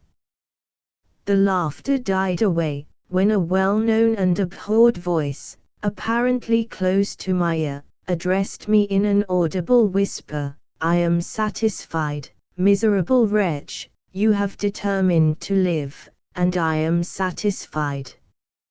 I darted towards the spot from which the sound proceeded, but the devil eluded my grasp. Suddenly the broad disk of the moon arose, and shone full upon his ghastly and distorted shape, as he fled with more than mortal speed. I pursued him, and for many months this has been my task. Guided by a slight clue, I followed the windings of the Rhône, but vainly. The blue Mediterranean appeared, and, by a strange chance, I saw the fiend enter by night, and hide himself in a vessel bound for the Black Sea. I took my passage in the same ship, but he escaped, I know not how. Amidst the wilds of Tartary and Russia, although he still evaded me, I have ever followed in his track. Sometimes the peasants, scared by this horrid apparition, informed me of his path. Sometimes he himself, who feared that if I lost all trace I should despair and die, often left some mark to guide me. The snows descended on my head, and I saw the print of his huge step on the white plain. To you first entering on life, to whom care is new, and agony unknown, how can you understand what I have felt, and still feel? Cold, want, and fatigue were the least pains which I was destined to endure. I was cursed by some devil, and carried about with me my eternal hell, yet still a spirit of good followed and directed my steps, and, when I most murmured, would suddenly extricate me from seemingly insurmountable difficulties. Sometimes, when nature, overcome by hunger, sunk under the exhaustion, a repast was prepared for me in the desert, that restored and inspirited me. The fare was indeed coarse, such as the peasants of the country ate, but I may not doubt that it was set there by the spirits that I had invoked to aid me. Often, when all was dry, the heavens cloudless, and I was parched by thirst, a slight cloud would bedim the sky, shed the few drops that revived me, and vanish. I followed, when I could, the courses of the rivers, but the demon generally avoided these, as it was here that the population of the country chiefly collected. In other places human beings were seldom seen, and I generally subsisted on the wild animals that crossed my path. I had money with me, and gained the friendship of the villagers by distributing it, or bringing with me some food that I had killed, which, after taking a small part, I always presented to those who had provided me with fire and utensils for cooking. My life, as it passed thus, was indeed hateful to me, and it was during sleep alone that I could taste joy. O blessed sleep! Often, when most miserable, I sank to repose, and my dreams lulled me even to rapture. The spirits that guarded me had provided these moments, or rather hours, of happiness, that I might retain strength to fulfill my pilgrimage. Deprived of this respite, I should have sunk under my hardships. During the day I was sustained and inspirited by the hope of night, for in sleep I saw my friends, my wife, and my beloved country. Again I saw the benevolent countenance of my father, heard the silver tones of my Elizabeth's voice, and beheld Clerval enjoying health and youth. Often, when wearied by a toilsome march, I persuaded myself that I was dreaming until night should come, and that I should then enjoy reality in the arms of my dearest friends. What agonizing fondness did I feel for them! How did I cling to their dear forms, as sometimes they haunted even my waking hours, and persuade myself that they still lived. At such moments vengeance, that burned within me, died in my heart, and I pursued my path towards the destruction of the demon, more as a task enjoined by heaven, as the mechanical impulse of some power of which I was unconscious, than as the ardent desire of my soul. What his feelings were whom I pursued, I cannot know.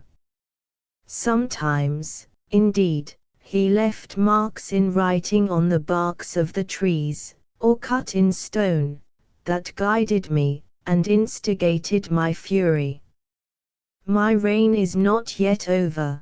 These words were legible in one of these inscriptions: you live, and my power is complete. follow me, I seek the everlasting ices of the north, where you will feel the misery of cold and frost, to which I am impassive.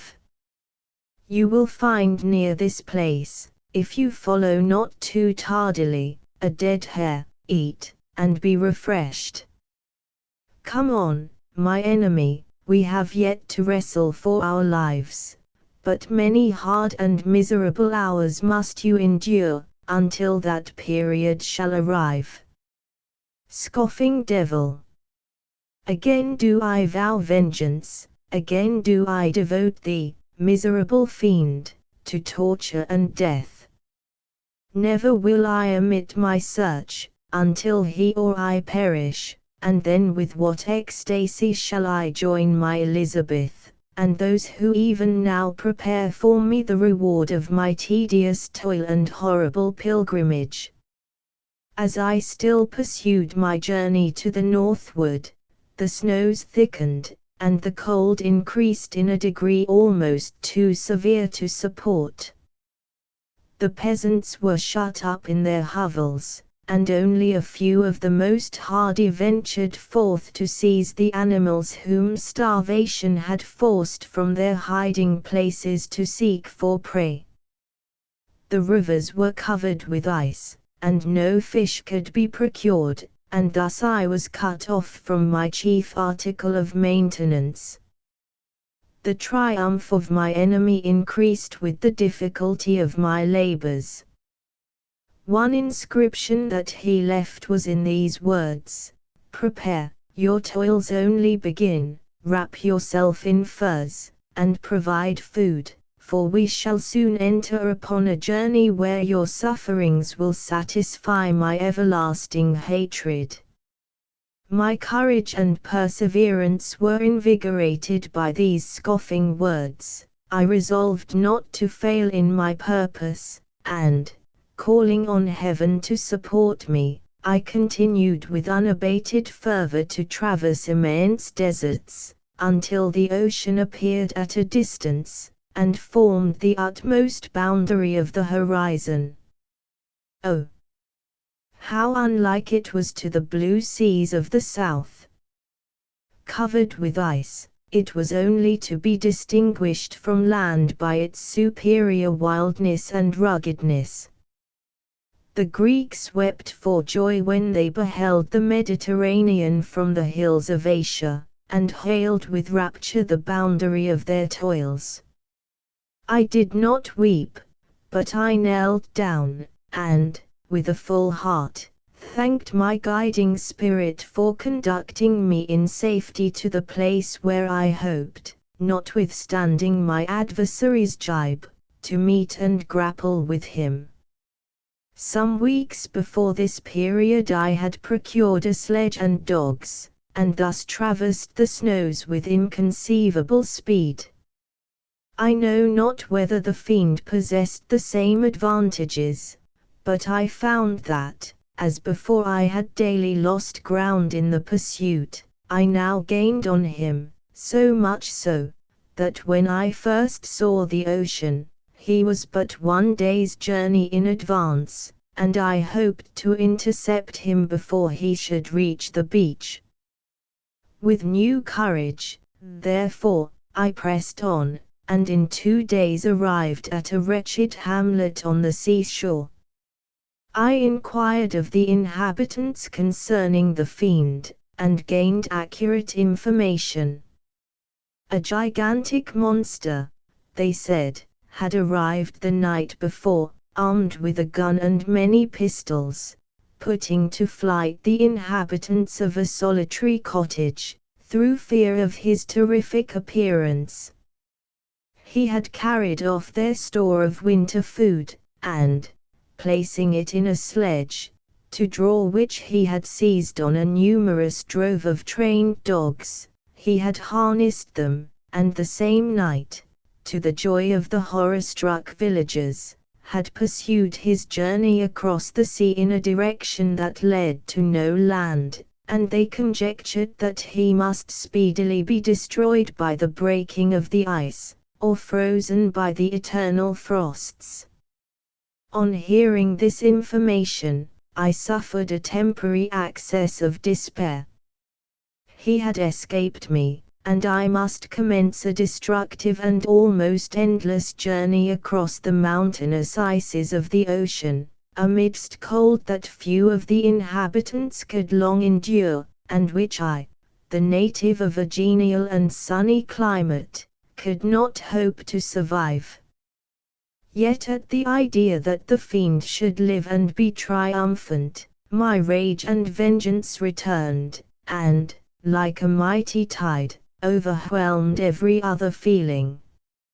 After a slight repose, during which the spirits of the dead hovered round, and instigated me to toil and revenge, I prepared for my journey.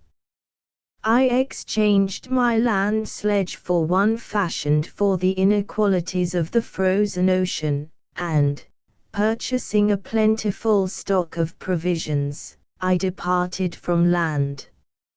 I cannot guess how many days have passed since then, but I have endured misery, which nothing but the eternal sentiment of a just retribution burning within my heart could have enabled me to support. Immense and rugged mountains of ice often barred up my passage, and I often heard the thunder of the ground sea, which threatened my destruction. But again the frost came, and made the paths of the sea secure.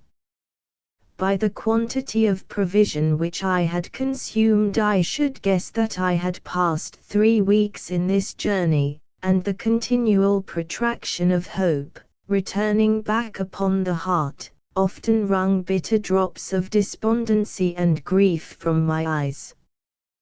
Despair had indeed almost secured her prey, and I should soon have sunk beneath this misery, when once, after the poor animals that carried me had with incredible toil gained the summit of a sloping ice mountain, and one sinking under his fatigue died, I viewed the expanse before me with anguish, when suddenly my eye caught a dark speck upon the dusky plain.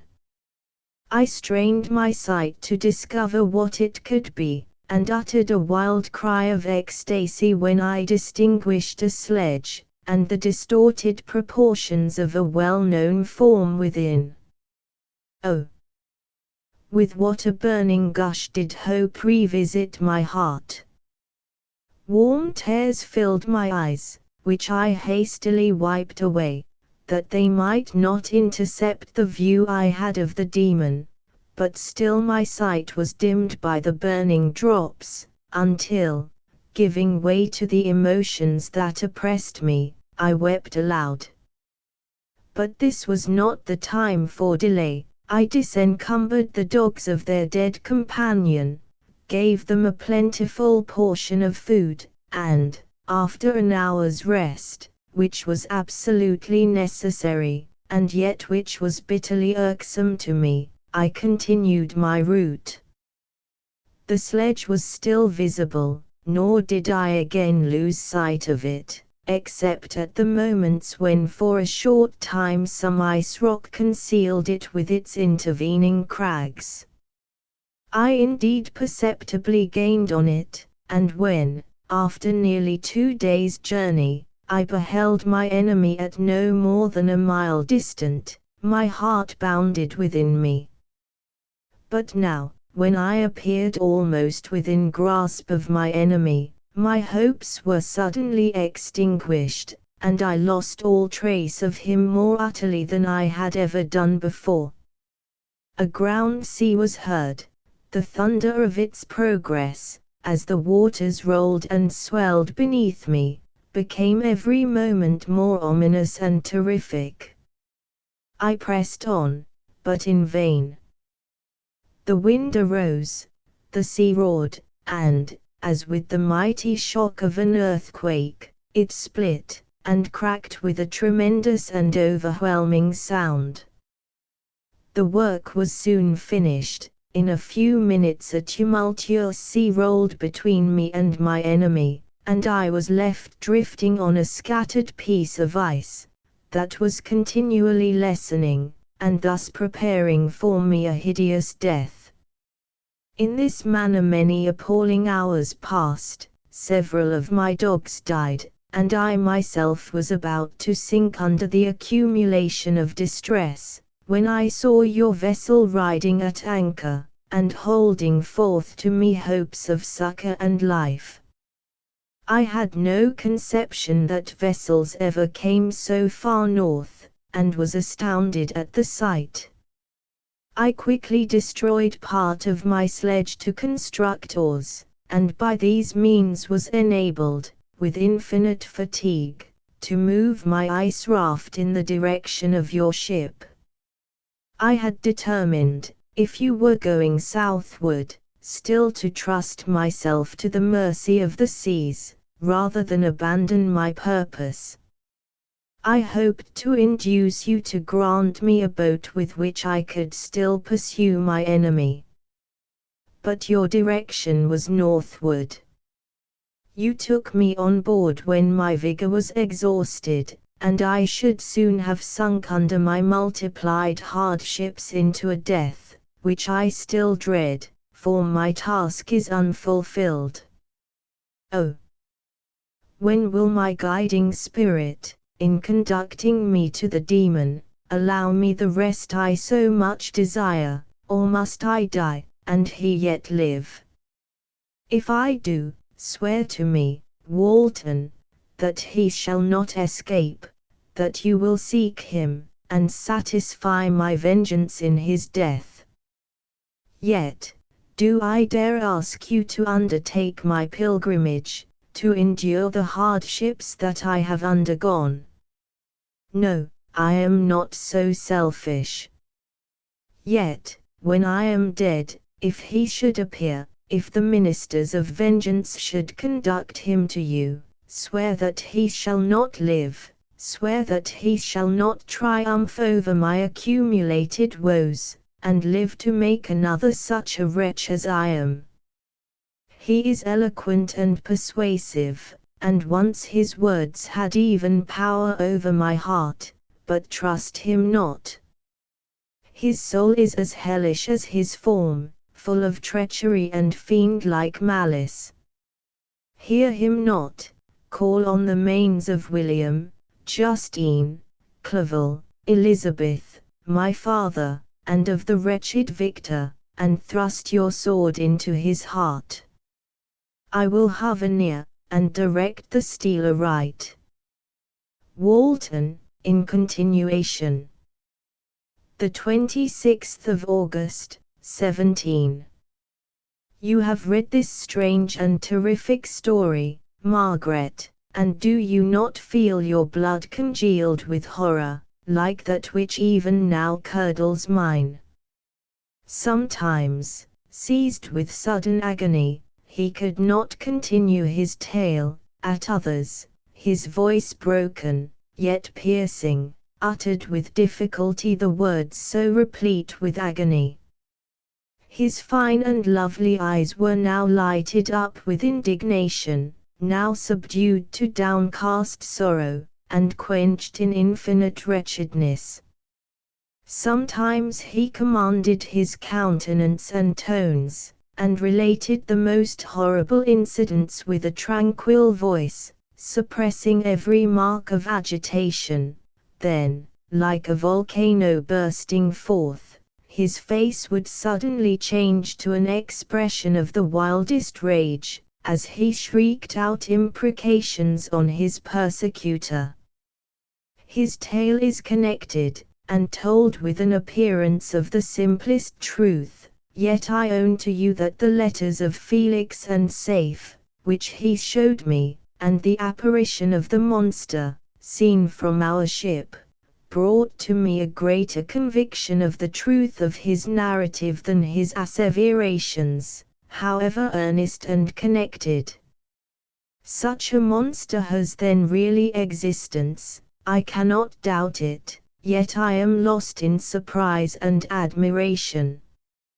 Sometimes I endeavored to gain from Frankenstein the particulars of his creature's formation, but on this point he was impenetrable. "Are you mad, my friend," said he, "or whither does your senseless curiosity lead you? Would you also create for yourself and the world a demoniacal enemy? Or to what do your questions tend? Peace, peace. Learn my miseries, and do not seek to increase your own." Frankenstein discovered that I made notes concerning his history. He asked to see them, and then himself corrected and augmented them in many places, but principally in giving the life and spirit to the conversations he held with his enemy. "Since you have preserved my narrations," said he, "I would not that a mutilated one should go down to posterity. Thus has a week passed away, while I have listened to the strangest tale that ever imagination formed. My thoughts, and every feeling of my soul, have been drunk up by the interest for my guest, which this tale, and his own elevated and gentle manners have created. I wish to soothe him, yet can I counsel one so infinitely miserable, so destitute of every hope of consolation, to live? Oh, no. The only joy that he can now know will be when he composes his shattered feelings to peace and death. Yet he enjoys one comfort, the offspring of solitude and delirium. He believes that, when in dreams he holds converse with his friends, and derives from that communion consolation for his miseries, or excitements to his vengeance, that they are not the creations of his fancy, but the real beings who visit him from the regions of a remote world. This faith gives a solemnity to his reveries that render them to me almost as imposing and interesting as truth. Our conversations are not always confined to his own history and misfortunes. On every point of general literature he displays unbounded knowledge, and a quick and piercing apprehension. His eloquence is forcible and touching, nor can I hear him, when he relates a pathetic incident, or endeavors to move the passions of pity or love, without tears. What a glorious creature must he have been in the days of his prosperity, when he is thus noble and godlike in ruin. He seems to feel his own worth, and the greatness of his fall. When younger, said he, I felt as if I were destined for some great enterprise. My feelings are profound, but I possessed a coolness of judgment that fitted me for illustrious achievements. This sentiment of the worth of my nature supported me, when others would have been oppressed, for I deemed it criminal to throw away in useless grief those talents that might be useful to my fellow creatures. When I reflected on the work I had completed, no less a one than the creation of a sensitive and rational animal, I could not rank myself with the herd of common projectors. But this feeling, which supported me in the commencement of my career, now serves only to plunge me lower in the dust. All my speculations and hopes are as nothing, and, like the archangel who aspired to omnipotence, I am chained in an eternal hell. My imagination was vivid, yet my powers of analysis and application were intense. By the union of these qualities I conceived the idea, and executed the creation of a man. Even now I cannot recollect, without passion, my reveries while the work was incomplete. I trod heaven in my thoughts, now exulting in my powers, now burning with the idea of their effects. From my infancy I was imbued with high hopes and a lofty ambition, but how am I sunk? Oh, my friend, if you had known me as I once was, you would not recognize me in this state of degradation. Despondency rarely visited my heart, a high destiny seemed to bear me on, until I fell, never, never again to rise. Must I then lose this admirable being? I have longed for a friend, I have sought one who would sympathize with and love me. Behold, on these desert seas I have found such a one, but, I fear, I have gained him only to know his value, and lose him. I would reconcile him to life, but he repulses the idea. I thank you, Walton, he said, for your kind intentions towards so miserable a wretch, but when you speak of new ties, and fresh affections, think you that any can replace those who are gone? Can any man be to me as Clerval was, or any woman another Elizabeth? Even where the affections are not strongly moved by any superior excellence, the companions of our childhood always possess a certain power over our minds, which hardly any later friend can obtain. They know our infantine dispositions, which, however they may be afterwards modified, are never eradicated, and they can judge of our actions with more certain conclusions as to the integrity of our motives. A sister or a brother can never, unless indeed such symptoms have been shewn early, suspect the other of fraud or false dealing, when another friend, however strongly he may be attached, may, in spite of himself, be invaded with suspicion. But I enjoyed friends, dear not only through habit and association, but from their own merits, and, wherever I am, the soothing voice of my Elizabeth, and the conversation of Clerval, will be ever whispered in my ear. They are dead, and but one feeling in such a solitude can persuade me to preserve my life. If I were engaged in any high undertaking or design, fraught with extensive utility to my fellow creatures, then could I live to fulfill it. But such is not my destiny. I must pursue and destroy the being to whom I gave existence, then my lot on earth will be fulfilled, and I may die. September 2d. My beloved sister, I write to you, encompassed by peril, and ignorant whether I am ever doomed to see again dear England, and the dearer friends that inhabit it. I am surrounded by mountains of ice, which admit of no escape, and threaten every moment to crush my vessel. The brave fellows, whom I have persuaded to be my companions, look towards me for aid, but I have none to bestow. There is something terribly appalling in our situation, yet my courage and hopes do not desert me. We may survive, and if we do not, I will repeat the lessons of my Seneca, and die with a good heart.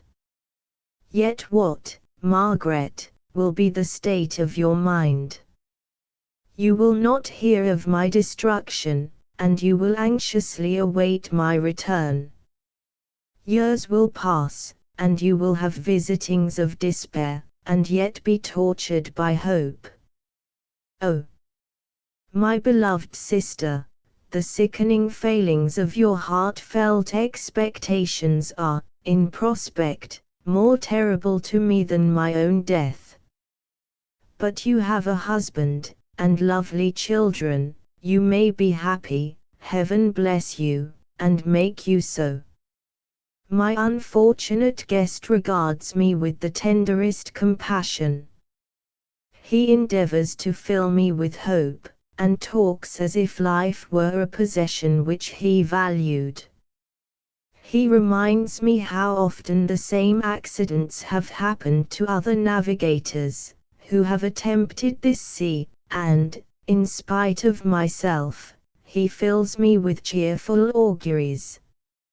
Even the sailors feel the power of his eloquence. When he speaks, they no longer despair, he rouses their energies, and, while they hear his voice, they believe these vast mountains of ice are molehills, which will vanish before the resolutions of man.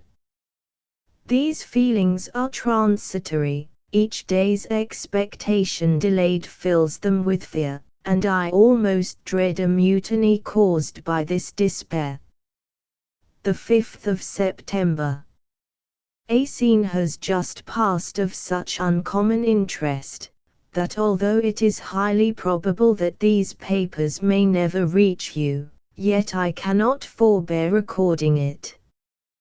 We are still surrounded by mountains of ice, still in imminent danger of being crushed in their conflict.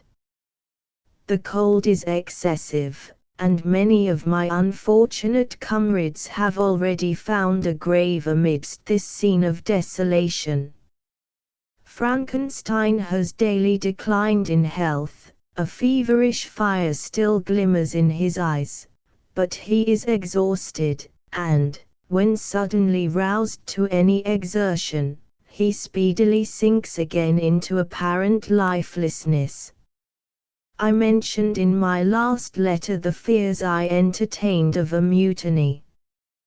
This morning, as I sat watching the wan countenance of my friend, his eyes half closed, and his limbs hanging listlessly, I was roused by half a dozen of the sailors, who desired admission into the cabin. They entered, and their leader addressed me. He told me that he and his companions had been chosen by the other sailors to come in deputation to me, to make me a demand, which, in justice, I could not refuse. We were immured in ice, and should probably never escape, but they feared that if, as was possible, the ice should dissipate, and a free passage be opened, I should be rash enough to continue my voyage, and lead them into fresh dangers, after they might happily have surmounted this. They desired, therefore, that I should engage with a solemn promise, that if the vessel should be freed, I would instantly direct my course southward. This speech troubled me. I had not despaired, nor had I yet conceived the idea of returning, if set free. Yet could I, in justice, or even in possibility, refuse this demand? I hesitated before I answered, when Frankenstein, who had at first been silent, and, indeed, appeared hardly to have force enough to attend, now roused himself. His eyes sparkled, and his cheeks flushed with momentary vigor. Turning towards the men, he said, "What do you mean? What do you demand of your captain? Are you then so easily turned from your design? Did you not call this a glorious expedition? And wherefore was it glorious? Not because the way was smooth and placid as a southern sea, but because it was full of dangers and terror, because, at every new incident, your fortitude was to be called forth, and your courage exhibited, because danger and death surrounded, and these dangers you were to brave and overcome. For this was it a glorious, for this was it an honorable undertaking. You were hereafter to be hailed as the benefactors of your species, your name adored, as belonging to brave men who encountered death for honor and the benefit of mankind. And now, behold, with the first imagination of danger, or, if you will, the first mighty and terrific trial of your courage, you shrink away, and are content to be handed down as men who had not strength enough to endure cold and peril, and so, poor souls, they were chilly, and returned to their warm firesides. Why, that requires not this preparation. Ye need not have come thus far, and dragged your captain to the shame of a defeat, merely to prove yourselves cowards. Oh! Be men, or be more than men. Be steady to your purposes, and firm as a rock. This ice is not made of such stuff as your hearts might be, it is mutable, cannot withstand you, if you say that it shall not. Do not return to your families with the stigma of disgrace marked on your brows. Return as heroes who have fought and conquered, and who know not what it is to turn their backs on the foe. He spoke this with a voice so modulated to the different feelings expressed in his speech, with an eye so full of lofty design and heroism, that can you wonder that these men were moved? They looked at one another, and were unable to reply. I spoke, I told them to retire, and consider of what had been said, that I would not lead them further north, if they strenuously desired the contrary, but that I hoped that, with reflection, their courage would return. They retired, and I turned towards my friend, but he was sunk in languor, and almost deprived of life. How all this will terminate, I know not, but I had rather die, than return shamefully, my purpose unfulfilled. Yet I fear such will be my fate. The men, unsupported by ideas of glory and honor, can never willingly continue to endure their present hardships. The 7th of September. The die is cast, I have consented to return, if we are not destroyed. Thus are my hopes blasted by cowardice and indecision, I come back ignorant and disappointed. It requires more philosophy than I possess, to bear this injustice with patience. The 12th of September. It is past, I am returning to England. I have lost my hopes of utility and glory, I have lost my friend. But I will endeavor to detail these bitter circumstances to you, my dear sister, and, while I am wafted towards England, and towards you, I will not despond. The 19th of September, the ice began to move, and roarings like thunder were heard at a distance, as the islands split and cracked in every direction. We were in the most imminent peril, but, as we could only remain passive, my chief attention was occupied by my unfortunate guest, whose illness increased in such a degree, that he was entirely confined to his bed.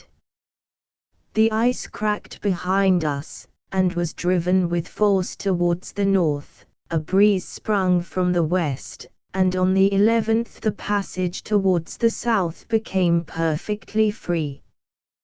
When the sailors saw this, and that their return to their native country was apparently assured, a shout of tumultuous joy broke from them, loud and long continued. Frankenstein, who was dozing, awoke, and asked the cause of the tumult. They shout, I said, because they will soon return to England. Do you then really return? Alas, yes, I cannot withstand their demands. I cannot lead them unwillingly to danger, and I must return. Do so, if you will, but I will not. You may give up your purpose, but mine is assigned to me by heaven, and I dare not. I am weak, but surely the spirits who assist my vengeance will endow me with sufficient strength." Saying this, he endeavored to spring from the bed, but the exertion was too great for him. He fell back, and fainted. It was long before he was restored, and I often thought that life was entirely extinct. At length he opened his eyes, but he breathed with difficulty, and was unable to speak. The surgeon gave him a composing draught, and ordered us to leave him undisturbed. In the meantime he told me that my friend had certainly not many hours to live. His sentence was pronounced, and I could only grieve, and be patient. I sat by his bed watching him. His eyes were closed, and I thought he slept, but presently he called to me in a feeble voice, and, bidding me come near, said, "Alas, the strength I relied on is gone. I feel that I shall soon die, and he, my enemy and persecutor, may still be in being. Think not, Walton, that in the last moments of my existence I feel that burning hatred, and ardent desire of revenge, I once expressed, but I feel myself justified in desiring the death of my adversary. During these last days I have been occupied in examining my past conduct, nor do I find it blamable. In a fit of enthusiastic madness I created a rational creature, and was bound towards him, to assure, as far as was in my power, his happiness and well-being. This was my duty, but there was another still paramount to that. My duties towards my fellow creatures had greater claims to my attention, because they included a greater proportion of happiness or misery. Urged by this view, I refused, and I did right in refusing, to create a companion for the first creature. He showed unparalleled malignity and selfishness. In evil, he destroyed my friends. He devoted to destruction beings who possessed exquisite sensations, happiness, and wisdom, nor do I know where this thirst for vengeance may end. Miserable himself, that he may render no other wretched, he ought to die. The task of his destruction was mine, but I have failed.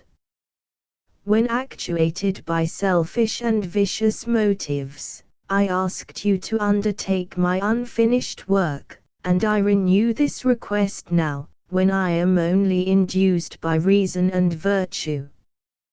Yet I cannot ask you to renounce your country and friends, to fulfill this task, and now, that you are returning to England, you will have little chance of meeting with him. But the consideration of these points, and the well-balancing of what you may esteem your duties, I leave to you. My judgment and ideas are already disturbed by the near approach of death. I dare not ask you to do what I think right, for I may still be misled by passion.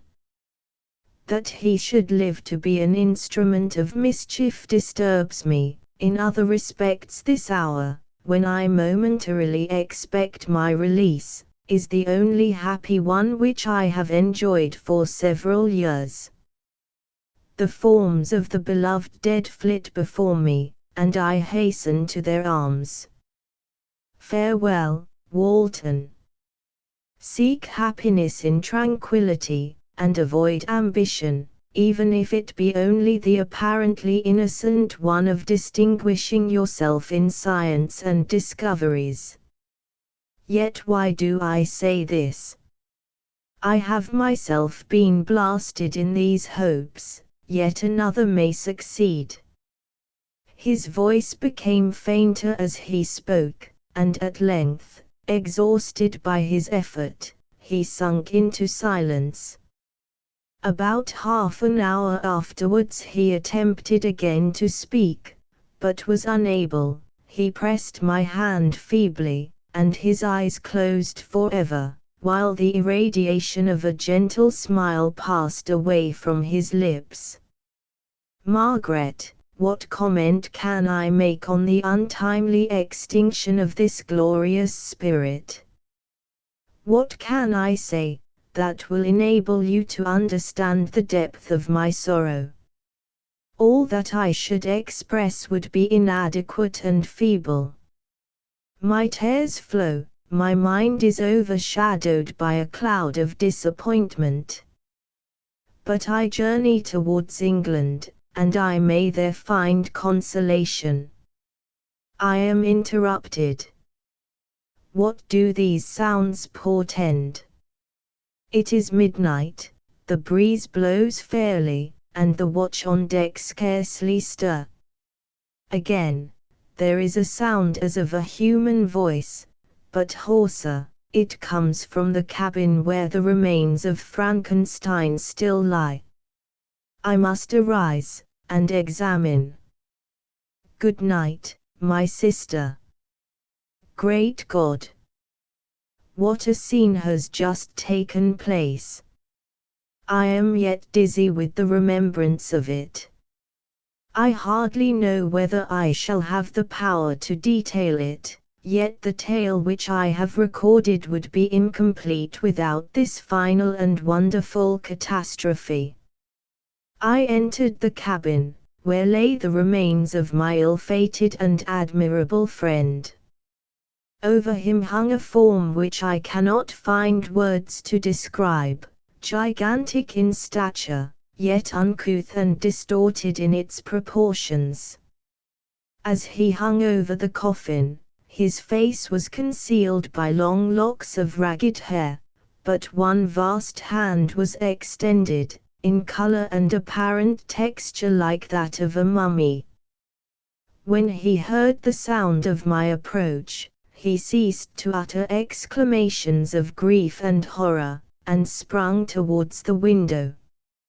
Never did I behold a vision so horrible as his face, of such loathsome, yet appalling hideousness.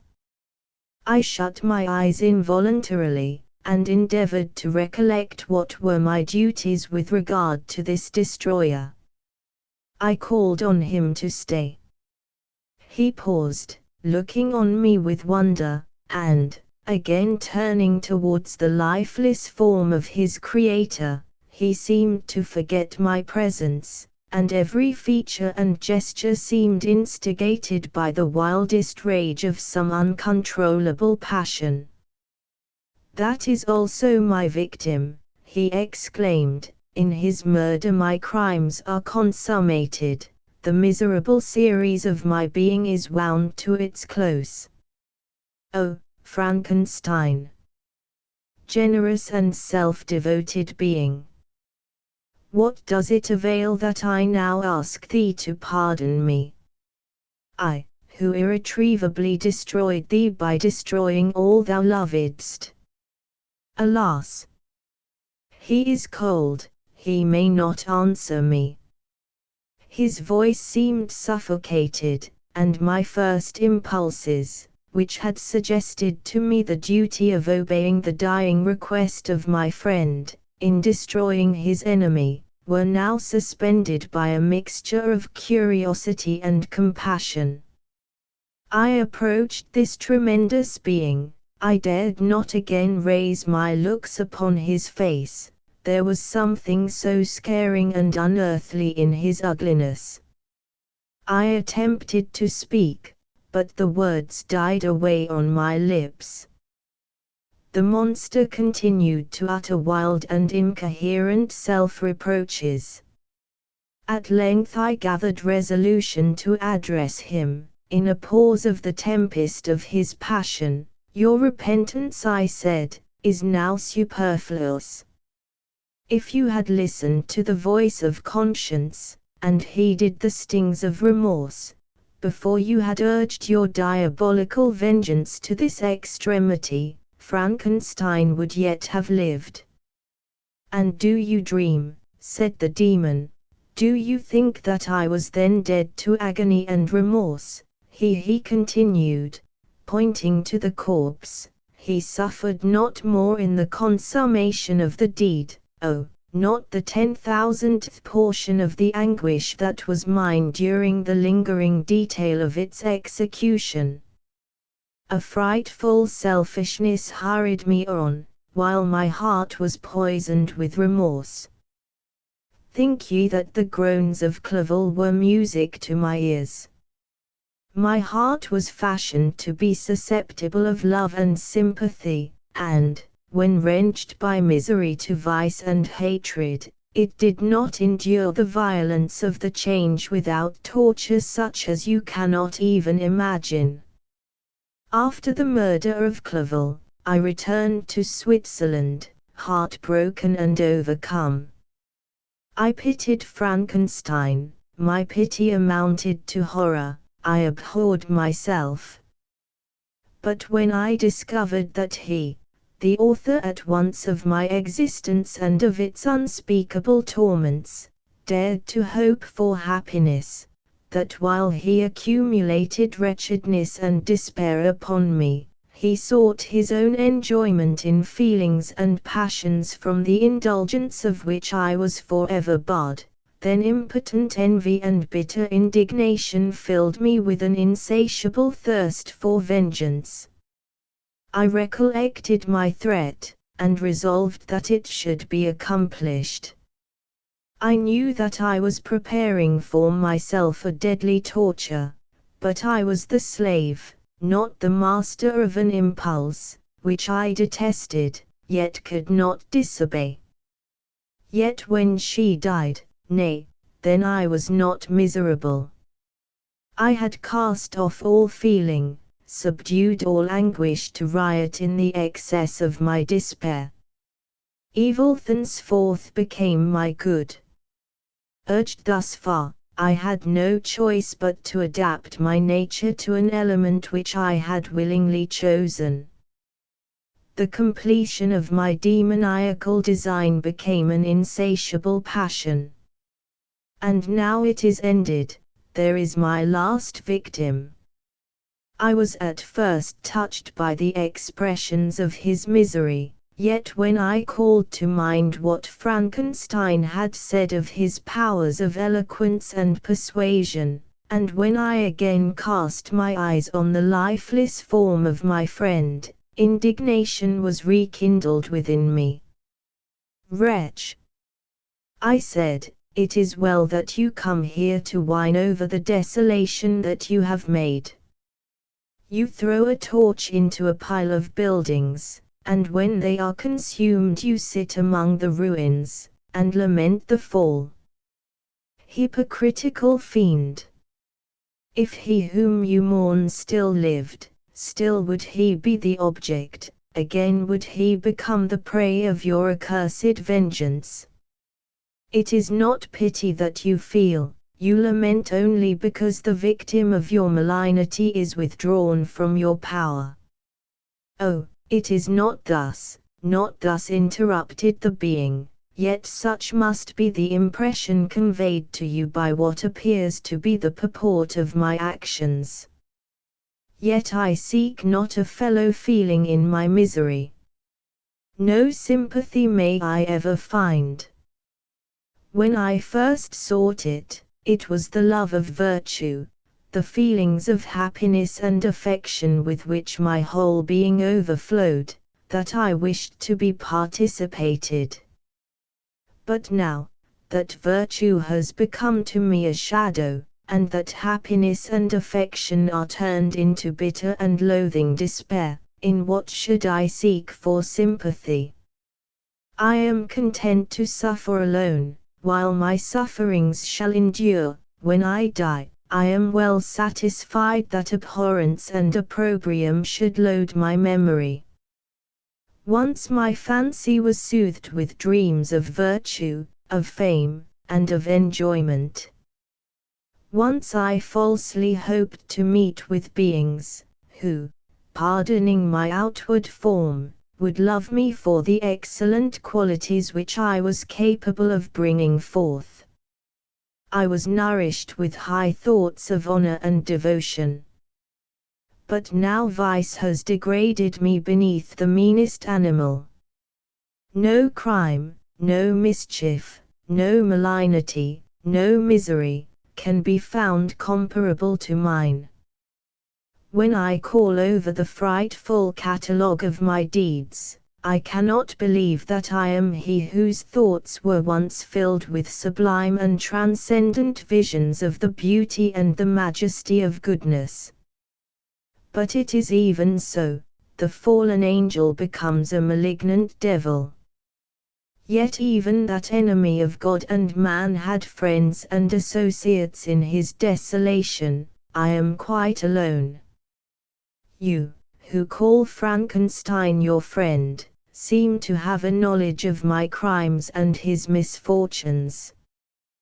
But, in the detail which he gave you of them, he could not sum up the hours and months of misery which I endured, wasting in impotent passions. For whilst I destroyed his hopes, I did not satisfy my own desires.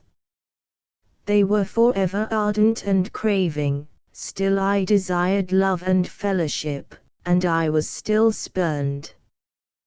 Was there no injustice in this? Am I to be thought the only criminal, when all humankind sinned against me? Why do you not hate Felix, who drove his friend from his door with contumely? Why do you not execrate the rustic who sought to destroy the Saviour of his child? Nay, these are virtuous and immaculate beings. I, the miserable and the abandoned, am an abortion, to be spurned at, and kicked, and trampled on. Even now my blood boils at the recollection of this injustice. But it is true that I am a wretch. I have murdered the lovely and the helpless, I have strangled the innocent as they slept, and grasped to death his throat who never injured me or any other living thing. I have devoted my Creator, the select specimen of all that is worthy of love and admiration among men, to misery. I have pursued him even to that irremediable ruin. There he lies, white and cold in death. You hate me, but your abhorrence cannot equal that with which I regard myself. I look on the hands which executed the deed, I think on the heart in which the imagination of it was conceived, and long for the moment when they will meet my eyes, when it will haunt my thoughts, no more. Fear not that I shall be the instrument of future mischief. My work is nearly complete. Neither yours nor any man's death is needed to consummate the series of my being, and accomplish that which must be done, but it requires my own. Do not think that I shall be slow to perform this sacrifice. I shall quit your vessel on the ice raft which brought me hither, and shall seek the most northern extremity of the globe. I shall collect my funeral pile, and consume to ashes this miserable frame, that its remains may afford no light to any curious and unhallowed wretch, who would create such another as I have been. I shall die. I shall no longer feel the agonies which now consume me, or be the prey of feelings unsatisfied, yet unquenched. He is dead who called me into being, and when I shall be no more, the very remembrance of us both will speedily vanish. I shall no longer see the sun or stars, or feel the winds play on my cheeks. Light, feeling, and sense, will pass away, and in this condition must I find my happiness. Some years ago, when the images which this world affords first opened upon me, when I felt the cheering warmth of summer, and heard the rustling of the leaves and the chirping of the birds, and these were all to me, I should have wept to die. Now it is my only consolation. Polluted by crimes, and torn by the bitterest remorse, where can I find rest but in death? Farewell. I leave you, and in you the last of humankind whom these eyes will ever behold. Farewell, Frankenstein.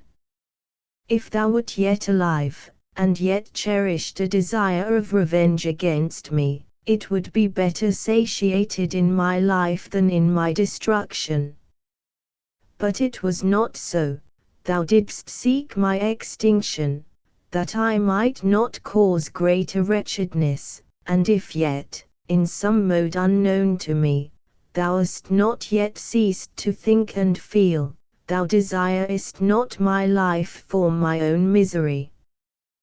Blasted as thou wert, my agony was still superior to thine, for the bitter sting of remorse may not cease to rankle in my wounds until death shall close them forever.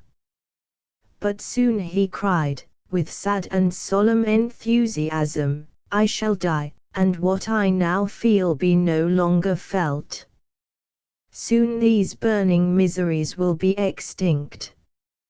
I shall ascend my funeral pile triumphantly, and exult in the agony of the torturing flames. The light of that conflagration will fade away, my ashes will be swept into the sea by the winds. My spirit will sleep in peace, or if it thinks, it will not surely think thus. Farewell. He sprung from the cabin window, as he said this, upon the ice raft which lay close to the vessel. He was soon borne away by the waves, and lost in darkness and distance. The end. Asterisk asterisk asterisk end of the Project Gutenberg ebook Frankenstein, or The Modern Prometheus asterisk asterisk asterisk updated editions will replace the previous one, the old editions will be renamed. Creating the works from print editions not protected by U.S. copyright law means that no one owns a United States copyright in these works, so the Foundation, and you, can copy and distribute it in the United States without permission and without paying copyright royalties. Special rules, set forth in the general terms of use part of this license, apply to copying and distributing Project Gutenberg trademark symbol electronic works to protect the Project Gutenberg trademark symbol concept and trademark. Project Gutenberg is a registered trademark, and may not be used if you charge for an ebook, except by following the terms of the trademark license, including paying royalties for use of the Project Gutenberg trademark. If you do not charge anything for copies of this ebook, complying with the trademark license is very easy. You may use this ebook for nearly any purpose such as creation of derivative works, reports, performances and research. Project Gutenberg ebooks may be modified and printed and given away. You may do practically anything in the United States with ebooks not protected by U.S. copyright law. Redistribution is subject to the trademark license, especially commercial redistribution. Start, Full license. The full Project Gutenberg license. Please read this before you distribute or use this work to protect the Project Gutenberg trademark symbol mission of promoting the free distribution of electronic works. By using or distributing this work, or any other work associated in any way with the phrase Project Gutenberg, you agree to comply with all the terms of the full Project Gutenberg trademark symbol license available with this file or online at www.gutenberg.org/license. Section 1. General Terms of Use and Redistributing Project Gutenberg Trademark Symbol Electronic Works 1.0. By reading or using any part of this Project Gutenberg trademark symbol electronic work, you indicate that you have read, understand, agree to and accept all the terms of this license and intellectual property, trademark/copyright, agreement. If you do not agree to abide by all the terms of this agreement, you must cease using and return or destroy all copies of Project Gutenberg trademark symbol electronic works in your possession. If you paid a fee for obtaining a copy of or access to a Project Gutenberg trademark symbol electronic work and you do not agree to be bound by the terms of this agreement, you may obtain a refund from the person or entity to whom you paid the fee as set forth in paragraph 1.e.8. 1.b. Project Gutenberg is a registered trademark. It may only be used on or associated in any way with an electronic work by people who agree to be bound by the terms of this agreement. There are a few things that you can do with most Project Gutenberg trademark symbol electronic works even without complying with the full terms of this agreement. See paragraph 1.c below. There are a lot of things you can do with Project Gutenberg trademark symbol electronic works if you follow the terms of this agreement and help preserve free future access to Project Gutenberg trademark symbol electronic works. See paragraph 1.e below. 1.c. The Project Gutenberg Literary Archive Foundation, the Foundation or PGLAF, owns a compilation copyright in the collection of Project Gutenberg trademark symbol electronic works. Nearly all the individual works in the collection are in the public domain in the United States.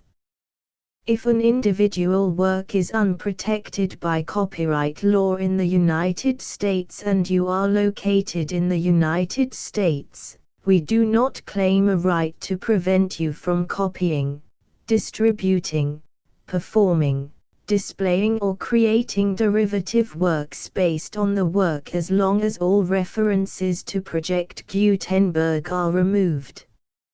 Of course, we hope that you will support the Project Gutenberg trademark symbol mission of promoting free access to electronic works by freely sharing Project Gutenberg trademark symbol works in compliance with the terms of this agreement for keeping the Project Gutenberg trademark symbol name associated with the work.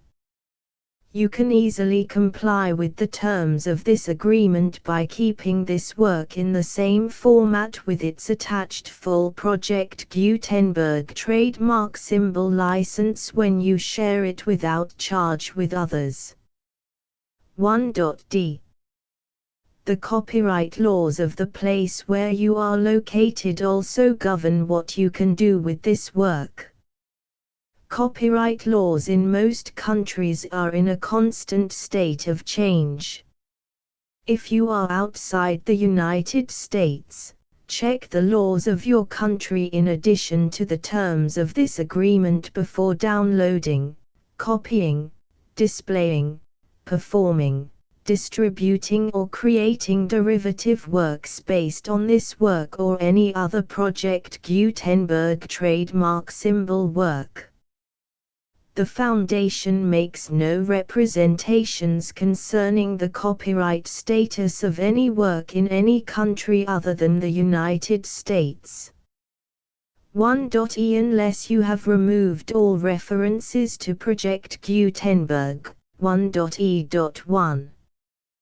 The following sentence, with active links to, or other immediate access to, the full Project Gutenberg trademark symbol license must appear prominently whenever any copy of a Project Gutenberg trademark symbol work, any work on which the phrase Project Gutenberg appears, or with which the phrase Project Gutenberg is associated, is accessed, displayed, performed, viewed, copied or distributed.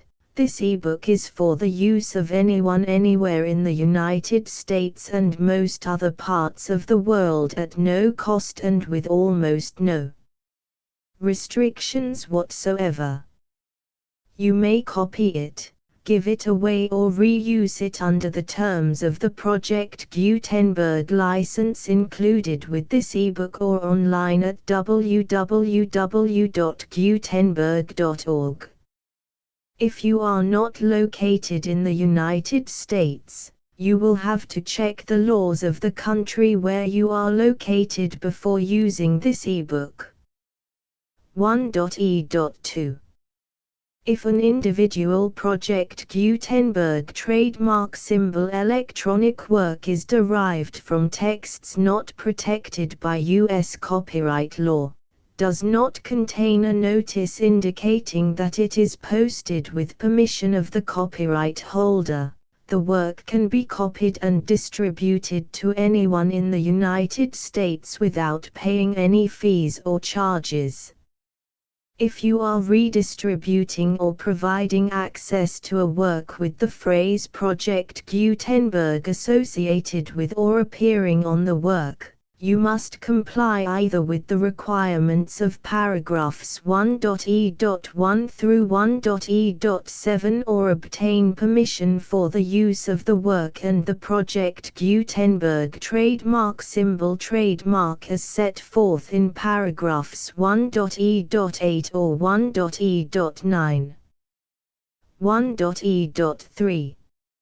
If an individual Project Gutenberg trademark symbol electronic work is posted with the permission of the copyright holder, your use and distribution must comply with both paragraphs 1.e.1 through 1.e.7 and any additional terms imposed by the copyright holder. Additional terms will be linked to the Project Gutenberg trademark symbol license for all works posted with the permission of the copyright holder found at the beginning of this work. 1.e.4.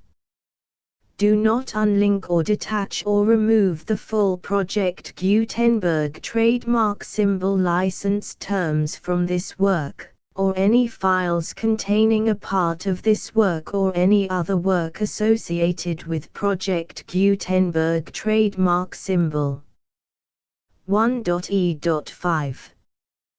Do not copy, display, perform, distribute or redistribute this electronic work, or any part of this electronic work, without prominently displaying the sentence set forth in paragraph 1.e.1 with active links or immediate access to the full terms of the Project Gutenberg trademark symbol license.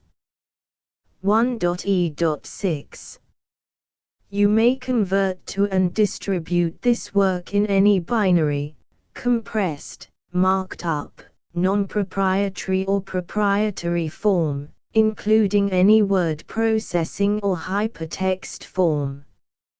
However, If you provide access to or distribute copies of a Project Gutenberg trademark symbol work in a format other than plain vanilla ASCII or other format used in the official version posted on the official Project Gutenberg trademark symbol website, www.gutenberg.org, you must, at no additional cost, fee or expense to the user, provide a copy, a means of exporting a copy, or a means of obtaining a copy upon request, of the work in its original plain vanilla ASCII or other form. Any alternate format must include the full Project Gutenberg trademark symbol license as specified in paragraph 1.e.1. 1.e.7.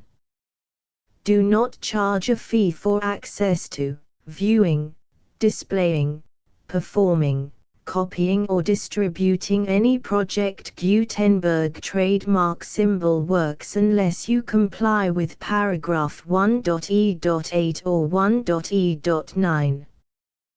1.e.8.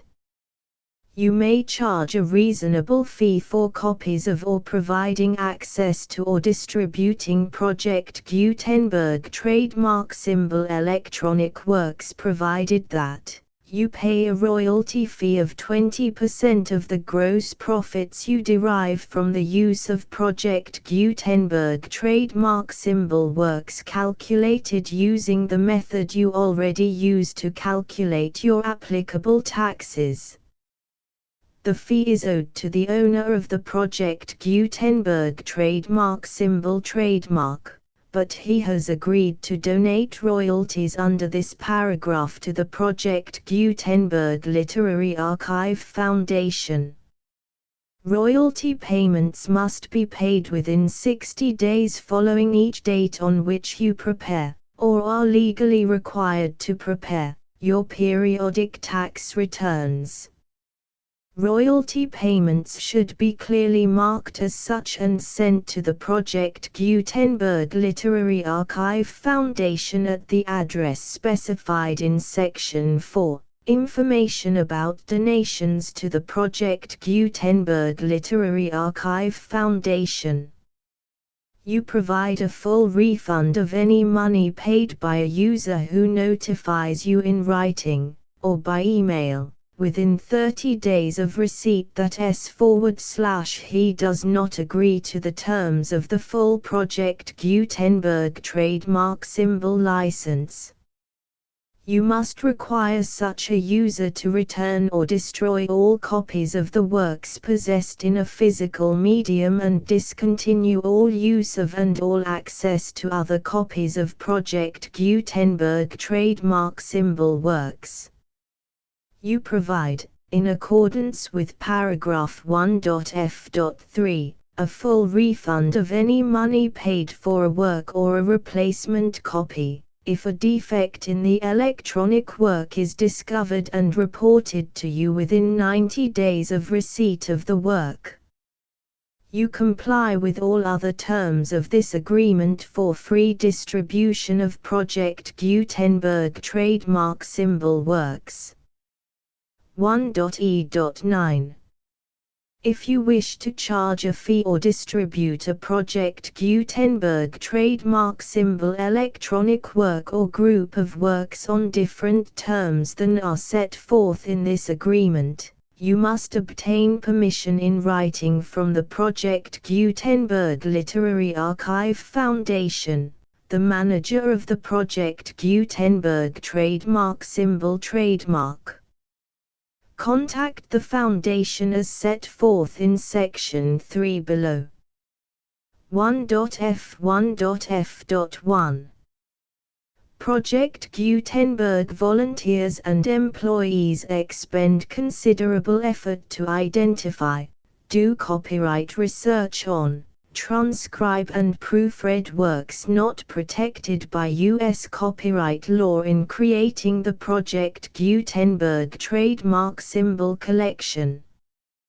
Despite these efforts, Project Gutenberg trademark symbol electronic works, and the medium on which they may be stored, may contain defects such as, but not limited to, incomplete, inaccurate or corrupt data, transcription errors, a copyright or other intellectual property infringement, a defective or damaged disk or other medium, a computer virus, or computer codes that damage or cannot be read by your equipment. 1.f.2 Limited warranty. Disclaimer of damages, except for the right of replacement or refund described in paragraph 1.f.3. The Project Gutenberg Literary Archive Foundation, the owner of the Project Gutenberg trademark symbol trademark, and any other party distributing a Project Gutenberg trademark symbol electronic work under this agreement, disclaim all liability to you for damages, costs and expenses, including legal fees. You agree that you have no remedies for negligence, strict liability, breach of warranty or breach of contract except those provided in paragraph 1.f.3. You agree that the Foundation, the trademark owner, and any distributor under this agreement will not be liable to you for actual, direct, indirect, consequential, punitive or incidental damages even if you give notice of the possibility of such damage. 1.f.3 Limited right of replacement or refund. If you discover a defect in this electronic work within 90 days of receiving it, you can receive a refund of the money, if any, you paid for it by sending a written explanation to the person you received the work from. If you received the work on a physical medium, you must return the medium with your written explanation. The person or entity that provided you with the defective work may elect to provide a replacement copy in lieu of a refund. If you received the work electronically, the person or entity providing it to you may choose to give you a second opportunity to receive the work electronically in lieu of a refund. If the second copy is also defective, you may demand a refund in writing without further opportunities to fix the problem.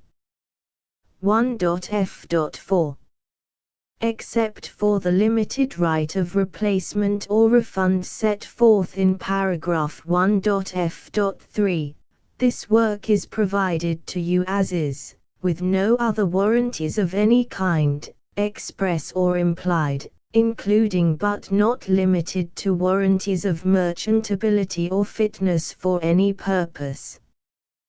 1.f.5 Some states do not allow disclaimers of certain implied warranties or the exclusion or limitation of certain types of damages. If any disclaimer or limitation set forth in this agreement violates the law of the state applicable to this agreement, the agreement shall be interpreted to make the maximum disclaimer or limitation permitted by the applicable state law. The invalidity or unenforceability of any provision of this agreement shall not void the remaining provisions. 1.f.6 Indemnity. You agree to indemnify and hold the Foundation, the trademark owner, any agent or employee of the Foundation, anyone providing copies of Project Gutenberg trademark symbol electronic works in accordance with this agreement, and any volunteers associated with the production, promotion and distribution of Project Gutenberg trademark symbol electronic works, harmless from all liability, costs and expenses, including legal fees. that arise directly or indirectly from any of the following which you do or cause to occur. A. Distribution of this or any Project Gutenberg trademark symbol work. B. Alteration, modification, or additions or deletions to any Project Gutenberg trademark symbol work, and C. Any defect you cause. Section 2. Information about the mission of Project Gutenberg trademark symbol. Project Gutenberg trademark symbol is synonymous with the free distribution of electronic works in formats readable by the widest variety of computers, including obsolete, old, middle-aged and new computers. It exists because of the efforts of hundreds of volunteers and donations from people in all walks of life. Volunteers and financial support to provide volunteers with the assistance they need are critical to reaching Project Gutenberg trademark symbol's goals and ensuring that the Project Gutenberg trademark symbol collection will remain freely available for generations to come. In 2001, the Project Gutenberg Literary Archive Foundation was created to provide a secure and permanent future for Project Gutenberg trademark symbol and future generations. To learn more about the Project Gutenberg Literary Archive Foundation and how your efforts and donations can help, see sections 3 and 4 and the Foundation information page at www.gutenberg.org. Section 3. Information about the Project Gutenberg Literary Archive Foundation. The Project Gutenberg Literary Archive Foundation is a non-profit 501(c)(3) educational corporation organized under the laws of the state of Mississippi and granted tax-exempt status by the Internal Revenue Service. The Foundation's IN or Federal Tax Identification Number is 64-6221541. Contributions to the Project Gutenberg Literary Archive Foundation are tax-deductible to the full extent permitted by U.S. federal laws and your state's laws. The Foundation's business office is located at 809 North 1500 West, Salt Lake City, UT 84116. 801-596-1887. Email contact links and up-to-date contact information can be found at the Foundation's website and official page at www.gutenberg.org/contact. Section 4. Information about donations to the Project Gutenberg Literary Archive Foundation. Project Gutenberg trademark symbol depends upon and cannot survive without widespread public support and donations to carry out its mission of increasing the number of public domain and licensed works that can be freely distributed in machine-readable form accessible by the widest array of equipment, including outdated equipment. Many small donations, $1 to $5,000, are particularly important to maintaining tax-exempt status with the IRS. The Foundation is committed to complying with the laws regulating charities and charitable donations in all 50 states of the United States. Compliance requirements are not uniform and it takes a considerable effort, much paperwork and many fees to meet and keep up with these requirements. We do not solicit donations in locations where we have not received written confirmation of compliance. To send donations or determine the status of compliance for any particular state, visit www.gutenberg.org/donate.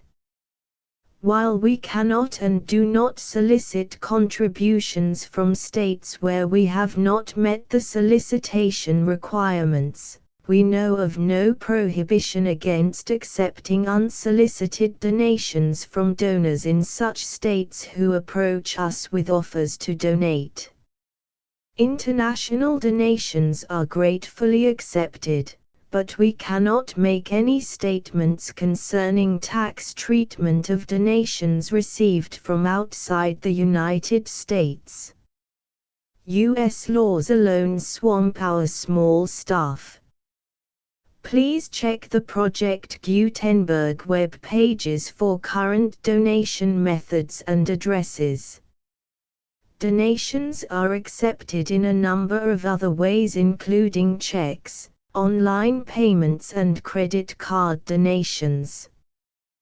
To donate, please visit www.gutenberg.org/donate. Section 5. General information about Project Gutenberg Trademark Symbol Electronic Works. Professor Michael S. Hart was the originator of the Project Gutenberg trademark symbol concept of a library of electronic works that could be freely shared with anyone. For 40 years, he produced and distributed Project Gutenberg trademark symbol ebooks with only a loose network of volunteer support. Project Gutenberg trademark symbol ebooks are often created from several printed editions, all of which are confirmed as not protected by copyright in the US unless a copyright notice is included. Thus, we do not necessarily keep ebooks in compliance with any particular paper edition. Most people start at our website, which has the main PG search facility, www.gutenberg.org. This website includes information about Project Gutenberg trademark symbol, including how to make donations to the Project Gutenberg Literary Archive Foundation, how to help produce our new ebooks, and how to subscribe to our email newsletter to hear about new ebooks.